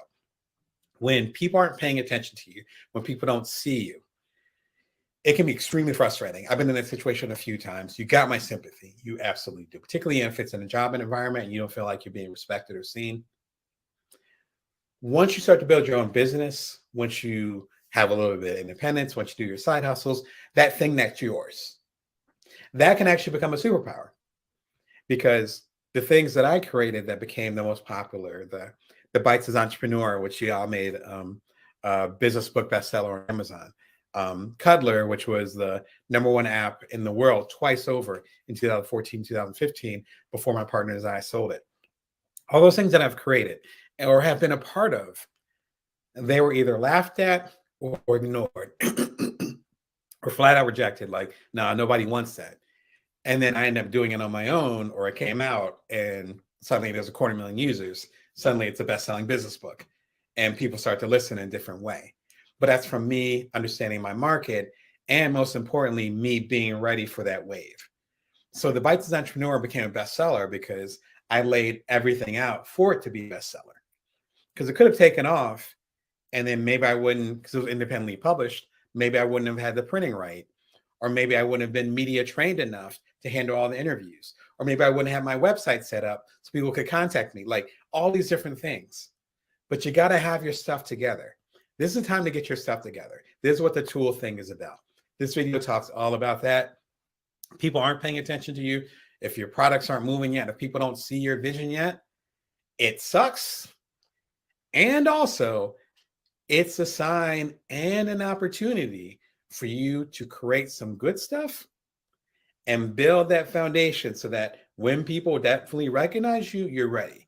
It's almost like, which I talk about, I think I give that analogy in Career Remix, again, the new book, where it's like the lottery winners or the people that want to be lottery winners that say, I can't wait to be a millionaire, but they don't know where the money is going to go. They don't know how much they have to pay in taxes. They don't know what they're going to pay off, assuming they have debt. They don't know which family members they're going to give money to, who they're not going to talk to again. They don't know if they're going to change their number. They don't know if they're going to have a lawyer that's going to go ahead and get the winnings for them, which is possible. You can get a lawyer that will do that for you so that you could be anonymous. I like the anonymous thing myself, but I'm just throwing it out there. Like, they don't think about that. All they say is, I want the money. Okay, you got the money. And a lot of cases they end up blowing it within a year. In most cases, within 5 years, they're in worse financial position than they were before they got the lottery money. Don't be those people. No shots at them. Y'all didn't know. I'm here to say, hey, there's opportunities here. I've had those number ones. I've had those bestsellers. I've been on the TED stage 4 times. You got to be ready for that. Otherwise, it's a wasted opportunity. I could do a whole hour about that, but I'm going to relax. All right. Another thing I would recommend is the Strikingly website. Strikingly, I've been partnered with them for, I think I've been using Strikingly for 7-8 years, a long time. Shout out to them. I love their work. I love the setup. It allows you to do, at least for me, simple multimedia. I do speaking engagements. I have a coaching practice at damonbrown.net, which is where Strikingly set up. I sell books, t-shirts, which I'm wearing, mugs, the whole thing. All that's done through the Strikingly website, and it ties to Square and the respected what they call fulfillment organizations that will actually handle the purchase. But it's all through my website. And I made that shift probably about 2 years ago, where I was like, you know what? I want damonbrown.net to be the one-shop stop.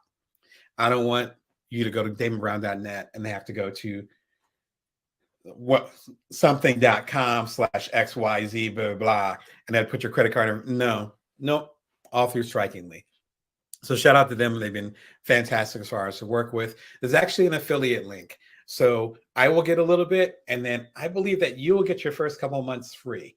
I think something like that. But be sure and check them out. I love the work that they do. So again, it's been great. There's all other options like Wix, which is Wix. There's is it Squarespace? Squarespace is the other option too. Strikingly works well for me, especially since I used to be a programmer. Excuse me. I knew several programming languages. Past tense, because you get rusty if you never use it. But doing all those different types of things.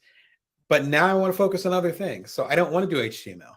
I don't want to do JavaScript. I love learning. It's just, I'd rather learn about how I can serve y'all. I don't want to learn how to make a paragraph indent on page 8 of my website.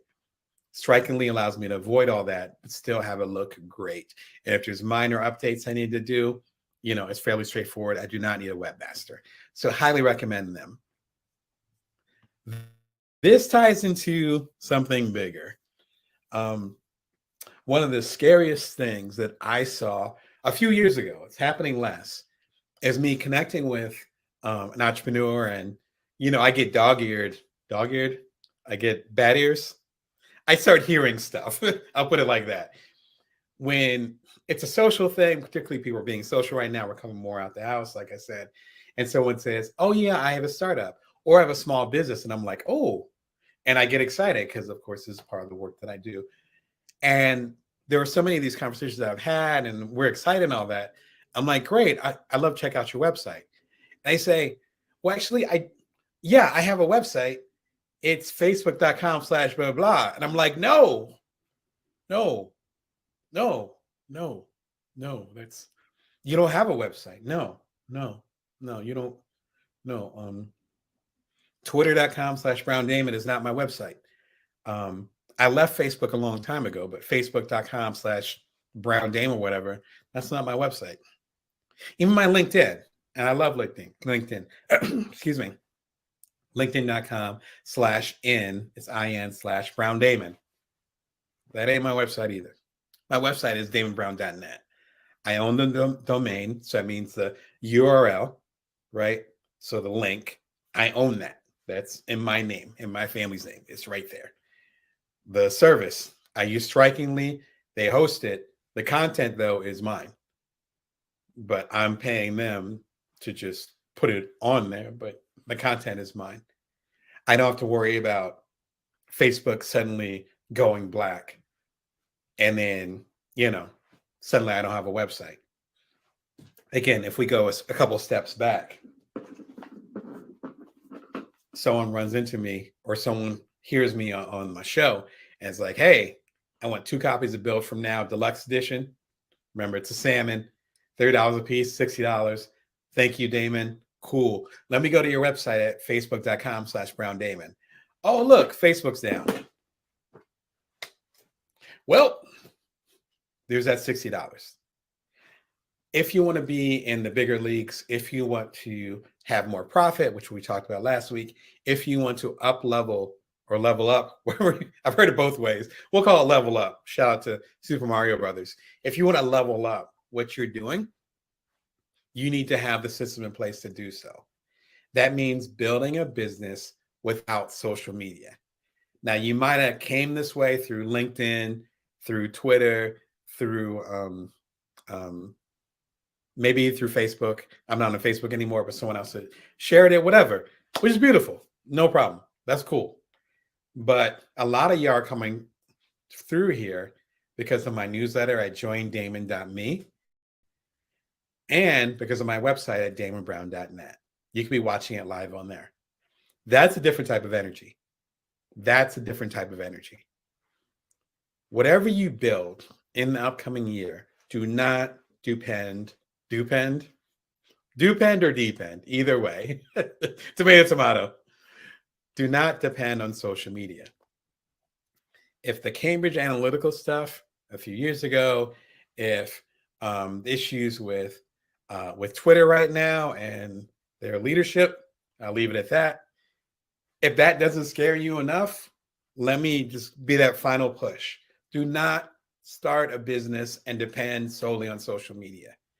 I have a YouTube channel, obviously, at youtube.com/Brown Damon. This is the Bring Your Worst show every Monday, Wednesday, and Friday. I have every single episode of this show on my various hard drives.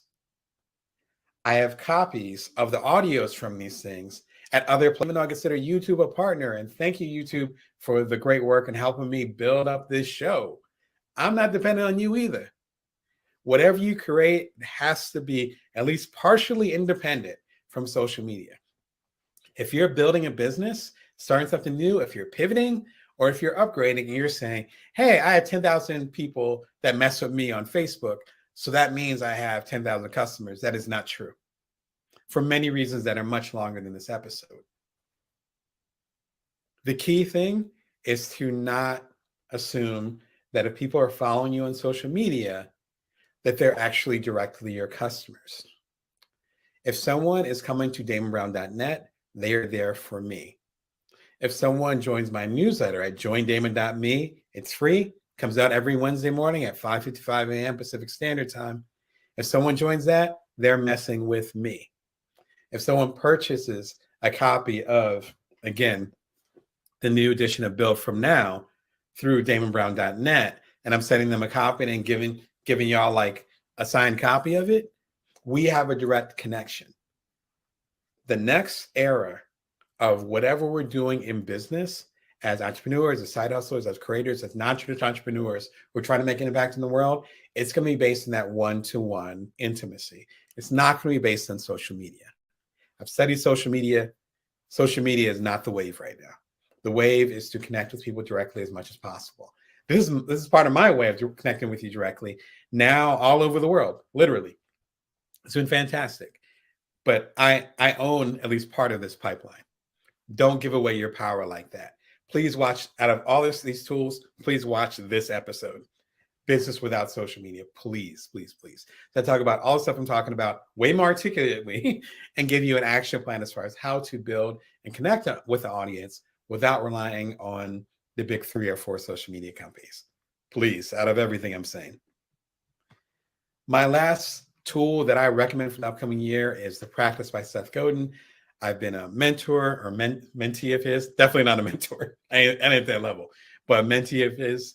I took his marketing seminar. I got a chance to ask him a couple questions, which is fantastic. I've been following his work for a while. Seth Godin is excellent as far as getting things to the point and expressing and explaining how we should be service-based, not just based on getting as many resources, financially or otherwise, and squeezing our audiences for that. The practice is just what it says. What is your practice? What is the stuff you can control? I was on some coaching calls over the last month or so, and I was talking to folks, and the main thing we were trying to do is separate what was in our control, what wasn't in our control. We cannot control us getting a publishing deal. We can't control that. I have a decent record. I've done 26 books. Even I can't fly to New York right now and necessarily get a publishing deal and come back home and say, hey, honey, my wife, hey, honey, I got a new book deal. There's no guarantee of that. I got some bestsellers under my belt. I got a TV show. No guarantee of that. But I can show up with y'all every Monday, Wednesday, and Friday. I have control over that. So think about what you can control. This is an excellent thing about that. The practice, of course, leads into having the practice or the habit of showing up regardless of the weather or the timing or how people react to you. 2 Chainz, the rapper, Seth Godin, and Minimal Viable Audience. Excellent place to start. It talks about exactly what I'm talking about right now. Please check it out if you're thinking about starting a business in the upcoming year. I realize I am like 45 minutes in. I am loquacious today. Thanks for coming through to the Bring Your Worst show. I'll come to you every Monday, Wednesday, and Friday, 11:30 a.m. Pacific Standard Time, Vegas time. You can subscribe for free. Please come through and subscribe. Enjoy the time in there. I love the community that we're building, particularly over the past couple of months. A lot of you have been coming through, literally hundreds of thousands of new viewers. Thank you. Thank you. Thank you. Be sure to subscribe so you can become part of that community. I got some good content coming. I'm excited. I just finished up some new videos this morning. It's going to be great. And new book is Career Remix. Get the gig you want based on the skills you've got. Until next time, remember that you can always bring your worth and that you can always build from now. Take care of yourselves and others. Hello, welcome to the Bring Your Worst show every Monday, Wednesday, and Friday, 11:30 a.m. Pacific Standard Time, Vegas time. Thank you for your patience through some technical issues today. Let me go and connect with all y'all on Amazon Live. There we go. Welcome to the Bring Your Worst show. My name is Damon Brown. I am your host. I come to you every Monday, Wednesday, and Friday at 11:30 a.m. Pacific Standard Time, Vegas time. If you like things that are connected to you being a side hustler, you being an entrepreneur, you creating things and being what I call a non-traditional entrepreneur. A non-traditional entrepreneur is someone who doesn't necessarily fit the blueprint of the folks I saw in Silicon Valley, which is very young, straight, white, usually of middle class or upper class background, who has all the support that they may need in their world. You're not that, right? In any of those categories, you don't quite mix. As you can tell by a lot of things, just by looking at me, I do not fit into a lot of those categories. And I was able to find success as an entrepreneur twice over with my first startup, So Quotable, which got the attention of TED, which led to my first TED Talk. And after that, Cuddler, which was the #1 app in the world, 2014, 2015. You can tell it's been a few years, 2014, 2015, which connected people for hugs. And we got 250,000 users and ended up getting acquired shortly, a little bit under a year of when we started, which I consider a good marker of success. Approaching 300 episodes of the Bring Your Worst show, almost every single Monday, Wednesday, and Friday for the past 2 years. Next week, I'm thinking years. Next week will be the 2-year anniversary of the Bring Your Worst show. It started December 21st. So whatever day the equinox is, I believe it's 21st. I think it changes every year, but that started in the winter equinox. So thank you for all the love and support. A lot of y'all have come on board recently. It's gotten a couple 100,000 views just over the past month. So y'all are really coming through and giving the show a lot of love, talking about how to be more productive without burning yourself out, how to build things. That was the part that I forgot. When I built my 2 startups, I was the primary caregiver of now my wife and I's 2 sons. When our eldest son was a baby, that's when So Quotable came out. And then when our eldest son was a toddler and our next son was about to come, he's about 2.5 years younger than our eldest son. That's when I had the success with Cuddler and was on the cover of the Wall Street Journal, all this crazy stuff, while I was literally changing diapers for 2 kids. And so thank you for all the love and support. I'm trying to give all that game to y'all. My new book is called Career Remix, Get the Gig You Want Based on the Skills You Got. I have a link on here somewhere, but if you're on Amazon, you can check out the link. And I also have the little logo over here. New book came out at the top of this year. Thank you for all the love and support. The audiobook, best audiobook I've ever done. I've done quite a few of them. Be sure and check it out. A lot of stuff going on, but here's the interesting tidbits before we get into the theme of this episode, which is passive income. Number 1, bring your shorts. I've been bringing this up a lot in the weekly live episodes that we do most every Wednesday. And it's been a lot of fun. There's about 200 shorts on there. If you go to youtube.com/BrownDamon, which is where this show is based, that's where the Bring Your Worst show has been headquartered over the last almost 2 years. Shorts are basically things that are a little bit less than 60 seconds or less. That's what I'm trying to say. And in my case, the shorts are talking about the things that we're talking about today. Talking about passive income. We're talking about negotiating your contracts right so you can own your IP. Talking about building more and worrying about things less. Talking about balancing or trying to find balance if you're the primary caregiver of your kids or any other dependents, older people, whatever, that are depending on you and still showing up. Having your day job, which I've had my share, and then still finding your side hustles and then being able to switch. So ideally those side hustles one day, hopefully soon, become the main way that you make a living, if that's the direction you want to go in. These shorts are talking about that, but in 60 seconds. And you got wisdom on there from Seth Godin, Seth Rogen, very different wisdom. Seth Godin to Oprah, to Jay-Z, which y'all seem to be a big fan of based on the videos I've done recently about his wisdom, to Mike Tyson, believe it or not, to Kevin Hart. The list goes on. Jim Rohn, if you know your old school speakers, personal favorite of mine. All these shorts are under 60 seconds. They give you as much wisdom as possible in this short period of time. I love having the longer shows. My regular show is usually 10 to 15 minutes long, as you'll see with, again, 300 episodes that we're approaching. If you go to youtube.com/BrownDamon, you'll see all those long form episodes, which you'll hopefully enjoy. But you also see this very short content. It is formatted for your phone.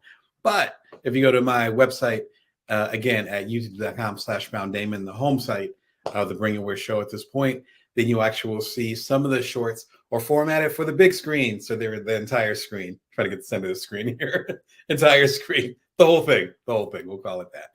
And it's been fun not only having the shorts, if you call them that, which fit on your little phone. I got a little iPhone here, but also the long form shorts, if you go on that, or the big shorts. I call them 4K shorts, which are perfect for you watching on your TV, watching on your laptop, that type of thing. Be sure and check it out. Again, a couple 100,000 of y'all have come through to check them out, as well as check out the long form programming. Thanks to love and support to all of y'all, to the new audience that has been checking it out. If you're part of my old audience or my traditional audience who's been watching that long form content, like these Wednesday shows, hop over to the Shorts channel.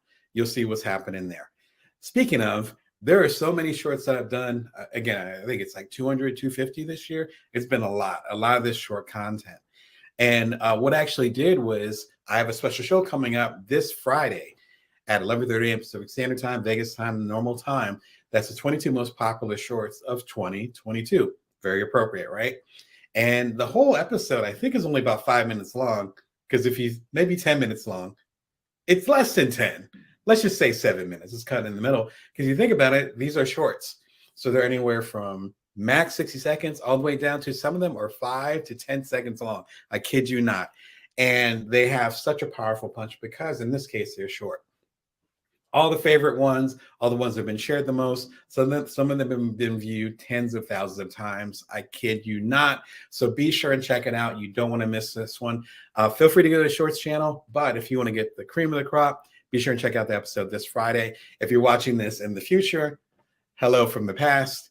And this link will always be active. So feel free to click on it, even if you're watching this after 2022, which, will be in about 2 weeks. So if you're watching after that into the future, be sure to enjoy it. And as some of y'all know, you can catch me in Decentraland, which is one of the metaverses. And I'm working with a UPS store. If you ship stuff like I do, I'm a publishing company. Career Remix is a partnership actually with Barnes & Noble. Shout out to them. But, oh my gosh, how many hands do I have? See for the coordination today. All these books, some of y'all made them bestsellers, or some of them are bestsellers based on y'all. Yeah, I got the backwards gene today. You know what I'm trying to say, including this one. This one. Thank you for making this one a bestseller. All these books are from my imprint, also called Bring Your Worth.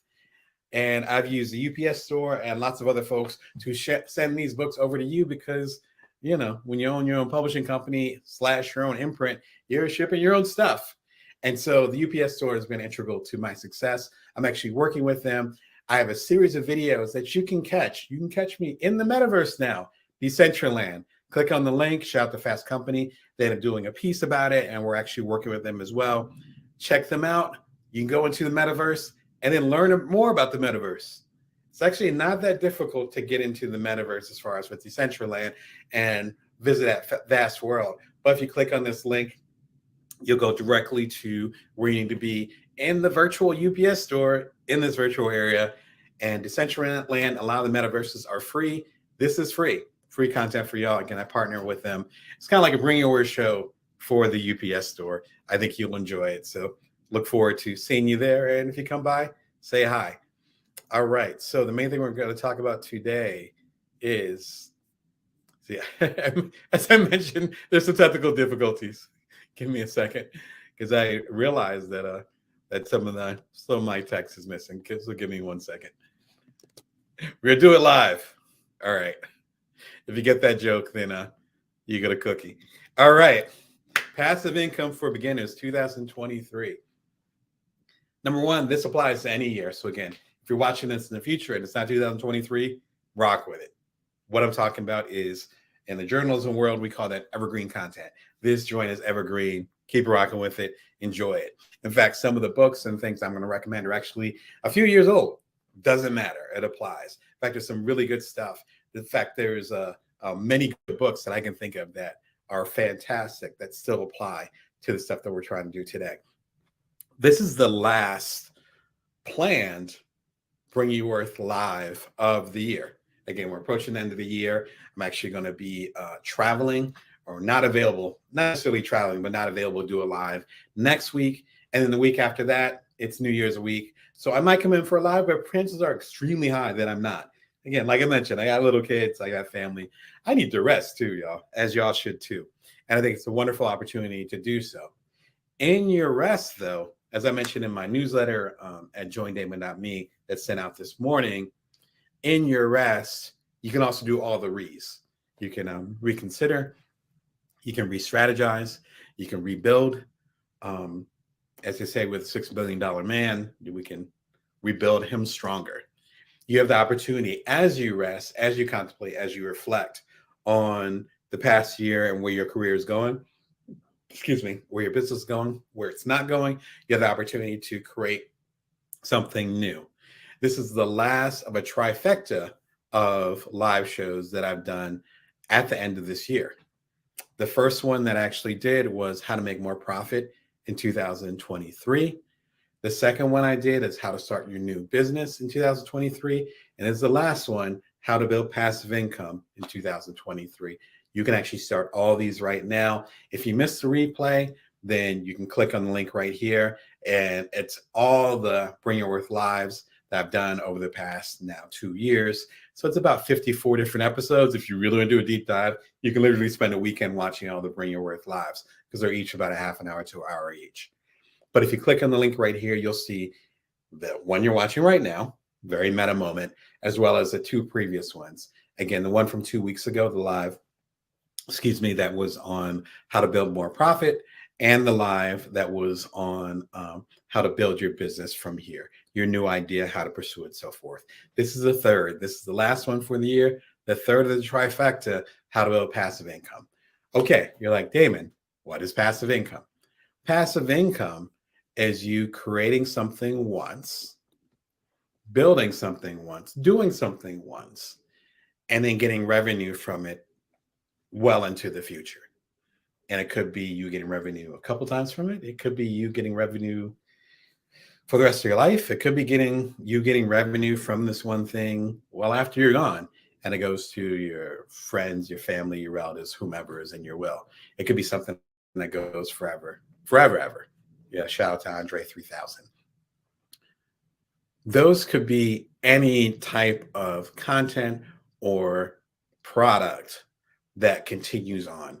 Service, if you're doing a service, a little bit harder because you actually have to physically be there often to do the service. Like for me, I'm a business coach. So my business coaching cannot necessarily be passive income in a traditional sense, because I do one-on-one business coaching and I'm listening, I'm asking questions, and I'm responding to the things that you're saying. It's kind of hard to do, when you're not there. Now, there are methods to coach people, such as building a TV show where you're able to connect with a bunch of people, but do it in a way where you don't have to be on all the time. Passive income in its ideal form gets you away from trading time for money. It gets you away from trading time for money. Now, there's work that I do, even work that I do now, where I show up for a certain period of time and I'm paid for that period of time. I could be super productive, or I could be sort of productive, but get the job done. I'm paid the same amount, right? You want to show up always at your best, let's be clear. But you have your days. But your main thing is you're getting paid to show up in this particular capacity. Passive income ideally is the opposite of that. Passive income is I'm going to create something amazing, ideally amazing, do my best at creating something, and then people, organizations, so groups of people, so let's just say people, will find value of it well into the future. So that literally when I'm taking a nap, when I'm sleeping, when I'm playing with my kids, when I'm spending time with my partner, when I'm out on the road, when I'm traveling, which hopefully I can do some traveling over the holiday season, what have you, those checks are still coming in. I have about 52 or so passive income streams.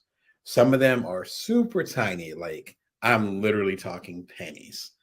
And I'll get a little check and it'll be like 12 cents. Not exaggerating, right? I have other passive income streams that could be really big, like into the thousands of dollars, depending on that week, that month, whatever's trending at the time. So this isn't something that is going to be solid throughout in most cases, but it's something that you don't have to work extra at, or at least not much extra at, to have that revenue coming in. Now, obvious example would be the books that I talked about, like Career Remix. Every time y'all buy a copy of the book, I'm getting a royalty statement through Barnes & Noble. Shout out to them. Or a more direct passive income stream, if you want to call it that, is Built From Now, which is my book, previous book. This book, it's $30. So when y'all buy a copy of the book from Amazon, from Barnes & Noble, from Bookshop, shout out to them, they're all the indie bookstores, buy a copy from them, then Amazon or whomever will send me a check with my piece of it. Or if you go to damonbrown.net and you want a signed copy of it, you pay me directly $30. I pay for the overhead, ship you for free a copy of the book, and it's signed. That's passive income. I didn't have to track you down and say, hey, buy a copy of this book. Instead, it was like, I like what Damon's saying. I'm going to go buy a copy of the book. And I'm busy, again, let's say playing with my kids. And suddenly I get a notification saying, hey, so-and-so wants a copy of the book. And I'm like, great. The money's going to be transferred right now. And then I'm like, awesome. I'll send you a message and I'll say, hey, I'll send it to the UPS store or whomever. go ahead and ship it out the next day and you get it a couple days later and hopefully you enjoy it. That's a form of passive income. I have to do a little bit of work, but I'm not getting paid by the hour. It is not trading time for money. I have very, very many videos, very, very many, a lot of videos. I told you I'm tongue tied today. Many videos that are talking about this. I recommend after you watch this, check out the Start Passive Income Now playlist. I have a dozen videos that talk about this, from how Beyonce uses passive income to how I've used passive income to how you can negotiate your contracts in a certain way so that you can actually have more passive income. We're going to get into that actually with the books that we're going to talk about in a moment. But be sure and check it out if you have questions about passive income. I know a couple of weeks ago, shout out to Anna, folks that came onto the show that said, what is passive income? This episode was already planned. It's actually for you. So be sure and stay tuned. All right. So let's get into the books that will help you build your passive income. First thing you got to do, what the heck are you good at? More importantly, forget what you're good at. What do people find value in you doing? What do people find value in you doing? To understand that, you have to start with yourself. I like to talk. I love to listen. I love stories. So my career path as a journalist, as a public speaker, and more recently as a business coach and a TV host where I'm talking to people, 3 times a week. Of course, it makes perfect sense. But that could go back to both my kids are in elementary school. That could go back, like my mom and my dad could have told me that many, many decades ago when I was their age, and could have said, oh, you know, Damon could sit there and just listen to people all day, and he'll actually be listening to them. It's not like I just want to hear people talk. It's like I want to hear your stories. And then he'll remember those stories, and then he'll get insight from them and then share it back to the people or apply it to his own life. Not everybody's built like that. That's natural to me. That is innate. That's like drinking water and breathing oxygen. Normal to me. Right? Normal to me. If you're not sure what you can build that could create passive income for you or even create any type of income for you, you have to learn what your strength is and how that applies to how you can serve other people, right? The Strength Finder 2.0, it's by Gallup, but it used to be a company called Strength Finder back in the day. I guess I'm showing my age, but they were acquired by Gallup, I want to say about 2 decades ago, something like that. Fantastic place to start. There's actually another one called Entrepreneurial Strength Finder. I can never say entrepreneurial, even though I've been an entrepreneur twice. I've coached hundreds of them. Forgive me. Entrepreneur Strength Finder, which is actually very good. This has a much more narrow focus. Strength Finder 2.0 is way broader, and it might be a better place to start. But if you want to get into entrepreneurship, I recommend this one as well. You can find it on all the book outlets. All the book outlets. Leave it at that. All the book outlets, right? But you have to know what your particular strength is. I got into coaching because I was on the road supporting, I want to say, the original Bites as Entrepreneur, right? So the bestseller, you see by a little label up there. I was on the road supporting this, even overseas. I was down in Bogota. Shout out to Colombia. Hope you are doing better down there because it's been a little crazy. But I think I was down in Bogota. I was somewhere else. I think I was on the East Coast over in the Carolinas. Like I was all over the place for a good year or so supporting the Bites as Entrepreneur. And people kept asking me to go out for coffee and if we could talk. And I was confused. I'm not wearing my ring, but I'm married. So I was like, it's obvious I'm not trying to connect with people. But what they were trying to say was that they wanted to be coached. And that's how I learned I needed to get more into the coaching space, right? And it made perfect sense. Yes, exactly. Thank you. Right. So you know what's going on with the Strength Finder. I know you know for sure, And so figuring out what exactly you're good at and what your strength is so important because then that gets applied. My strength is I love talking to people. I love hearing people. That gets applied into what people are asking for, right? I've had, again, a couple 100,000 of y'all come through to watch the Bring Your Worst show. And I've been doing this for a couple years now, but now you're really starting to come through. That's a signal that I love doing this show. It's a lot of fun. I'm using other parts of my brain. I've never done a TV show before, so it's new territory for me. If you're familiar with my work, you know I love new territory. But it wouldn't have mattered as much if y'all didn't say, yes, Damon, that's where you need to be. That's how you can serve us the best during this pandemic era. You're not able to go on the road anymore. Let's connect on TV. This works for us. Y'all are giving me that signal. In a meta way, this show is actually becoming part of my passive income stream because as more of y'all come through, as more of you have subscribed, please do subscribe if you haven't subscribed already. If you're enjoying the show and you want to support it, you'll get a little notification whenever a new episode comes in. So thank you for the love and support. As more of y'all subscribe and check out the show, it becomes more of a passive income stream for me. But that's a meta version of what I'm talking about. I know one of my strengths is I can talk to you all day. Not a problem. And hopefully I'm listening to y'all as well as I'm talking, if not better. And so the episodes that I'm creating are based on feedback that you're actually giving. You guys are actually part of creating the show. But that's a strength of mine, hearing what people are saying and then being able to turn it around and create something better. That's why I've had like the best-selling books, the hit app that was #1 all around the world. That's my process. I talk and then I listen a lot and then I create something based on what I'm hearing. That's a strength of mine. Not everyone has that strength. You probably have a different strength. This will help you on that journey. And then once you find out what that strength is, then you can start to figure out how people can be served with it. Because again, if I was just talking to a computer or talking to a camera, and that was my main intention, and it being a passive income source, I might get lucky with it, but probably not.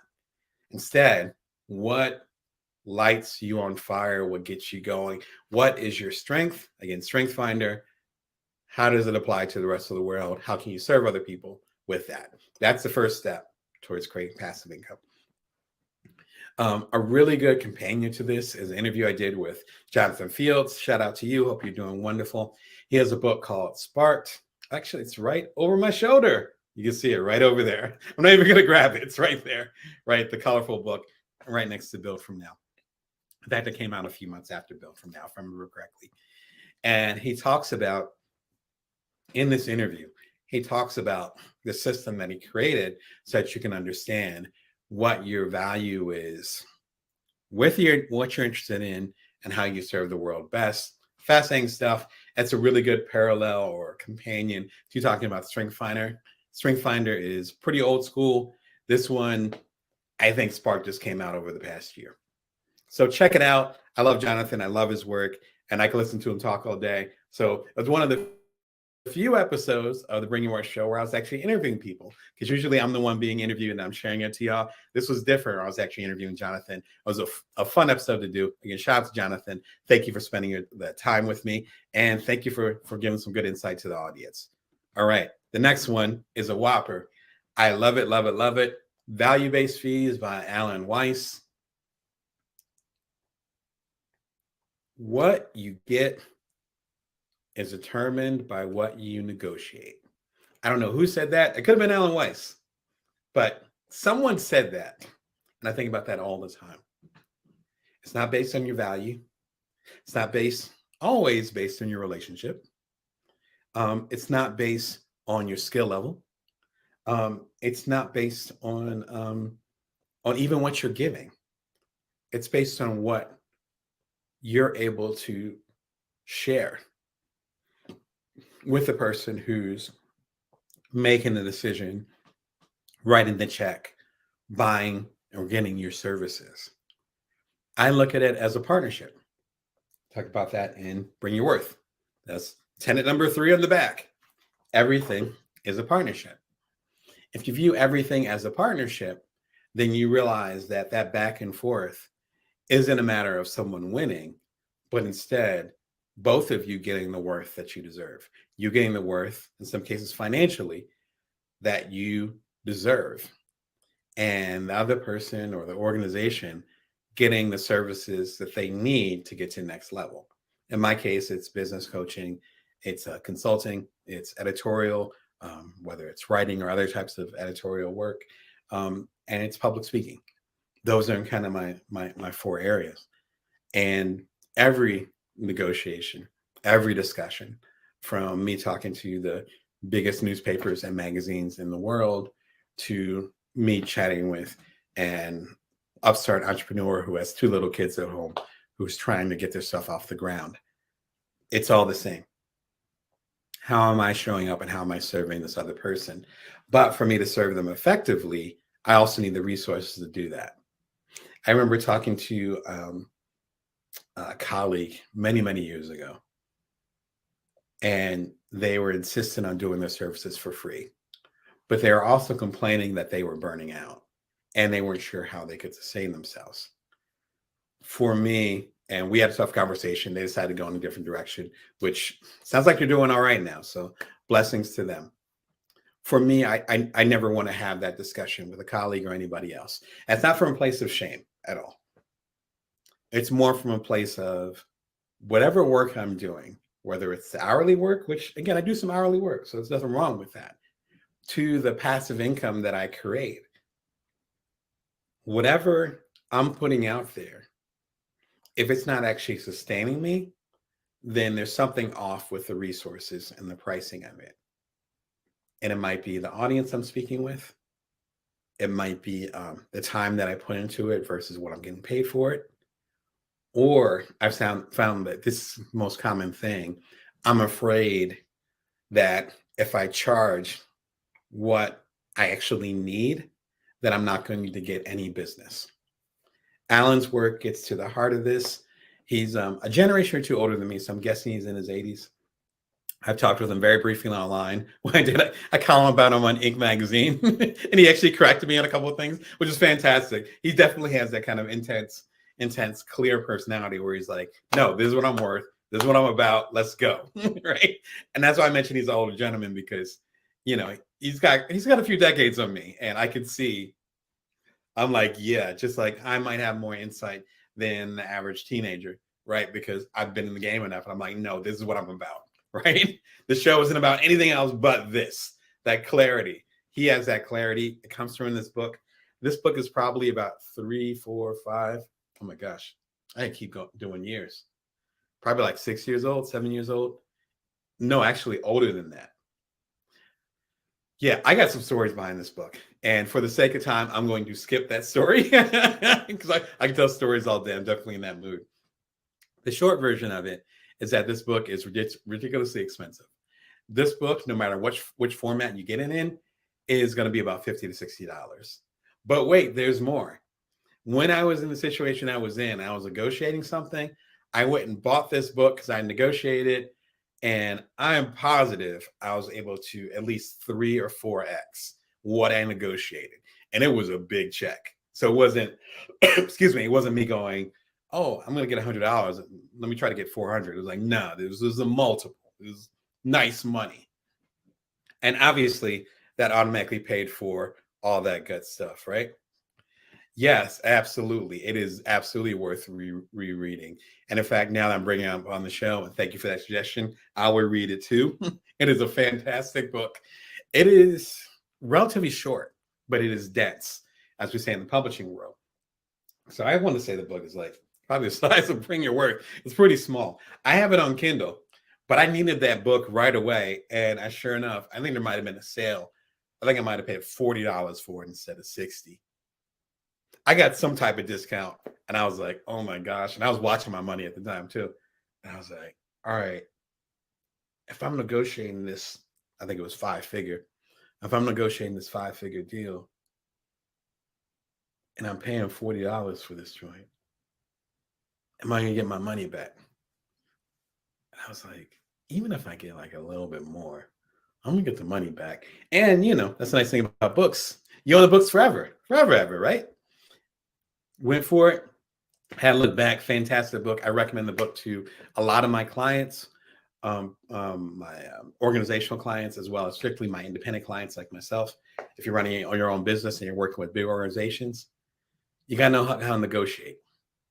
This pairs really well with one of my most popular episodes I've done this year. 3 reasons why you shouldn't sign a contract. It sounds cynical, but I keep 100% real in there. When you give your goods or your services, you're sometimes trading that time for money, but you're also giving the power of something you created, often from scratch. If you're a writer, if you're a public speaker, like those things didn't exist. Realize that, like you made that. It came from your head, fully formed like Athena, came out, and you're giving it to an organization or a person. If your contract's not right, they own that joint. You can't give it to somebody else. Sometimes you can't take credit for it anymore. And what they gave you, as I say nowadays, what they gave you was a bag. They give you some money. I was talking to a coaching client earlier this week, and I was saying that's the problem with looking at the money of it.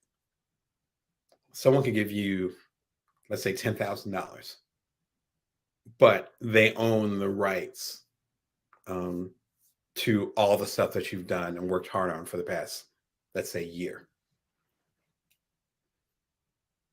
You got the 10,000. Fantastic. 10,000 is a great amount of money. I'm not going to turn away $10,000. That said, that $10,000 is going to go away. And it could be to your house, your mortgage, it could be to your kids. It could slowly go away because of inflation, right? Whole other topic, but you know where I'm going. It could go away because you decide to do a down payment on a new car, a really fancy car, right? Haven't bought a car in a while, but I don't think 10,000 will buy a car nowadays, right? Eventually it's going to look your electric bill, your clothes, whatever, it's going to go away. Your intellectual property, though, we call it IP. Again, you'll learn more about that in this episode. That's forever unless you sign a bad contract or you sell it. I own the rights, Library of Congress, to all my books, including the bestsellers. That's in my family until I decide it's not in my family, or myself or other people in my family after I'm gone make decisions to either sell it or they sign a bad contract. That's how much power it is in the shit that we create. We need to recognize it. That's literally what the entire book, Bring Your Worth, was about. The little tiny book I just showed you, that's literally what this whole book is about. Bring Your Worth, and the TV show, Bring Your Worth, is about knowing what you're bringing to the table. If you don't know what you're bringing to the table, you'd be like, yes, I need $1,000 right now. Been there, not judging you. But know what you're getting into. That $10,000 bag, back to the proverbial idea, that $10,000 bag that you get right now, eventually that money is going to be in your IRA. It's the end of the year, so thinking about IRAs. But in your IRA for your retirement account, it's going to be maybe investing into something. Like there's nothing wrong with that. But that money isn't stagnant. And in a lot of cases, it's going to be gone away in little bits and pieces of us just living our lives. The secret, though, is that we can always earn more money. If we're healthy, knock on hard wood, if we're healthy and we have a certain skill that has value in the marketplace, it has value to other people. There's ways we can make money. A hustler is always going to find a way to make money, right? I mean that in the best connotation possible. I'm a hustler myself. I always find a way. That's because I know my skills and I know how it applies to the market. In other words, if someone's offering you a nice bag, there's probably going to be other opportunities for people to offer you a nice bag too. That's why you just don't see a contract say, yes, the money looks nice, let me sign it. No. And there's 3 big reasons why I call them red flags for you to pause before you sign a contract. Please, out of this whole thing, watch this episode. The last part about it, which the next book I talk about, we'll talk about that a little bit more. But if you sign a contract and you're giving all your rights away, your intellectual property, to an organization or someone else, whatever, it can't be your passive income anymore unless you negotiate that into your contract. So if you're on Shark Tank and Kevin O'Leary or Mark Cuban or one of those guys or gals says, I want to buy your company for $10,000. You're like, great, here you go. Thank you. I appreciate it. That's it. You might have been getting residuals, which is another word for passive income from it. That's done. But if they end up buying it for 10K and they're like, and for as long as the company's around, you'll get 6% of everything sold. That's passive income. Subtle stuff like that. I talked about that in this episode. Again, it's one of the most popular Bring Your Worth episodes. And in retrospect, I understand why, because a lot of us struggle with this when we get the opportunity to level up. We look at the money short term. We don't look at the long-term value of things. Again, that ties back into Alan Weiss's books. Pardon me. All right. So the next book, and I promise this isn't self-promotion. It actually is appropriate. Passive Writer by Damon Brown. Damon Brown and Jeanette Hurt, 5 Steps to Earning Money in Your Sleep. There's a little book that we did a few years ago now, 2018. And it's done really well because as a writer, as a creator, which is focused obviously on writers, you're going to create work out of thin air. You're going to come up with an idea and say, I think there's a group of people, large group of people who are side hustlers, solopreneurs.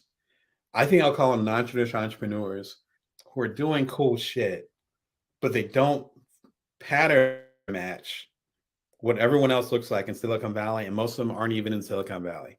Oh, wait, that was my book, Dalton Bites as Entrepreneur. Literally how it happened, right? We do that every day as creators. And it could be you coming up with new products. Some people that I coach actually make things. And so they're trying to find ways to mass producing and stuff. Shout out to y'all. That is a tough route. Salute to y'all. Some of the folks that I work with are clothing makers. So they're like designers. So they're negotiating things and make sure that the yarn costs and all those different things, like it's complicated. But all those things come from our mind and from our creativity. If we're going to take this route and be professional creatives, we have to understand, number one, what we're giving away when we sign a contract. We're always giving something when we sign a contract. So what we're giving away, nothing wrong with that. You're giving something. That's why you're getting the money. What we're giving away. And secondly, what we're keeping and how we can create work and negotiate work that will sustain us even when we're not working. If I were to just depend on time versus money, time for money, where every piece of work that I did, there was an hour trade-off to it, then I couldn't be primary caregiver of my kids. Like I don't. Now they're a little bit older, but when they were younger, hell no. Like kids, I'll talk about my kids for a second. They take up, it's almost like slime. They take up as much time, much space as they can. It's like water. Like, you ever try to put water in a corner? No, it spreads across. That's the way that kids are. I love my kids. I love kids in general. Kids are fantastic. If you want to be a parent, kids are great. If you don't want to be a parent, they're a little bit rough. If you want to be a parent, kids are great. And also, they will consume everything. That's what they're supposed to do. That's what they're supposed to do. I'm sure I was the same when I was a kid. I'm sure my mom, my dad, and my stepdad were the same when they were kids. That's just what kids do. I wouldn't have had that same role in the last umpteen years that my kids been growing up if I didn't create these passive income systems. In fact, that's actually the first chapter as far as creating systems so that you can build passive income.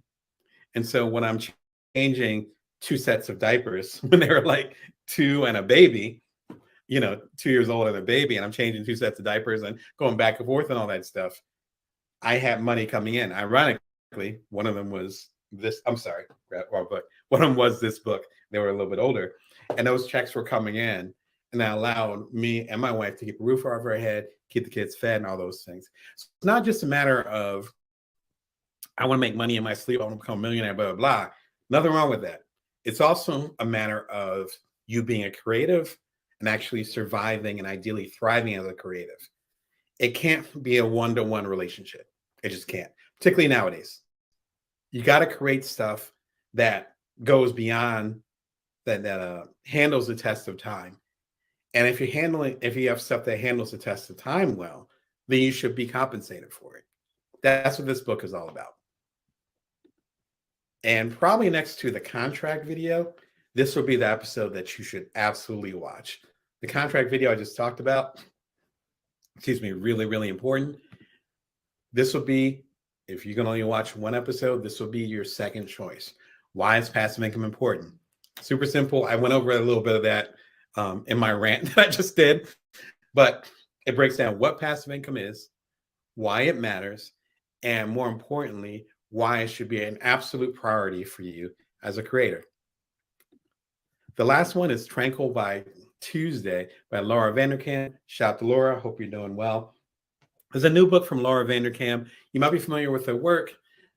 She's basically the time maven. She's able to help you maximize your time and reframe your view of time. And I think she would agree with me with my assessment of her work, where it's not a matter of finding more time.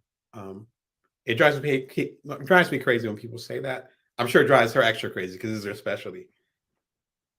You can't really find more time. We got 24 hours. It's around noon. Looking for a clock. Yeah, it's around noon. What time is my show? It's around noon here in Las Vegas. In 12 hours, it's going to be midnight. Ain't nothing I can do about it. 24 hours from now, it's going to be lunchtime again. That's just the way it works.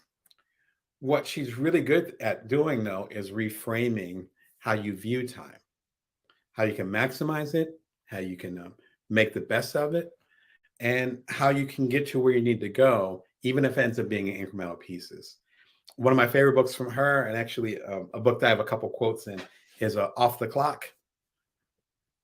Feel less busy while getting more done. There's a few years old, and I want to say it's about, it was about 6 years old because she actually interviewed me for the book while I was cradling my second son, and my second son is in soccer now. So there's a few years back.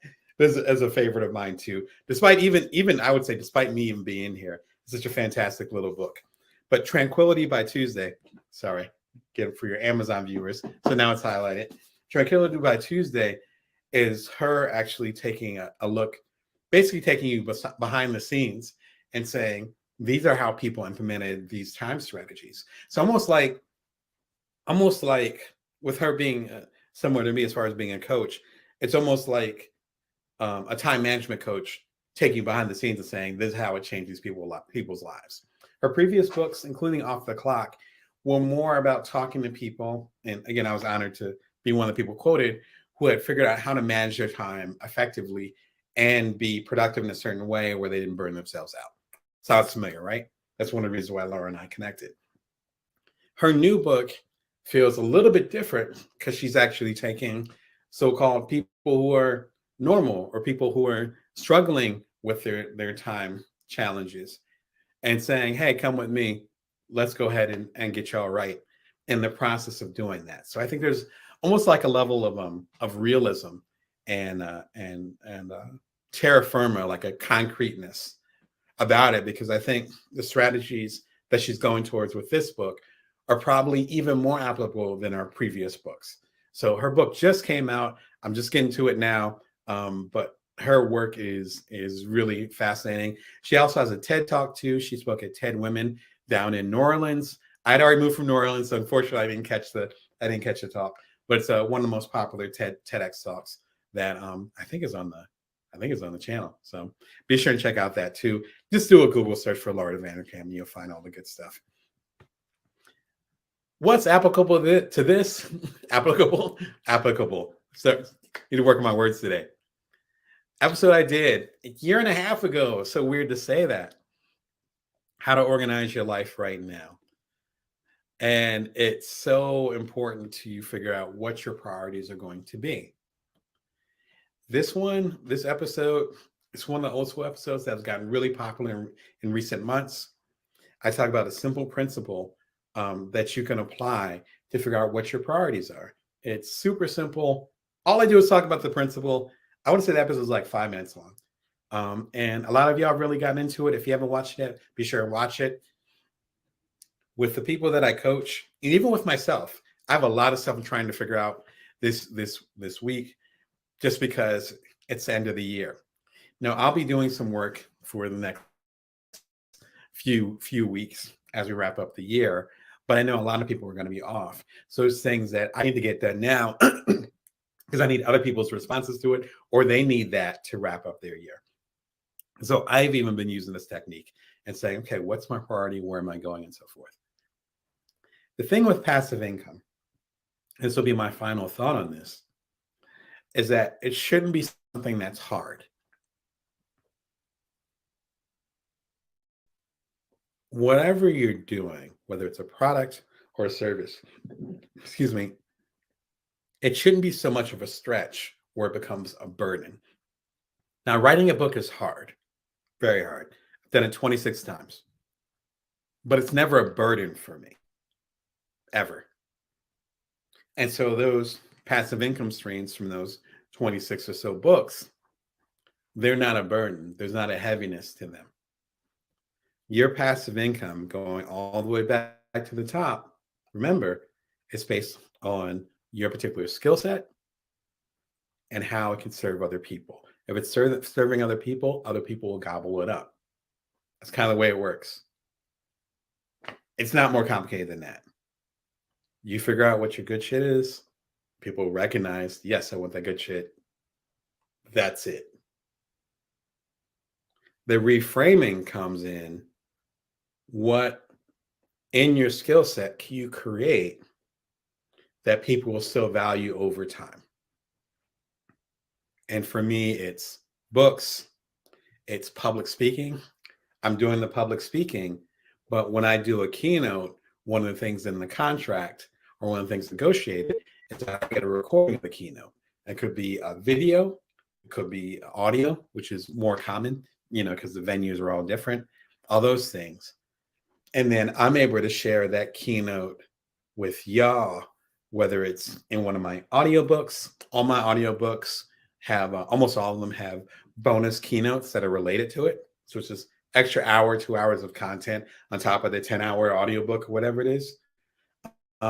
You guys, if it's video, y'all, most of my keynotes are actually available on the show at youtube.com/BrownDamon. You can subscribe for free. Definitely subscribe if you're feeling the content and you want to support. That becomes part of my passive income strategy. So as they say, I got the bag for the keynote. Thank you. Thank you very much. But then that keynote that's recorded becomes passive income through the audiobooks, which I get royalties from. And it becomes content for this show that you guys enjoy, which I also get passive income from. So I do that keynote once, work my behind off for it, but then I'm getting paid for it over and over again. And in some cases, the bag that I got from the actual keynote pales compared to the money that I got from the passive income streams over the years from that same keynote I did for that organization or that group. That's the way that you have to start to strategize things if you want to make money, solid money as a creator, particularly if you don't want to do the time traded for money. Organizing your life matters because I knew even before my kids were born, when my wife and I were even talking about having kids, I know that as soon as my kids come, they're going to be the main priority. And it's not going to be traveling. It's not going to be my career. It's not going to be all this, partying with my friends. I love partying with my friends. None of that. They were going to be overshadowed by that. Luckily, I knew myself well enough, way back to the Strength Finder. I knew myself well enough to know that I'd be dedicated to my role as being a parent. And in the relationship that I have with my wife, I wanted to be the primary caregiver. That's what a primary caregiver does, in my opinion. Knowing that, I knew eventually I had to set up things that allow revenue to come in so I can help take care of my family and keep my career on track because my kids will not always be little. So it's like, how am I going to make sure that my career is sharp for those 18 years, maybe more, for those 18 years that it takes to get those kids to where they need to be? Passive income was part of that discussion. As soon as my second kid came, passive income became the priority. And there's some lean moments, I would even say years, leading up to where I am now. But now I'm getting to the point where, again, I have 52 passive income streams. So with all those different streams, suddenly the basement, the minimum pay that's coming in is a lot higher than it was when I was just dependent on the time being traded for money. That's why you have to organize your life in a certain way, because when you organize your life and understand what your priority is, you could have kids and your priority could be your career. No judgment from me, whatever. But you have to know that. Because if you know that, then you can design passive income and other strategies I talk about on the show all the time based on where you are. For me, I want to hang out with my kids as much as possible, even when they sometimes don't want me to. Passive income is not an option for me. It is. Hey, it's Damon Brown of DamonBrown.net.